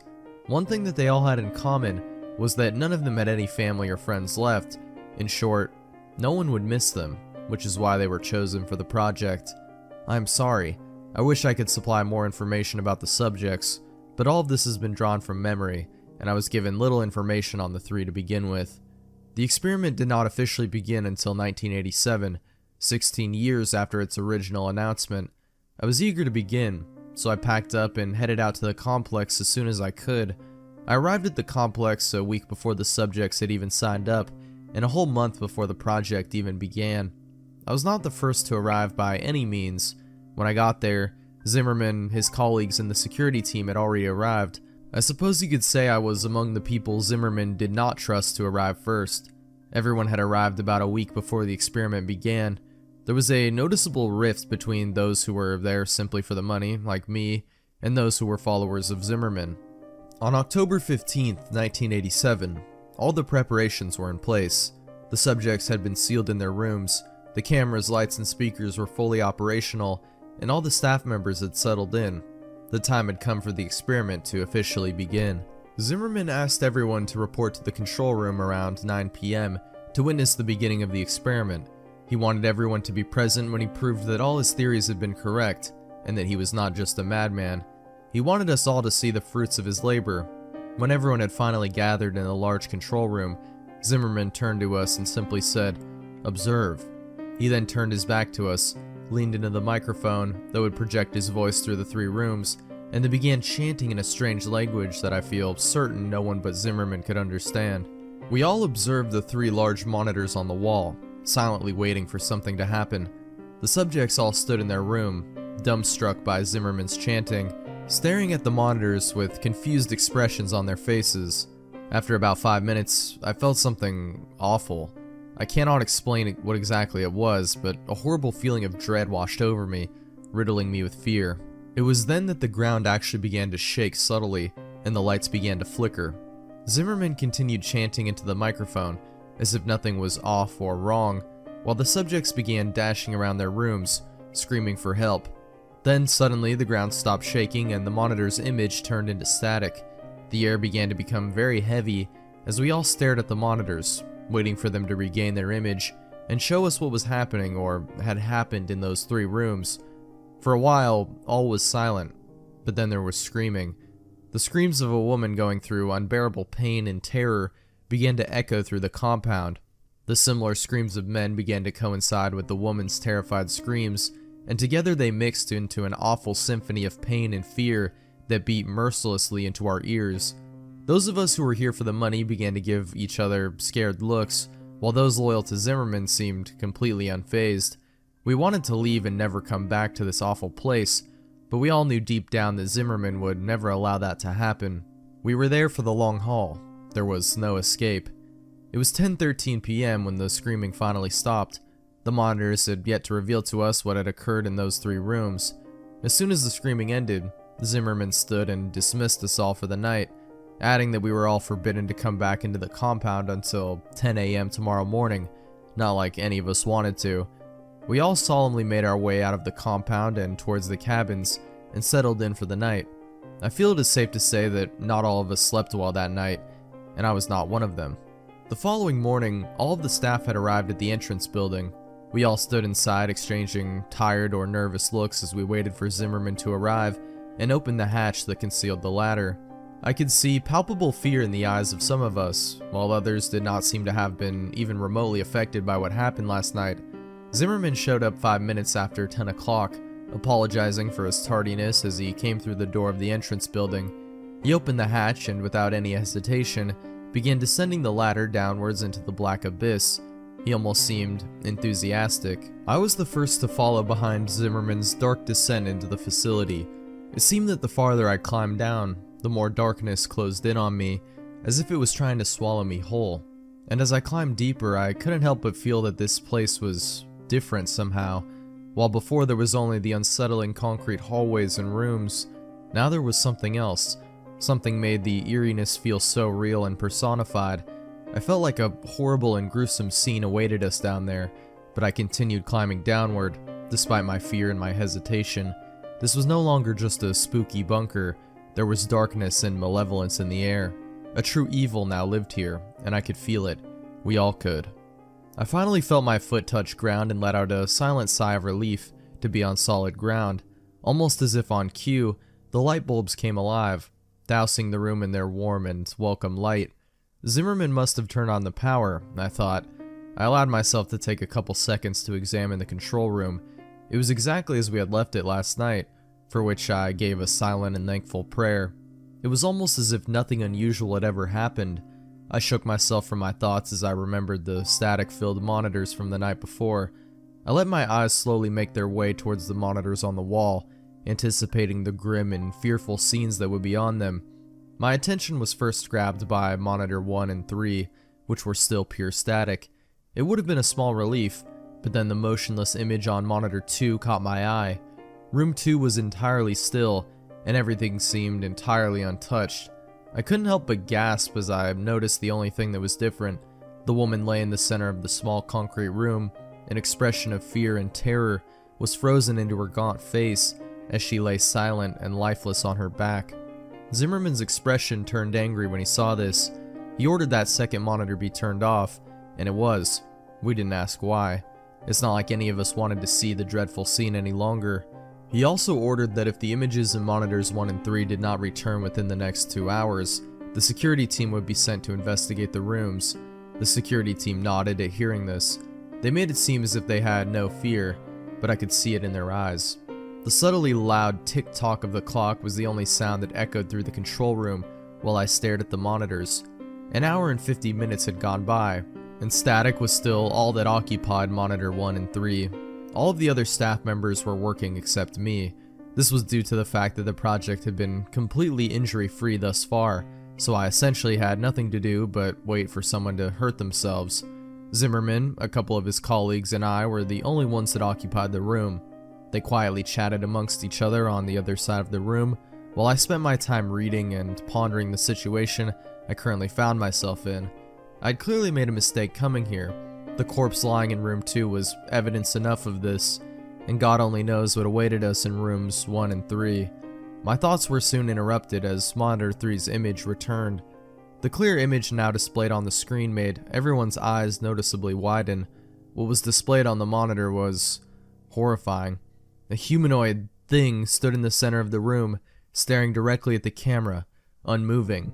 It was wearing the jumpsuit that Subject 3 had been issued, but this clearly was not the same man that had entered the room. What caught my attention first was its eyes. They were solid black and twice the size of normal human eyes. They seemed so endless and so cold. Its head had also grown with the eyes in such a symmetrical and unsettling manner. The being had also shed all of its hair it once had, and even from the monitor I could see how unnaturally smooth and clear its skin was. It had also seemingly grown in height and stature, which could be seen in the fact that the jumpsuit was now obviously far too small for its wearer. Its limbs had grown especially long. Its arms hung almost as low as the creature's knees. What we were looking at was in no way the same man we had sent inside. Fear. Fear was all I felt as I continued to stare into the monitor at that thing in the room, and my fear seemed to be shared by those around me, which made me feel kind of good. It may sound awful, but it was a bit satisfying to see that Zimmerman and his colleagues could feel fear too, but at the same time, it was worrying, because this showed this was not part of Zimmerman's plan. Something had gone wrong. We all stared into the monitor at the thing despite our fear. It was almost as if we were in a trance. My already present fear began to grow and spread rapidly through my body as I became lost in the creature's eyes, trapped in its terrifyingly hypnotic gaze. After what felt like forever, I managed to break eye contact with the creature and divert my attention from the monitor, and when I did so, I felt my fear levels drop considerably. After a short while, Zimmerman ordered his security team to make their way to Subject 1's door, just as he said he would do. The security team left without question, armed with only batons and pistols. I focused my attention on watching the men progress through the hallways towards Subject 1's room via the cameras. Even through the not-so-high-quality cameras, it wasn't hard to tell that these men were afraid of what awaited them. Their heads were downcast as they walked. They did not possess the same confidence within them that they did when this project began. They looked like scared boys being sent off to a terrible war. Eventually, they made it to the door. We had perfect vision of them and the door via the hallway camera.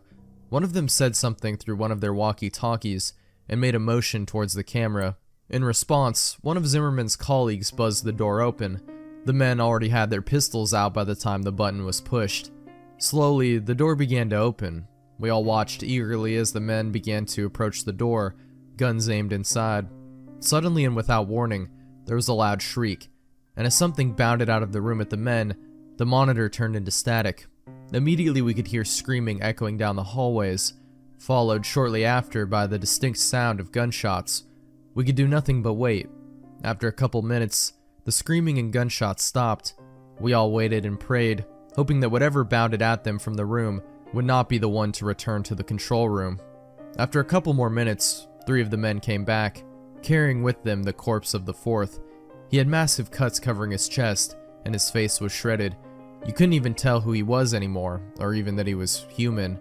I was used to gore, being a doctor and all, so I felt somewhat unfazed by the mass of shredded flesh and bloodied meat they carried with them, but many of the others went pale and vomited.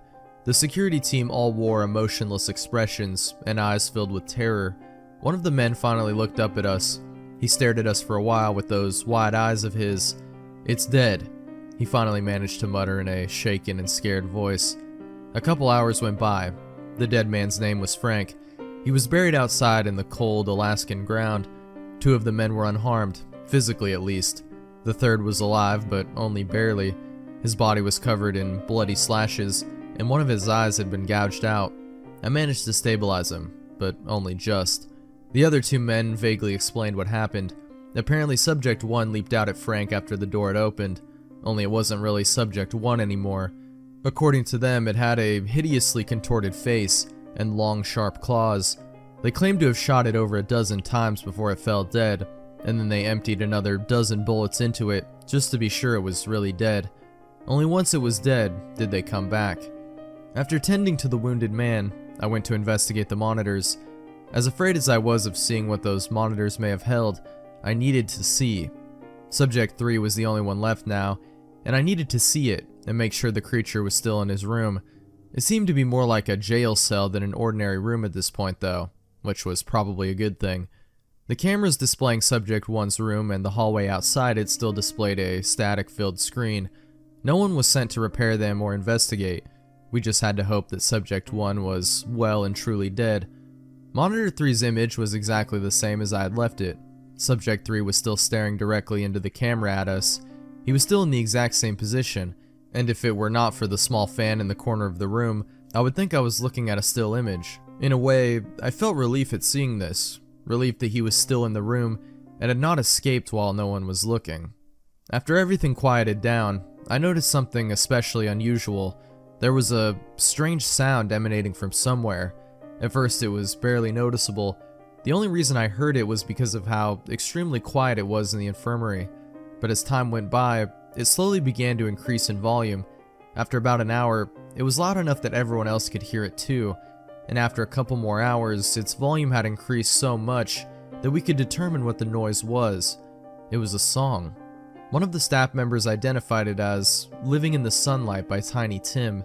Apparently his father loved the song and listened to it frequently. The song seemed to be on a loop and kept replaying itself. Although we were able to identify the noise, we remained unable to identify its source. We knew that it wasn't coming from the speakers because we had turned them off.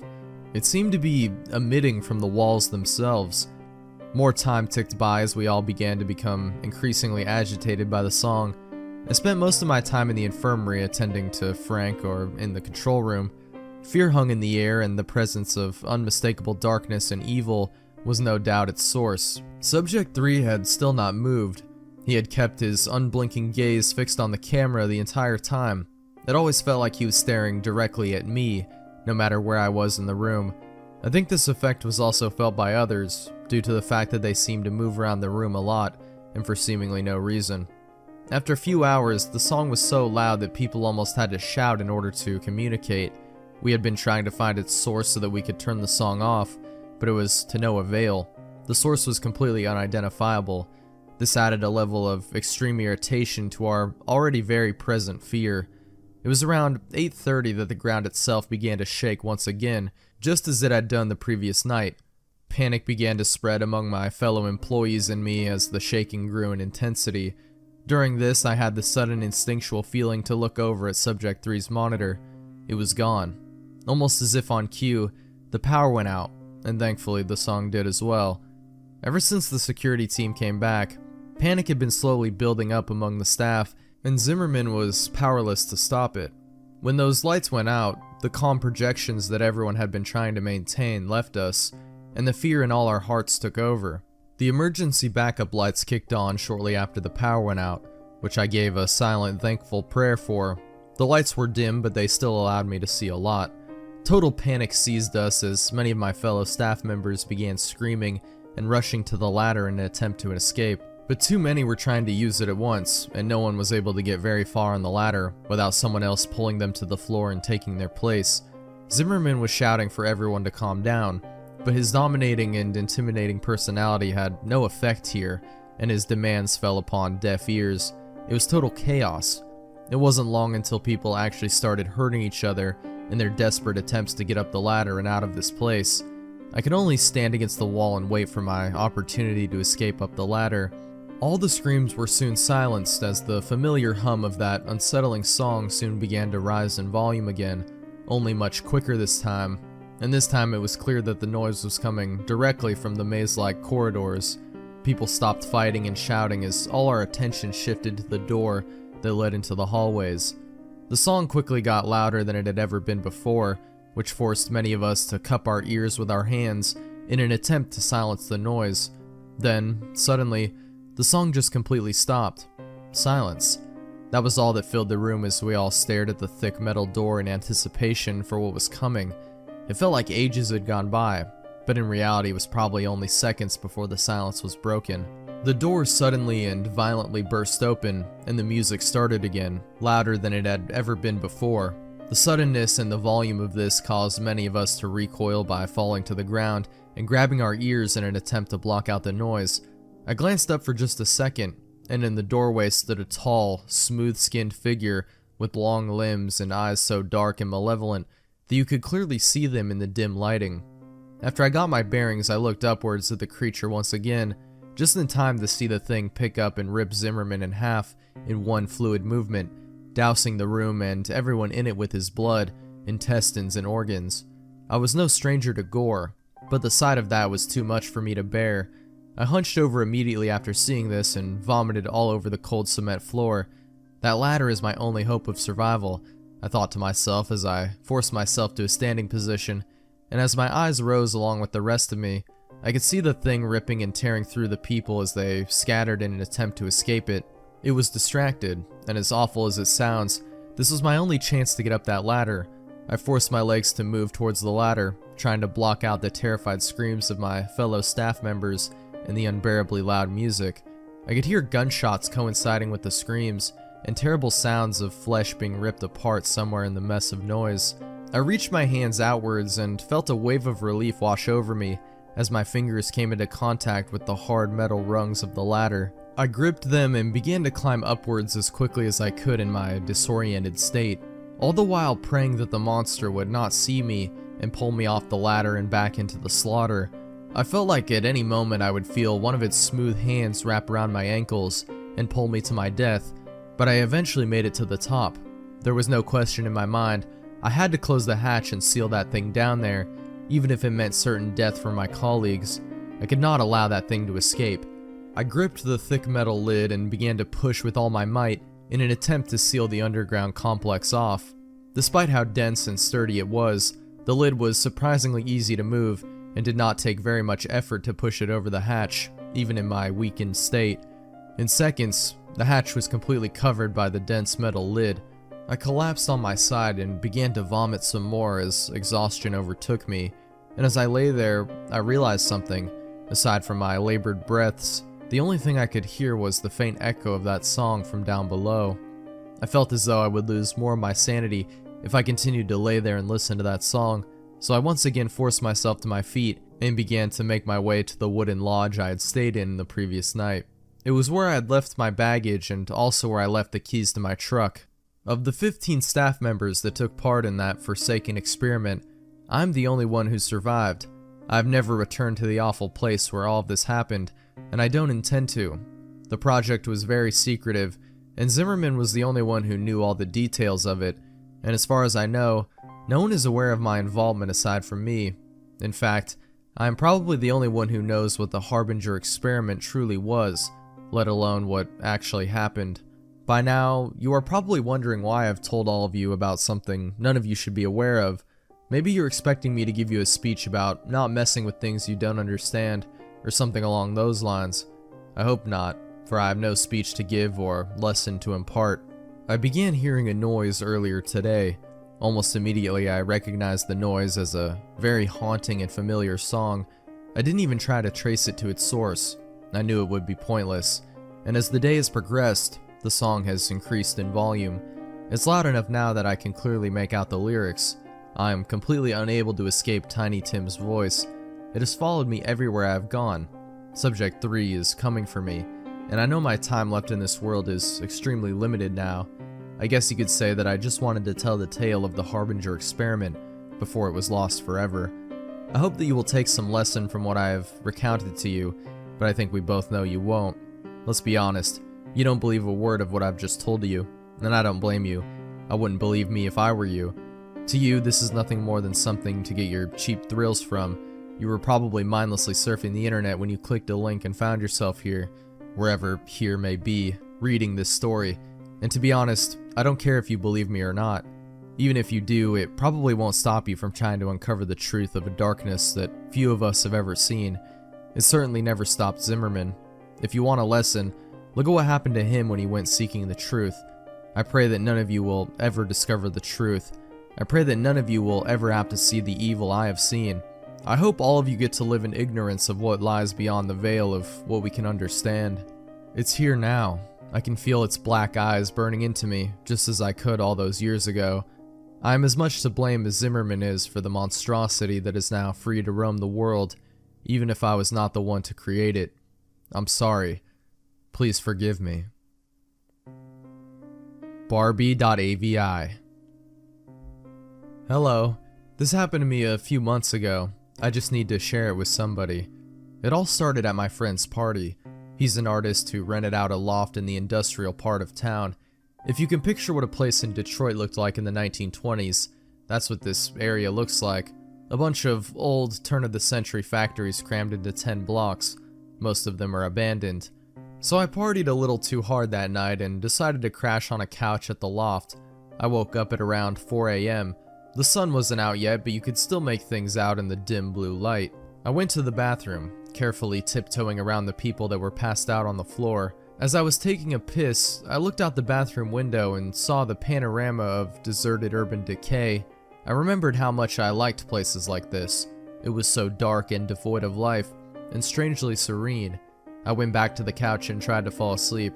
After 45 minutes of staring at the ceiling, I decided I didn't want to be there any longer. So I swallowed my pride and decided to wake my girlfriend up to beg her for a ride, since walking around the vacant streets at this time was not an option. Being an awesome girlfriend, she was totally cool with it. She told me she would be there in about a half hour, and that she would give me a call when she was outside. My phone died 10 minutes later, so I decided I would sit by the window and watch for her car. I sat there for a while. Eventually my eyes started getting really heavy, and I began to doze off. A crashing noise outside woke me up. It wasn't loud, but enough to snap me back into reality. I looked out the window and scanned the area, but didn't see anything. However, across the street from the loft, near a mountain of garbage bags and one of those enormous dumpsters, I did see a computer and monitor smashed against the floor that hadn't been there before. When my girlfriend arrived, I went downstairs and greeted her. Just as I was about to get in the car, I remembered a friend of mine who had blown out his power supply, so I decided to walk over to the dumpster and see what I could salvage. The monitor was worthless, but the tower seemed to have suffered almost no damage, so I put it in the trunk and we drove off. About a week had passed and I had completely forgotten about the tower, until my girlfriend called to let me know it was still in the trunk and that she wanted it out. That night I brought it home. Before I took it apart, I decided to hook it up to my monitor to see if it still worked. To my surprise, it did. It ran Windows XP and it looked like it had been wiped clean. I decided to do searches for words like tits and pussy, in hopes of finding some secret stash full of weird DeviantArt porn the previous user had forgotten about. Morbid curiosity, I guess. But my search came up with nothing. There were no picture files. Then I searched for movies and one came up. It was a .avi inside a folder titled Barbie, hidden in the Windows System 32 directory. So I played it. This is where it gets disturbing. The movie was about an hour long and was made up of what seemed like raw exported footage. The footage was of this woman sitting on a chair and talking against a white backdrop. I skipped through most of the movie and it was all the same continuous shot. I decided to sit through the footage to find out what she was talking about. 15 seconds into it, the audio became extremely bad, and her voice was drowned in harsh static / background noise. I couldn't make out a thing. I imported the footage into Final Cut and tried to mess with the levels to isolate her voice. It helped a little, but I still couldn't hear what she was saying. I was intrigued now and began to really pay attention to her face and body language. It seemed that she was being asked questions, because she stopped at times to listen and then continued talking. About 15 minutes into the footage, her face began to redden and contort, as if the questions were bothering her, but she continued to answer them anyway. Shortly after, she started to cry. She sobbed hysterically for the duration of the film. One of the words I could lip read was skin. She repeated this word many times throughout the footage, and at one point, she even pulled at the skin from her arm and mouthed the word. She seemed to be unhappy with it. It kept on building and building, and about 40 minutes in, she was crying so hard she could barely look at the camera. She stopped talking at this point. The rest of the footage was just her crying with her head down. Oddly enough, she didn't get up or move. The screen just faded to black. I was fucking dumbfounded. I played the whole thing through many times that night, trying to find inflections and nuances in her movement that would reveal anything else about what was going on. I felt so dissatisfied. I wanted to know more. That was when I noticed that there were about 10 more minutes left on the timeline after the screen went black. 2 minutes past the darkness, there was more footage. The footage was extremely shaky, almost unwatchable, and depicted a pair of legs walking along train tracks. My guess is that the camera was accidentally left on as it was being carried somewhere. The person in this video walked along the train tracks for about 6 minutes, then turned into the forest and walked over what looked like foliage flattened by a piece of plywood. The person continued on this makeshift plywood road until the clip ended. My heart started beating with excitement, because there were train tracks a few miles away that looked very similar to the ones in this video. I had to check this out. I called up my friend Ezra. He's 6'4", 250 pounds of mostly muscle. I convinced him to go on a little adventure with me. I'm no pushover myself, but I felt if I was to go wandering in the woods looking for God knows what, some extra muscle couldn't hurt. The whole idea of investigating this video had me so excited I couldn't sleep. The next morning on a sunny Saturday, I took my flashlight, camera, and 7-inch K-bar knife with a matte black finish and serrated edge and went to pick up Ezra. When I got to his house, he wasn't even awake. When I woke him up, he pretty much told me to fuck off. I was already packed and I had mentally prepared myself to do this, so I decided to go through with it without him. I parked my car at the train station, took my stuff, and hopped onto the tracks. After walking for about 2 hours, I saw a broken piece of plywood, and my knees almost buckled with excitement. I searched the nearby foliage, and there it was, a little plywood trail leading off into the forest. I walked slowly along the trail, paying close attention to everything. I would stop occasionally, kneel down and listen for anything or anyone, but it was so quiet. This was one of the most nerve-wracking things I had ever done. I didn't know what to expect at the end of this trail. The dense tree line gave way to a little island of grassy field, and then I saw it. A house being consumed by the forest. From the looks of it, no one had lived there for 20, maybe 30 years. I got my camera and snapped a few pics. A few yards away from the house was a tool shed made of rusty sheet metal. I sat there among the trees for a while, absorbing everything. I didn't want to go into the open field. I had a bad feeling that something would see me. It took me a while to muster the courage to go up to the house. The door was partly opened. I pushed it in with the flashlight and was relieved that the inside was actually very well lit. I put the flashlight away, got my camera, and took a few more pics. There was no furniture. The floor was riddled with bricks, wood, and other rubble, and some of the walls had huge holes in them. When I went in further to explore, I saw some things that I didn't pay much mind to in the moment, but now that I think about them in hindsight, they greatly disturbed me.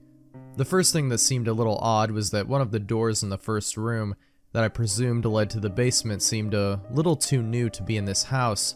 It was also the only door that was locked. Also, when I made my way to the second floor, I saw some chairs and a fold-up table that also seemed a little too new to be there. But what disturbed me the most was the bathroom. The dust on the mirror had been wiped away, and in the bathtub I saw a clear plastic tarp that still had water droplets on it, when I presume it was last washed clean. That was when I heard something moan really loud. I jumped the fuck out of the second-story window and ran back to the tracks. Halfway there, I realized the moaning was most likely a water pipe expanding or contracting. That little moment of relief gave way to horror when I wondered why the water would be running in an abandoned house in the middle of the fucking woods. It's been a little more than 2 months since this happened, and I haven't gone back there, nor do I plan to. Anansi's Goatman story. Here's my story. Be 16, be black, and have family down in Alabama. They farm and own a huge amount of land down in Huntsville. Uncle owns a big house and a bunch of trailers they put out in the woods for hunting or camping. Down south, cousins suggest that we go out there to camp. No, I'm a city kid from Chicago, so they tease the fuck out of me. Collect food, kill a pig and some chickens, and bring necessities to camp out for a few days. We get to the camp and it's obvious something is weird.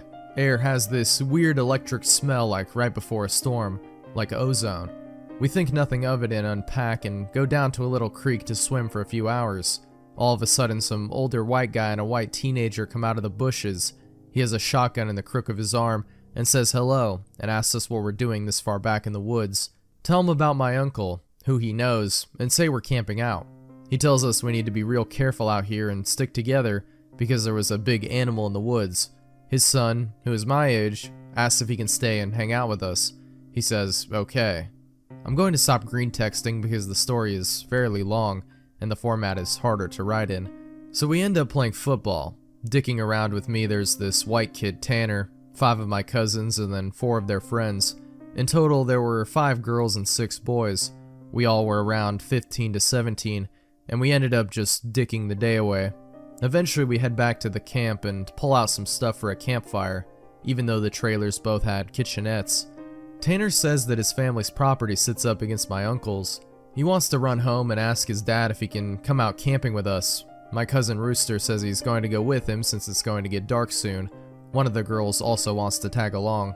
It's about 7 o'clock and it's starting to get pretty dark. They grab flashlights and take the trail towards Tan's property. The rest of us chill, we make s'mores, drink, and kiss on the girls. About 30 or 40 minutes later, there's the smell of ozone again. You could notice it over the scent of the fire we had started.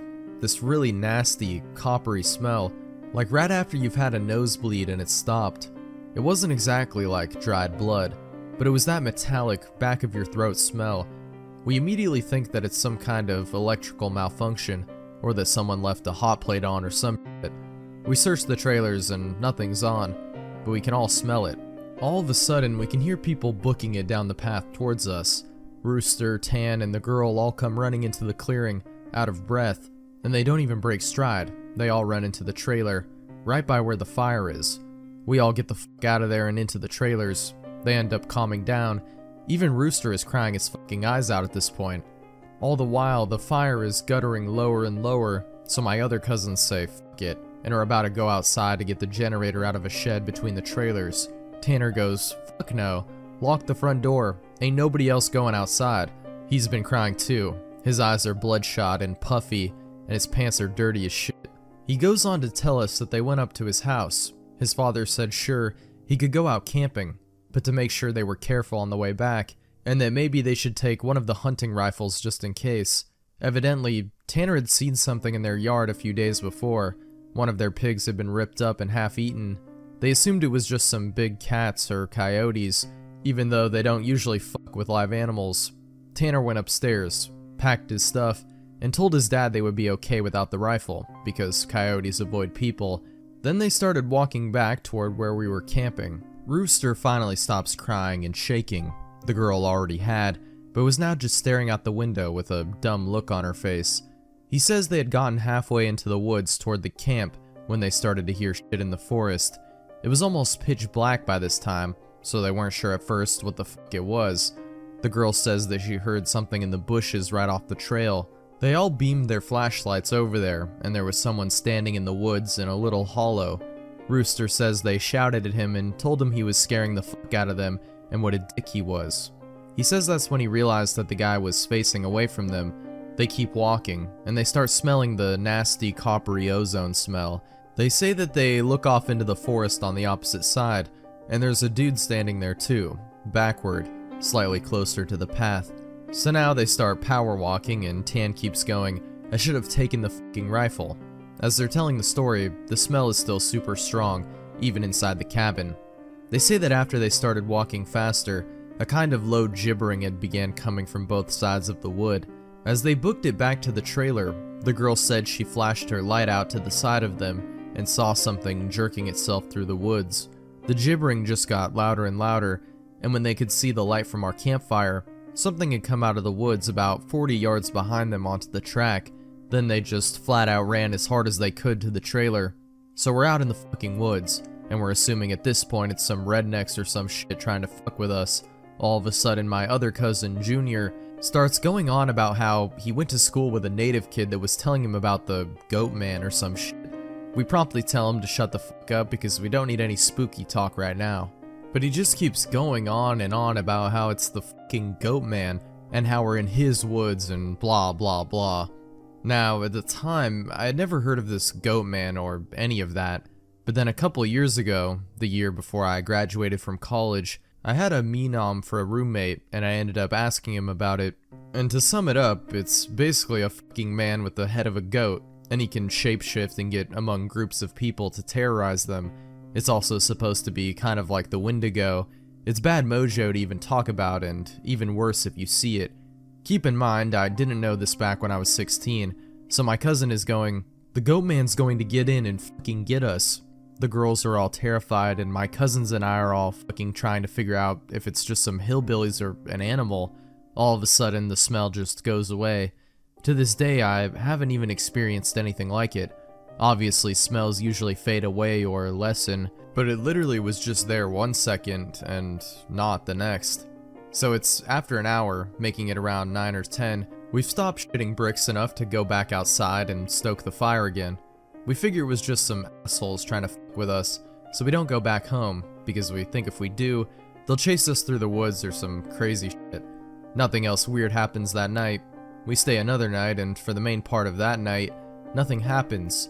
But at about 1 in the morning, we're outside getting drunk and telling ghost stories. As someone is finishing some too spooky story, I don't remember what about. the smell comes back. It's so fucking strong that one of the girls literally starts vomiting. I stand up and you can actually feel how clammy the air is. I say we should get inside and that this isn't right. We should have just fucking left. We all go back inside and we're standing around. My cousin keeps going on about how it's the Goatman.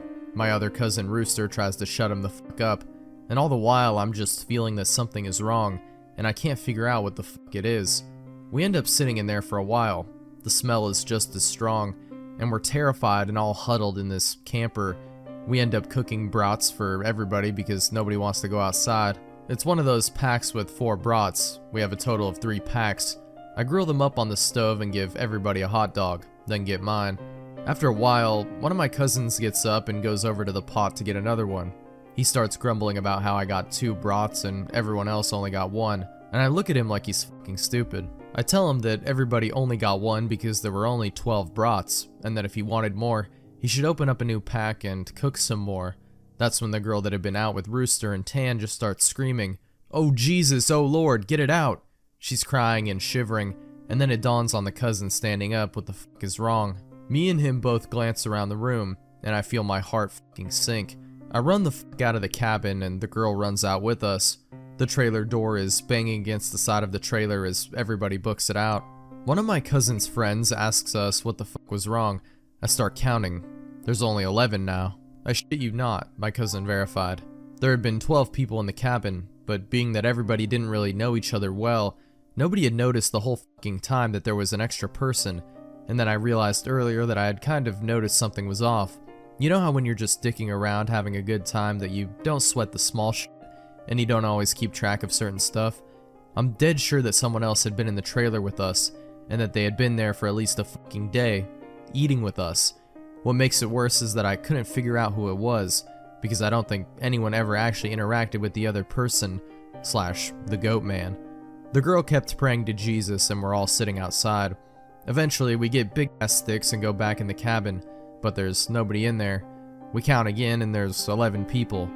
We go back into the trailer and lock the door. We explain what the fuck happened. The girl says that she realized too, and then when she was about to say something, the person sitting next to her had grabbed her leg hard, leaned over toward her, and said something she couldn't understand. So we are pretty much scared as fuck as we huddle together, and I fall asleep. When I wake up, the sun is just coming up, and half the people are asleep and the other half are packing our shit up. We all want to walk back home, but like 4 people want to stay until the sun is all the way up, and some people think that we're just fucking around and still want to stay at the trailers. I just want to get the fuck out of the woods. The girl's name was Kira, the one that the Goatman had touched. Anyway, I asked her if she really thinks it was something bad, and she says she just wants to go home and that she doesn't want to be out in the woods alone for another night. So we decide to split up. The 4 that want to go can go, but I have to stay because I have the keys to the cabin, and it's my uncle's and I have to lock up. I'm super pissed at this point because I feel like people aren't taking this shit seriously, and I definitely didn't want to be out in the woods for another night. I spend the rest of the day trying to convince the rest of the people, now 4 girls and 4 guys, to get the fuck out of Dodge. Tanner leaves with them to go get a rifle and says he's going to be back, so there are just 7 of us left by 4 p.m. At around 5 p.m., he hasn't made it back yet, and we're getting extremely fucking antsy. The only reason I stopped begging them to leave was because he went out to get a gun. At about 5:30 or so, the one cousin that did stay says that the girl Kira is outside. We all look outside and sure enough, she's standing by the fire pit with her back to the cabin. I'm thinking to myself, if she was so fucking scared, why the hell would she come back? And then I get this nasty feeling in my gut.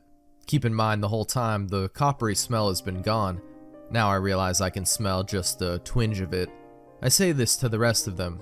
Everybody, and these are the people that wanted to stay in the fucking woods after we had the goddamn Goatman in our midst, is laughing at me and asking if I set this up to scare them. I'm looking at them like, I'm not fucking bullshitting you at all right now. I asked them why the fuck I would play like that. So one of the girls goes outside to get Kira. She gets halfway to her and stops cold. Kira starts heaving. I don't know how the fuck to describe it. Sort of like if someone with their back turned was laughing without actually making any sound. It was this fact that made me realize there was not a fucking sound in the whole woods. It was dead silent. This was like late September, so it was still fairly hot at the time, but super chilly some days too, and you could usually hear big-ass geese honking, or some kind of birds or squirrels chit-chatting. I step out the door and tell the girl to come back in the fucking trailer right goddamn now. She backs up into it and we lock the fucking door. We pull down all the shades except one, and put a guy there in a chair to watch Kira. She stands there for another 20 minutes or so. Eventually the guy turns to say that she's still there, and there's a huge fucking bang on the door. We all jump the fuck up and scramble around the living room of the trailer. The banging is super fucking loud. My cousin is holding one of the girls. The other two are kinda giggling with nervous laughter, and me and the other two guys are shooting bricks. Then we hear Tan. He's screaming, "Let me the fuck in! Stop fucking playing!" We go over to the door and open it, and he stumbles in with a rifle. There's nobody else outside. Evidently, he had walked up to the campsite. Nothing weird happened in the forest, but he had seen a girl. Mind you, he said it was not Kira standing there. When he had gotten to the edge of the clearing, she had turned toward him with a slack-jawed look and just stared him down, slowly tracking him as he walked around the outside of the clearing towards the camp. He said it wasn't until he was almost halfway to the trailer that he'd realized she was getting closer to him. She had started off by the fire, and without him even seeing her move, she had been turning, inching closer.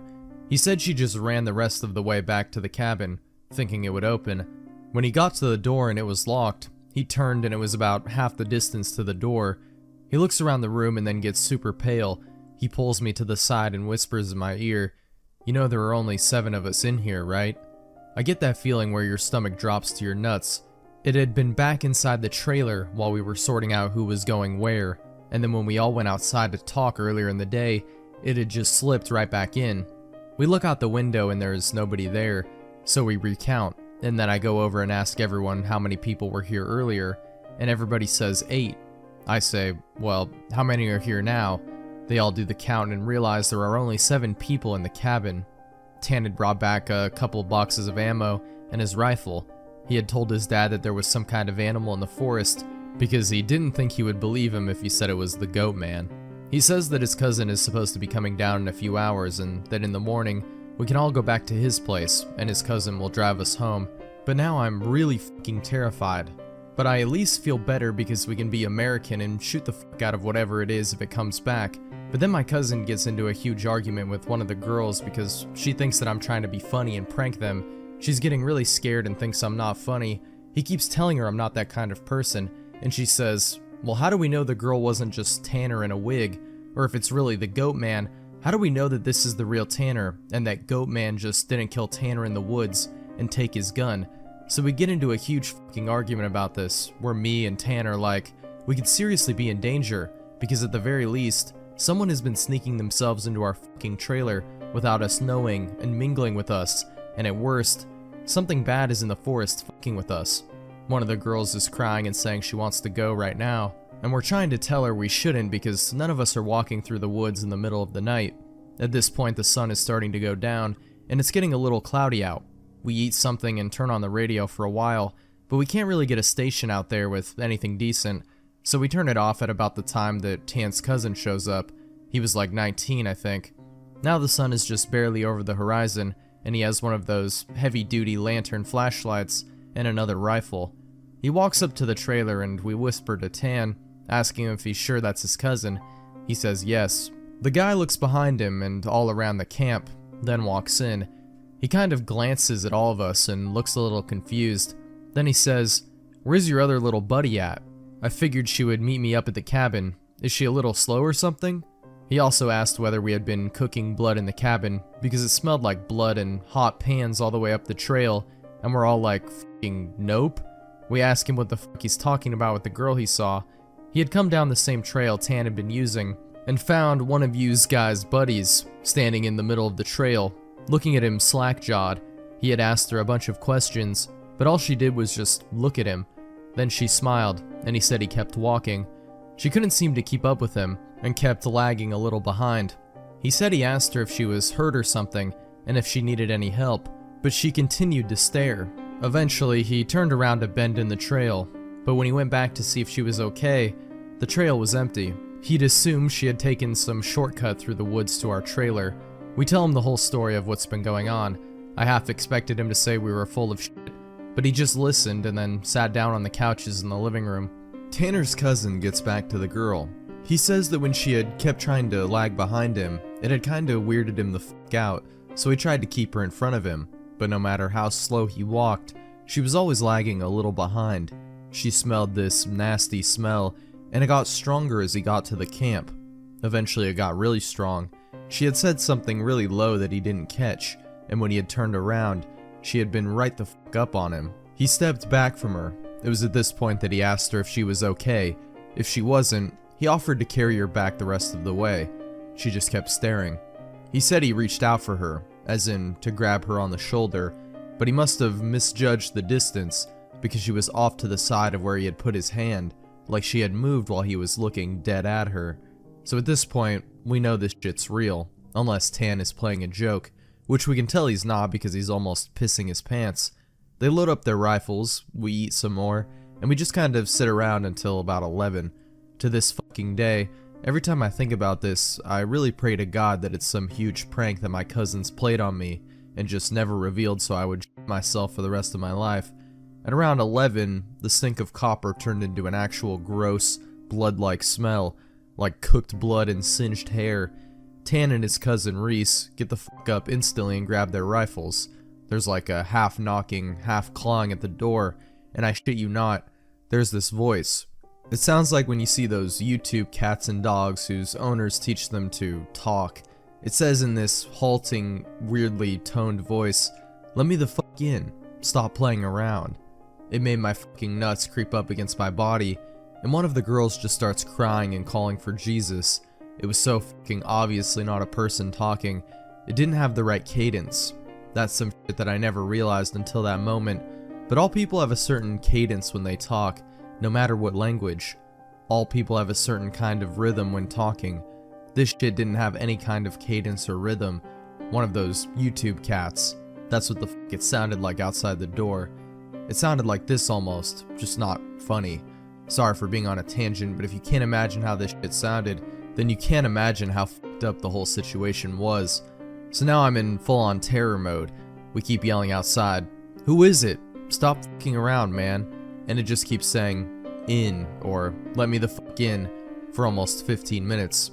Then the smell goes away for a while, and for the next hour or so, you can hear someone basically creeping around in the woods and shit. Every couple minutes it comes back to the door and says something. Finally, the smell fades away at around 2 in the morning. Reese says, "Man, fuck this," opens the door and walks outside with his rifle. He fires a shot into the air and says something to the effect of, "In the name of Jesus Christ, go away." He fires 2 more times, and then from the woods, right up against the river across from the trailer, it sounds like something is slowly gibbering and hooting.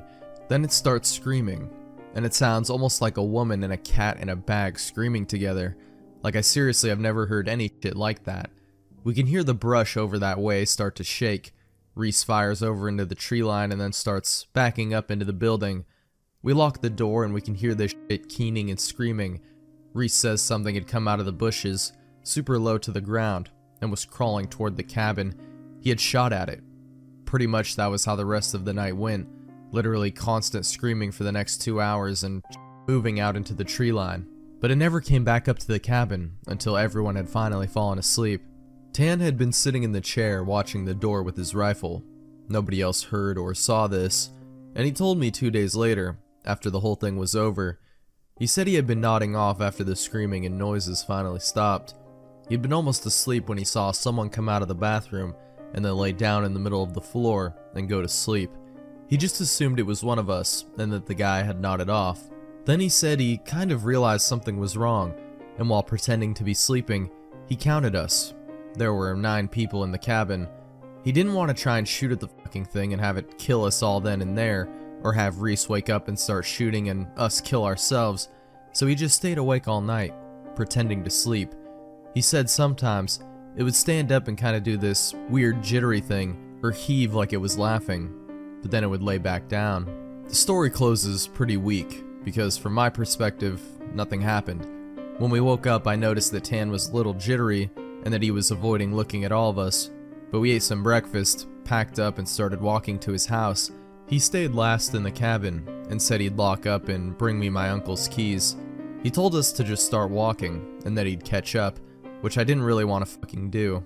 We got a little bit up the path, and when he came running up, we just jogged back to his house. His cousin took us home.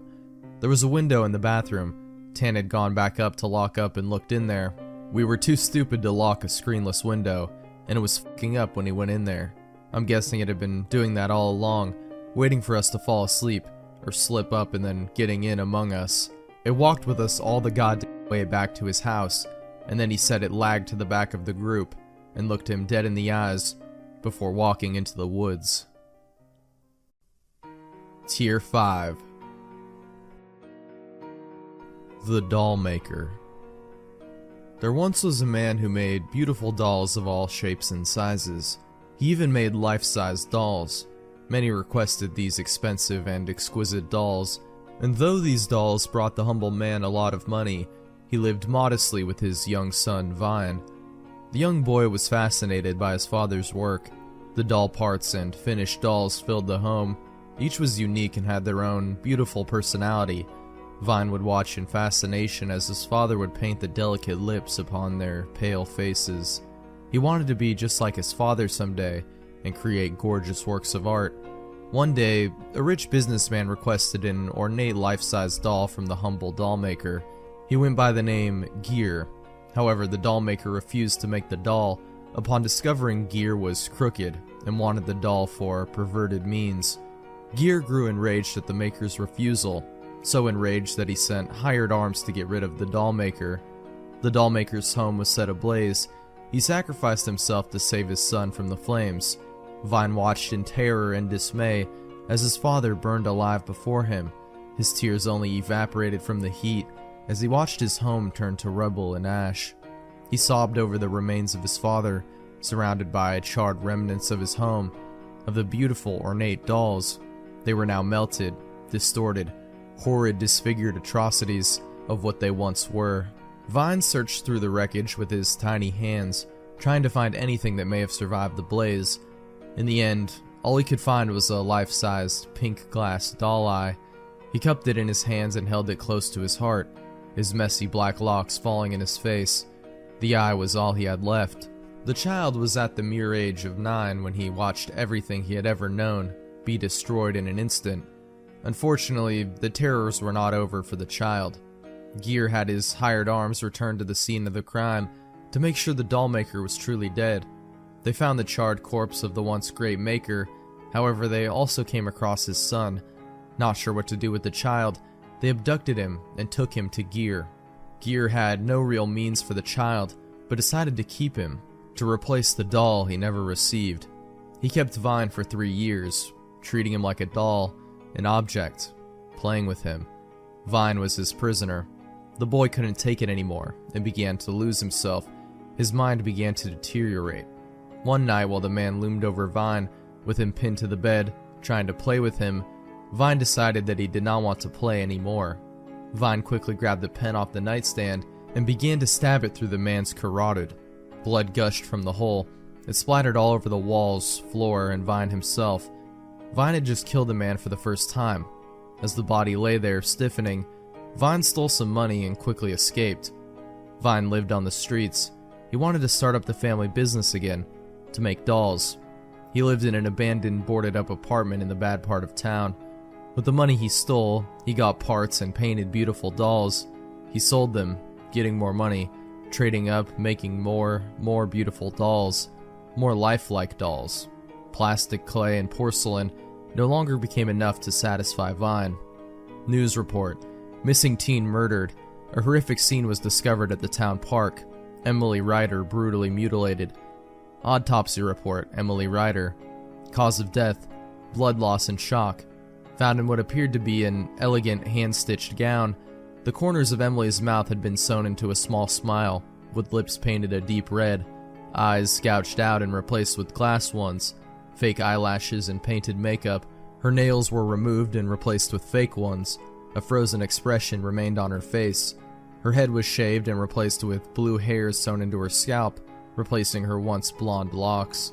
And perhaps the most disturbing, every joint in her body was popped out of their socket, or broken. truly the work of a psychopathic killer. Examination notes. It appears Emily Ryder was very much alive when the killer started to mutilate her. She was alive as he had her face sewn into place, each lock of her hair tediously sewn into her scalp, and as her eyes were gouged out. She was initially found on a park bench, put in place like a doll on display. This would explain perhaps why the joints were popped out of the sockets. It would make it easier to display her in whatever way he pleased. By the way the killing was executed, it appears the killer views his crimes as works of art. Jason Harris, medical examiner. Emily was Vine's second murder, but a first of a string. He got a thrill in creating new dolls, carving into them, making them beautiful. He was now 17, never caught, still living in abandoned homes, still killing. He had gone completely mad, though he did not believe so. One might describe him as schizophrenic. Vine, however, thought he was fine. He lived in a reality he had created for himself in his own mind. He was not a killer. He was an artist who made beautiful dolls. Vine prided himself in his work, but still saw himself as worthless, dirty used goods. In an attempt to make himself as beautiful as his dolls, he gouged out one of his own eyes and replaced it with the only thing he had left from his childhood, the glass eye. He then stitched half of a smile into his lips. However, he did not finish the job. There was too much pain. He felt he failed in making himself beautiful, leaving scars, leaving his face mutilated by his own hands. He knows he is damaged goods. He knows he is worthless. All he can do is make people happy by making his beautiful dolls. His work became quite popular in the newspapers and television broadcasts for displaying his art in public places, and he loved his given name by the public too. The Dollmaker. Just like Daddy, right? Let me make you beautiful. God's mouth. I huffed and puffed under my breath as I stared into God's mouth. I felt like the big bad wolf, ready to interrupt the three innocent little pigs as they hurriedly fortified their makeshift homes. I grinned at this thought and then turned my head to look for Margaret. She was a couple of feet down the hill from the entrance of the cave, holding a walking stick. "Hurry up," I called down to her. I turned back to the cave, still grinning. An old rotted sign outside read, "God's Mouth Cave. Keep out." What a tired cliche. Margaret finally made it to the entrance and stood beside me, almost doubled over and out of breath. I looked down and smiled. "Check it out," I laughed. "God's mouth. Wonder where Jesus' anus is." I chuckled to myself. Margaret was less amused. "Give me the damn water bottle," she said, exasperated. I met her lips, and for a moment, I felt peaceful in a way, watching her drink it. Actually, I take that back. The peaceful comment, I mean. It was more of a feeling that was sort of hard to put my finger on or give a name, but I could settle for a nice content. Content seemed to be one of those words that manifested itself when natural human words seemed to fail. Again, an utter cliche, but it felt good to feel a strange, mixed up sort of happy for once. I sighed and turned my flashlight on, then pointed it into the cave. Black. God's mouth. This seemed like the antithesis of a Holy Spirit. I turned again to Margaret. "You ready?" I asked. She was finally standing up straight. She nodded. I clapped a friendly hand to her back and we walked into God's mouth. The inside was not unlike the preview I had glimpsed outside with my flashlight. Dark, dismal, and endlessly black. It seemed to stretch on forever, no matter how I positioned my flashlight, and the rocky terrain was damp and imposing. The last natural light slowly disappeared behind Margaret and I as we made our way deeper and deeper inside. I found it strange how soft and compelling the world around me now appeared, despite the stalactites, stalagmites, and other rocky formations being so jagged. It seemed that even amongst the pointed teeth of God, I could lay down and rest there forever. It was comfortable. Apparently Margaret didn't agree. She shivered uncomfortably under my arm. I raised my eyebrows. "Need your coat?" I asked. I tried to look at her and make nonverbal communication as explicit as possible until I realized that we were lost in the inky blackness of the mouth. I bit my lip and waited, but she didn't respond. For a couple minutes we walked in silence, then she stopped and stood motionless. I stopped too. "Why the hell are we even in here?" she said. She sounded irritated. I shrugged. more to appease myself than her, and shoved my flashlight under my face. Bladed shadows obscured half of it, and the other half illuminated in a wretched mask. "Spooky," I cried, chuckling. She didn't move. I sighed. "I thought you wanted to go," I said. I noticed how my voice echoed against the cave walls at any volume. "I mean," I began again, scratching at my chin. "You did say you wanted to go see some nature for our vacation, and you did sound impressed when I told you about my visit to Mammoth Caves a couple years back. So," my voice trailed off. I could still sense her irritation. "No," she said. I frowned. "No, you wanted to go here. I wanted to go to a beach or something. But no, a cave. A cave, Nathan." She sounded more like the big bad wolf now. "I know that you have this weird fetish for spelunking or something, but I don't really want to be dragged into it. Don't get me wrong, I'd love to go on a trip and get into nature and fresh air, but this?"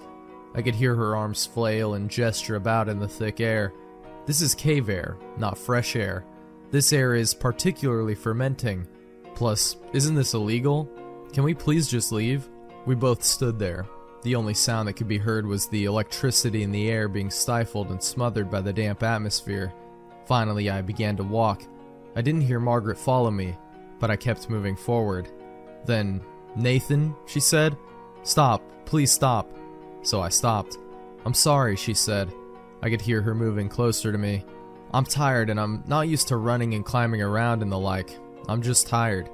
"It's okay," I said. She gripped my arm. "Really, it's fine." I shook my head. "Which way is out? I don't remember." I could feel Margaret physically pause. Neither of us could remember. Somehow, in the confusion of our argument, I'd forgotten which way we had been moving. Idiot, I thought to myself. I should have brought a goddamn rope or something to trail from the entrance. I had to take action, so without much thought, I turned 180 degrees and said, "This way." We walked for what seemed to be hours. My feet were tired and sore, and I could hear Margaret's groans from behind me. She held my hand tightly. I felt terrible. This was my fault. Then I froze. Hey, I said. "Put your hand out. Feel this rock." I could hear Margaret's bare palm press against the stone. "Isn't this, like, abnormally warm?" I said. She didn't say anything. I began to work my way along the wall, feeling it as I went, shining the flashlight in front of me. Suddenly, I felt a sharp pain on my head as the sealing of God's mouth met with my scalp. "Ow! Shit!" I shouted. "Oh, Nathan, are you okay?" Margaret asked. She seemed to be on the verge of panic now. "I'm fine," I said. "Please calm down. We'll get out of here soon. I promise." I started again, pointing my flashlight upwards now to see the ceiling above me. It seemed to be getting narrower. That was strange. "Listen, Margaret, babe," I said through clenched teeth. "I think we gotta turn around." Margaret sighed next to me. Again we walked for a decent length. I kept my flashlight pointed upwards this time. Sure enough, the space in the cave seemed to become smaller and smaller. If there was any resonating life left in God's mouth, aside from my flashlight, I'm sure Margaret would have been able to see the whites of my eyes. Spreading in panic, we were completely lost. I let go of Margaret's hand and began to feverishly feel my way along the walls. "No, Nathan!" I heard her shout. I kept going. We had to get out. If we were lost, nobody would be able to find us. I kept feeling along the wall until I abruptly hit a corner. "F**k," I said out loud. "Margaret, this seems to be a dead end." I spun around on my heel. "Margaret?" No answer. Shit. I began to repeat my process again, almost running as I felt the wall run past my fingertips. Cool, damp rocks and jagged spears. Suddenly I found myself at a corner again. Fuck, I shouted. "Margaret!" I was belting her name out now. In the corner of the cave's maw, where I had been thwarted so many times already, I heard a noise. It sounded like muffled static from a television. I pressed my ear against the rock. It seemed to be getting even warmer now. I heard the faint sounds of Margaret on the other side of the rock. She was screaming. "No, no, no," I said. "No, no, no, no, no." I began running haphazardly into the walls around me. With dawning realization came a wave of sheer horror. There was no entrance. There was no exit. Only these four corners, and me. I could feel blood begin to trickle from the cut I'd managed to get by bashing my body into the cave walls. They were closing in on me. They were coming in for the kill, and soon they would be pressing in on my skull and crushing my ribcage. I sat there for hours, waiting for my death.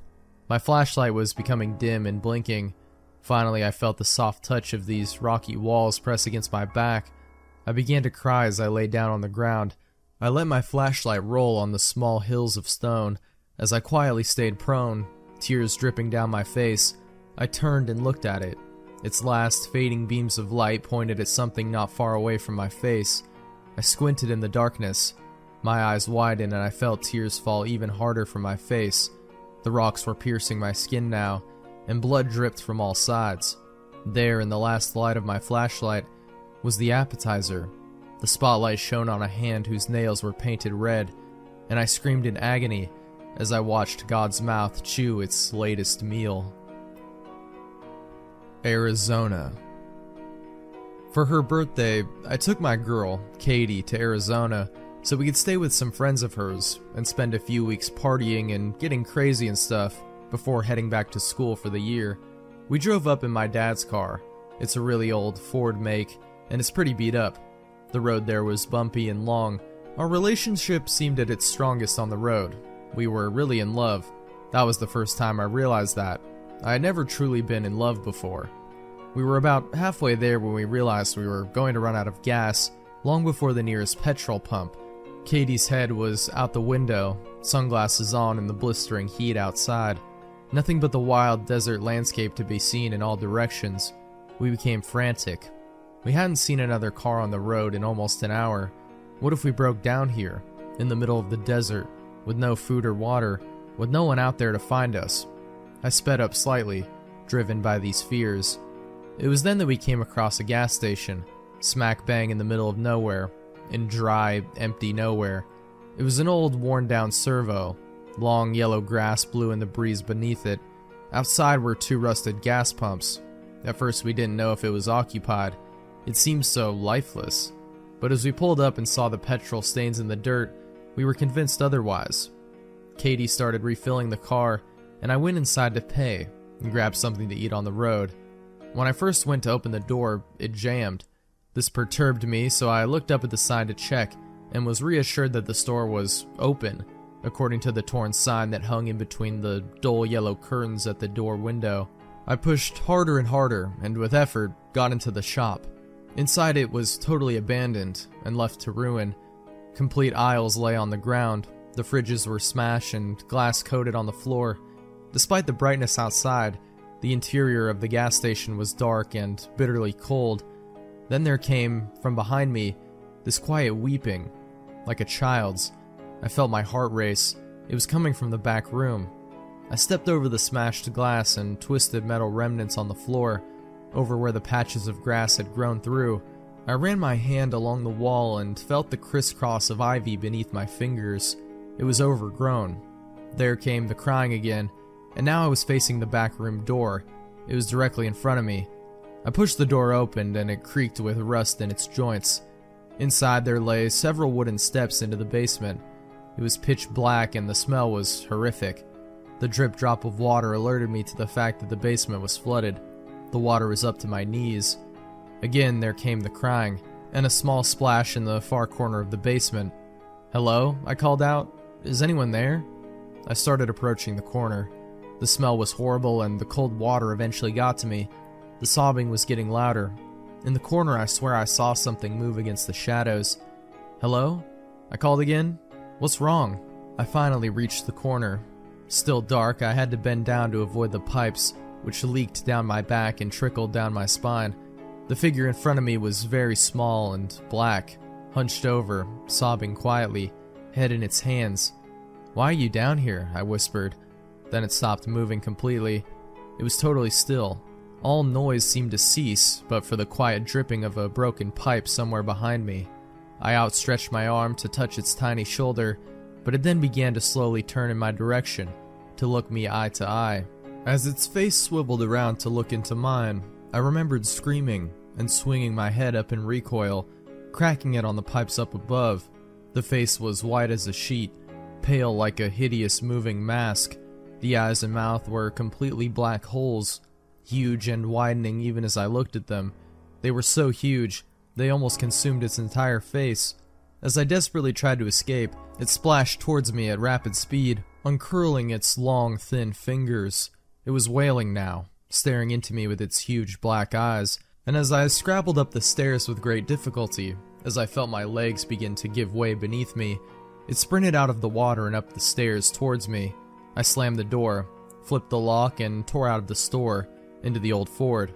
Katie began to laugh when she saw me, jeans wet, trembling with sweat soaking my chest, but I grabbed her and screamed at her to drive.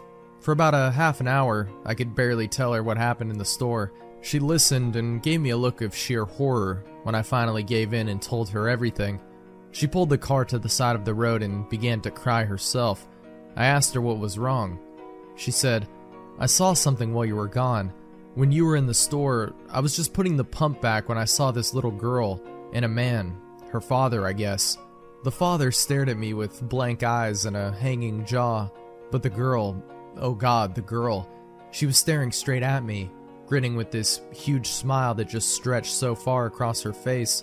I couldn't see any hair on her, and her skin was so dark. Not dark like a colored girl, but dark like a shadow, and her smile just shone through the window.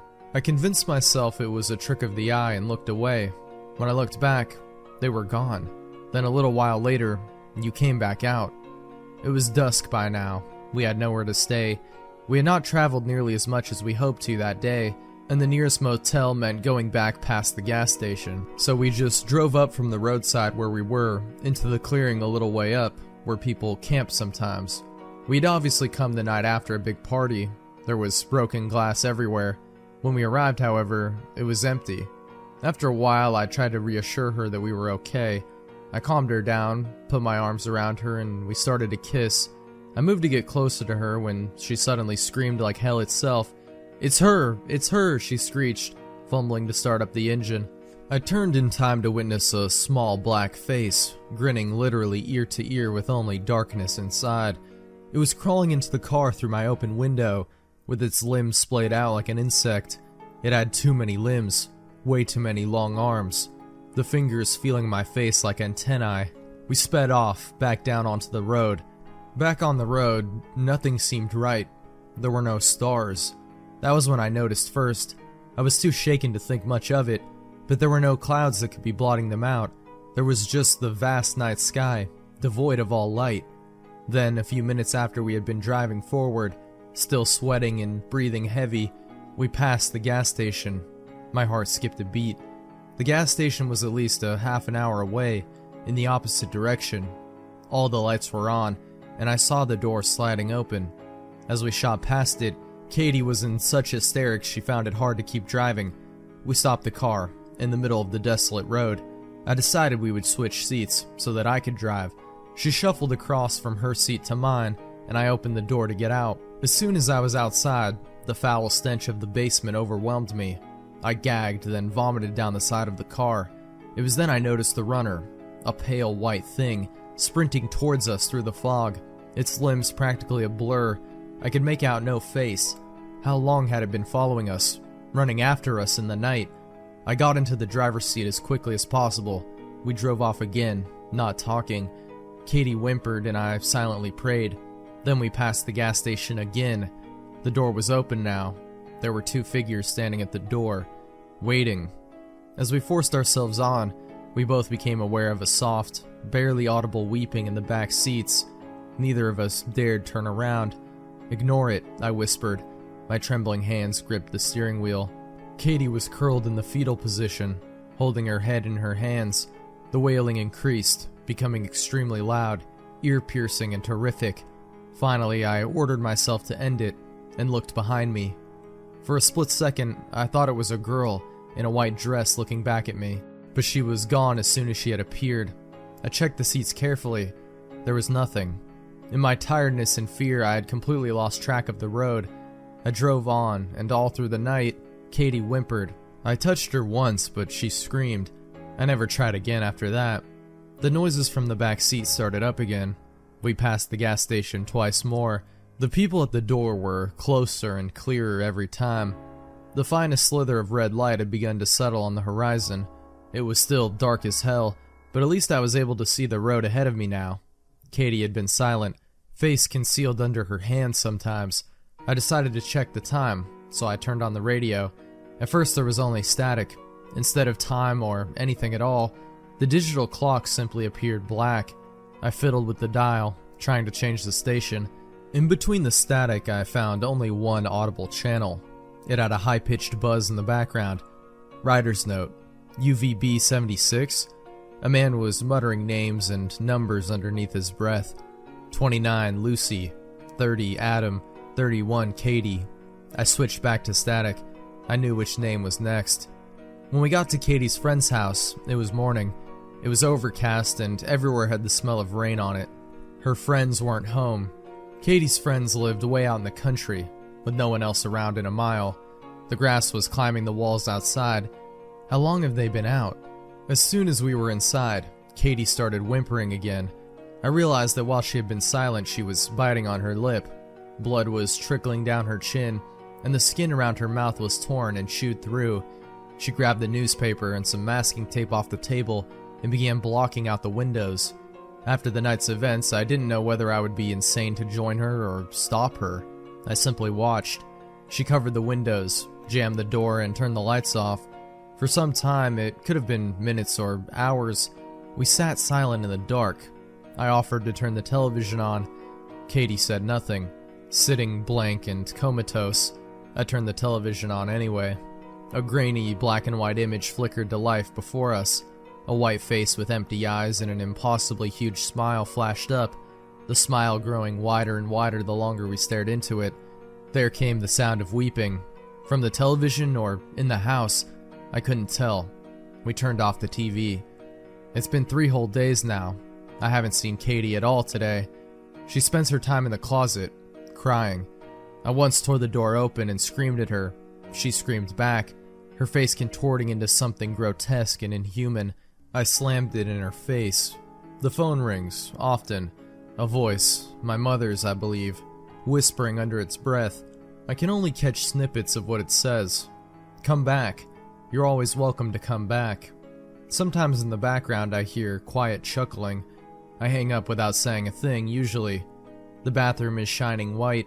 I hear the shower running, and will walk in to find nothing. Nothing at all. Then, when I'm in the bathroom, I will hear the television flick back on.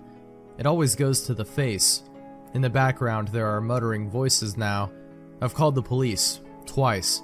All I get is the whispering woman's voice. I called Katie's friends, too, just as fruitlessly. There are knocks at the door a lot now.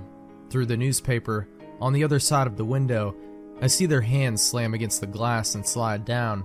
They do this for hours on end sometimes. They press their eyes up to the glass, through the holes in the newspaper. At night we hear screaming from the guest room. I boarded it up.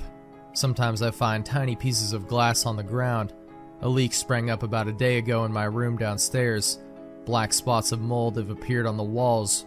There is a smell throughout the house, seeping in from my room. The odor of decay.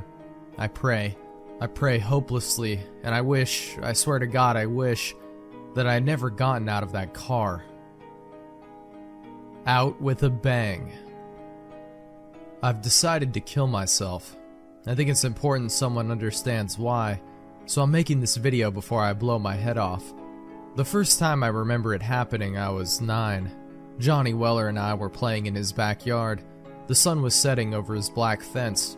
Warm oranges and reds shining through the bone-white slats like a creamsicle against pearly white teeth. Johnny was the cowboy and I was the dirty redskin stealing his horse. We ran around the swing set, him laughing at me, whooping and threatening to scalp him. When he tripped, I ran to where he laid in the dirt, scooping up a handful of air, pointing my finger at his nose and proclaimed, "I got your gun now." Bang. Johnny's head exploded in a tremendous blossom of crimson blood, slate gray brain, and chips of skull that sparkled in the setting sun. My hand fell to my side, and I stared, open-mouthed, unable to understand what just happened. Someone was screaming. At first I thought it must be Johnny's mother, until she tore open the back door and realized I was the one screaming. Johnny's mother crumpled against her son's headless body, adding her broken sobs to my horrified cries. Johnny's funeral was the next week. Closed casket. I forgot the sparkling light shimmering across the cloud of Johnny's blood. I forgot Johnny's mother ragdolling my little body, begging me to tell her what happened to her son. I forgot the sheriff telling my mother Johnny was hit by a falling bullet, one of 26 cases each year. I forgot my father's quiet talks with my mother about how they never found the round that spattered Johnny's smile across the grass. I adjusted, I coped, I forgot. I didn't forget the next time it happened.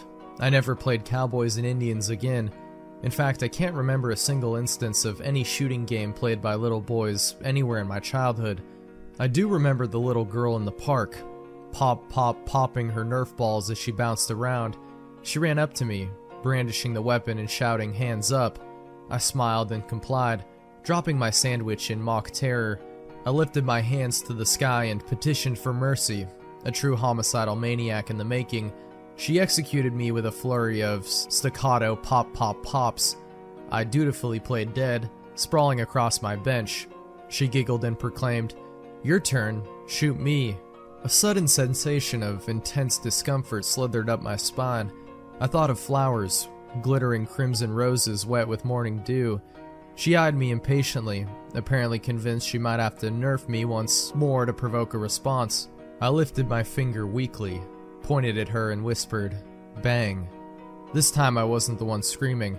Her mother cradled her baby's dismembered limbs, frantically clutching an arm, then a leg. I had pointed my finger at the little girl's belly button. The moment the word left my lips, she ruptured like a water balloon filled with punch and soaking bits of crimson-colored fruit. Johnny Weller's decapitated body filled my vision, the slow red of sunset sliding down the front of his striped shirt. I ran. I can't do this anymore. I got pissed at Laura yesterday and put my finger in her face to tell her off. I didn't even say it. I couldn't bring myself to sop my girlfriend's brains off the kitchen floor. I can't do this anymore. All I have to do is put my finger against my temple and say it. At least I'll go out with a bang. Psychosis. Sunday. I'm not sure why I'm writing this down on paper and not my computer. I guess I've just noticed some odd things. It's not that I don't trust the computer, I just need to organize my thoughts. I need to get down all the details somewhere objective, somewhere I know that what I write can't be deleted or changed. Not that that's happened. It's just, everything blurs together here, and the fog of memory lends a strange cast to things. I'm starting to feel cramped in this small apartment. Maybe that's the problem. I just had to go and choose the cheapest apartment, the only one in the basement. The lack of windows down here makes day and night seem to slip by seamlessly. I haven't been out in a few days because I've been working on this programming project so intensively. I suppose I just wanted to get it done. Hours of sitting and staring at a monitor can make anyone feel strange, I know, but I don't think that's it. I'm not sure when I first started to feel like something was odd. I can't even define what it is. Maybe I just haven't talked to anyone in a while. That's the first thing that crept up on me. Everyone I normally talk to online while I program has been idle, or they've simply not logged on at all. My instant messages go unanswered. The last email I got from anybody was a friend saying he'd talk to me when he got back from the store, and that was yesterday. I'd call with my cell phone, but reception's terrible down here. Yeah, that's it. I just need to call someone. I'm going to go outside. Well, that didn't work so well. As the tingle of fear fades, I'm feeling a little ridiculous for being scared at all. I looked in the mirror before I went out, but I didn't shave the 2-day stubble I've grown. I figured I was just going out for a quick cell phone call. I did change my shirt though, because it was lunchtime and I guessed that I'd run into at least one person I knew. That didn't end up happening. I wish it did. When I went out, I opened the door to my small apartment slowly. A small feeling of apprehension had somehow already lodged itself in me, for some indefinable reason. I chalked it up to having not spoken to anyone but myself for a day or two. I peered down the dingy gray hallway, made dingier by the fact that it was a basement hallway. On one end, a large metal door led to the building's furnace room. It was locked, of course. 2 dreary soda machines stood by it. I bought a soda from one the first day I moved in, but it had a 2-year-old expiration date. I'm fairly sure nobody knows those machines are even down here, or my cheap landlady just doesn't care to get them restocked. I closed my door softly and walked the other direction, taking care not to make a sound. I have no idea why I chose to do that, but it was fun giving in to the strange impulse not to break the droning hum of the soda machines, at least for the moment. I got to the stairwell and took the stairs up to the building's front door. I looked through the heavy door's small square window and received quite the shock. It was definitely not lunchtime. City gloom hung over the dark street outside, and the traffic lights at the intersection in the distance blinked yellow. Dim clouds, purple and black from the glow of the city, hung overhead. Nothing moved save the few sidewalk trees that shifted in the wind. I remember shivering, though I wasn't cold. Maybe it was the wind outside. I could vaguely hear it through the heavy metal door, and I knew it was that unique kind of late-night wind, the kind that was constant, cold, and quiet, save for the rhythmic music it made as it passed through countless unseen tree leaves. I decided not to go outside. Instead, I lifted my cell phone to the door's little window, and I checked the signal meter. The bars filled up the meter, and I smiled. Time to hear someone else's voice, I remember thinking, relieved. It was such a strange thing, to be afraid of nothing. I shook my head, laughing at myself silently. I hit speed dial for my best friend Amy's number, and held the phone up to my ear. It rang once, but then it stopped. Nothing happened. I listened to silence for a good 20 seconds, then hung up. I frowned and looked at the signal meter again. Still full. I went to dial her number again, but then my phone rang in my hand, startling me. I put it up to my ear. "Hello?" I asked, immediately fighting down a small shock at hearing the first spoken voice in days, even if it was my own. I'd gotten used to the droning hum of the building's inner workings, my computer, and the soda machines in the hallway. There was no response to my greeting at first, but then, finally, a voice came. "Hey," said a clear male voice, obviously of college age, like me. "Who's this?" "John," I replied, confused. "Oh, sorry, wrong number," he replied, then hung up. I lowered the phone slowly and leaned against the thick brick wall of the stairwell. That was strange. I looked at my received calls list, but the number was unfamiliar.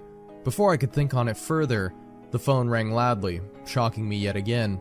This time, I looked at the caller before I answered. It was an unfamiliar number. This time, I held the phone up to my ear but said nothing. I heard nothing but the general background noise of a phone. Then a familiar voice broke my tension. "John?" was the single word in Amy's voice. I breathed a sigh of relief. "Hey, it's you," I replied. "Who else would it be?" she responded. "Oh, the number. I'm at a party on 7th Street and my phone died just as you called me. This is someone else's phone, obviously." "Oh, okay," I said. "Where are you?" she asked. My eyes glanced over the drab whitewashed cylinder block walls and the heavy metal door with its small window. "At my building," I sighed, just feeling cooped up. I didn't realize it was so late. "You should come here," she said, laughing. "Nah, I don't feel like looking for some strange place by myself in the middle of the night," I said, looking out the window at the silent, windy street that secretly scared me just a tiny bit. "I think I'm just going to keep working or go to bed." "Nonsense," she replied. "I can come get you. Your building is close to 7th Street, right?" "How drunk are you?" I asked lightheartedly. "You know where I live?" "Oh, of course," she said abruptly. "I guess I can't get there by walking, huh?" "You could if you wanted to waste half an hour," I told her. "Right," she said. "Okay, have to go. Good luck with your work." I lowered the phone once more, looking at the numbers flash as the call ended. Then, the droning silence suddenly reasserted itself in my ears. The two strange calls and the eerie street outside just drove home my aloneness in this empty stairwell. Perhaps from having seen too many scary movies, I had the sudden, inexplicable idea that something could look in the door's window and see me, some sort of horrible entity that hovered at the edge of aloneness, just waiting to creep up on unsuspecting people that strayed too far from other human beings. I knew the fear was irrational, but nobody else was around, so I jumped down the stairs, ran down the hallway into my room, and closed the door as quickly as I could while still staying silent. Like I said, I feel a little ridiculous for being scared of nothing, and the fear has already faded. Writing this down helps a lot. It makes me realize that nothing is wrong. It filters out half-formed thoughts and fears, and leaves only cold hard facts. It's late. I got a call from a wrong number and Amy's phone died, so she called me back from another number. Nothing strange is happening. Still, there was something a little bit off about that conversation. I know it could have just been the alcohol she'd had, Or was it even her that seemed off to me? Or was it... Yes, that was it. I didn't realize it until this moment. Writing these things down. I knew writing things down would help. She said she was at a party, but I only heard silence in the background. Of course, that doesn't mean anything in particular, as she could have just gone outside to make the call. No, that couldn't be it either. I didn't hear the wind. I need to see if the wind is still blowing. Monday. I forgot to finish writing last night. I'm not sure what I expected to see when I ran up the stairwell and looked out the heavy metal door's window. I'm feeling ridiculous. Last night's fear seems hazy and unreasonable to me now. I can't wait to go out into the sunlight. I'm going to check my email, shave, shower, and finally get out of here. Wait, I think I heard something. It was thunder. That whole sunlight and fresh air thing didn't happen. I went out into the stairwell and up the stairs, only to find disappointment. The heavy metal door's little window showed only flowing water as torrential rain slammed against it. Only a very dim, gloomy light filtered in through the rain, but at least I knew it was daytime, even if it was a gray, sickly, wet day. I tried looking out the window and waiting for lightning to illuminate the gloom, but the rain was too heavy and I couldn't make out anything more than vague, weird shapes moving at odd angles in the waves washing down the window. Disappointed, I turned around, but I didn't want to go back to my room. Instead, I wandered further up the stairs, past the first floor and the second. The stairs ended at the third floor, the highest floor in the building. I looked through the glass that ran up the outer wall of the stairwell, but it was that warped, thick kind that scatters the light, not that there was much to see through the rain to begin with. I opened the stairwell door and wandered down the hallway.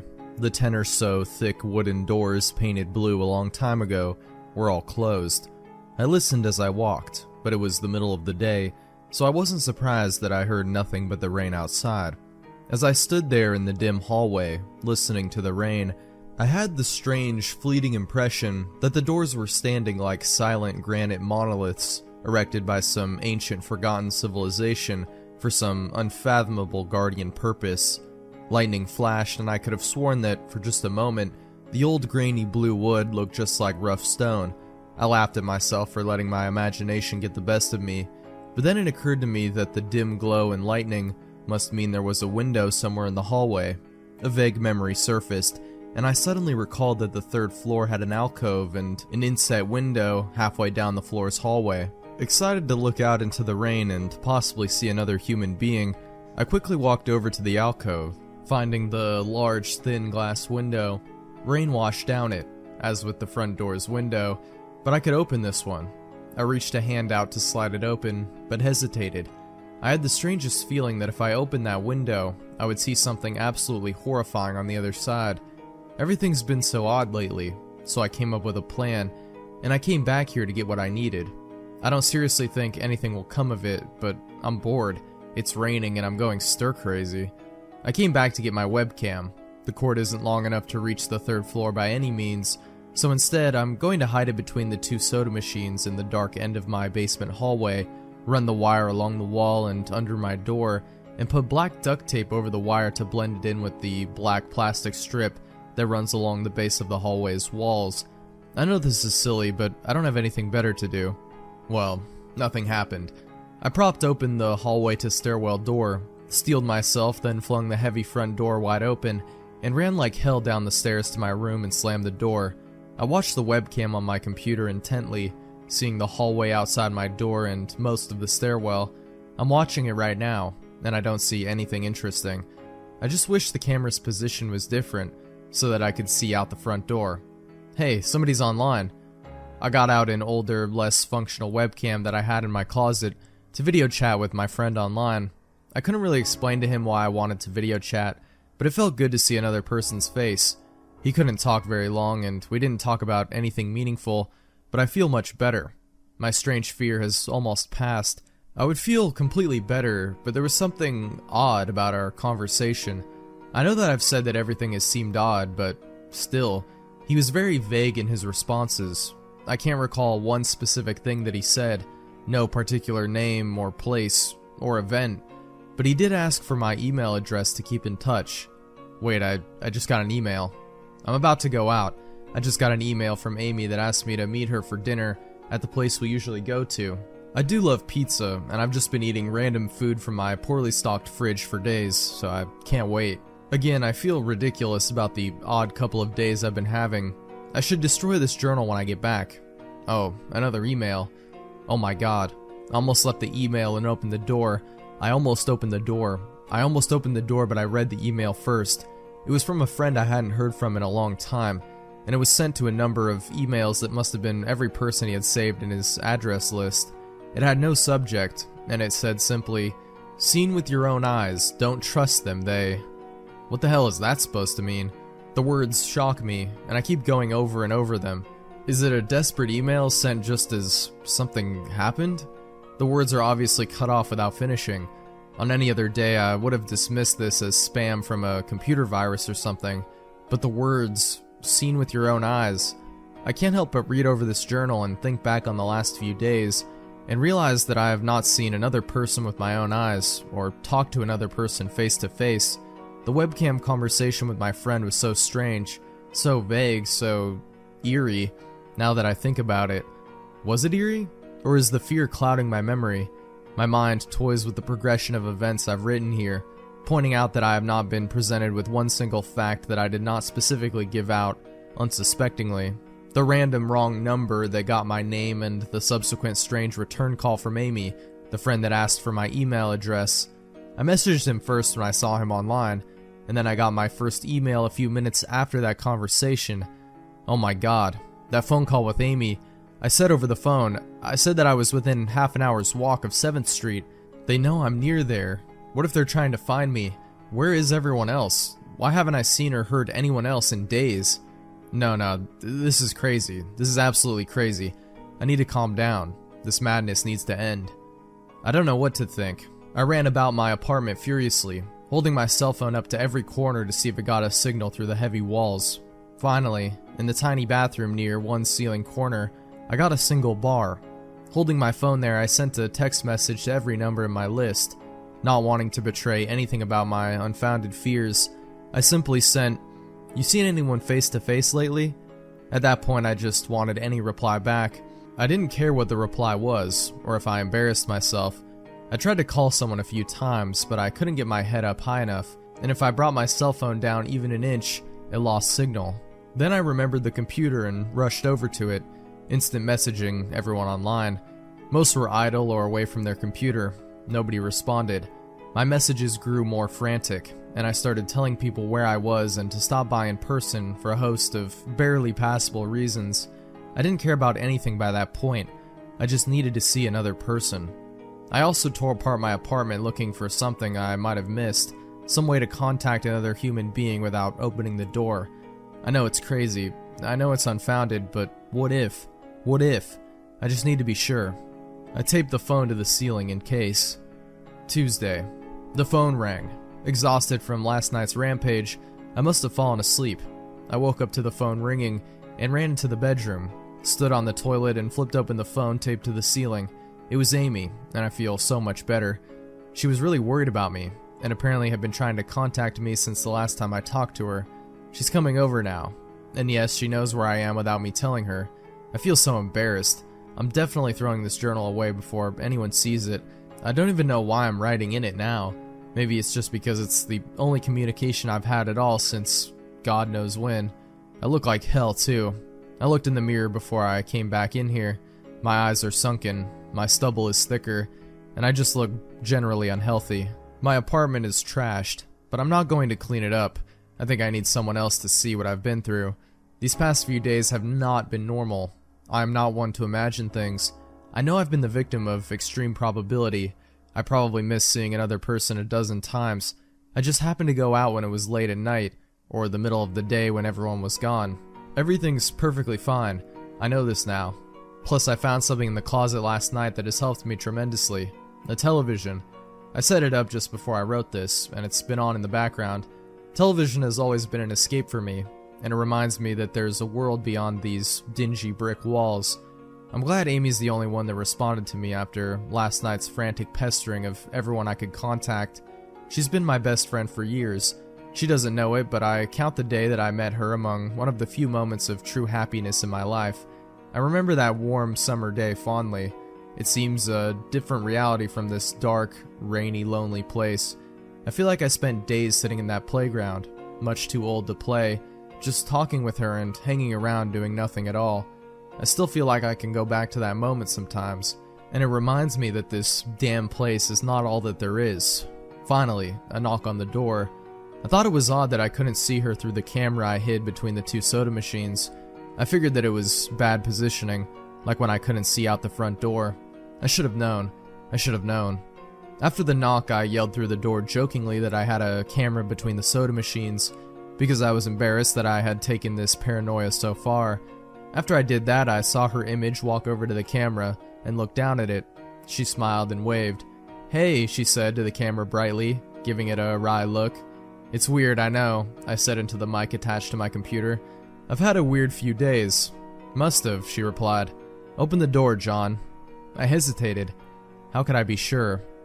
"Hey, humor me a second here," I told her through the mic.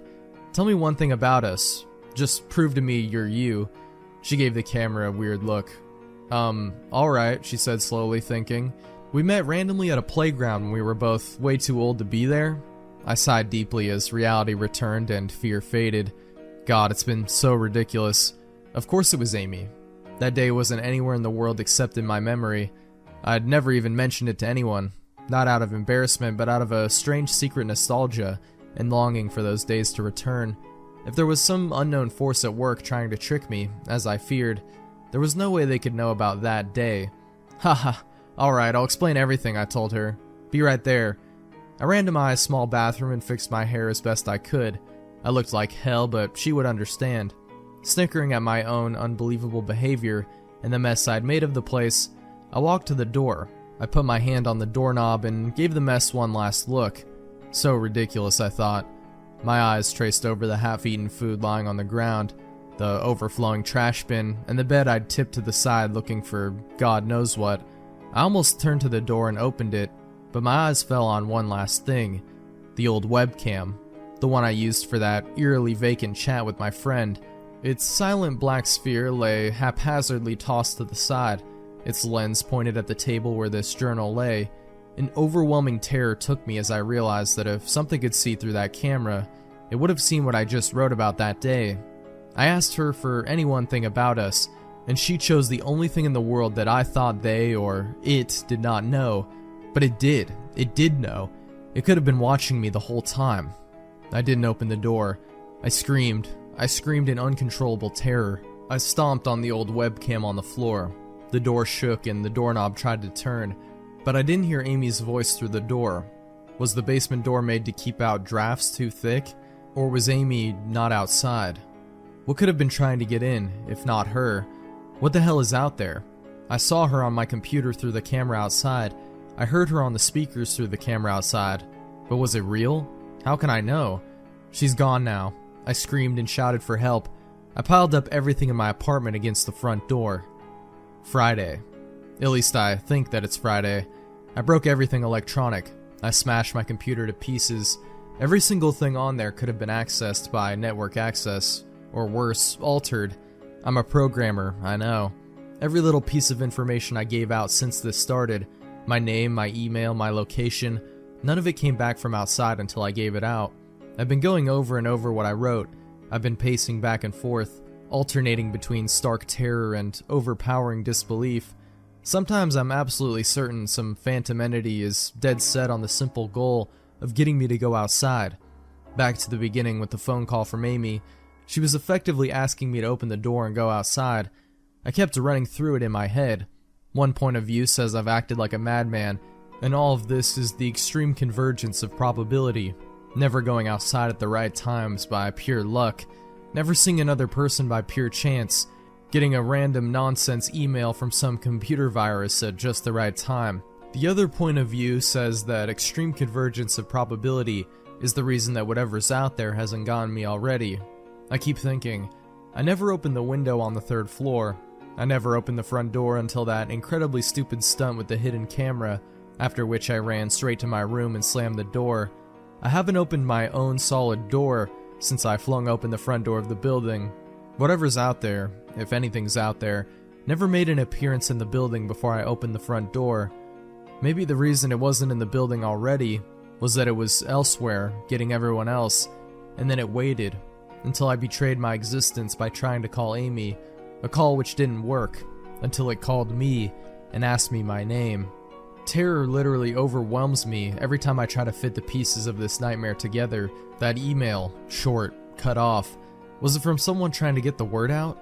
Some friendly voice desperately trying to warn me before it came? Seen with my own eyes? Don't trust them. Exactly what I've been so suspicious of. It could have masterful control of all things electronic, practicing its insidious deception to trick me into coming outside. Why can't it get in? It knocked on the door. It must have some solid presence. The door.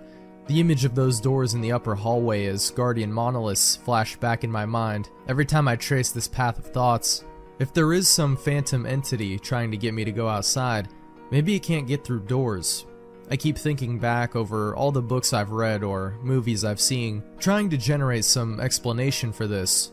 Doors have always been such intense foci of human imagination, always seen as wards or portals of special importance, or perhaps the door's just too thick.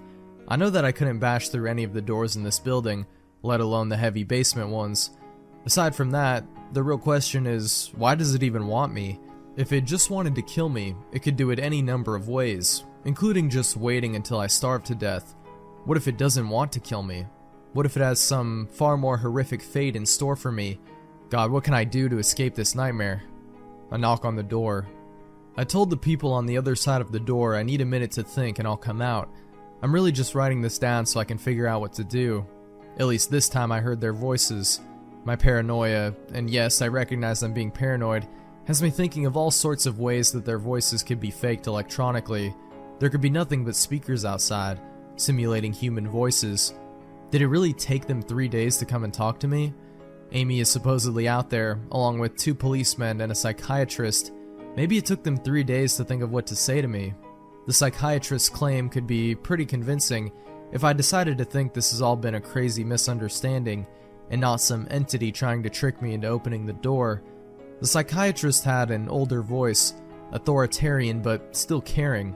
I liked it. I'm desperate just to see someone with my own eyes. He said I have something called cyber psychosis, and I'm just one of a nationwide epidemic of thousands of people having breakdowns triggered by a suggestive email that got through somehow. I swear he said, got through somehow. I think he means spread throughout the country inexplicably. But I'm incredibly suspicious that the entity slipped up and revealed something. He said I'm part of a wave of emergent behavior, that a lot of people are having the same problem with the same fears, even though we've never communicated. That neatly explains the strange email about eyes that I got. I didn't get the original triggering email, I got a descendant of it. My friend could have broken down too, and tried to warn everyone he knew against his paranoid fears.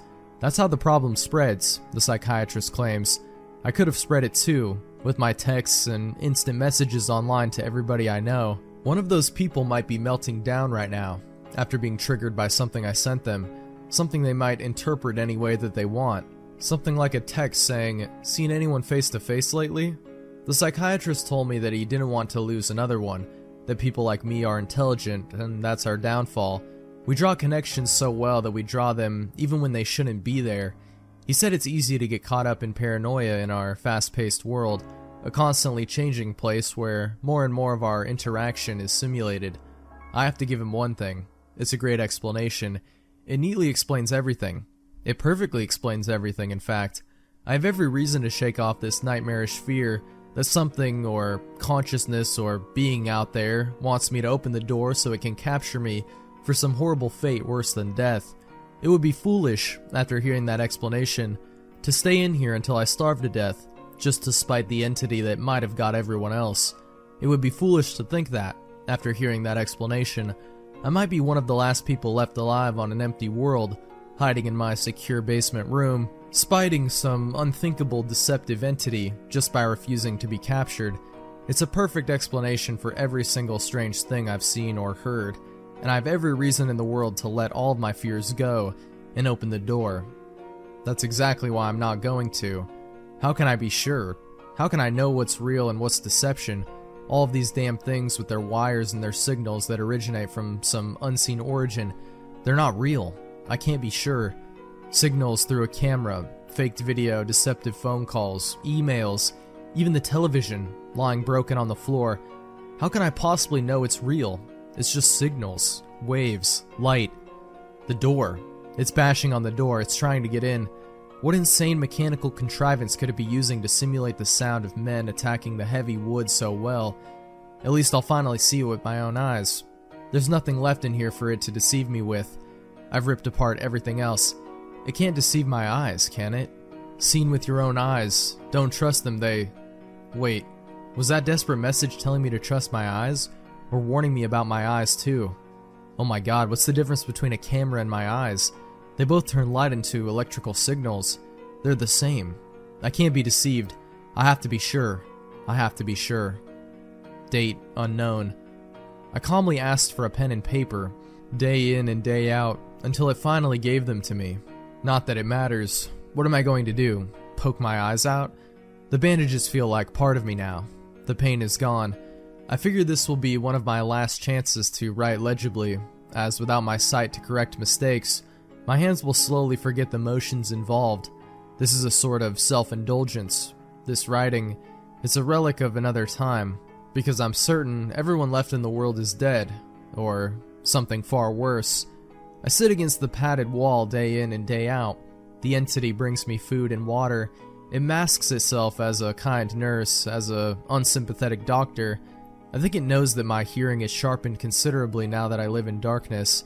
It fakes conversations in the hallways, on the off chance that I might overhear. One of the nurses talks about having a baby soon. One of the doctors lost his wife in a car accident. None of it matters. None of it is real. None of it gets to me. Not like she does. That's the worst part. The part I almost can't handle. The thing comes to me, masquerading as Amy. Its recreation is perfect. It sounds exactly like Amy, feels exactly like her. It even produces a reasonable facsimile of tears that it makes me feel on its lifelike cheeks. When it first dragged me here, it told me all the things I wanted to hear. It told me that she loved me, that she had always loved me, that it didn't understand why I did this, that we could still have a life together, if only I would stop insisting that I was being deceived. It wanted me to believe. No, it needed me to believe that she was real. I almost fell for it. I really did. I doubted myself for the longest time. In the end, though, it was all too perfect, too flawless and too real. The false Amy used to come every day, and then every week, and finally stopped coming altogether. But I don't think the entity will give up. I think the waiting game is just another one of its gambits. I will resist it for the rest of my life, if I have to. I don't know what happened to the rest of the world, but I do know that this thing needs me to fall for its deceptions. If it needs that, then maybe, just maybe, I'm a thorn in its agenda. Maybe Amy is still alive out there somewhere, kept alive only by my will to resist the deceiver. I hold on to that hope, rocking back and forth in my cell to pass the time. I will never give in. I will never break. I am a hero. The doctor read the paper the patient had scribbled on. It was barely readable, written in the shaky script of one who could not see. He wanted to smile at the man's steadfast resolve, a reminder of the human will to survive, but he knew that the patient was completely delusional. After all, a sane man would have fallen for the deception long ago. The doctor wanted to smile. He wanted to whisper words of encouragement to the delusional man. He wanted to scream, but the nerve filaments wrapped around his head and into his eyes made him do otherwise. His body walked into the cell like a puppet and told the patient once more that he was wrong and that there was nobody trying to deceive him. Doors. I was adopted. I never knew my real mother. Rather, I knew her at one time, but I left her side when I was too little to be able to remember. I loved my adopted family though. They were so kind to me. I ate well. I lived in a warm and comfortable house, and I got to stay up pretty late. Let me tell you about my family real fast. First, there's my mother. I never called her Mom or anything like that. I just called her by her first name, Janice. She didn't mind at all though. I called her that for so long I don't think she even noticed. Anyhow, she's a very kind woman. I think that she's the one who recommended my adoption in the first place. Sometimes I would lay my head against her in front of the television, and she would tickle my back with her nails. She's one of those Hollywood mothers. Second, there's Dad. His real name was Richard, but he never really liked me much, so I began to refer to him as Dad in a desperate attempt to gain his affection. It didn't work. I think that no matter what I called him, he would never love me as much as his own child. That's understandable, so I really didn't press the matter. The most notable attribute of Dad was his unmoving sternness. He was not afraid to pop his children when they did something wrong. I found that out before I could use the restroom properly. He didn't hesitate to spank me. Well, I'm in line, and it's because of his methods. Lastly is my sister. Little Emily was really young when I was adopted, so we were about the same age, but she was slightly older. I like to think of her as my little sister, though. We got along better than any sibling could possibly get along. We would always stay up late together and just talk. Well, she did a lot of the talking. I mostly just listened because I loved her. It was a great setup that we had. We were short on bedrooms, so because I didn't want to sleep in the living room by myself when I was little, I had a pallet set up for me next to her bed on the floor. This is where I have slept since. But it was cool with me because I enjoyed being with her, and I had always felt pretty protective of my little sis. Everything changed on a horrible Wednesday night. I was at home taking a nap when little Emily opened the front door. The sound of the door opening pulled me to a state of consciousness, and I walked from the room down the hall to the living room. That's when I first remembered it was Wednesday. I was never any good of keeping track of what day it was. Actually, I'll just go ahead and say it. My sense of time was horrible. But nevertheless, I knew it was Wednesday because Emily had just come home from her church's youth group gathering. She walked in the front door and hugged me, and then was followed in by Dad and Janice. "You have a good nap?" Janice said teasingly as she ruffled up my hair. I just shook my head away and snorted in a manner that clearly expressed that I was teasing back with her. "Don't you snort at your mother like that," said my father gruffly with authority. He shut the door behind him and hung up his coat. I was clearly joking, I growled under my breath. He must have not heard me because I didn't feel him smack me. Emily then proceeded to our room and I followed. She started telling me about her day. You know, usual teenage girl stuff, but I listened so that she would feel better.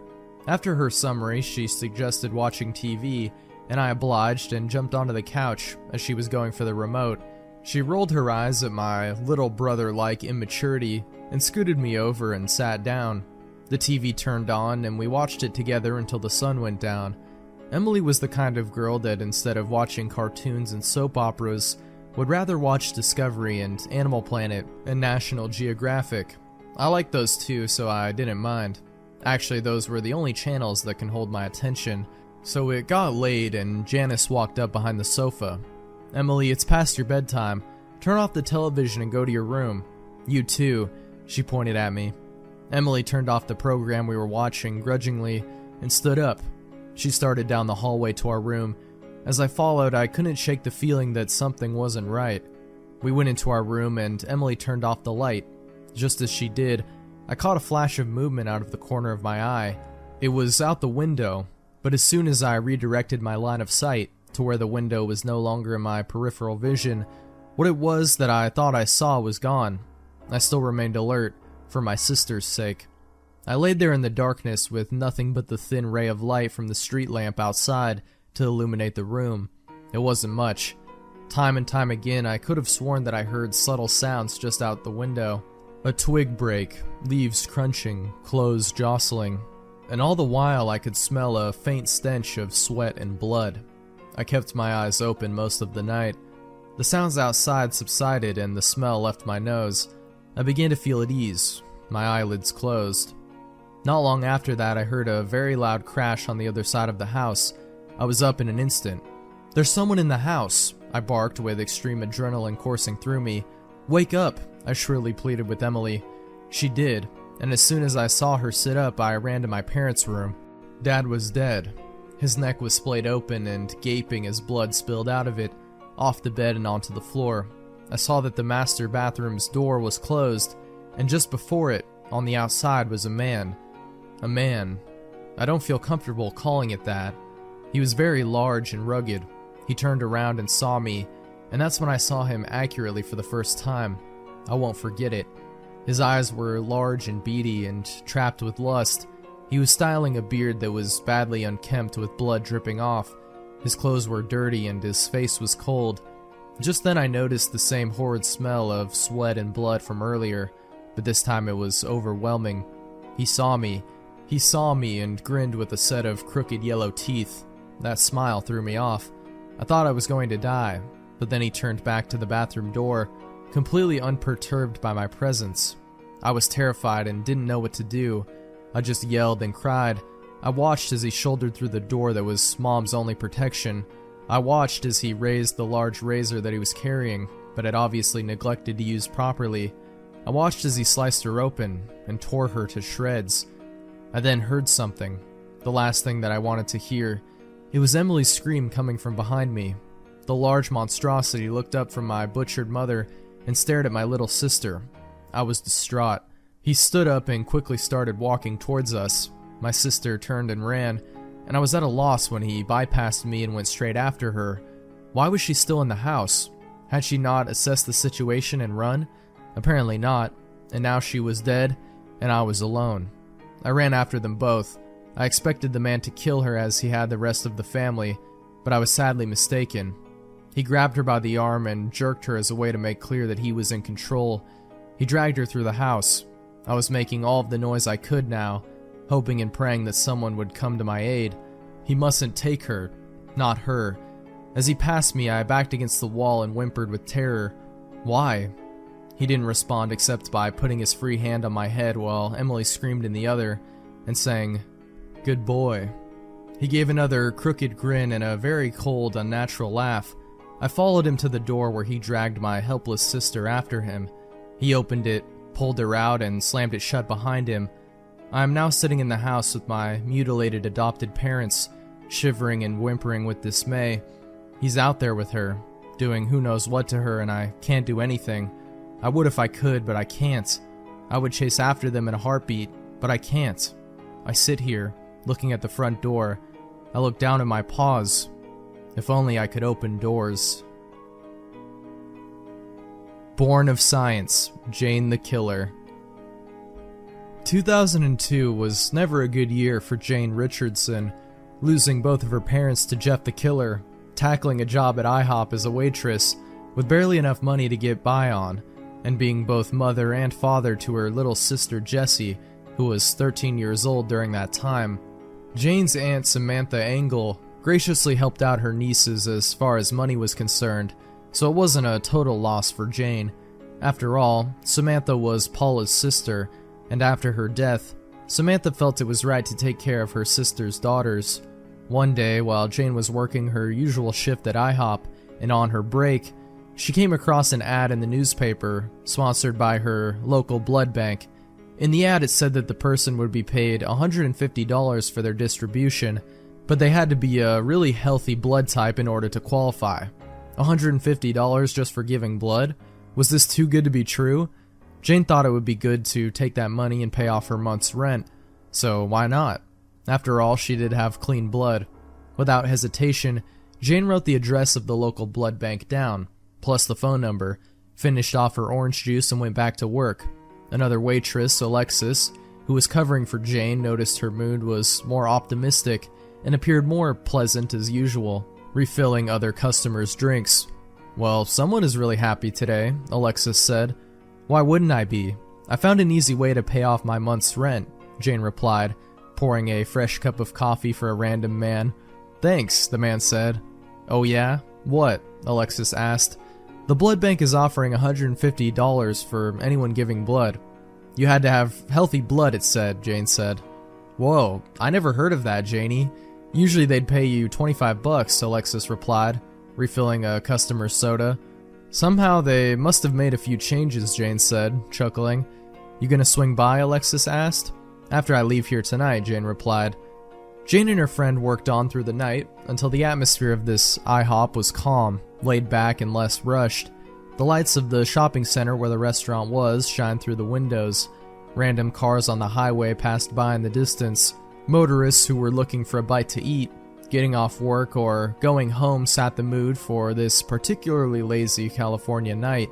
KTLA News 5 was giving a report of the LAPD still pursuing Jeffrey Woods, aka Jeff the Killer, the one responsible for the murder of Jane's parents. The police commissioner said that they were having a hard time catching the suspect and had to enlist the aid of the FBI, CIA, and Department of Justice in their manhunt. It would make Jane feel better to not only have Jeff captured, but wiped off the face of the earth entirely. One of the customers in IHOP that Jane noticed was a man in his late 40s with short brown hair, a goatee, sunglasses, and wearing a black three-piece suit and tie, crisply pressed. He looked like Walter White with hair. Another distinguishing feature about this man was a Bluetooth earpiece hanging on his left earlobe. He browsed through the menu and surveyed the employees. He paid close attention to Jane, almost as if she was a famous person. "Hello, sir. What can I get you tonight?" Jane asked, smiling. "T-bone steak and eggs," the man said. "How do you want your steak?" "Well done. Eggs over easy." "Well done, over easy." "Oh, I just wanted to let you know that we have a new pomegranate pancake syrup, something I happen to make in my free time," Jane replied, taking the man's order. "Wow, that sounds like a winner. You made the syrup?" the man asked. "Well, yes," Jane said cheerfully. "You got a lot of talent," the man replied. Jane went back into the kitchen to get the man's food prepared. While he was waiting, he fumbled with a button on his earpiece. "We found the perfect woman, sir," the man said, speaking at a low volume. The man was actually an FBI agent. Agent Marcus East was still hunting down Jeff the Killer, despite the LAPD's futile efforts and Agent East's determination.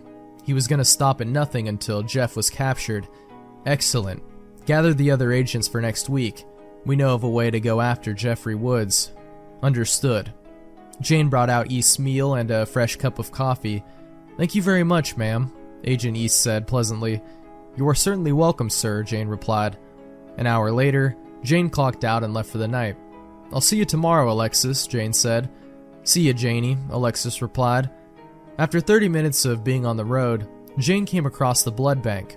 She expected the building to be closed for the night, but oddly, it was open. This must have been a 24-hour deal.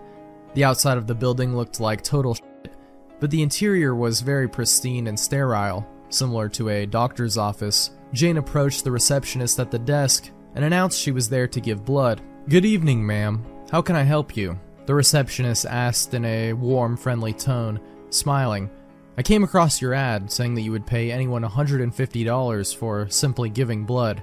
"Wonderful. What's your name, dear?" the receptionist asked. "Jane Richardson." "Okay, Mrs. Richardson. You go down the hall, second door on your right," the receptionist said. "Do I have to sign any papers or anything?" "No."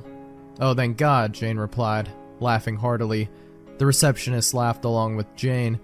"I'll have your cash ready for you when you get done, honey," the receptionist said, smiling. Jane did indeed have healthy, clean blood. O negative was her blood type. After what seemed like hours, but only a few minutes, the doctor who extracted Jane's blood put a bandage over her spot and wished her a good night. Out front, the receptionist was going through files on her computer when she saw Jane. "Man, that needle hurt like hell," Jane said, chuckling. "Your arm is gonna feel sore for a day or two," the receptionist said. "Tell me about it." "Okay, here's your cash, Miss Richardson. $150. "This will take care of my month's rent," Jane replied. "Behind on your rent, huh?" the receptionist asked. "Lot of stuff that's been going on. Me losing both of my parents and all," Jane said. "Aw, I'm so sorry. It's just me and my little sister. I have to be both mom and dad to her." "Well, my condolences go out to you and your sister, Jane," the receptionist said, sympathetically. "Thanks, that means a lot. You have a wonderful night, sweetie. Stay safe." "You too." The following morning, Jane was able to pay her month's rent and wouldn't have to worry about it until next month. While working the day shift at IHOP, Jane got a call from the blood bank she visited just the other night. What could it be? "Thank you for calling IHOP, now serving pomegranate pancake syrup and our new stuffed French toast. This is Jane Richardson. How may I help you?" "Miss Richardson?" "This is she." "My name is Beth Williams, one of the doctors at the Biomedics blood bank. We were wondering if you could come by next week to give another sample of your blood." Okay. "We will pay you $10,000. Jane went silent for a few seconds. 10 grand for another sample of her blood? Was this for real? "Miss Richardson, are you there?" Oh, yeah, I'm here. You said 10,000, right? Yes, ma'am. Okay, I'll see you next week. Thank you so much, Miss Richardson. We will see you soon. Bye. Bye-bye. Hangs up phone. 1 week later. It was the start of a beautiful day in the City of Angels. Jane returned to the biomedics blood bank to distribute her blood and score an easy 10 grand. She wouldn't have to worry about money troubles ever again. But why was biomedics going to pay Jane $10,000? She couldn't figure it out herself, but if it meant to put that money into an account and making sure her and her sister were financially secure, then why not? Jane saw the same receptionist from last time and still remembered her, and the doctor who drew her blood was there as well. When it was all over, Jane claimed her cash, stuffed it into her wallet, and was on her way. Just as she was about to get into her car, a couple of well-dressed women approached her. One of them flashed her CIA badge and announced, "Jane Richardson?" "Yeah." "Agent Tanya Margolis, CIA." "What's going on?" Jane asked, very puzzled. "You didn't do anything wrong, Miss Richardson. Don't worry. But I was wondering if you could come with us." "Where at exactly?" "You will see. Come with us," the second agent said. Without hesitation, Jane got into the limo with the other agents. Where were they taking her? Why did they choose Jane? Was there any significance? The two women were taking Jane to the CIA headquarters in Los Angeles, and they were going to explain everything to her as soon as they arrived. 90 minutes later, the limo arrived outside of the headquarters. Jane noticed there was also a US Marshals and FBI van parked outside. What was this all about? Jane couldn't figure out what the hell was going on. No matter how many times she asked the agents, it was always the same. That information is classified. Jane wanted answers. She wanted to know what was going on. On the inside, Jane was greeted by a refreshing cold breeze that seemed to be coming from the central air units. It was the hottest day ever. Jane was led to a room that looked like a police interrogation area. There inside was another male agent. Jane sat. "Welcome, Jane. We've been expecting you," the agent said. "You mind telling me what the hell is going on?" Jane asked very suspiciously. "Not at all. First off, I just want to say, I'm sorry for the loss of your parents. I know how much you love them. I take it you heard that the LAPD has been having a difficult time pursuing your parents' assailant, Jeffrey Woods." "Jeff the killer?" "Exactly. We also got in touch with the FBI, US Department of Justice, and the US Marshals, and they're going to see to it that Jeff is stopped once and for all. But what does this have to do with me? After receiving word of your blood transferal at Biomedics, it is apparent that you have the perfect blood type, and may be the key to stopping Jeffrey Woods. So let me get this straight," Jane said, trying to piece together what the agent said. "After I gave my blood, you and these other agency guys want to use me to stop that son of a bitch, Jeff?" "Yes, ma'am. All you have to do is meet with our doctors." "Just meet up with the doctors?" Jane asked. "Yes, ma'am," the agent replied. "And then I'm free to go?" "In due time, I promise you." "Well, okay," Jane said hesitantly. After she was led into another room, one doctor did an eye scan of her ice blue eye after giving her a vision test, reading an eye chart, etc. The scan of her pretty blue eye was stored into the computer. Next doctor to examine her was a cardiologist, following a few brief questions such as her date of birth, height, weight, that sort of thing. Jane had her blood pressure checked, which was 120/80, the normal blood pressure for a healthy young lady. "Very good," the cardiologist said. He checked her heartbeat and asked her to breathe when using the stethoscope. The cardiologist wrote down everything. Next, a general practitioner was to examine Jane, checking her eyes, ears, throat, testing her reflexes, you name it. Jane passed with flying colors. Jane thought that she was going to leave this building with no problem and be on her way, but when she was led down a hallway by two guards, she noticed in one of the rooms, stretchers lined up with blankets covering the bodies, a total of 25 people, all young women, dead. What was going on here? She started to get freaked out at the sight of the lifeless women who haven't been disposed of, and anxiously asked where the guards were taking her. They refused to answer, so out of instinct she began to assault the guards, incapacitating one of them. Her fighting skills she learned from Mary's father, Sheriff Nick, really paid off. In the midst of the brutal melee, Jane was tackled and sedated by one of the doctors. Her world began to blur and fade. Black. Jane groaning. "Where am I?" Jane asked, coming to. She was strapped to a chair similar to what you'd see in a dentist's office. Around her, the room looked like an operating theater, bathed in a bright white light which gave the room a clean appearance. Jane couldn't see anybody because all that was in the room with her, facing towards her, was a two-way mirror. She felt something on her forehead that was similar to a headband, but saw electrodes and wires running from her. Her hands and feet were secured in place. No matter how hard she tried, she couldn't break free. A few seconds later, she heard an unknown female voice on the intercom. It must have been that of an agent, researcher, or scientist. "Miss Richardson? Can you hear me?" the voice asked, almost sympathetically. "Who's there?" "It's me, Dr. Beth Williams from Biomedics. I didn't want you to have to find out the hard way, but some of these agents and government officials tell me you have a very healthy blood type, and from what I could gather, they were correct. If you were wondering, it was me who sedated you. I did not drag you into the room which you are in, dear, I can assure you. I'll be standing by to monitor your vitals through this process," Dr. Williams said. "What are you talking about?" "Jane," Agent Margolis said, "we brought you here because you are the perfect blood type, and also the candidate for the following experiment that's been funded by the US government, totaling in at $6.9 million. We have received word from the LAPD that they had trouble in capturing the suspect responsible for the death of your parents, Bruce and Paula, and we, along with the FBI, Department of Justice, and the US Marshals, agreed to help in the capture of Jeffrey Woods. If you haven't noticed, there's an intravenous needle in your arm. One of the scientists will be bringing in the serum to replace with your blood. The serum is classified, but it will ultimately help you in getting revenge on the one who took your parents' lives." Just then, a scientist and doctor came into the room, prepping Jane. The scientist came in with the liquid hate. The container was 1.25 gallons with a biohazard symbol on it. The light from overhead cast it in the liquid, giving off a pretty glowing purple. The doctor who came in there was to make sure everything was ready and to monitor Jane's safety. He assured her she had nothing to be afraid of and that she was going to be okay afterwards. This made Jane feel somewhat better. A part of her was scared to death, but the other half of her showed no fear, and she was ready. The doctor put the intravenous tube into Jane's arm. The one tube ran into a container that would collect Jane's blood and shipped to the American Red Cross for patients who had the same blood type as Jane and to receive a healthy blood transfusion. The other tube was attached to the container holding the liquid hate. So in a way, this was just like an embalming fluid prep setup, but with an experimental liquid. Despite being reassured by medical personnel that she had nothing to be scared of, a single tear ran down her face. The process began.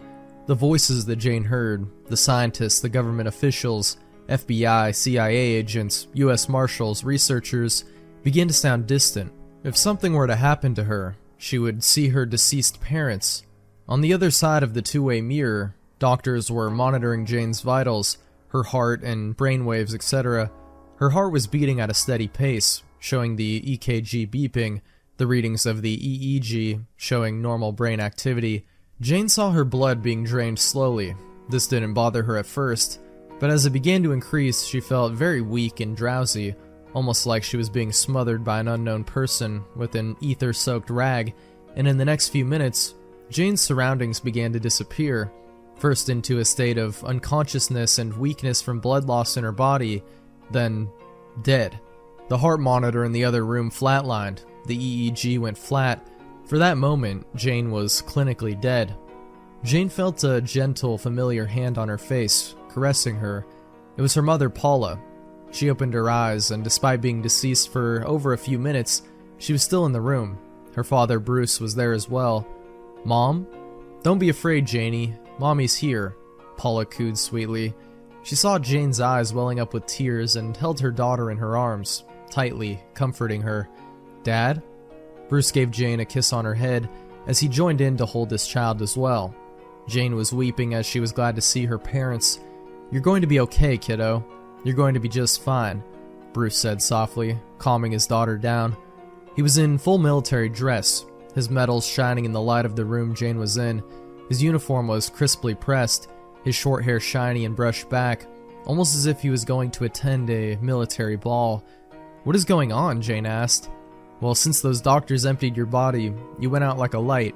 But me and Daddy are going to stay here until you come alive, honey," Paula said in her soft-spoken voice, her words soothing Jane's heart. One thing I could never stand about IV needles is when someone can't find a vein to put it in. That happened to me when I was a little kid and I suffered sepsis, and I felt like frickin' Swiss cheese. That old hag couldn't put the needle in right. You should have known that having experience as a doctor and as a PhD doesn't come with vision, Bruce said, smiling, laughing. This made Jane smile and giggle as she laughed with her daddy. She knew for the longest time that her daddy was very silly and made her laugh without even trying, and was still a goofball in the afterlife. That's also what Paula loved about her husband. Jane's parents stayed with her until the liquid hate was administered. Your father couldn't stand needles being poked into him at all, honey. But getting like an allergy shot or vaccine, that didn't bother him. It was an intravenous needle that got on his nerves. Even when he was little, he fainted at the sight of a big needle, Paula said, chuckling. Hey, that thing was big, Bruce replied comically. I know I'm gonna feel sore and stiff when I get up, Jane said. Considering the chair you're in, I wouldn't be surprised, honey, Paula replied. I think tonight you should take a nice hot bath with some Epsom salts, Bruce said, caressing Jane's hair. Good idea, Jane replied. You just remember one thing, my little Janey baby. If you ever need me or Daddy, we will be right here, Paula said, pointing to Jane's heart.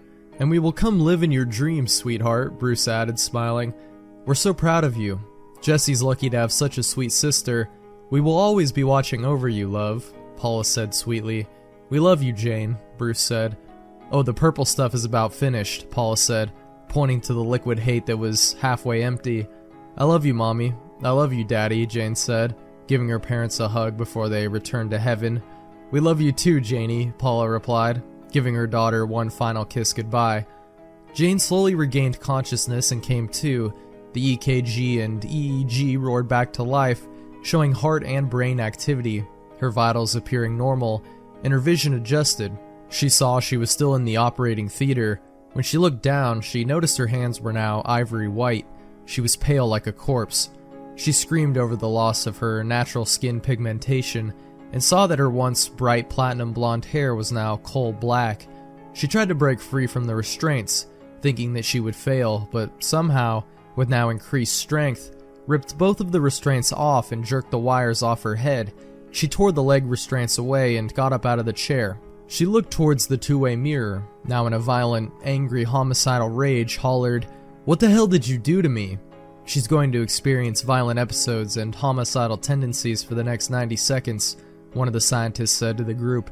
You are now full of liquid hate, Miss Richardson, Agent Margolis said. I look like fucking powder. That's because your natural skin color went away, Jane. Jane picked up a chair that was in the room and threw it against the two-way mirror, shattering the glass. She grabbed the hold of one of the doctors who were monitoring her vitals by the collar, slamming him against the wall with incredible strength, causing a huge dent. One of the scientists sounded an alarm for armed guards and medical personnel to restrain Jane. One pulled out a syringe, trying to aim for Jane's neck, but Jane took the needle and stabbed the doctor between the eyes and injected an air bubble into him. Two guards with automatic weapons tried to fire at Jane, but she grabbed both of their arms, causing them to fire at each other. One agent fired at Jane, but the bullet didn't faze her a bit.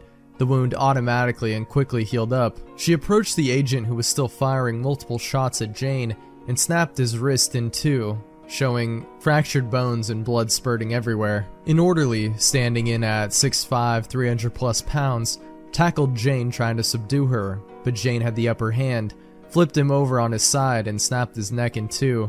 Just as carnage continued, Jane took the now empty liquid hate container, broke it against the ground, took a sharp glass shard, and stabbed to death one of the agents, her clothes now stained with blood. Amidst the dead, broken, mutilated, bullet-riddled bodies and those who were out cold, Jane looked at the group who was in the room that now had no mirror and said in an ominous tone, "Thank you for saving me. Thank you for making me what I am. I now know what I must do. I must kill Jeffrey Woods and end his reign of terror forever. If he is not killed, more lives will be lost. I am much stronger now. I am unstoppable, unkillable. Weapons are useless against me. Anyone who dare crosses me, I will be the last thing they will ever see. I will kill Jeff the Killer, and no one can stop me." After 90 seconds, Jane's homicidal tendencies ceased, and she was acting normal again. The same doctors who were examining her wanted to do x-rays, MRI scans, and the final examination on her, Jane stood naked as the day she was born, as physicians didn't see any abnormal changes, no defects. She was even more beautiful despite the fact that she was pale white with black eyes. "Okay, Miss Richardson, I want you to read what is on this chart right here," an eye doctor said. The eye doctor was flabbergasted that Jane read everything down to the fine print. He took a magnifying glass and saw the address and company name at the bottom of the eye test chart. Wow, he said, dumbfounded. "So Doc, are there any other tests today, or can I just walk out of here and be on my way?" "Well, are you gonna give me another visual test, or just stand there and stare at me all day?" I'm just gonna stand here and stare at you all day," the eye doctor said, seeing Jane fully naked. "So I'll take that as, you are free to go?" "Yeah." Jane took her blood-stained clothes that were in a hospital bag and walked out fully nude, not caring that other people were looking at her. On her way home, she saw clothes that were hanging out to dry on a clothesline outside a little suburban home. These clothes matched her frame. They were a pair of black sweatpants, a sleeveless black Under Armour shirt, and a black hoodie. They all smelled sweet as she pulled them off the clothesline and got dressed in broad daylight.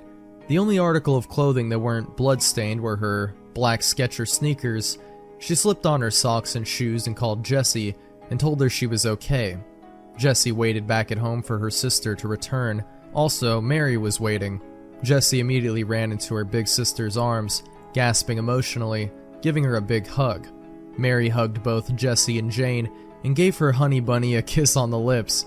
"Baby, I'm so glad you're okay. I was so worried," Mary said emotionally, glad that Jane was alright. "I knew you would come back," Jessie said through tears of joy.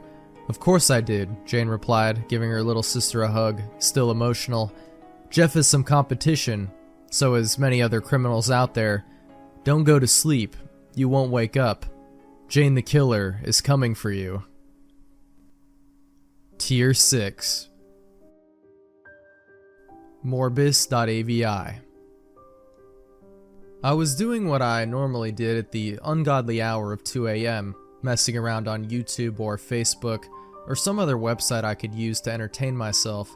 I always had difficulty sleeping, so I'd go on the internet until my eyelids got heavy, and I dozed off at the keyboard, forcing myself to climb into bed. While I was finally getting tired, tempting myself to give in to the warm calling of my soft bed and cozy blanket, when I remembered to check my email that had been neglected for over a week, I went over to my account and cleared out expired coupons, junk mail, and spam files until I came upon an actual email. The peculiar thing about this email, however, is that the account that linked the attached file was illegible. The text had run over itself, creating a scrambled and rather disturbing looking collection of dark chicken scratch. Well, my computer was quite hot, seeing as I had been on it for God knows how long. That probably messed with the text or something. The email had no description, no comment, nothing. There was merely a video file attached, nothing more. The file was labeled Morbus.avi. Morbus. Weird. I'd heard that word before somewhere, but I couldn't recollect where. I had conflictions deciding whether or not to download and watch it, but I was curious. I blame it on the night high and the desperate need to unbore myself. Curiosity had shaken the sleep from me. I caved and downloaded the video, finding no virus or threat to my computer according to the file scan I'd installed. When the video finished its 20-minute download, I observed its thumbnail, a dark room and a metal table, a single light bulb dangling from a mere string over it. The soft glow from the bulb barely penetrated the dark and illuminated the table. I hit play. The video began as static that lasted for 45 seconds, then cut to the dark room with a metal doctor's table in the center, a large metal cabinet backed against the wall behind it. The large table was lit up in the middle of the room. There was no sound, oddly enough. The video was completely mute. The quality of the video was awful and very grainy. It blinked to static for a moment every few minutes. The camera that recorded this must have been very cheap. It was a bit frustrating to watch. Finally, after about 5 minutes, a human figure walked in front of the camera, dressed in a dark coat and gloves.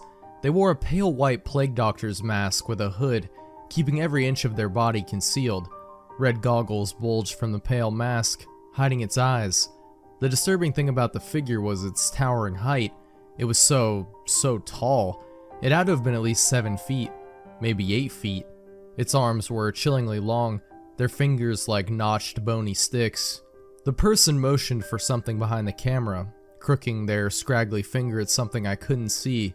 Two other, much smaller doctors dressed in similar garb came into view, carrying something on a stretcher. There was a large white sheet draped over what looked to be a body. This was getting weird. What the hell was this? I furrowed my eyebrows and continued to watch, my skin prickling ever so slightly. The figures placed the sheet-covered figure on the table and whipped it off, revealing a man strapped to the gurney. He looked terrified, his eyes wild and filled with fear. A leather scrap was belted across his mouth, keeping him from screaming out. His forehead glistened with sweat and his chest heaved. I felt my stomach lurch. I hoped to God this was some sick bit of a horror movie and that none of it was real. I had enough, pausing the video and shutting the laptop. I didn't like horror movies, and I didn't like scary things. I climbed into bed and let my heart slow down, trying to calm my rattled nerves. It's a fake video, I told myself out loud. This is ridiculous to get so freaked out over. It's definitely fake, a video some people made. It's supposed to scare people, probably a teaser for a new movie. I let out a breath and turned over, relieved I'd talked myself out of being so scared. I was such a baby. The next day I felt kinda lousy. My head ached and my stomach felt like it was full of rocks. I got out of bed, dressed, and went to work. I trudged through the day, irritable and sick. I went home still feeling like crap, but couldn't make myself go to sleep, even after taking a few sleeping pills. Since I obviously wouldn't be sleeping anytime soon, I sat in my chair and switched on my computer. I messed around online, playing some video games and listening to music. It took my mind off my aching stomach. Taking a sip of water I'd gotten from the kitchen for another pill, I remembered the video from the other night. It did look kind of interesting, if that didn't sound too creepy. And it was fake anyways, so there was no harm in watching it again. I opened the file and it was back where I'd left off. The man was strapped to the table, the figure in the mask hovering over him. I hit play again and started to watch the rest of the video. The man was lying on the table, struggling against his bonds. There was no sound at all, so I couldn't hear a thing, but I imagined he was making quite the racket. The tall, gangly figure pulled a blade from the small cart beside the table and lifted it to the light, making the knife shimmer. The man on the table began to cry, shaking his head wildly, his face red. The figure pulled a small box from a pocket in their coat. Small white text popped onto the screen. Subject has been confirmed with the infection. Immediate surgery has been directed. They slipped the recorder back into their pocket and lowered the knife to the man's exposed stomach, slicing down. I cringed. No anesthesia. The man shook his head and thrashed wildly, trying to escape the binds that held him down, obviously failing. The figure merely continued the incision, placed the blood-stained knife back onto the cart. He pulled his gloves on tightly, securing them, then reached into the man's stomach, and I'd had enough. I didn't want to watch it anymore. Fake or not, this was disgusting. My stomach felt awful now, worse than before. No wonder. I was probably just being a baby, but I hated gore. Made me sick. I sat up from my chair and shut off the computer, crawled into bed, sick to my stomach, and flopped onto my mattress. The world was full of sick things. My dreams were plagued by nightmares on the second night. I saw them, standing in a dark concrete room in a circle, with the tallest doctor in the middle. My dream was in the same crummy definition as the video. Each time the video blinked into a brief second of static, the masked man in the middle moved just a bit. It wasn't really a movement, more like a twitch. About the third or fourth time the static spiked my dream, there was a symbol etched into the concrete wall behind them, written in white chalk. It looked like a cross. The static blinked again, and the doctors were suddenly lined against the wall, the tallest in the middle of them. The chalk symbol was now littered with bloody handprints. I woke up screaming into my pillow. My entire body as hot as fire. I screamed and screamed, even though my throat felt like someone had shoved a heated rod down it. My roommate burst into the room and grabbed me by my shoulders, calling my name. Sweat beaded from my wet hair, pouring down my forehead. My stomach cramped up. I doubled over in agony and was instantly sick. I couldn't stop screaming that I couldn't see, that my brain was exploding in my head. I blacked out from the pain. When I came to, my roommate was on the computer, watching the video. I blinked, ignoring the throbbing agony in my head and stomach, and limped over to him. Why are you watching that? I asked, trying to keep from being sick again. I don't know, it was on your screen when I came in after after I what? Dude, you were screaming like a dying cat and emptied your stomach out everywhere. There's vomit all over the floor. I looked behind us, wincing at the cramps in my stomach and muscles, to the floor. It didn't look like vomit, but more like the oil from a car. This came from me? I asked, my stomach flopping and retching in my body. Don't puke. Yeah. I didn't want to move you until you were awake. I think we better get you to a hospital. I shook my head quickly. No, it's fine, I'm fine. I hated hospitals, I hated doctors, no way. Dude, I know you're scared of doctors' offices and shit, but you vomited black crap. That's not natural. I shook my head again and again, insisting I was fine. He just rolled his eyes and muttered, "Your funeral." I limped back to my bed and watched Brian, the aforementioned roommate, look at the video. He shook his head from time to time, sometimes even going, "Oh God." When the video ended, he turned to me, a funny look plastered on his face. "Dude, this is disgusting. Why the hell would you watch this?" I shrugged. "Someone sent it to me. I didn't watch the whole thing." Brian rolled his eyes and shook his head again. He got up from the chair and walked from the room, then returned with a mop and cleaned up my vomit. "You owe me, you asshat," he growled. He dumped the mop into the bucket and walked out the door, not leaving completely before popping his head back in. "By the way, would you please not scream your freaking head off when you decide to have a panic attack? You scared the shit out of me. I thought you were dying." When he left and the cramps ceased, I went over to my computer and sat down. The video was still up, but I was hesitant to finish it. It was so vile, but my curiosity made me reach for the mouse and hit play again. The video started again with static, before the figure stepped in front of the camera again, but this time, the several others went immediately to the table, carrying a sheet-covered gurney, carrying the man. The sheet was removed, but this time, it wasn't the same person. Wait, that wasn't right. Was this a different video? No, it was the same one. The same awful video definition, dark and grainy, but this wasn't the same person. No, his hair was longer and he was slightly shorter than the other guy. I continued watching, confused and a bit unnerved. The beginning started as normal. The beaked figure slipped a recording device from his coat in a familiar fashion and muttered into the box. White text popped onto the screen. "Subject has been confirmed with the infection. Immediate surgery has been directed." The first doctor cut into the stomach, then reached inside and began removing his small intestine. Thick black goo dripped from the organs instead of blood. There was no sound to the video, but the man would have been screaming loudly as he looked in excruciating agony. This wasn't right. What happened to the other man? Why was this different? I looked at the time bar at the bottom, 30 seconds in. No other footage behind this clip. The doctor removed a few more organs, sawing and picking at his body cavity, then took a small jar from the cart and packed it with the black goo that filled his body cavity. The man stopped thrashing finally and lay still on the table, his chest heaving and blood trickling from his mouth. He said something. What exactly, I didn't know. No text came onto the screen. The doctor set the jar on the cart and motioned behind the camera. The several other doctors ran over and rested beside the gurney. The man shook his head, eyes lit up with terror. The doctors ignored him, then brought a cloth from one of their pockets and wrapped it over his eyes. They took the strap from his mouth, jammed something inside it, then rebound his jaws. He must have been screaming too loud. They exited and the main doctor brought a jagged-edged blade from the cart. The last 5 minutes was of the doctor tearing out the rest of the man's entrails, stomach, liver, heart, and prying his teeth from his mouth and placing them in a dish jar, then leaving the man on the table to bleed out and die.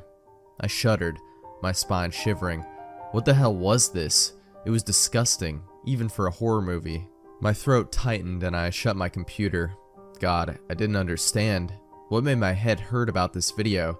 Surely I'd seen something worse than this in the theaters. I couldn't remember, but something about the video made my stomach churn.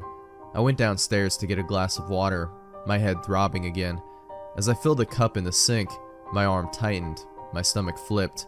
It felt as though someone had socked me in the gut, and I doubled over, grabbing the sink to keep from collapsing.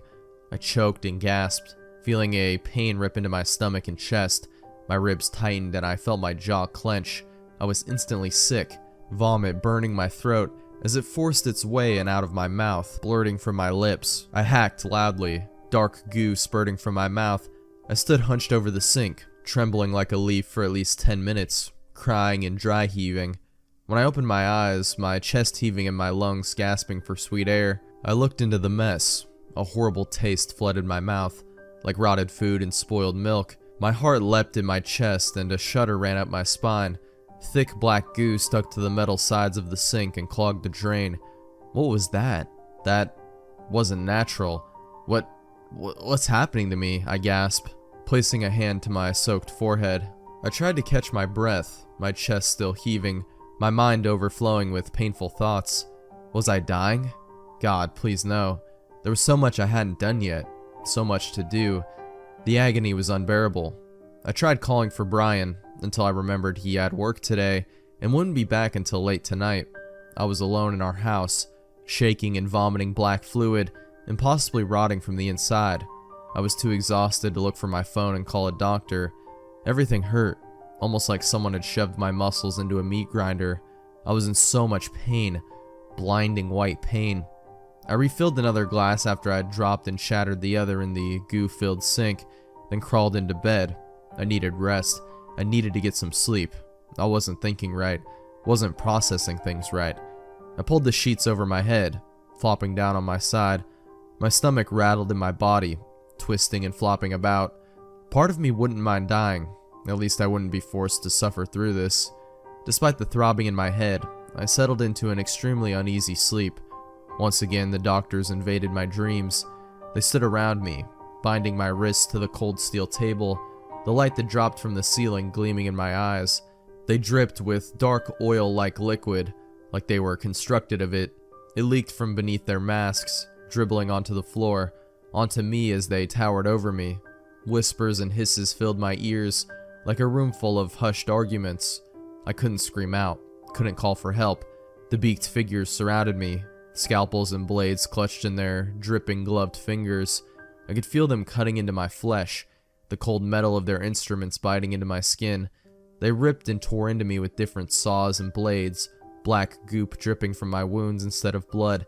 The pain was unbearable, blinding. As they cut into me like a science class dissecting a frog, I felt the sensation of being watched, eyes boring into me as I watched myself being opened up and shredded from the inside. I slowly turned my head. There were so many people lining the walls, their chests and stomachs gouged open, their intestines coated in black grime and uncoiled onto the floor, their eyes glazed over and blank. Some hung from the walls, others lay limp on the floor. They watched the doctors crowd me, tools in their hands. My mind was reeling in terror. I screamed at them to do something, say something, but I couldn't. The man from the second video sat against the wall, blood dripping from his mouth. He lifted his pale face to look at me and merely smiled, blood caked in his toothless gums. He grinned and stared up at me with his milky eyes, then uttered one thing: "Don't let the doctor find you." I woke up sobbing, my heart slamming against my chest like a steam hammer. It felt like my skin was on fire, and I couldn't cease my shaking. What was happening to me? What was wrong with me? My stomach felt as though someone had repeatedly smashed their fist into it. I could barely move, could barely even groan. I checked the time, 10:57 p.m., Thursday. I'd slept for 5 days. 5 fucking days. I cringed as I tried to get up, my entire body throbbing and pulsating. I'd never in my life felt so much pain, never felt so sick. "Brian?" I groaned, not moving from my bed. No answer. "Brian?" Silence. I slowly rolled from my bed, clinging to the sheets as I stood. I needed my phone. I needed to call him and get to a hospital. My entire body was being washed over with agony. As my feet touched the carpet, my stomach lurched. I threw up all over the floor, black liquid spurting from my throat. Oh God, I was dying. I'm dying. I was going to be in the newspaper, found on my floor, rotted from the inside out. The thoughts just made everything worse, and they forced me into a dry heaving panic attack. I pulled my phone from my nightstand and dialed 911, then listened to it ring. Once, twice, 3 times. Suddenly, a loud burst of static erupted from the speakers in my phone. I cried out and dropped it, holding my hand to my now throbbing ear. The static still screamed out from it, even though I'd practically thrown it across the room. What the f*** was going on? I left my room and hobbled to Brian's. His bed was empty. I ran my hand over the mattress. Cold. He hadn't slept in it. The sheets were messy and thrown back. Unusual for Brian, seeing as the guy was a total neat freak. Black liquid ran from my lips and down my chin. I choked on it, heaving and shaking until I vomited all over Brian's clean carpet. I felt so weak. Where was he? I needed to sit down. I sat on Brian's bed, my head in my hands. I couldn't drive to the hospital myself. I could barely walk, let alone operate a car and drive 40 miles to the nearest hospital. As I drowned myself in guilty, frightened thoughts, I heard a ringing break the silence from Brian's bedstand. His phone was going off, and the caller ID showed as Angela. I grabbed the phone and answered it, frantic. "Angela? Angela, it's Michael. Michael? Michael, there you are. Where the hell is Brian?" she demanded, frantic and sounding afraid. "Wait, what?" "Nobody has seen him for 5 days. We went to your house, saw you sleeping, but he wasn't there. He hasn't been to work or gone to school, and he hasn't answered his phone." The phone trembled as my hand started to shake. 5 days? He's missing? I whimpered. "You haven't seen him?" No, I haven't. Listen, Angie, I need your help. I need an ambulance. I need you to... The line went dead. I stared at the phone screen, shaking. No service. I dropped the phone, then limped to my room, my stomach tying itself in tight knots. I'd use my computer to get help. Facebook, Skype, somehow. My house was the only one out here for a good half an hour, the only in a construction site currently on hiatus from being completed. Going for help outside was useless. As I hobbled into the room, my computer monitor flashed. I turned my head to look at my laptop. The video, Morbus.avi, was on the screen. No, my mind hissed. No, I don't need that. Not now. I charged over to my laptop and sat down, trying desperately to exit out of the video. It refused to close out, despite how many times I clicked the X. I almost jumped when the video broke into static and began to play. "Come on, you useless piece of shit," I snarled. The video continued to play, and I felt my legs suddenly go numb. I couldn't move them. I began to panic, my heart thumping in my chest. What? Why can't I move? I thrashed in my chair until the numbness spread into my torso and arms, then shuddered as I fell limp. The video broke from the static. The doctors were standing around the table, surrounding a person. In the horrible quality of the video, I could see he was limp, not moving. The coated figures strapped the man down, then exited from view, leaving only the largest doctor and the man on the table. But when they cleared, I heaved. It felt like someone had socked me in the stomach. My heart jumped into my throat and my chest tightened. "No," I said aloud, my voice rising. "No, dear God, no." Brian was strapped to the table, his eyes distant and glazed over. He looked so out of it, so confused. I choked back my sobs, watching the screen in horror. The beaked figure raised a recording device to his face as he'd done twice before. My spine tingled as the same text appeared on the screen. "Subject has been confirmed with the infection. Immediate surgery has been directed." "No," I wailed, screaming at the laptop. "No, no, no, no, no!" "Brian's been missing for 5 days," Angie's voice rang out in my head. This had to be some sick joke. Some sick, disgusting, cruel joke. Please, please, please. Please let them just reset my clock. Have everyone involved trick me into thinking my best friend was missing for nearly a week. Let it be a joke. But my hopes were crushed as I realized Brian's legs had been snapped at impossible angles, the bone jutting from his knees, blood caked on the splintered joint. There was no way that could be special effects. For over 15 minutes, I watched the figure carve into my roommate as it did with the others, tearing his stomach to shreds with the many-bladed tools on his small cart.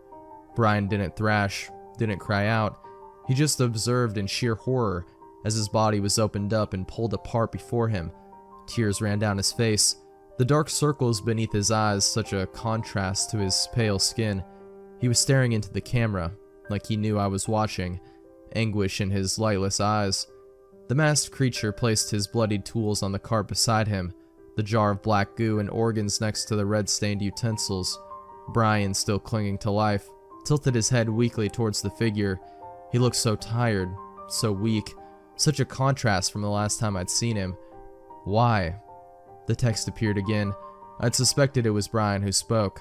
The figure wrapped his gloved fingers on the table, then more text. Because you've been infected. We are ending all the suffering the world might bring you, the suffering you might bring the world.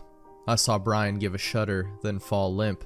The figure crooked a claw-like finger to behind the screen, and the rest of the masked people unbound him and carried him away. I expected the video to end there, but instead, the doctor stepped up close to the camera, facing me. His pale white beak looked so close to the screen it could have protruded from my monitor. The scarlet goggles that hid his eyes glimmered on his mask, his true eyes concealed from view. He was still for a few moments, just staring at the camera. Suddenly, slanted white text filled the bottom of the screen. Do you see what you've done? The screen blinked into static, and my laptop went black. I buried my head in my arms, agony racking my body. I felt tears sting my eyes and stream down my cheeks. I sobbed loudly, begging to a god I was no longer sure existed. No, no, no, no. Why? Why us? Why us? We'd never done anything wrong. Never been bad people. Why did this happen to us? My questions were never answered. My body was enveloped in searing pain, so bad I screamed out, clutching my head. Black goo flowed from my jaws, dribbling down my chin, my throat. I was choking, heaving, unable to get air. My mouth was filled with the taste of rotting meat and trash. My throat burned. It felt as though someone had jammed a hot iron down it and pressed the molten metal against the walls of my stomach. I'm dying, I thought bitterly. I'm going to die. I coughed and choked, the black vomit splattering on my front, my lap, my desk, everywhere. I gagged, trying to catch my breath. My vision blurred. I felt so distant and lightheaded. My body began to shut down. I gave a massive shudder, the drum in my head not ceasing its beat against my skull. I felt myself slip away into unconsciousness, and soon, darkness had me in its grip. When I awoke, I was met with the bitter, salty taste of leather in my mouth. I was bound to a cold steel table, my sight blinded by a bright light above me. The rest of the room was pitch black, so dark I couldn't see past 2 feet ahead or to the side of me. Ignoring the agony that rolled through my body in waves, I tried to understand my situation. Reality slapped me in the face, and I was engulfed in cold truth as I stared at the blinking red light of a very old-looking camera, not too far from the table I was held to. I screamed despite the binds clenched between my teeth. Tears trickled from my eyes, which I instantly jammed shut so I couldn't see the horrific scene before me. I shook my head and thrashed in my bonds, trying to escape, to get away.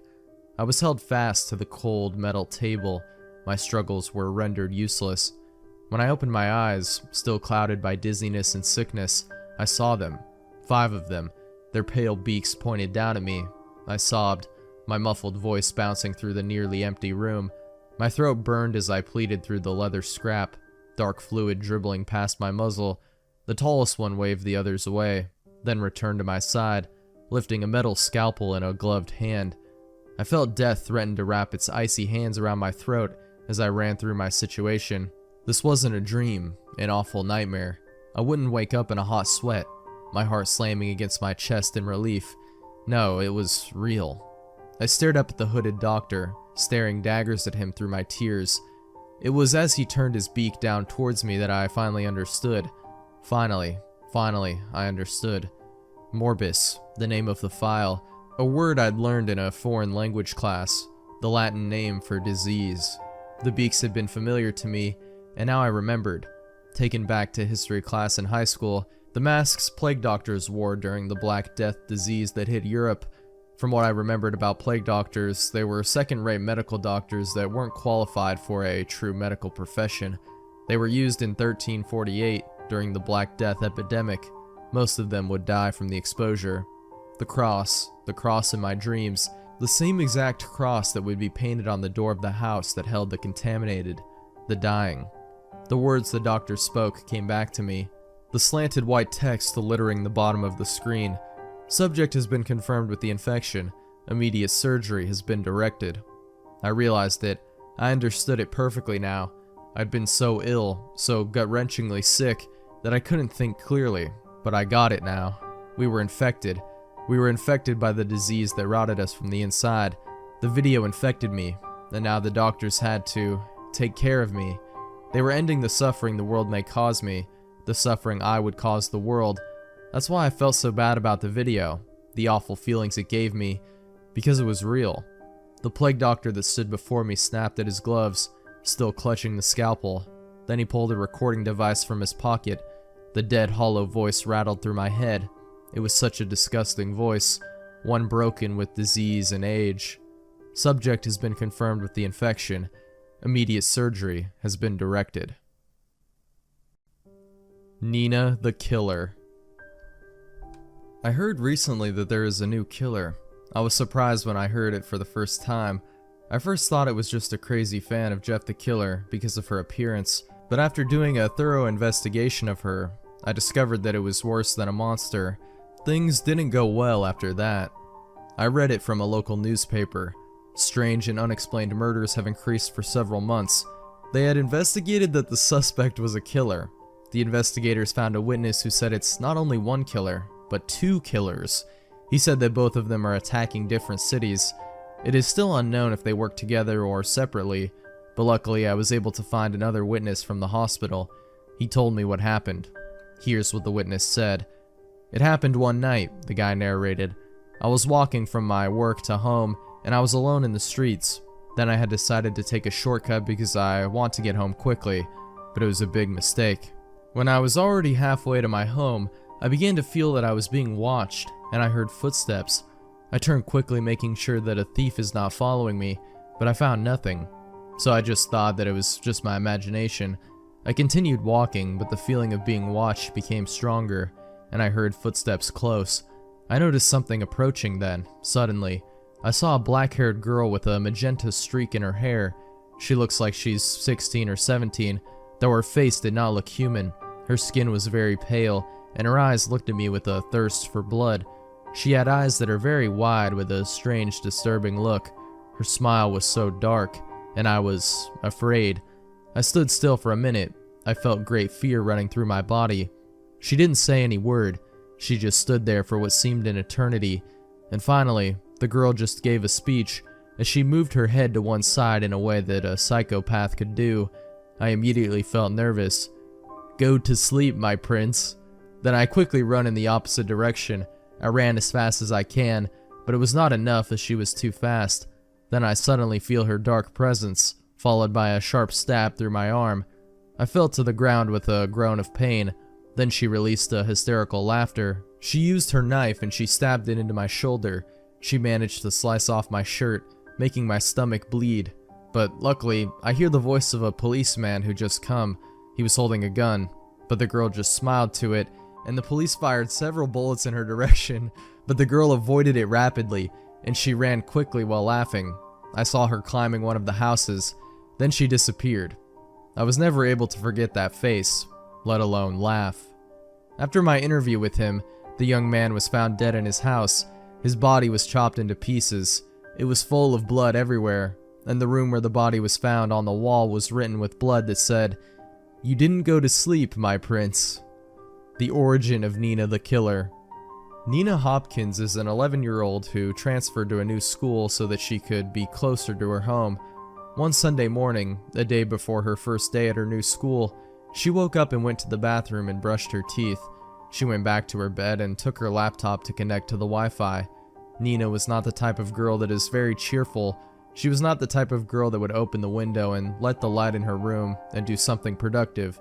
No, she just enjoyed sitting down to watch animes, or listen to music like rock, J-pop, or K-pop, playing video games, or just playing guitar. So she liked to be herself and loved her family and friends. But this time she did not want to do any of the things that is considered normal. This time she wanted to read Jeff the Killer Creepypasta for the 1,000th time. She adored him. It was her favorite. She felt a strange attraction to him. She had an admiration for him more than anything. Every time she read it, she felt a strange desire, but she didn't know why she enjoyed this strange desire. When she started to read it, the door suddenly opened. She quickly saw her little brother Chris and his beautiful green eyes. Nina thinks Chris is her prince. She loved calling her little brother Prince because when she was just little, Her mother would always tell her fairy tales when it's bedtime. She liked this type of story, and she thinks the princes in the fairy tales look like her little brother Chris. Chris had dark black hair, fair skin, and light green eyes, like his late father. However, Nina has light brown hair, fair skin, and light blue eyes, like her mother. "Sis, it's time to eat," said the child with an innocent smile. "I'm going, my prince." She pinched the cheeks of her little brother. She left my laptop on the bed and went to eat. The next morning, Nina and Chris went to school. Nina got up and dressed in a shirt that is her favorite, and she took her bag. She felt something strange, like a strange desire. She did a strange little smile that formed on her mouth. Suddenly, she heard her mother's voice, and she was in the reality again, and she immediately took the bag and she completely ignored what happened. She quickly went downstairs. "Are you both ready for school?" asked the mother. "Yes," they both responded. "Well, good luck in school," and her mother went back to the kitchen. "Bye, Mom," they both responded.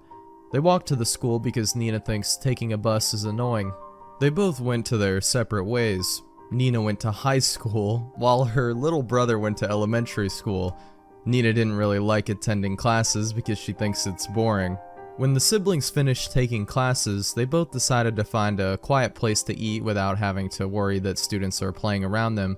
So she found a garden behind the school where there are no people, no teachers, or even students. They sat and ate, thinking they would have a peaceful breakfast, but they heard footsteps. Nina looked up and met a girl much older than her. She had black hair. "Well, well, what do we have here? New students," announced the girl. "My name is Claudia, and I rule at this school, and if you do not obey what I say, you will suffer," she said as she pulled a knife from her jeans. Then suddenly 2 guys came out from a nearby tree. They were known as Malcolm and Dione. Nina sat up quickly and stood in front of Chris to protect him. "Hey, we don't want any trouble. We just want a peaceful breakfast," Nina clarified. "Ah, I see. But you shouldn't be here. This area is ours," Claudia said as she approached them. "That's stupid. You have no right to make us go away from here," said Chris while confronting Claudia, but Yoni punches him in the stomach. Chris collapsed, but Nina quickly held him. "Chris," said Nina while holding him in her arms. "Well, if you don't want to be next, I recommend you obey and get out of here," claimed Claudia, while pointing at Nina's face with a knife. Nina did nothing but punch Claudia's face. Claudia collapsed to the ground. Nina took Claudia's knife and stabbed her in the shoulder. Then Nina gave a strong kick on the crotch of Malcolm. He quickly fell to the ground, but Nina didn't stop. She quickly released several kicks in the boy's face. The boy's face was now full of wounds and blisters. He had a nosebleed. Yoni became frightened immediately when he saw how Nina attacked Claudia and Malcolm. He started to run away from her, but Nina immediately noticed it, and she quickly ran to him. She used Claudia's knife and she quickly lunged it at the boy, targeting his stomach. "Nina!" She heard the voice of her little brother. Nina immediately turned to him, and she got confused as to why her little brother had a very surprised look on his face. Nina decided to let Yoni go and stepped back. She looked at her blood-stained hands. She felt like a monster, but she had to admit that her killer side was extremely good. She turned back to her brother. Her brother was surprised at what he saw. He was shocked at what he saw. Nina ran to him and took his arm. "Come on, we can't be here for so long," I said. Then we left the garden. After that, Nina went to wash her hands. She knew she must avoid telling somebody or even mentioning what happened. Her little brother Chris thought it was just self-defense, but she knew something else was going on there. She knew that something stronger and horrible is starting to form inside her. That feeling of being powerful and strong, the need to hurt someone. The day passed quickly, and when the siblings returned, they sat down to eat with their mother. "Well, how was school?" asked his mother with a sweet smile. Chris stayed quiet and didn't answer the question. "Great," Nina commented with a psychotic smile. Nina went upstairs after eating and opened her closet, revealing her collection of Jeff the Killer. She had several Jeff posters, Jeff clothing, some Jeff notebooks, Jeff dolls, and Jeff stuffed animals. She took a doll from her closet and put it in her bed. She looked at the doll. She couldn't tell if the doll's sinister smile intimidated her or amused her. Then she whispered, "Jeff, you made me do this." After the incident, Malcolm and Claudia were found unconscious, but they didn't find the culprit. They also had no idea that Nina was the one who did it, an 11-year-old, so she had that advantage to avoid suspicion. And since it happened on the first day of school, Many couldn't tell if Nina was there because a lot of people didn't know much when it comes to new students, and it didn't gain much attention. Also, a lot of students didn't know whether it happened on the first day of school or not. One day, Nina opened her locker. She found a note which said, "I know what you did, but don't worry, I won't tell anyone. You are very skillful, but also very dangerous." Nina didn't find a signature or anything to identify who wrote the note, but she had known that someone saw her but decided not to reveal his name. Meanwhile, Nina's sanity didn't improve, and she took a knife in the kitchen and hid it in her pocket while sleeping in the room with her brother and mother. One day, when Chris was playing with his new friends in the park, Nina's mother, whose name is Monica, noticed that it was getting dark, so she asked her daughter to tell her brother that they are going home now. Nina went to look for her brother, but she didn't see her little brother. She became worried, so she went over to Chris's friends and asked them where her little brother was. They responded that a black-haired girl took him. Nina became very worried and went home to take the knife in her room that she hid so that her mother wouldn't find out about it. Nina spent a lot of time finding him. She was getting desperate and she hoped that her little brother is in a safe place. Then she saw a car coming. When the doors of the car opened, she saw something that was thrown away in the ground. She was surprised when it was Chris who was in the ground. Then she heard laughter coming from the car before the car went away. Nina quickly held Chris in her arms. Her little brother was brutally beaten and his clothes were ripped apart. "Chris, what happened?" she exclaimed while holding the small body of her brother. Nina, at me to play," said Chris while trying to speak to Nina. Nina tried to control something that was screaming inside, over and over and over again. She felt that she needed to control her anger. Nina quickly took him to the hospital. Nina called her mother and informed her what happened to Chris. Her mother quickly went to the hospital. The doctor told them that he has internal bleeding and swollen wounds was found in his body. The mother of Nina began to cry, but Nina just kept quiet to the situation. She wanted to avoid hurting someone just for revenge. The next day, Chris was released from the hospital, but the doctor told him to rest for 3 weeks. Nina didn't go to school because she wanted to take care of her little brother. She would tell Chris some stories and she would help him by making sure he would take some medications. Nina went to school again. She received a new note which read, "I'm sorry about your brother. I hope he recovers. You must never think you're alone. I'm here. I'll be your friend." Nina suddenly blushes after reading it. She checked the letter again, but she didn't find a signature. Weeks have passed and the arrival of the school's picture day arrived. Nina was ready for the picture day. She wore a short black skirt, black stockings with deep red stripes, a sleeveless t-shirt that has black and blue stripes, and a bloody red ribbon in her long ponytail hair. But she felt that something was missing, so she looked in her closet. She sees her favorite purple hoodie, which reminded her of Jeff the Killer's hoodie, so she put it on. She went downstairs and sees her little brother waiting on the stairs. They both left the house and said goodbye to their mother. The siblings went to school, but this time they went to the bus to avoid meeting the trio again in the road. When they arrived at the school, they saw the trio. Claudia, Malcolm, and Yoni are walking in the hallway. They seemed to be searching for someone, but Nina was aware that the trio were searching for her and her brother Chris. The siblings decided to stay away from the hallway and must avoid being seen by them. The day passed quickly, but unfortunately, the trio found them. Nina felt she was being followed. When she turned her face to her back, she received a punch in the face and fell to the ground. Then she saw her brother. He was caught in the arms of Malcolm. Nina tried to get up, but she received another punch in the belly. She fell back to the ground and she looked up. She saw Claudia. "At least I have found you, bitch," said Claudia while standing in front of Nina. "This is my revenge for attacking me last time," she said while pulling a gun. "I don't want to fight you," Nina said while trying to stand up. Claudia immediately shot Nina using her gun, but Nina quickly reacted to it and she avoided the bullet. Nina stood up and ran as fast as she can to an abandoned house nearby. It was locked inside, so she climbed up to the stairs. The trio tried to shoot her with a lot of bullets, but they couldn't successfully shoot her. Nina went inside the bathroom and she was trapped there. She wanted something to defend herself. "Nina, are you gonna stay there? Did you forget what I did to your little brother, you idiot?" Claudia shouted from outside the abandoned house. Nina suddenly felt a combination of hatred and anger, and that need to kill someone. Nina looked around the room. She saw an iron rod. A twisted smile formed on her face. She took the iron rod and left the room. She quickly dodged the bullets and hit Yoni through the head, releasing a stream of blood.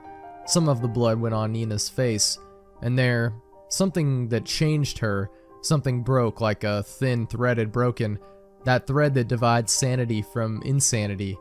Malcolm and Claudia took a few steps back. Nina turned to their direction, showing a psychotic smile, making even Chris shiver with fear. Claudia tried to run along with Malcolm, but Nina hit Claudia in the head. She fell down and Malcolm decided to release Chris from his hands, but Nina didn't stop the violence. She attacked Malcolm in the head a lot of times, and making his head full of crimson blood. Claudia tried to get her gun in the ground, but Nina prevented her. Nina pointed her iron rod to Claudia. Nina? Do you feel good? Chris said as he felt afraid from his big sister. Nina turned her face to him with a little more relaxed look, but she didn't stop smiling. Do I feel good? I feel great, my prince. Let's go home, Nina said to her little brother. Nina and Chris returned home. Her mother saw Nina with full of blood, so she quickly went to her room. Nina grabbed her laptop and wrote a note that perhaps no one will ever read. It was midnight. The mother of Nina and her brother were sleeping. However, Nina could not sleep, so she got up. She looked in the mirror and smiled in a twisted way. She went downstairs and she was ready to do the craziest thing in her life. Nina walked into the kitchen. She drank a bottle of vodka and put it on the table. Then she started to search for a bottle of bleach in the cabinets, but she didn't find any bleach. Where is the bleach? Nina groaned as she looked for it. Did you look for these? Nina heard a voice behind her. She turned around and she was surprised to find a guy at the entrance of the kitchen. He was holding a bottle of bleach. The boy had an extremely pale skin. His hair was black and he had a disturbing smile. Ah, you're Jeff the Killer, Nina said. I've been observing you for a while. I think you have become a killer like me. Ha ha ha ha, Jeff said. You're right. So I need that bottle of bleach, Nina said. Ah, let me help you, Jeff said as he opened the bottle and poured the bottle of bleach on Nina's head. Then Nina felt another liquid running through her head. She looked up and she saw Jeff had a matchbox in his hands. Nina smiled at him. What are you waiting for? Do it, Nina said with a passion. Jeff grinned and he threw the burning match in her face. Go to sleep, Jeff said as Nina's face began to catch on fire. The flames started to spread around Nina's face. She screamed loudly. It was very painful for her. She looked around, but Jeff disappeared. Nina collapsed on the floor. She saw her mother and brother quickly going downstairs. Both of them immediately used a bucket of water to put out the fire. When the fire on her face was gone, her mother called the ambulance, but a lot of neighbors came to their house since they heard Nina scream. Nina fell unconscious when they put her on a stretcher, and she was taken to the ambulance. Among the neighbors, there was a boy that has black hair, pale skin, and green eyes. His height is slightly higher than Nina. The boy looked at her with some concern, but he doesn't know how he can help her. The boy watched as they put Nina to the ambulance. Nina woke up after being unconscious in the ambulance. She tried to move on her own, but the bandages prevented her from moving. Suddenly, a nurse came with her mother and her little brother. It will be better if you stay still. You shouldn't move around, said the nurse. Her mother and little brother came to her and encouraged her that it's going to be okay. After 1 month of recovery in the hospital, the doctor decided that it's time to take off the bandages on her head. Her mother and her little brother were anxious to see her face, but luckily, her face was kept intact and was not entirely damaged. Well, Miss Nina, the burns were not severe. You still have most of your face structures, including your nose, but if the fire on your face kept burning, your face will suffer a great damage, the doctor said, while removing the last bandage on her face. When the last bandage was finally removed, Nina's mother was terrified at what she saw, while her little brother was hiding behind her mother. What? What is it? Nina said while getting up from the hospital bed. She ran towards the bathroom and looked herself in the mirror. Her face, it was very different from before. Her skin had turned completely white. Her hair used to reach down to her knees, but now it's on her back.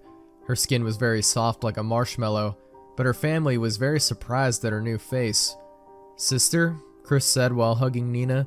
You still look as beautiful as before, Chris said, but the child knew that he lied to his big sister because he actually felt afraid of his sister's disturbing face. Oh, Chris, you're so nice, Nina said, while looking at him in a way that was so disturbing. "By one more beautiful," Nina shouted. Nina's strange behavior confused her mother and little brother, but it also made the doctor confused at the girl's behavior. "This face is perfect. Oh, my dear Jeff, you gave me this beautiful face," the girl continued shouting. "Doctor, is my daughter okay?" Nina's mother asked the doctor. "Well, usually things go well after a lot of resting, but if her mental health doesn't improve, I'll give her a psychotherapy," the doctor said. "I understand," Nina's mother said. Nina's mother grabs Chris's arm. "We have to go now," Nina's mother said. "Ha ha ha, sure," Nina said while looking at her face in the mirror. The nurse handed her clothes, which is her purple hoodie and a short black skirt and black stockings with deep red stripes. Nina dressed up and left the hospital. She went home with her family. She doesn't know that she had become a monster that will kill anyone. They came to the house and Nina kept smiling in a disturbing way. Then she notices a boy in one of the windows in the house. He had black hair and green eyes. The boy was watching her, but then he quickly disappeared. That night, Nina's mother woke up after hearing the sobbing of a girl. Her mother gets up from her bed and she wanted to find the source of the loud noise she heard. She walked quietly and saw the door of her daughter's room was open. She went inside the room and it was very dark. She turned on the lights. Then Nina's mother saw something terrible in her daughter's room.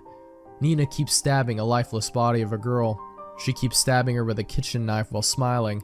Her intestines and internal organs were removed, and Nina put it on her bed. Her entire clothes were stained with blood. She stared at the ceiling. "She used to bully me at school," Nina said, as she kept staring her eyes to the ceiling. "Mommy, I'm becoming more beautiful," she exclaimed as she turned her head to her mother. Her face was really bad. Her smile was shocking, and her eyes were very wide open. "I get tired of being worried. I get tired of being sad and suffer all the time. Now I'll smile always, and people will see my beautiful face. This is the face that Jeff gave me. Am I beautiful, Mama?" Nina asked her mother. Nina's mother could not help but take a few steps back, shaking her head. "No, Nina, you've become a monster. You've killed someone. Nina's mother started running. Nina quickly followed her mother. "Killing people when they run is funny," Nina said as she followed her mother. Nina's mother tried to run to Chris's room to wake him up, but when she was just about to touch the knob of the door to his room, Nina quickly stabbed her mother's skull with a knife, and she fell immediately down to the ground. "I'm very kinda sad that Mom does not believe I'm beautiful." "How sad," Nina said while pulling the knife out of her mother's head. Chris woke up in his room. He felt he was in danger, and he was scared. Nina slowly opens the door, revealing her shadow. When Chris realizes that it's his sister, he took his sheets off to see his sister, but then sees her holding a knife. Chris becomes scared again, and he snuggles into his pillow. "Chris?" Nina said in a whispery tone. Then Nina asks her little brother a question. "Am I beautiful?" Nina asks him. Chris stayed quiet as he held tightly to his pillow. "Oh, come on, Chris. I didn't do anything bad," Nina said. She hides her hands behind her back while crossing her fingers. It's a sign that Nina was lying to her little brother. "You know, I feel so much better now. Let's start a new life. Will you come with me?" Nina said, as she gets closer to Chris. Her little brother Chris nodded at her. "Oh, good boy. If you want to join me, just go to sleep, my prince." Nina kicked the front door of the house while carrying her little brother on her back. Chris was dead. His dead body was smiling that looks very innocent, but his eyes were wide open that makes him look like he's still alive, but in reality, he's already dead. He was covered in blood and has multiple stabs. Nina took a step at the entrance and slowly looked at her little brother. "Chris, I'll kill more people and make them all asleep," Nina said as she put down her little brother in the ground. Then she walked away to the streets. Corruptus. If you really believe in something, it can be yours. That's how we've been conditioned to think. Mostly, I suppose it's a coping mechanism to keep us from eating the rich. We all think we'll be rich someday if we just want it hard enough. How long has it been since there was a good, old-fashioned culling of the wealthy elite? That probably wasn't a good way to start this blog post. I'm more than a little tired, but fuck it, I'm leaving it. Corruptus. That was the subject of an email I received before my ISP dropped me. My phone turned into a brick the same day.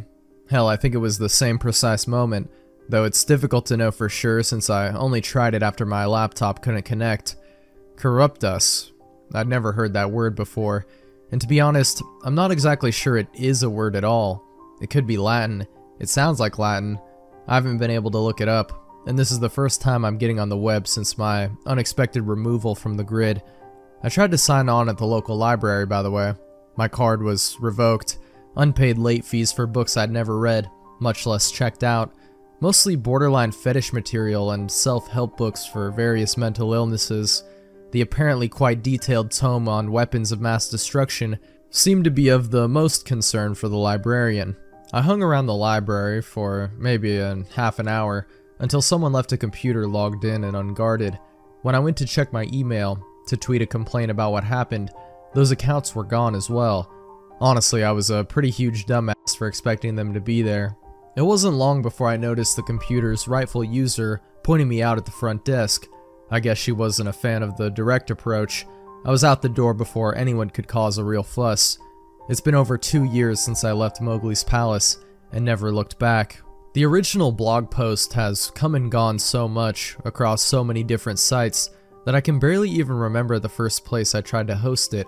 If I'd known how far this would go, I don't know if I would have been able to hack out that clumsy, flawed account of what happened. The pressure would have been too great, and I suppose there's a certain level of comfort in the idea that no one will actually see or care about your work. It seems like a lot of sites removed the information, either upon direct request from Disney or on their own in fear of reprisal. I know a really popular YouTuber who pulled readings of my post from his channel. The rumor was that someone threatened to sue him, some supposed author of the story. Bullshit. I know firsthand he took it down in a bout of pants-shitting fear when he realized Disney's connection to his partner company. I tried to keep up my After Abandoned blog for a while. I don't know how many people out there saw my notes on Room Zero, Club 22, and so on. They're still around if you look, at least at the time of this writing. Yes, Club 22 exists. No, it's not a typo of Club 33. I later learned from the same contact that there's an 11 as well, and supposedly the debauchery only grows as the numbers get lower. I heard of a Club 00, but I can't confirm that as clearly as I can with the previous contact. I also don't know if it has any connection to the room of a similar name. Yes, the door probably said characters or cast members instead of mascots. I know, I hear you all. Thank you so much for that. I'm sure your memory is crystal clear in moments of abject terror, right? Overall, I'm glad that my words have spread so far and wide, but the downside is that so few are taking this seriously. I can't stress this enough. Treasure Island? Real. The Utilidors? Real. Just because you can't substantiate the rest doesn't mean it's a cool story. Instead of picking apart the inaccuracies and making games about how cool it would have been in my position, maybe people can start taking this seriously and digging into what's been going on. Maybe. I don't know. I don't want this to be a rant. I want to stay focused and make sure I post exactly what I wanted to make public. All of the stress, the stalkers, the phone calls, the broken windows. I know that's all supposed to keep me off track. They want me confused, scared, and most of all, they want me quiet. There's a team of men and women in suits that I've seen at random times, here and there. I call them the focus group, because they pop up with clipboards and pens, taking notes about everything I do. They all have the same outfits, the same thick-rimmed nerd glasses, the same red pens that just scream, "We're judging you." The first time I noticed them, they were following me through the mall. I looped and turned, trying to be sure they were following me, and they were, every step of the way. Days later, I spotted them again in the laundromat window across from my new apartment. I chased one down once, the tubbiest one. They stayed silent through the entire chase, and even the scuffle that ensued. When I wrenched the clipboard from his hand, I only found page after page of off-kilter random gibberish coupled with crude Mickey silhouettes, all in the same red ink. I know it sounds insane to say that a group of men and women in black are following me and taking nonsense notes, but I think that's the point. I think the idea is that it should drive me insane, and if it doesn't, you'll still think I'm crazy just for saying it. It's a no-win situation.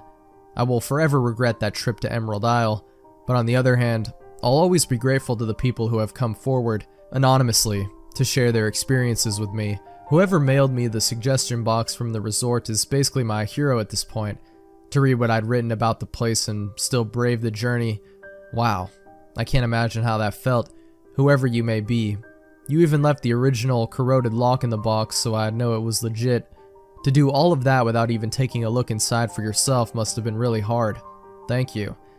If you haven't noticed, I'm treating this post a lot like my final installment. There's a reason for that.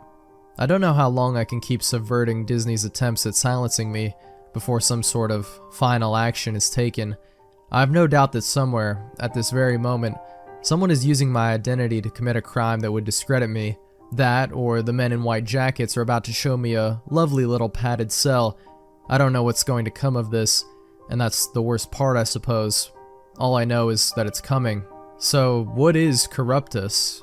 Well, as I mentioned, it was the title of an email I received, one that was presumably deleted along with my account.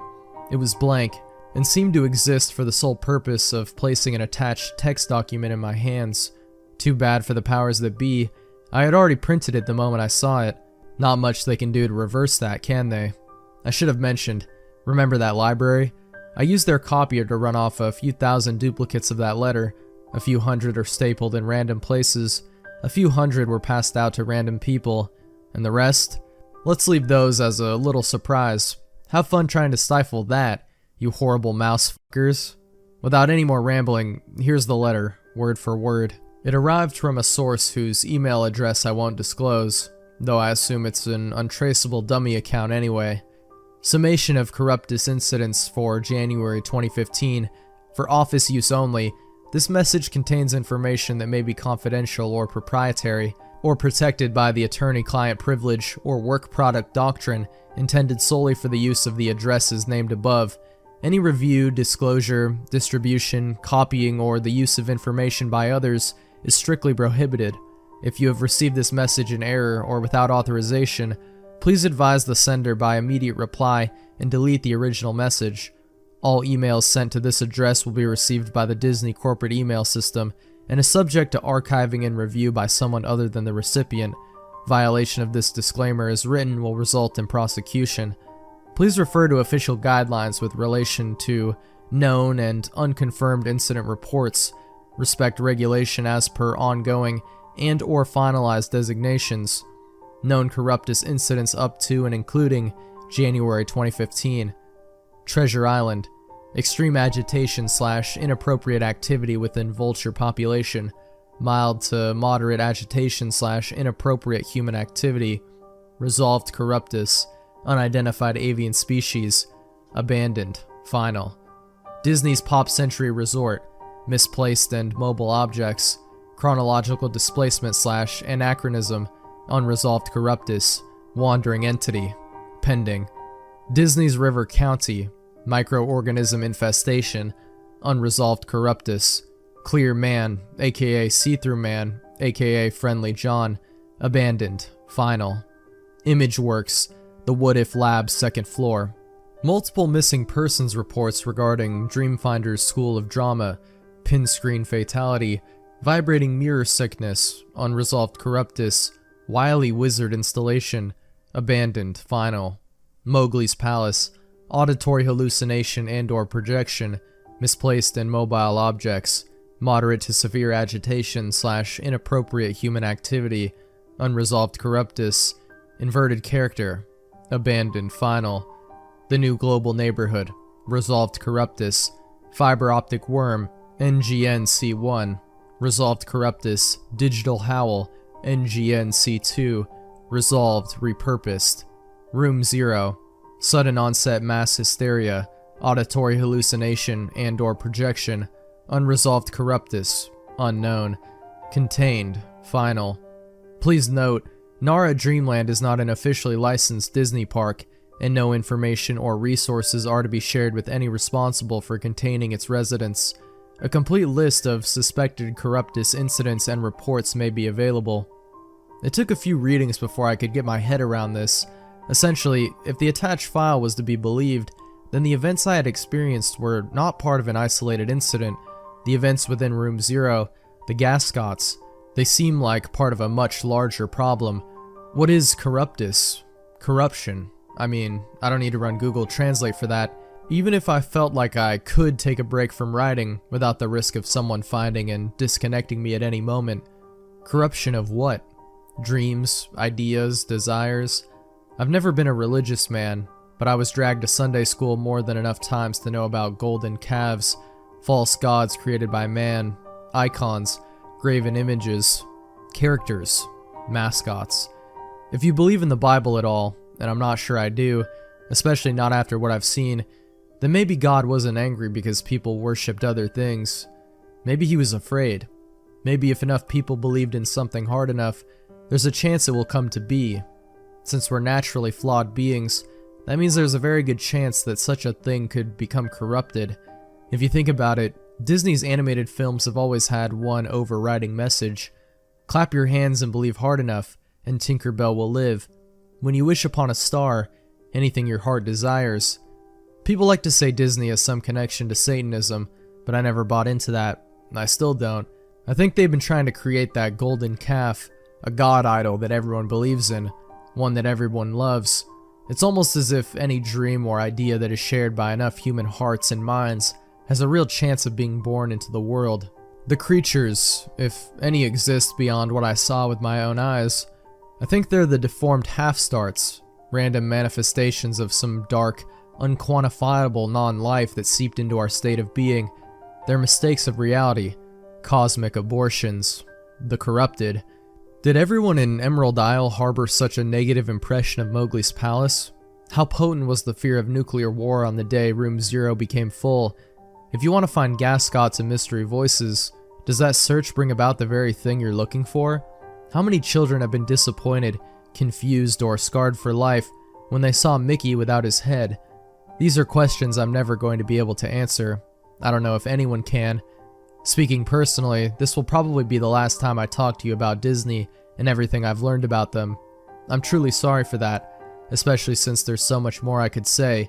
Unconfirmed rumors, documents, and items I received that now seem to be gone forever. I thought they were just trying to contain that Mickey costume. I thought that's why they went out of their way to keep the public in the dark about so much, why they coerced and bullied to get their way. Now I realized I was wrong. It was this all along. They didn't want anything like this getting out. I wish you all good luck, and I know I need the same from you. Thank you. Teeth.jpg.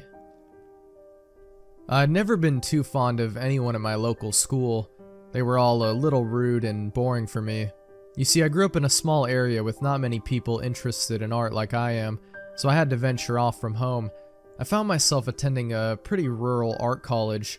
It's sort of like a normal university, except it's full of big-headed people. The only reason I'm here is because I've always wanted to be an illustrator, a kid's book designer of sorts. I'd had a keen interest in children's media and classic books, such as the Arthur series, so when I was sent to live at this college, I was taken aback when I realized a lot of the other students here were all fine artists, you know the kind, the ones who like to splatter paint onto a canvas and claim it's art. I'm not really big on that sort of thing, but I didn't question it. I settled into the new place pretty quickly. I was sharing a dorm with a few other students. There was myself, a graphic designer named Josh, a director and animator named Lily, and one more guy called Daniel. Daniel was one of those fine artists I just described to you. His room was decorated with photographs of distorted women, and he always had weird music playing too. It was sort of like trippy 60s stuff. He also liked to smoke, so his room smelled like an old ashtray. It was pretty gross. But he was a nice enough guy and we all got along well, so we soon became a tightly packed group of friends. It was the start of a new term for us. Having all come back from home after spending the summer there, we unpacked our things and began talking about what we'd done over the break. I went hiking with my stepdad. We did one of those summer camps, said Josh. I spent most of my time with my girlfriend. We watched films and went to see some plays too, Lily said. She did a lot of whining about missing her sporty partner, so we were happy they had some time together. I hadn't really done much worth mentioning, just the usual stuff. Parties and trips with my family, nothing that special. I was just about to pipe up and speak when I got interrupted. I was at the dentist, we heard Daniel say. My father is a doctor of sorts, so he let me come with him and explore the hospital. My favorite place was the dentistry. I got to touch and feel teeth. It was cool. We all stared at him, a bit confused.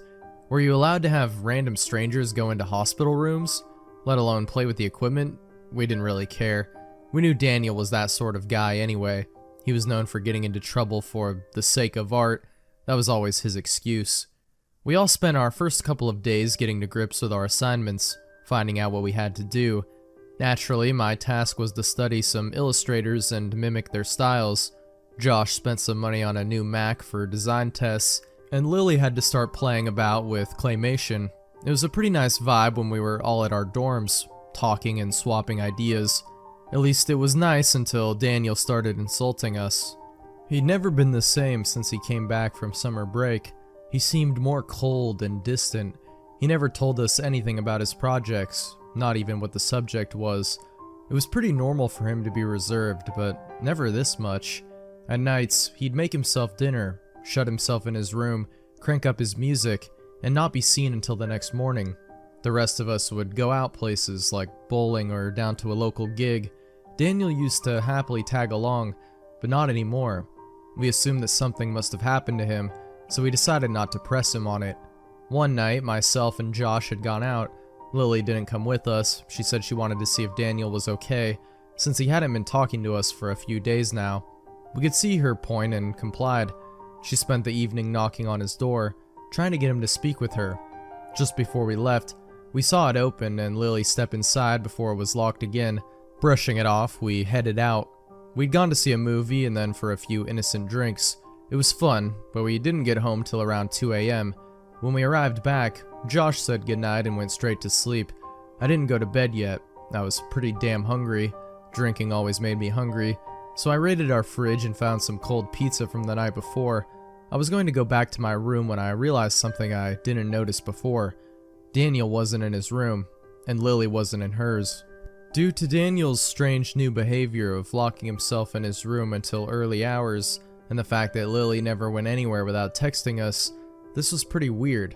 I went over to his door and gave it a knock, and it opened right up. It wasn't locked or anything. I assumed he and her had gone out with some of his Ponzi art friends, but it wasn't like Daniel to leave his door open. I've always been a nosy son of a bitch, so I stepped inside to see if there were any signs that he had gone somewhere. His keys and jacket were missing, but he'd left his wallet on his desk. The other thing that was odd was that his laptop was on his bed, and still on. Curiosity got the better of me. Perhaps this could have been my chance to find out about the art project he'd been hiding. I mean, Daniel was a fine artist, remember, so it could have been anything. I noticed that he had a USB plugged in, and 2 files on the screen. One was called Dentist Photos, and the other file was a singular image named teeth.jpg. I clicked on the Dentist Photos file. It was just pictures of people's teeth, as well as plastic models of teeth. Nothing interesting. I clicked back off the file and decided to check out teeth.jpg. The image would be forever burned into my brain. It startled me so bad that I slammed the laptop shut, shaking as I sat back. I wasn't sure if I wanted to lift the screen again, but I knew I had to, or Daniel would know someone touched his laptop. I raised it, staring at the image for a brief moment before clicking away from it nervously. I then made a decision. I needed to show this to Josh and Lily in the morning. This was seriously messed up. I mean, I knew that Daniel was an artistic kind of guy, but this was insane. I quickly bolted back to my own room and scoured for my USB drive. Eventually, I found it and darted back to Daniel's laptop, where I copied the image onto my USB. I stared at it for a little while longer. I was trying to dismiss it as mere photo manipulation, but there was just something so wrong about it. Perhaps it was the black, soulless eyes, or the fact that whoever or whatever this creature was, it was pulling up its mouth in such a weird and disturbing way. It almost looked forced, like the thing had been made to pose this way. I shook it off as mere paranoia, and fixed up the laptop so it didn't look tampered with before I went back to my own room. Soon enough, I heard our front door open, then the sounds of footsteps, then Daniel's door locking. Daniel was back home, but there were no signs of Lily. The next morning, I waited until Daniel had gone out for one of his lectures. Since it was a Friday, Josh and I had the morning off. I decided now would be a good time to show him the image. I asked him if he wanted to see what Daniel had been hiding from us. He was confused but also eagerly said yes. I brought my laptop into the living room, loaded up my USB, and opened the image for both of us to see. Josh's expression fell into shock before he started spluttering. What the fuck is that thing? I could tell by his reaction that both of us were on the same page. This couldn't have been an art project image. There was no way that this would pass as fine art, would it? I mean, sure, art can be creepy at times, but I couldn't imagine Daniel's teachers appreciating such a disgusting picture. I know that Daniel can be a creepy son of a bitch, but that isn't right. We've got to show Lily that... We both cut off one another, then paused briefly before looking at each other in confusion. Where was Lily? I realized that she hadn't come back with Daniel last night, and that neither of us had seen her that morning. When I explained to Josh, he began to worry. Lily was never the kind to just sneak off and not tell anyone. I picked up my phone and began to ring her mobile. For a while, there was silence. Then from Lily's room, we heard a faint buzzing sound. Josh got up and walked inside rather quickly. He'd never been one to go into girls' rooms. He came back out holding Lily's phone in his hand, with a worried look on his face. She was gone, and we had no way to get a hold of her. Maybe she's just gone to a lecture and forgot her phone, I stuttered. Josh shook his head, chewing on his lips from nerves. No, Lily doesn't have lectures on a Friday, remember? She'd at least say hello to us and take her phone. She lives on that thing. She never stops texting her girlfriend. He was right. Lily's life revolved around her phone. We knew there was no way she'd leave it. Suddenly it lit up. Someone was calling her. We both looked at it, then back at one another before Josh passed it to me. I brought it up to my ear before speaking. Hello? On the other end of the line was her girlfriend. I recognized her husky voice. Ah, Lily, there you are. Thank God you're okay. You didn't text me at all last night, or this morning. I thought something was wrong. I cringed a little bit, realizing I had to break it to her that I wasn't Lily. As I spoke, I heard the girl begin to get upset. She was breathing quite heavily, and I could hear that sniffling sound that someone makes when they cry. I felt so bad for her, but perhaps she was a chance to find out anything I could about Lily. Where's Lily? She hasn't spoken to me since last night. I thought she was just playing a joke on me, but now I don't know. I looked at Josh with a confused stare as he began to pace around a little bit. I put the phone on loudspeaker and asked her, "Why do you think Lily was playing a joke on you? Did she say anything odd?" "Yes," her girlfriend replied. "She sent me one message at around 1:30 a.m. I glanced at Josh, baffled before I asked again, "What did the message say?" "Help me." Me and Josh had wide and worried eyes. Lily would never pull this kind of prank on anyone, let alone her own girlfriend. She always told us how worried she was about getting her paranoid, so we knew that she wouldn't send a message like that unless she had a good reason. I continued to speak to the girl, but I was getting nowhere. I reassured her that we knew where Lily was, and that she'd be calling her back tonight. Her girlfriend seemed suspicious, but agreed and put the phone down. Myself and Josh paced back and forth. We had no idea what this could mean. Why would Lily send a message like that? We continued to think for a while, deciding that until we knew where she was, we were going to skip our lectures. We spent a long time thinking things over, and began to write down the connections we could make. Afterwards, Josh read out the list to me so I could think it over. First, Lily goes into Daniel's room at around 10 p.m. She's locked in. Then we return home at 2 a.m. During that time, at around 1:30 a.m., we know that Lily asks her girlfriend for help. You discover that neither Lily or Daniel are home yet. Daniel's door is unlocked and his laptop has been left on. You find the image and then leave. You then return to your room and heard Daniel come home, but not Lily. Lily is still not back home yet, but Daniel is. What the hell could this all mean? I thought over it for a while, then came to a conclusion. I didn't want to make this connection, but it was the only one I could think of. Daniel did something to Lily. We have to confront him tonight if Lily doesn't come home between now and then, okay? Josh looked shocked, but he agreed. Daniel would be our only chance of finding out what happened to Lily. Later that night, there were still no signs of her. We knew that her girlfriend would be calling soon, so we decided to turn the phone off. We didn't want to reassure her with false information. It was 6 p.m. before Daniel finally came home. He looked rather startled to see us both standing there in the living room. He lightly placed his art folder and satchel down against the sofa as we both stood up. Josh spoke first. and I could tell he was trying to keep his composure. "Daniel, we'd like to have a talk. It's about Lily." Daniel's eyes seemed to widen ever so slightly, but it was nothing I considered worth thinking over. He tilted his head at us, looking confused as he asked, "Why? Is something wrong?" I shook my head. I didn't want him to think we were accusing him of anything. We would never get any answers out of him that way. He did look a little on edge though, glancing away from us as he itched his wrist under his baggy gray jumper. He pushed his rather dark black bangs out of his face as he spoke. "Then what is it? Is she okay? I mean, I know she left her phone here last night, so I suppose there wouldn't be any way to get a hold of her." We didn't say anything. We weren't too sure about how to proceed. How were we supposed to ask him if he did anything to Lily without him taking offense? I then realized something. It took me a moment to process before I spoke. "You just said she left her phone here last night, right? How the hell did you know that?" Josh's eyes lit up. He'd just realized it too. How did Daniel know she'd left her phone behind unless they went somewhere? We already acknowledged the fact that Lily never left her phone anywhere, so how on earth was he aware of it? Daniel didn't answer. He was silent for a while before he pushed past us and walked into his room, slamming the door shut. We walked over to his door, banging on it harshly before he started shouting, "Leave me alone! I have coursework to do. I'm sure Lily will show up tonight. Just stop being so paranoid." We didn't know what to do. Daniel clearly knew a lot more than he let on, but there was no way we were going to get it out of him. We walked back into the living room and slumped down. I ran a hand through my hair. What the hell was going on? I then realized that Daniel had left his bags on the sofa. He must have been too flustered to pick them up when he stormed into his room. I peered around to his door. He hadn't left yet, but I knew soon enough he would be coming out to get his bags. In a moment of madness, I picked up the satchel and emptied its contents onto the coffee table. I could see Josh's eyes widen before he whispered to me frantically, "What the hell are you doing? What if he sees you?" I didn't care. I needed to know anything I could about Lily. She was a roommate, but also a best friend. I couldn't just leave this to solve itself. I pushed through documents and came across what looked like a ticket.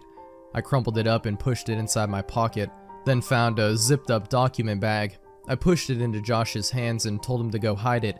He complied and put it in his room. I then quickly placed all the other stuff back into Daniel's bag and rested it up just how it looked before walking into Josh's room. I watched Daniel go back to the living room and pick up his bags. Before entering his room again, Josh grabbed the zip-up file from under his pillow as we both sat down on his bed. We didn't say anything. We just read the front cover of it. Teeth. It sent chills up my spine. I knew that whatever was inside would have a connection to the image I found on the computer. But otherwise, what we saw was nothing like we expected. It was a series of photographs. The first was of what looked like an abandoned room of sorts. The walls were covered in old floral wallpaper, and the floor was just damp wood. It looked like it hadn't been used in years. The next pictures were of plastic tools. We noticed that they were linked to dentistry, like needles and drills. It was pretty creepy, but what came after made us both drain of color. They were photos of Lily smiling. We flipped through every single one of her. In each, she had her big toothy grin on display. Such a sweet smile. One of its most distinct features was a large front tooth, the left one. We always found it cute, but now it was no laughing matter. We noticed labels on the back of the photographs, and that each tooth on each photo was marked. There were notes attached that said things like, "remove" or "replace." It knocked Josh sick, and I was more terrified now than ever. We knew we couldn't confront Daniel about these photos. It would get us nowhere. We just sat in silence for a long time, staring at them in disbelief. I then remembered the ticket I'd found and stuffed in my pocket. I pulled it out with a shaky hand, bringing it to my vision. It read, "Group Ticket 2, Location Station Road, Date/time, 28/09/2011, 11:34 p.m. We both looked at each other with firm gazes. That was just yesterday evening. We knew exactly what we had to do. We had to find where Lily was. We didn't see Daniel for the rest of the evening. Josh had become incredibly paranoid. He asked if he could sleep in my room tonight. I thought it was a bit awkward, but didn't mind. I mean, he was scared real bad, so I didn't want to leave him alone. While Josh was sleeping, I printed off the disturbing image for referencing.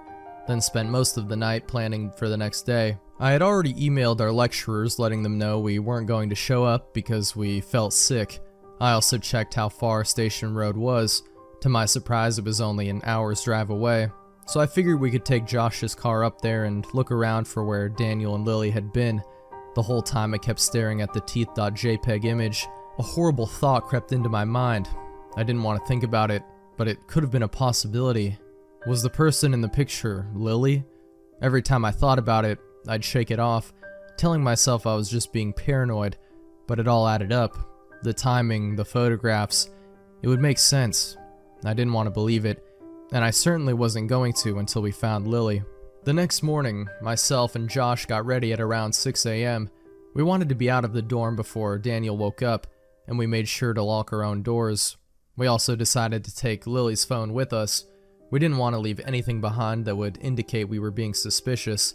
Eventually, we left the dorm and got into Josh's car. I had brought along a small bag full of different things, such as the photographs, a flashlight, a camera, and a notepad with a pen. We loaded ourselves into the car and made our way towards Station Road, able to pinpoint it with my mobile GPS. When we got there, we found that it was in a rather abandoned-looking area of town. The place was practically deserted. All we could see were tall, crumbling buildings and little empty houses. We took out the photo of the room and began to walk up to each house. We pressed our faces to their windows to see if we could make out the floral wallpaper, like the room in the photograph. We spent a good few hours doing this, but for nothing. We were getting pretty angry at this point. We just wanted Lily back. Josh got so mad that he walked up to one of the house walls and started kicking it harshly, shouting from the top of his lungs, "Daniel, you sick bastard!" Just as he kicked in the wall one last time, we noticed it began to tear. Josh looked down at his foot and realized he had ripped what appeared to be a piece of painted paper away from it. He quickly tore down the remaining pieces to reveal what looked like an outdoor basement. The doors were rusty and scratched, but we noticed that the metallic handle was clean, as if it had been tampered with. Josh looked over his shoulder to me. I gave him a nod and quickly took a photo of the layout of this basement-like thing. Josh then walked to the doors and gave them a push. To both of our surprises, they were blocked by a plank of wood, which Josh was thankfully able to remove fairly easily. We then opened the doors slowly and cautiously. Who knew what could have been kept in there? It was obviously hidden for a reason. If only we knew what was coming. Perhaps it would have saved us both from throwing up. As we stepped inside, we were met with a rancid odor.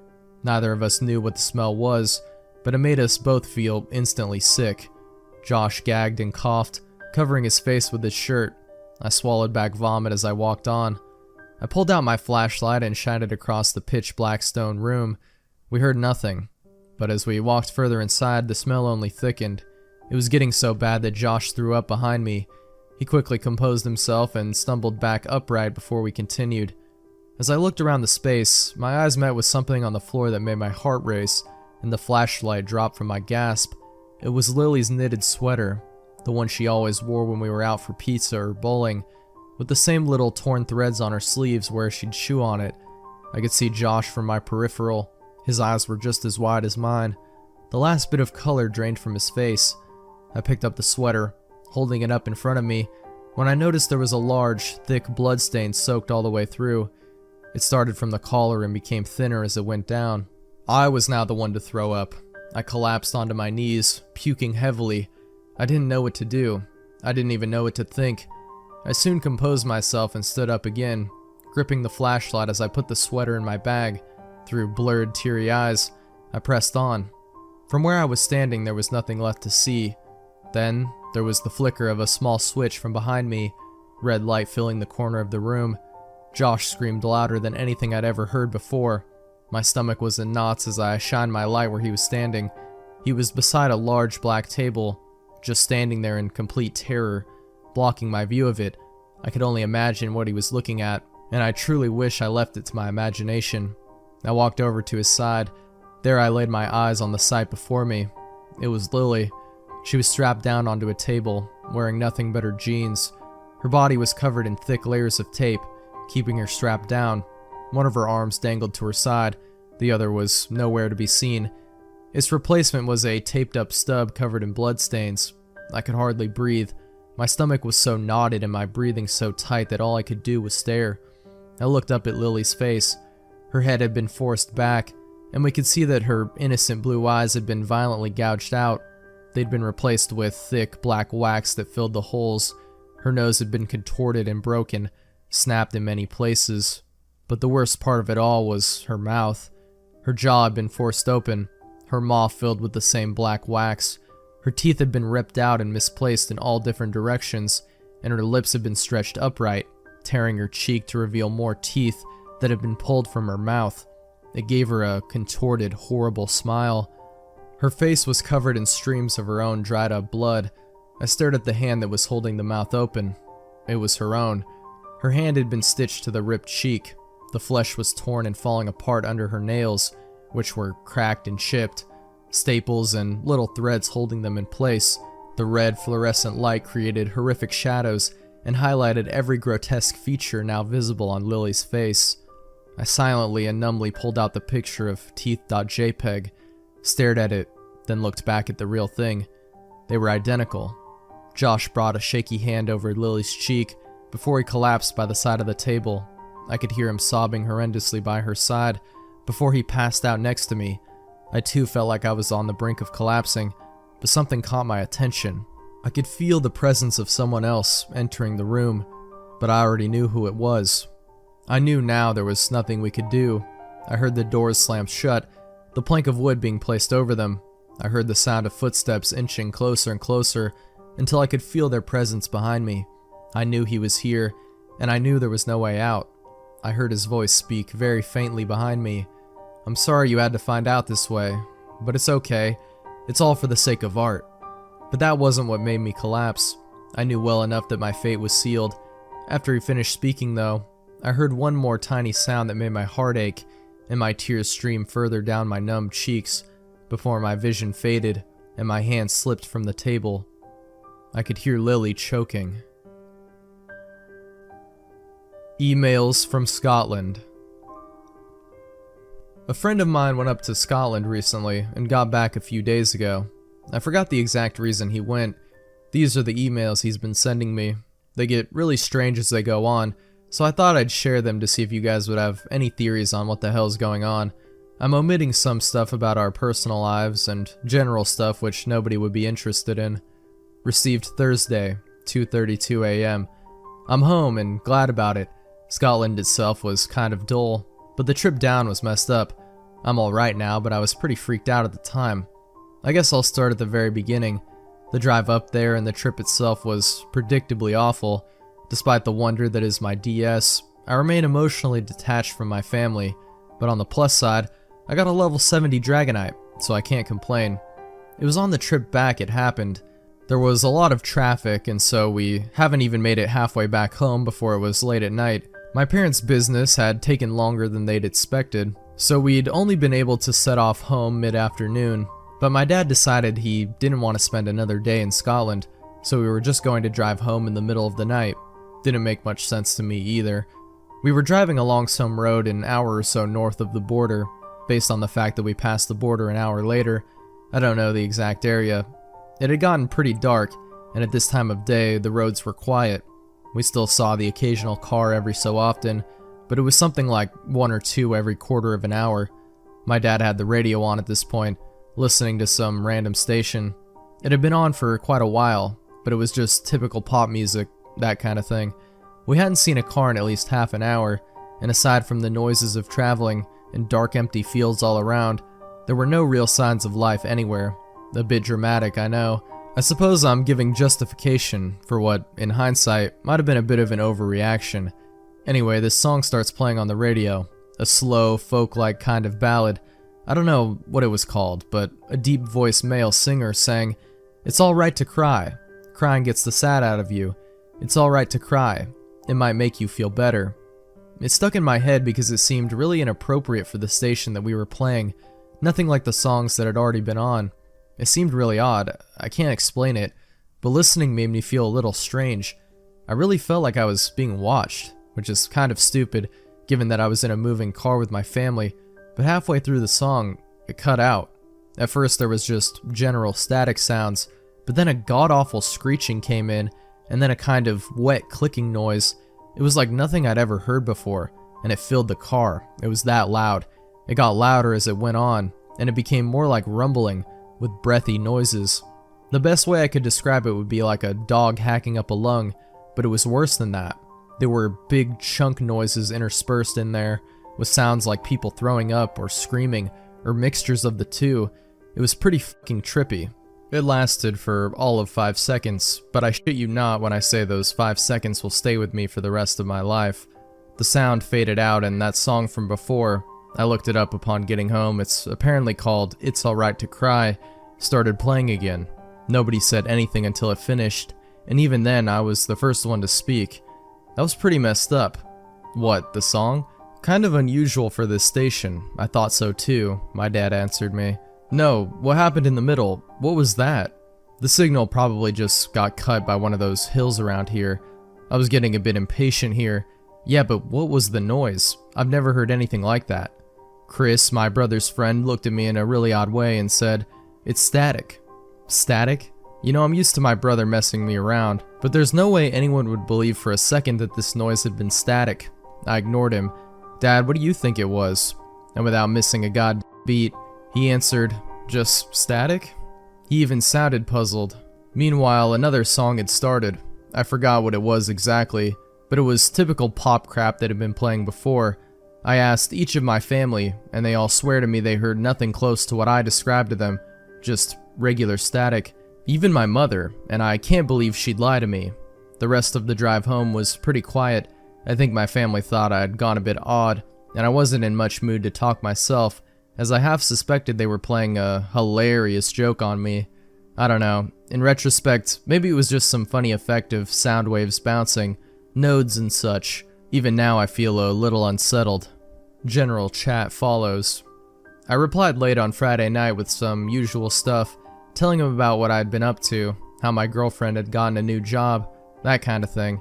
I said the thing he'd heard was probably just some weird distortion, and to pay it no mind. The next correspondence I got was this. Saturday, 12:21 p.m. "Hey man, thanks for getting back to me. Tell Lisa I said congrats on the job. You're probably right about the noise. To be honest, I think I'm having a bit of a funny week. I keep seeing dark things in the corner of my eye, or getting a feeling like something's behind me, then turning around and seeing nothing's there. I sound like a paranoid pothead, I know, but I've been clean for months now. It's probably stress, my dad says, hence the thing in the car. Anyway, general chat follows. Kind of concerned, I replied straight away. I'd been online at the time, asking him if he was sure he was okay, and that we could talk if he was stressed, etc. He replied, Saturday, 12:50 p.m. "Nah, don't worry about it. It's nothing serious. Like I said, flashes of an image or something, which is probably just floaters in the eye, or thinking I hear some sound for a moment that disappears. No doubt someone will let me know if I start going fully mental. There was only one that really shook me. It was late last night, and I was checking out the web listening to some of that Jeff Magnum stuff he sent me. He means Mangum, on my headphones when the sound started to get a little funny, like there were extra notes and beats that hadn't been there before. At first I thought it was just lag or something, so I paused and started again, but it actually got worse. I moved to the next song on the playlist, and it kept doing it. After a few seconds, it sounded like two entirely different songs were playing on top of each other. I start trying to pick out what the other thing is, when guess what the hell I start hearing? It's Alright to Cry. Crying gets the sad out of you. It sounded weird now, kind of distorted or changed in pitch, but I was sure I heard that song playing in the background. It was late and I was the only one here. Parents and Chris have gone out for the evening, so I was pretty freaked out. I sat there listening for a few seconds as the other song became more and more prominent. Suddenly I thought, or I convinced myself or something, that I heard a chunk, and the hoarse exhaling noise began. It was the noise I'd heard in the car.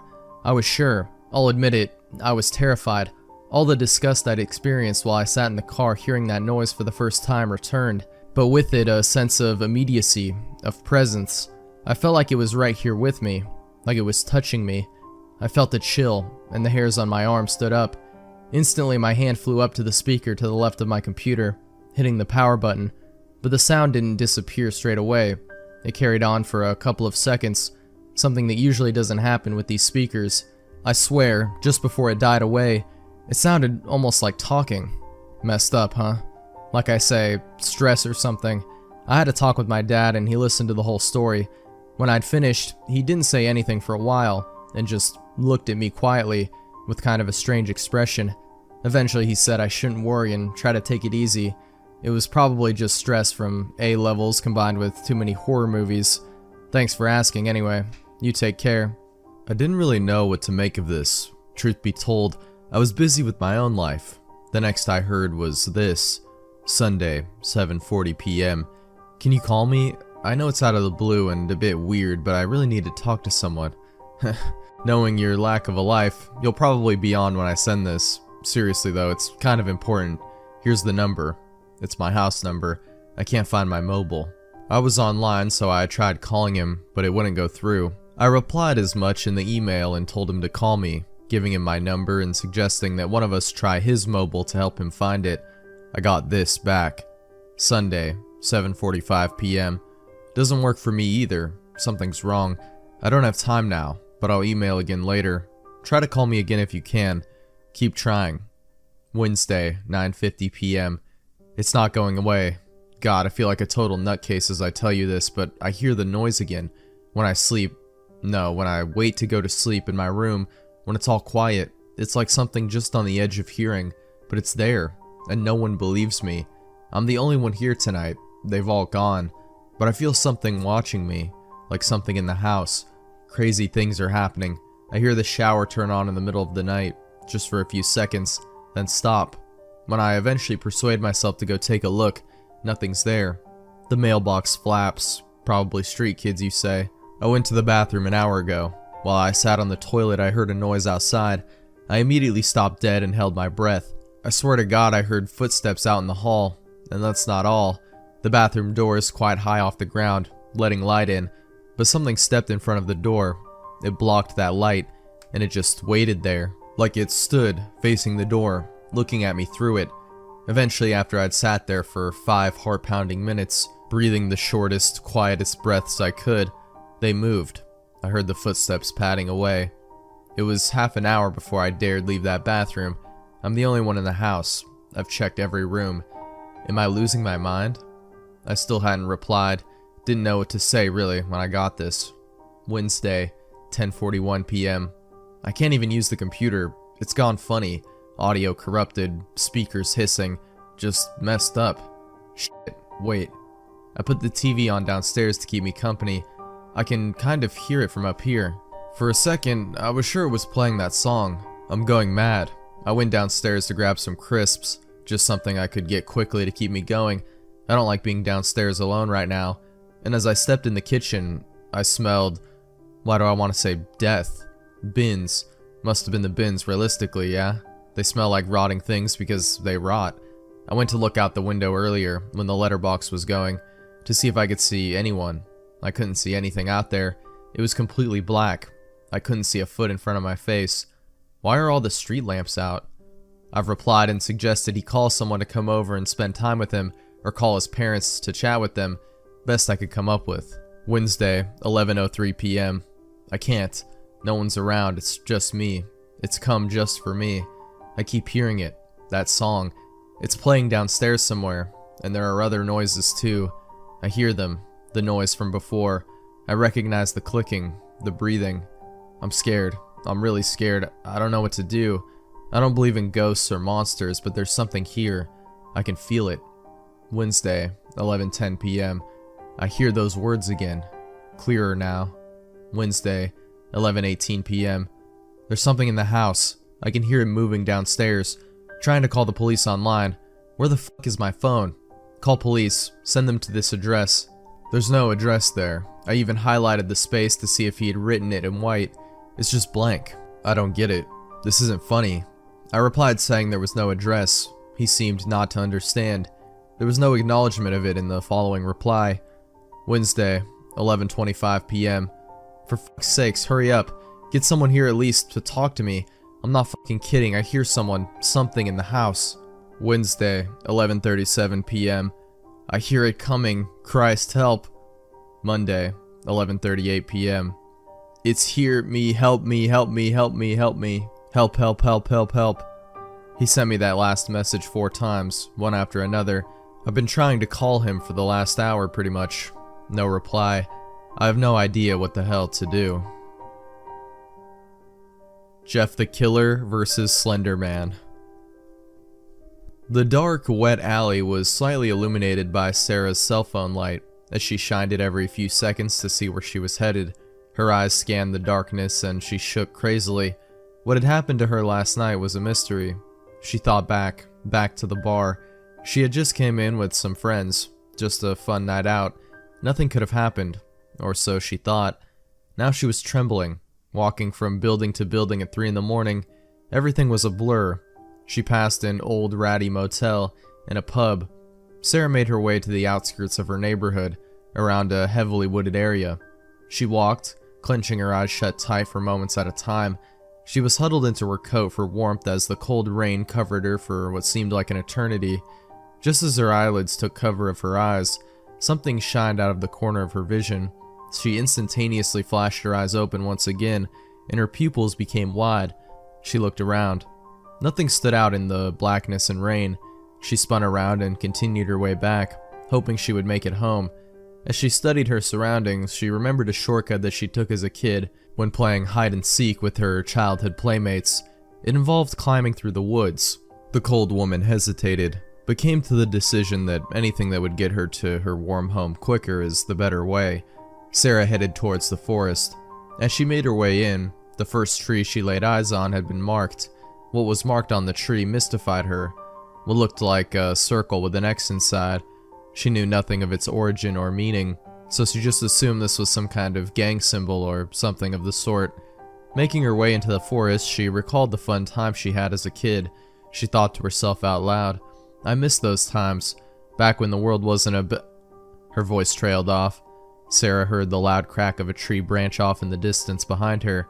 Terrified, she began running through the woods, and she soon became lost. She continued on anyway, hoping for a way out.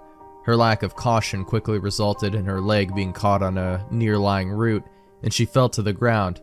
Attempting to get up caused her even more pain. She had twisted her ankle. "Somebody please, help me," she called out. The crunching of leaves became present again. She attempted to stand up and run, but her injury kept her in one place.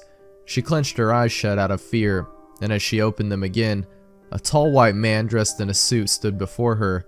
She had become visually impaired at the sight of this man.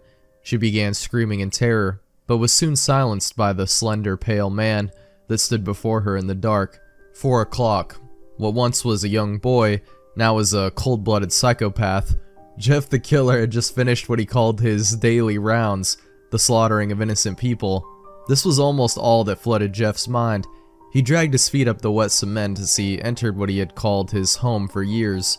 Jeff stepped foot into a world of tragic memories, clutching 2 whiskey bottles in hand. Jeff had become a drunken killing machine. His brain was filled with the scent of murder. One thought that did cross his psychotic mind had been there since day one. As the rain hit the weary house, Jeff began to recall the night in which he slaughtered his entire family. He chuckled at the thought. If it wasn't for his insanity, he might have thought about regret, remorse for taking the lives of people he once loved, but that wasn't possible at this point. Jeff was out for one thing and one thing only: death. 5:06 in the morning. He took another swig of his alcohol. "What in the fuck am I sitting here for?" Jeff buzzed. As he got up to make his way into the night, he swerved a bit and took another chug at his whiskey. The alcohol hit his warm, bloody lips, and he felt an odd sensation. A sudden urge had hit him. He stood in the room, gazing out at the forest beyond the house. Jeff checked his pockets, cigarettes, a lighter, and of course his knife. Jeff knew that something wasn't right. The feeling he got was a mix of the urge to kill again, and something far different than what he had ever felt before. He stormed out of his house into the cold, wet night. Jeff was now in a dark street, his only light source being a lamp illuminating the road. The rain, still pouring, hit Jeff's back. He started to move in the direction of the forest. He struggled a bit. His alcohol consumption that night had been extremely high. The killer approached the desolate forest. Before he entered, he took a quick glare to his left. Jeff was not far from a cemetery. He trembled towards it. A thought blew into his mind, almost like the wind on a breezy afternoon. The last piece of his family was only feet away, and it beckoned him. He moved his feet away from the forest and towards the graveyard. Slowly, Jeff walked, yet he tripped a few times spanning the short distance. He approached a grave. Jeff graced it with the rotten odor of death, his jacket being covered in the blood and remains of his victims. Jeff simply gazed at the cold slab of granite. His vision was too distorted to make out any sort of words. Because of this, he just stood and stared. Jeff's insides began to feel uneasy, and his throat became dry, the same feeling from just minutes before. Jeff stumbled back to the forest. While trembling towards the woodland, his eyes wandered to a tree a few feet farther out than the others. What looked like a small, grayish piece of paper could be seen hanging by a nail. His eyes blurry, he was unable to read it. He took no attempt either, and crept into the darkness slowly, almost as if he recognized this place, as if it were his true home. Squeezing his 2 whiskey bottles, he studied the forest in a drunken haze. Jeff admired the darkness. It reminded him of a black hallway, one where the murderer could easily slash the necks of his victims without being seen. As he continued walking, Jeff became, in a way, infatuated. The empty blackness swirled around him. Muttering to himself in unrecognizable gibberish, he continued to trot. Something felt a bit odd. The crunching of leaves seemed too loud to account for only one person. Jeff felt as if something was lurking beyond his line of sight. "Who's there?" Jeff growled. An abundance of noise could be heard, but nothing out of the ordinary. The chirps of crickets grew louder as Jeff studied his surroundings. "Come on, chicken. I don't really like games, and not hide and seek at all." As Jeff announced this, a quick rustling from a nearby bush could be heard. He slashed at it before the sound could come to a silence on its own. Jeff then saw what was hidden out of sight the entire time.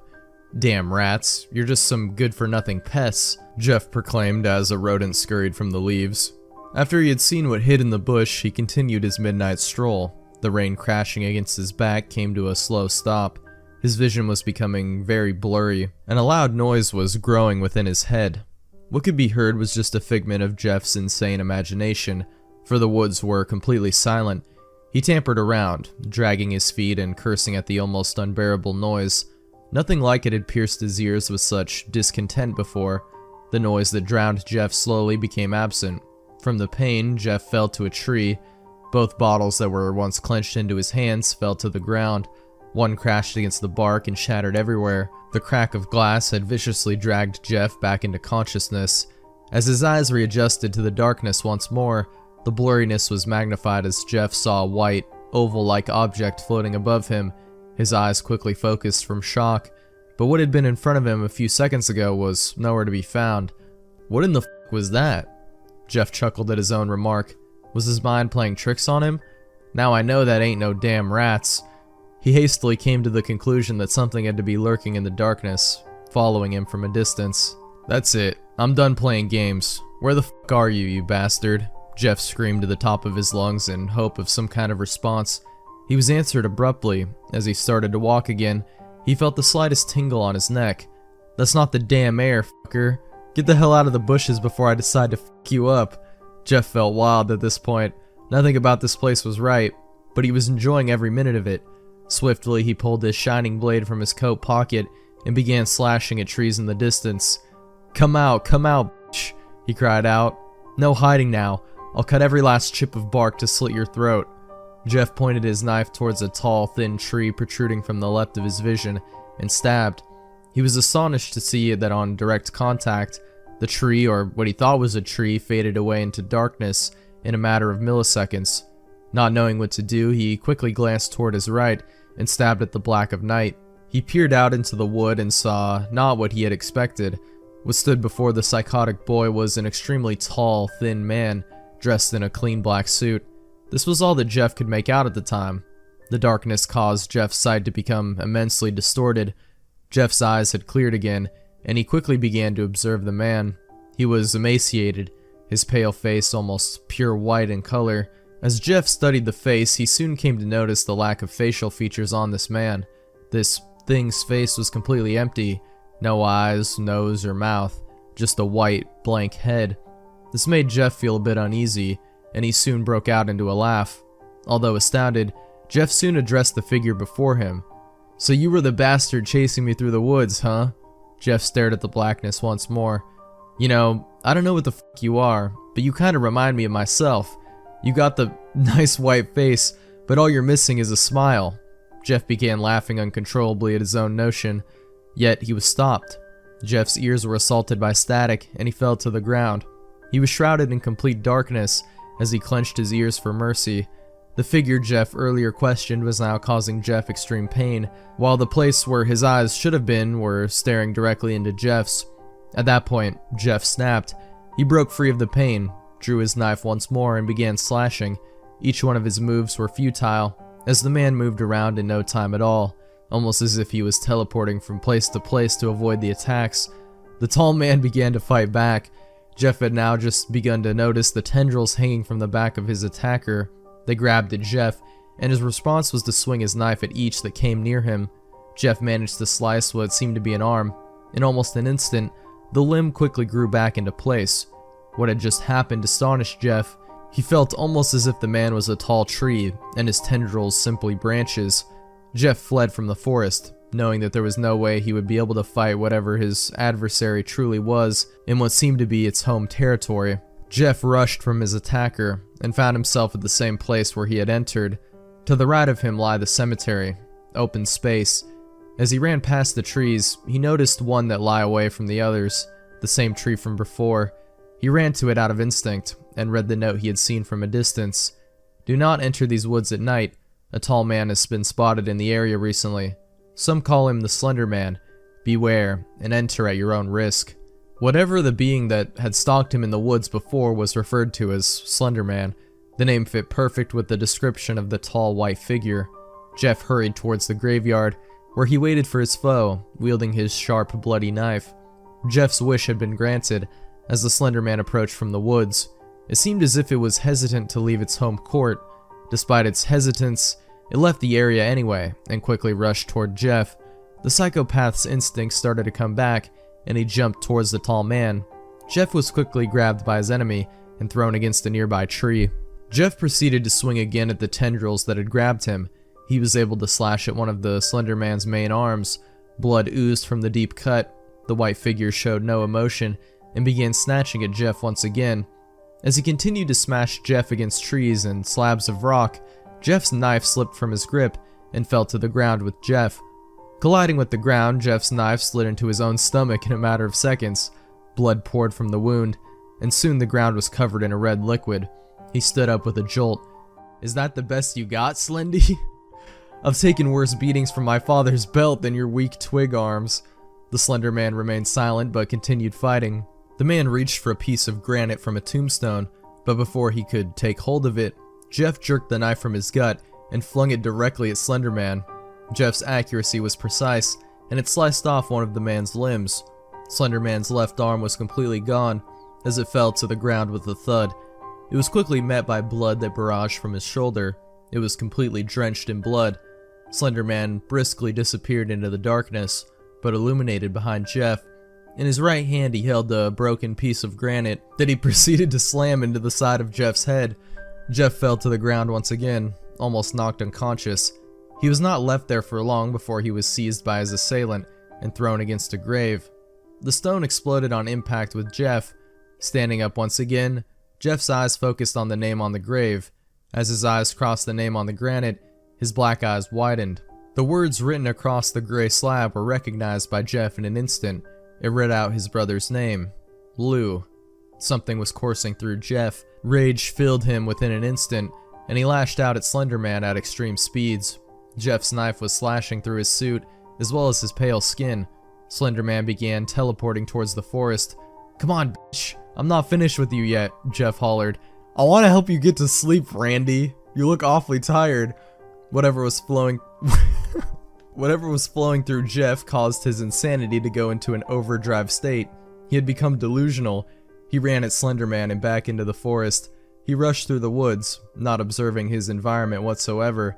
Jeff was deep into the forest, still pursuing the man. Slenderman continued warping around the forest.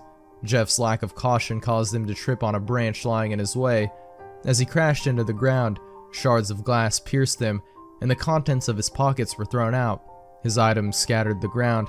As Jeff looked up with his mangled, bloody face, the scent of alcohol graced him. Jeff knew that he had been here before. He had fallen on this tree and dropped his bottle. Jeff desperately searched the ground for his knife. He felt his hand grab onto something warm. What he had hoped was his blade. Jeff had grabbed his lighter. He quickly scrapped at it, hoping that the small flames would provide a source of light. His bloody hands covered the plastic in a red liquid. After many desperate attempts, a small orange flame was produced. Jeff threw the lighter out in front of him as he attempted to find his knife that lay close to him. Before he could make another movement, Slenderman appeared before him. The smooth white face that he had seen before was now covered in slashes and dark blood. Even though he looked hurt, Slenderman remained strong. Jeff's grip on the lighter became loose. His blood had caused friction between it and his hand. The small blaze dropped towards the ground. Intense flames scorched as the lighter hit the ground. Both adversaries fled away from the flame. Before either of them could put distance between themselves and the flame, it was ignited by the alcohol that soiled the ground. In a matter of seconds, the forest was burning from the ground up. Jeff looked for safety, yet none was to be found in the flames. Slenderman thought nothing of this and continued to swing at Jeff. Jeff fought back, ignoring the orange and red covering his environment. The tall monster grabbed at Jeff. Jeff grabbed his knife and jumped. To no avail, Jeff was pulled by the Slenderman and was now stuck in his grip. Slenderman began to shake Jeff around. As he did this, Jeff bit him, and a loud crack of bone could be heard. The pain surged through Slenderman. Out of shock, he threw Jeff against a large tree. As Jeff flew towards the tree, a sharp pain hit Jeff straight in the back. It continued until he saw a large branch sliding through his torso, and he hit the base of the tree. Jeff had been viciously impaled by a large tree branch. Blood gushed from his mouth and opened wounds as he screamed out in pain. Slenderman then fled. He warped to an area of safety, where the forest had not been burned as of yet. He watched Jeff as he attempted to escape. At this point, the Slenderman knew that escape was impossible. The white monster could hear Jeff screaming, even from a large distance away. He continued to warp away from his territory, and left Jeff to burn in the flames. The blaze became brighter and surrounded Jeff. Struggling to avoid the intense heat, he violently slid his body from the tree. Fire engulfed Jeff. Everything swirled around him. He became wrapped up into the flames. There was no hope for Jeff. He had lost his mind long ago, yet this was something different. He had reached his limit, and his state of mind burned just as the forest did. A young girl by the name of Sarah Burgess has been reported missing. She was last seen at Drop-In Bar and Grill at around 9 o'clock p.m. If you have any idea of the whereabouts of Sarah Burgess, please call the station at 404-835-HELP, 4357. In other news, a major forest fire has broken out in the local area. The cause has not yet been discovered. Investigators are studying the remnants of the forest. The fire has been extinguished. This will hurt much of the animal life found in the once heavily wooded forest. We'll bring more of this story as it comes. Mark turned off the television and slumped into his couch cushion. Hey honey, you want to take a look at the forest? Well, what's left of it? They put out the fire that burned the damn thing to the ground. There's also a girl missing. Maybe we'll see her while we're out there. Can we do it some other time? I'm kinda busy right now, Mark. And if the police can't find that girl, there's no way in hell we can, Julia protested. Mark argued, come on, it won't hurt nothing. It won't be more than a 5-minute walk. Alright, I guess. But 5 minutes only. The man put on his shoes and left his house with his wife. As they strolled towards the burnt-out forest, they could see something moving in the opposite direction. It looked somewhat human. As they moved closer towards it, they noticed what looked like severe burns to its face. The creature's eyelids were completely gone, and it carried an unnatural smile spread across his face. It was completely white, with hints of gray where it looked like he had been burned. Its long black hair was singed. They came closer towards it, and Mark shouted, "Hey buddy, do you need some help?" Mark bellowed. Mark, stop. We don't even know who he is. He could be a fucking killer for all we know, Julia whispered, frightened. The man moved swiftly towards the couple. As he approached them, he drew a thick blade covered in a red liquid. I don't, but I can tell you need some help to sleep. Jeff slashed the knife across the man's neck, and he fell to the ground. His wife began to scream loudly. She was unable to continue, as she was next. She was stabbed directly in the heart with the knife. You don't need to worry about me. Just go to sleep.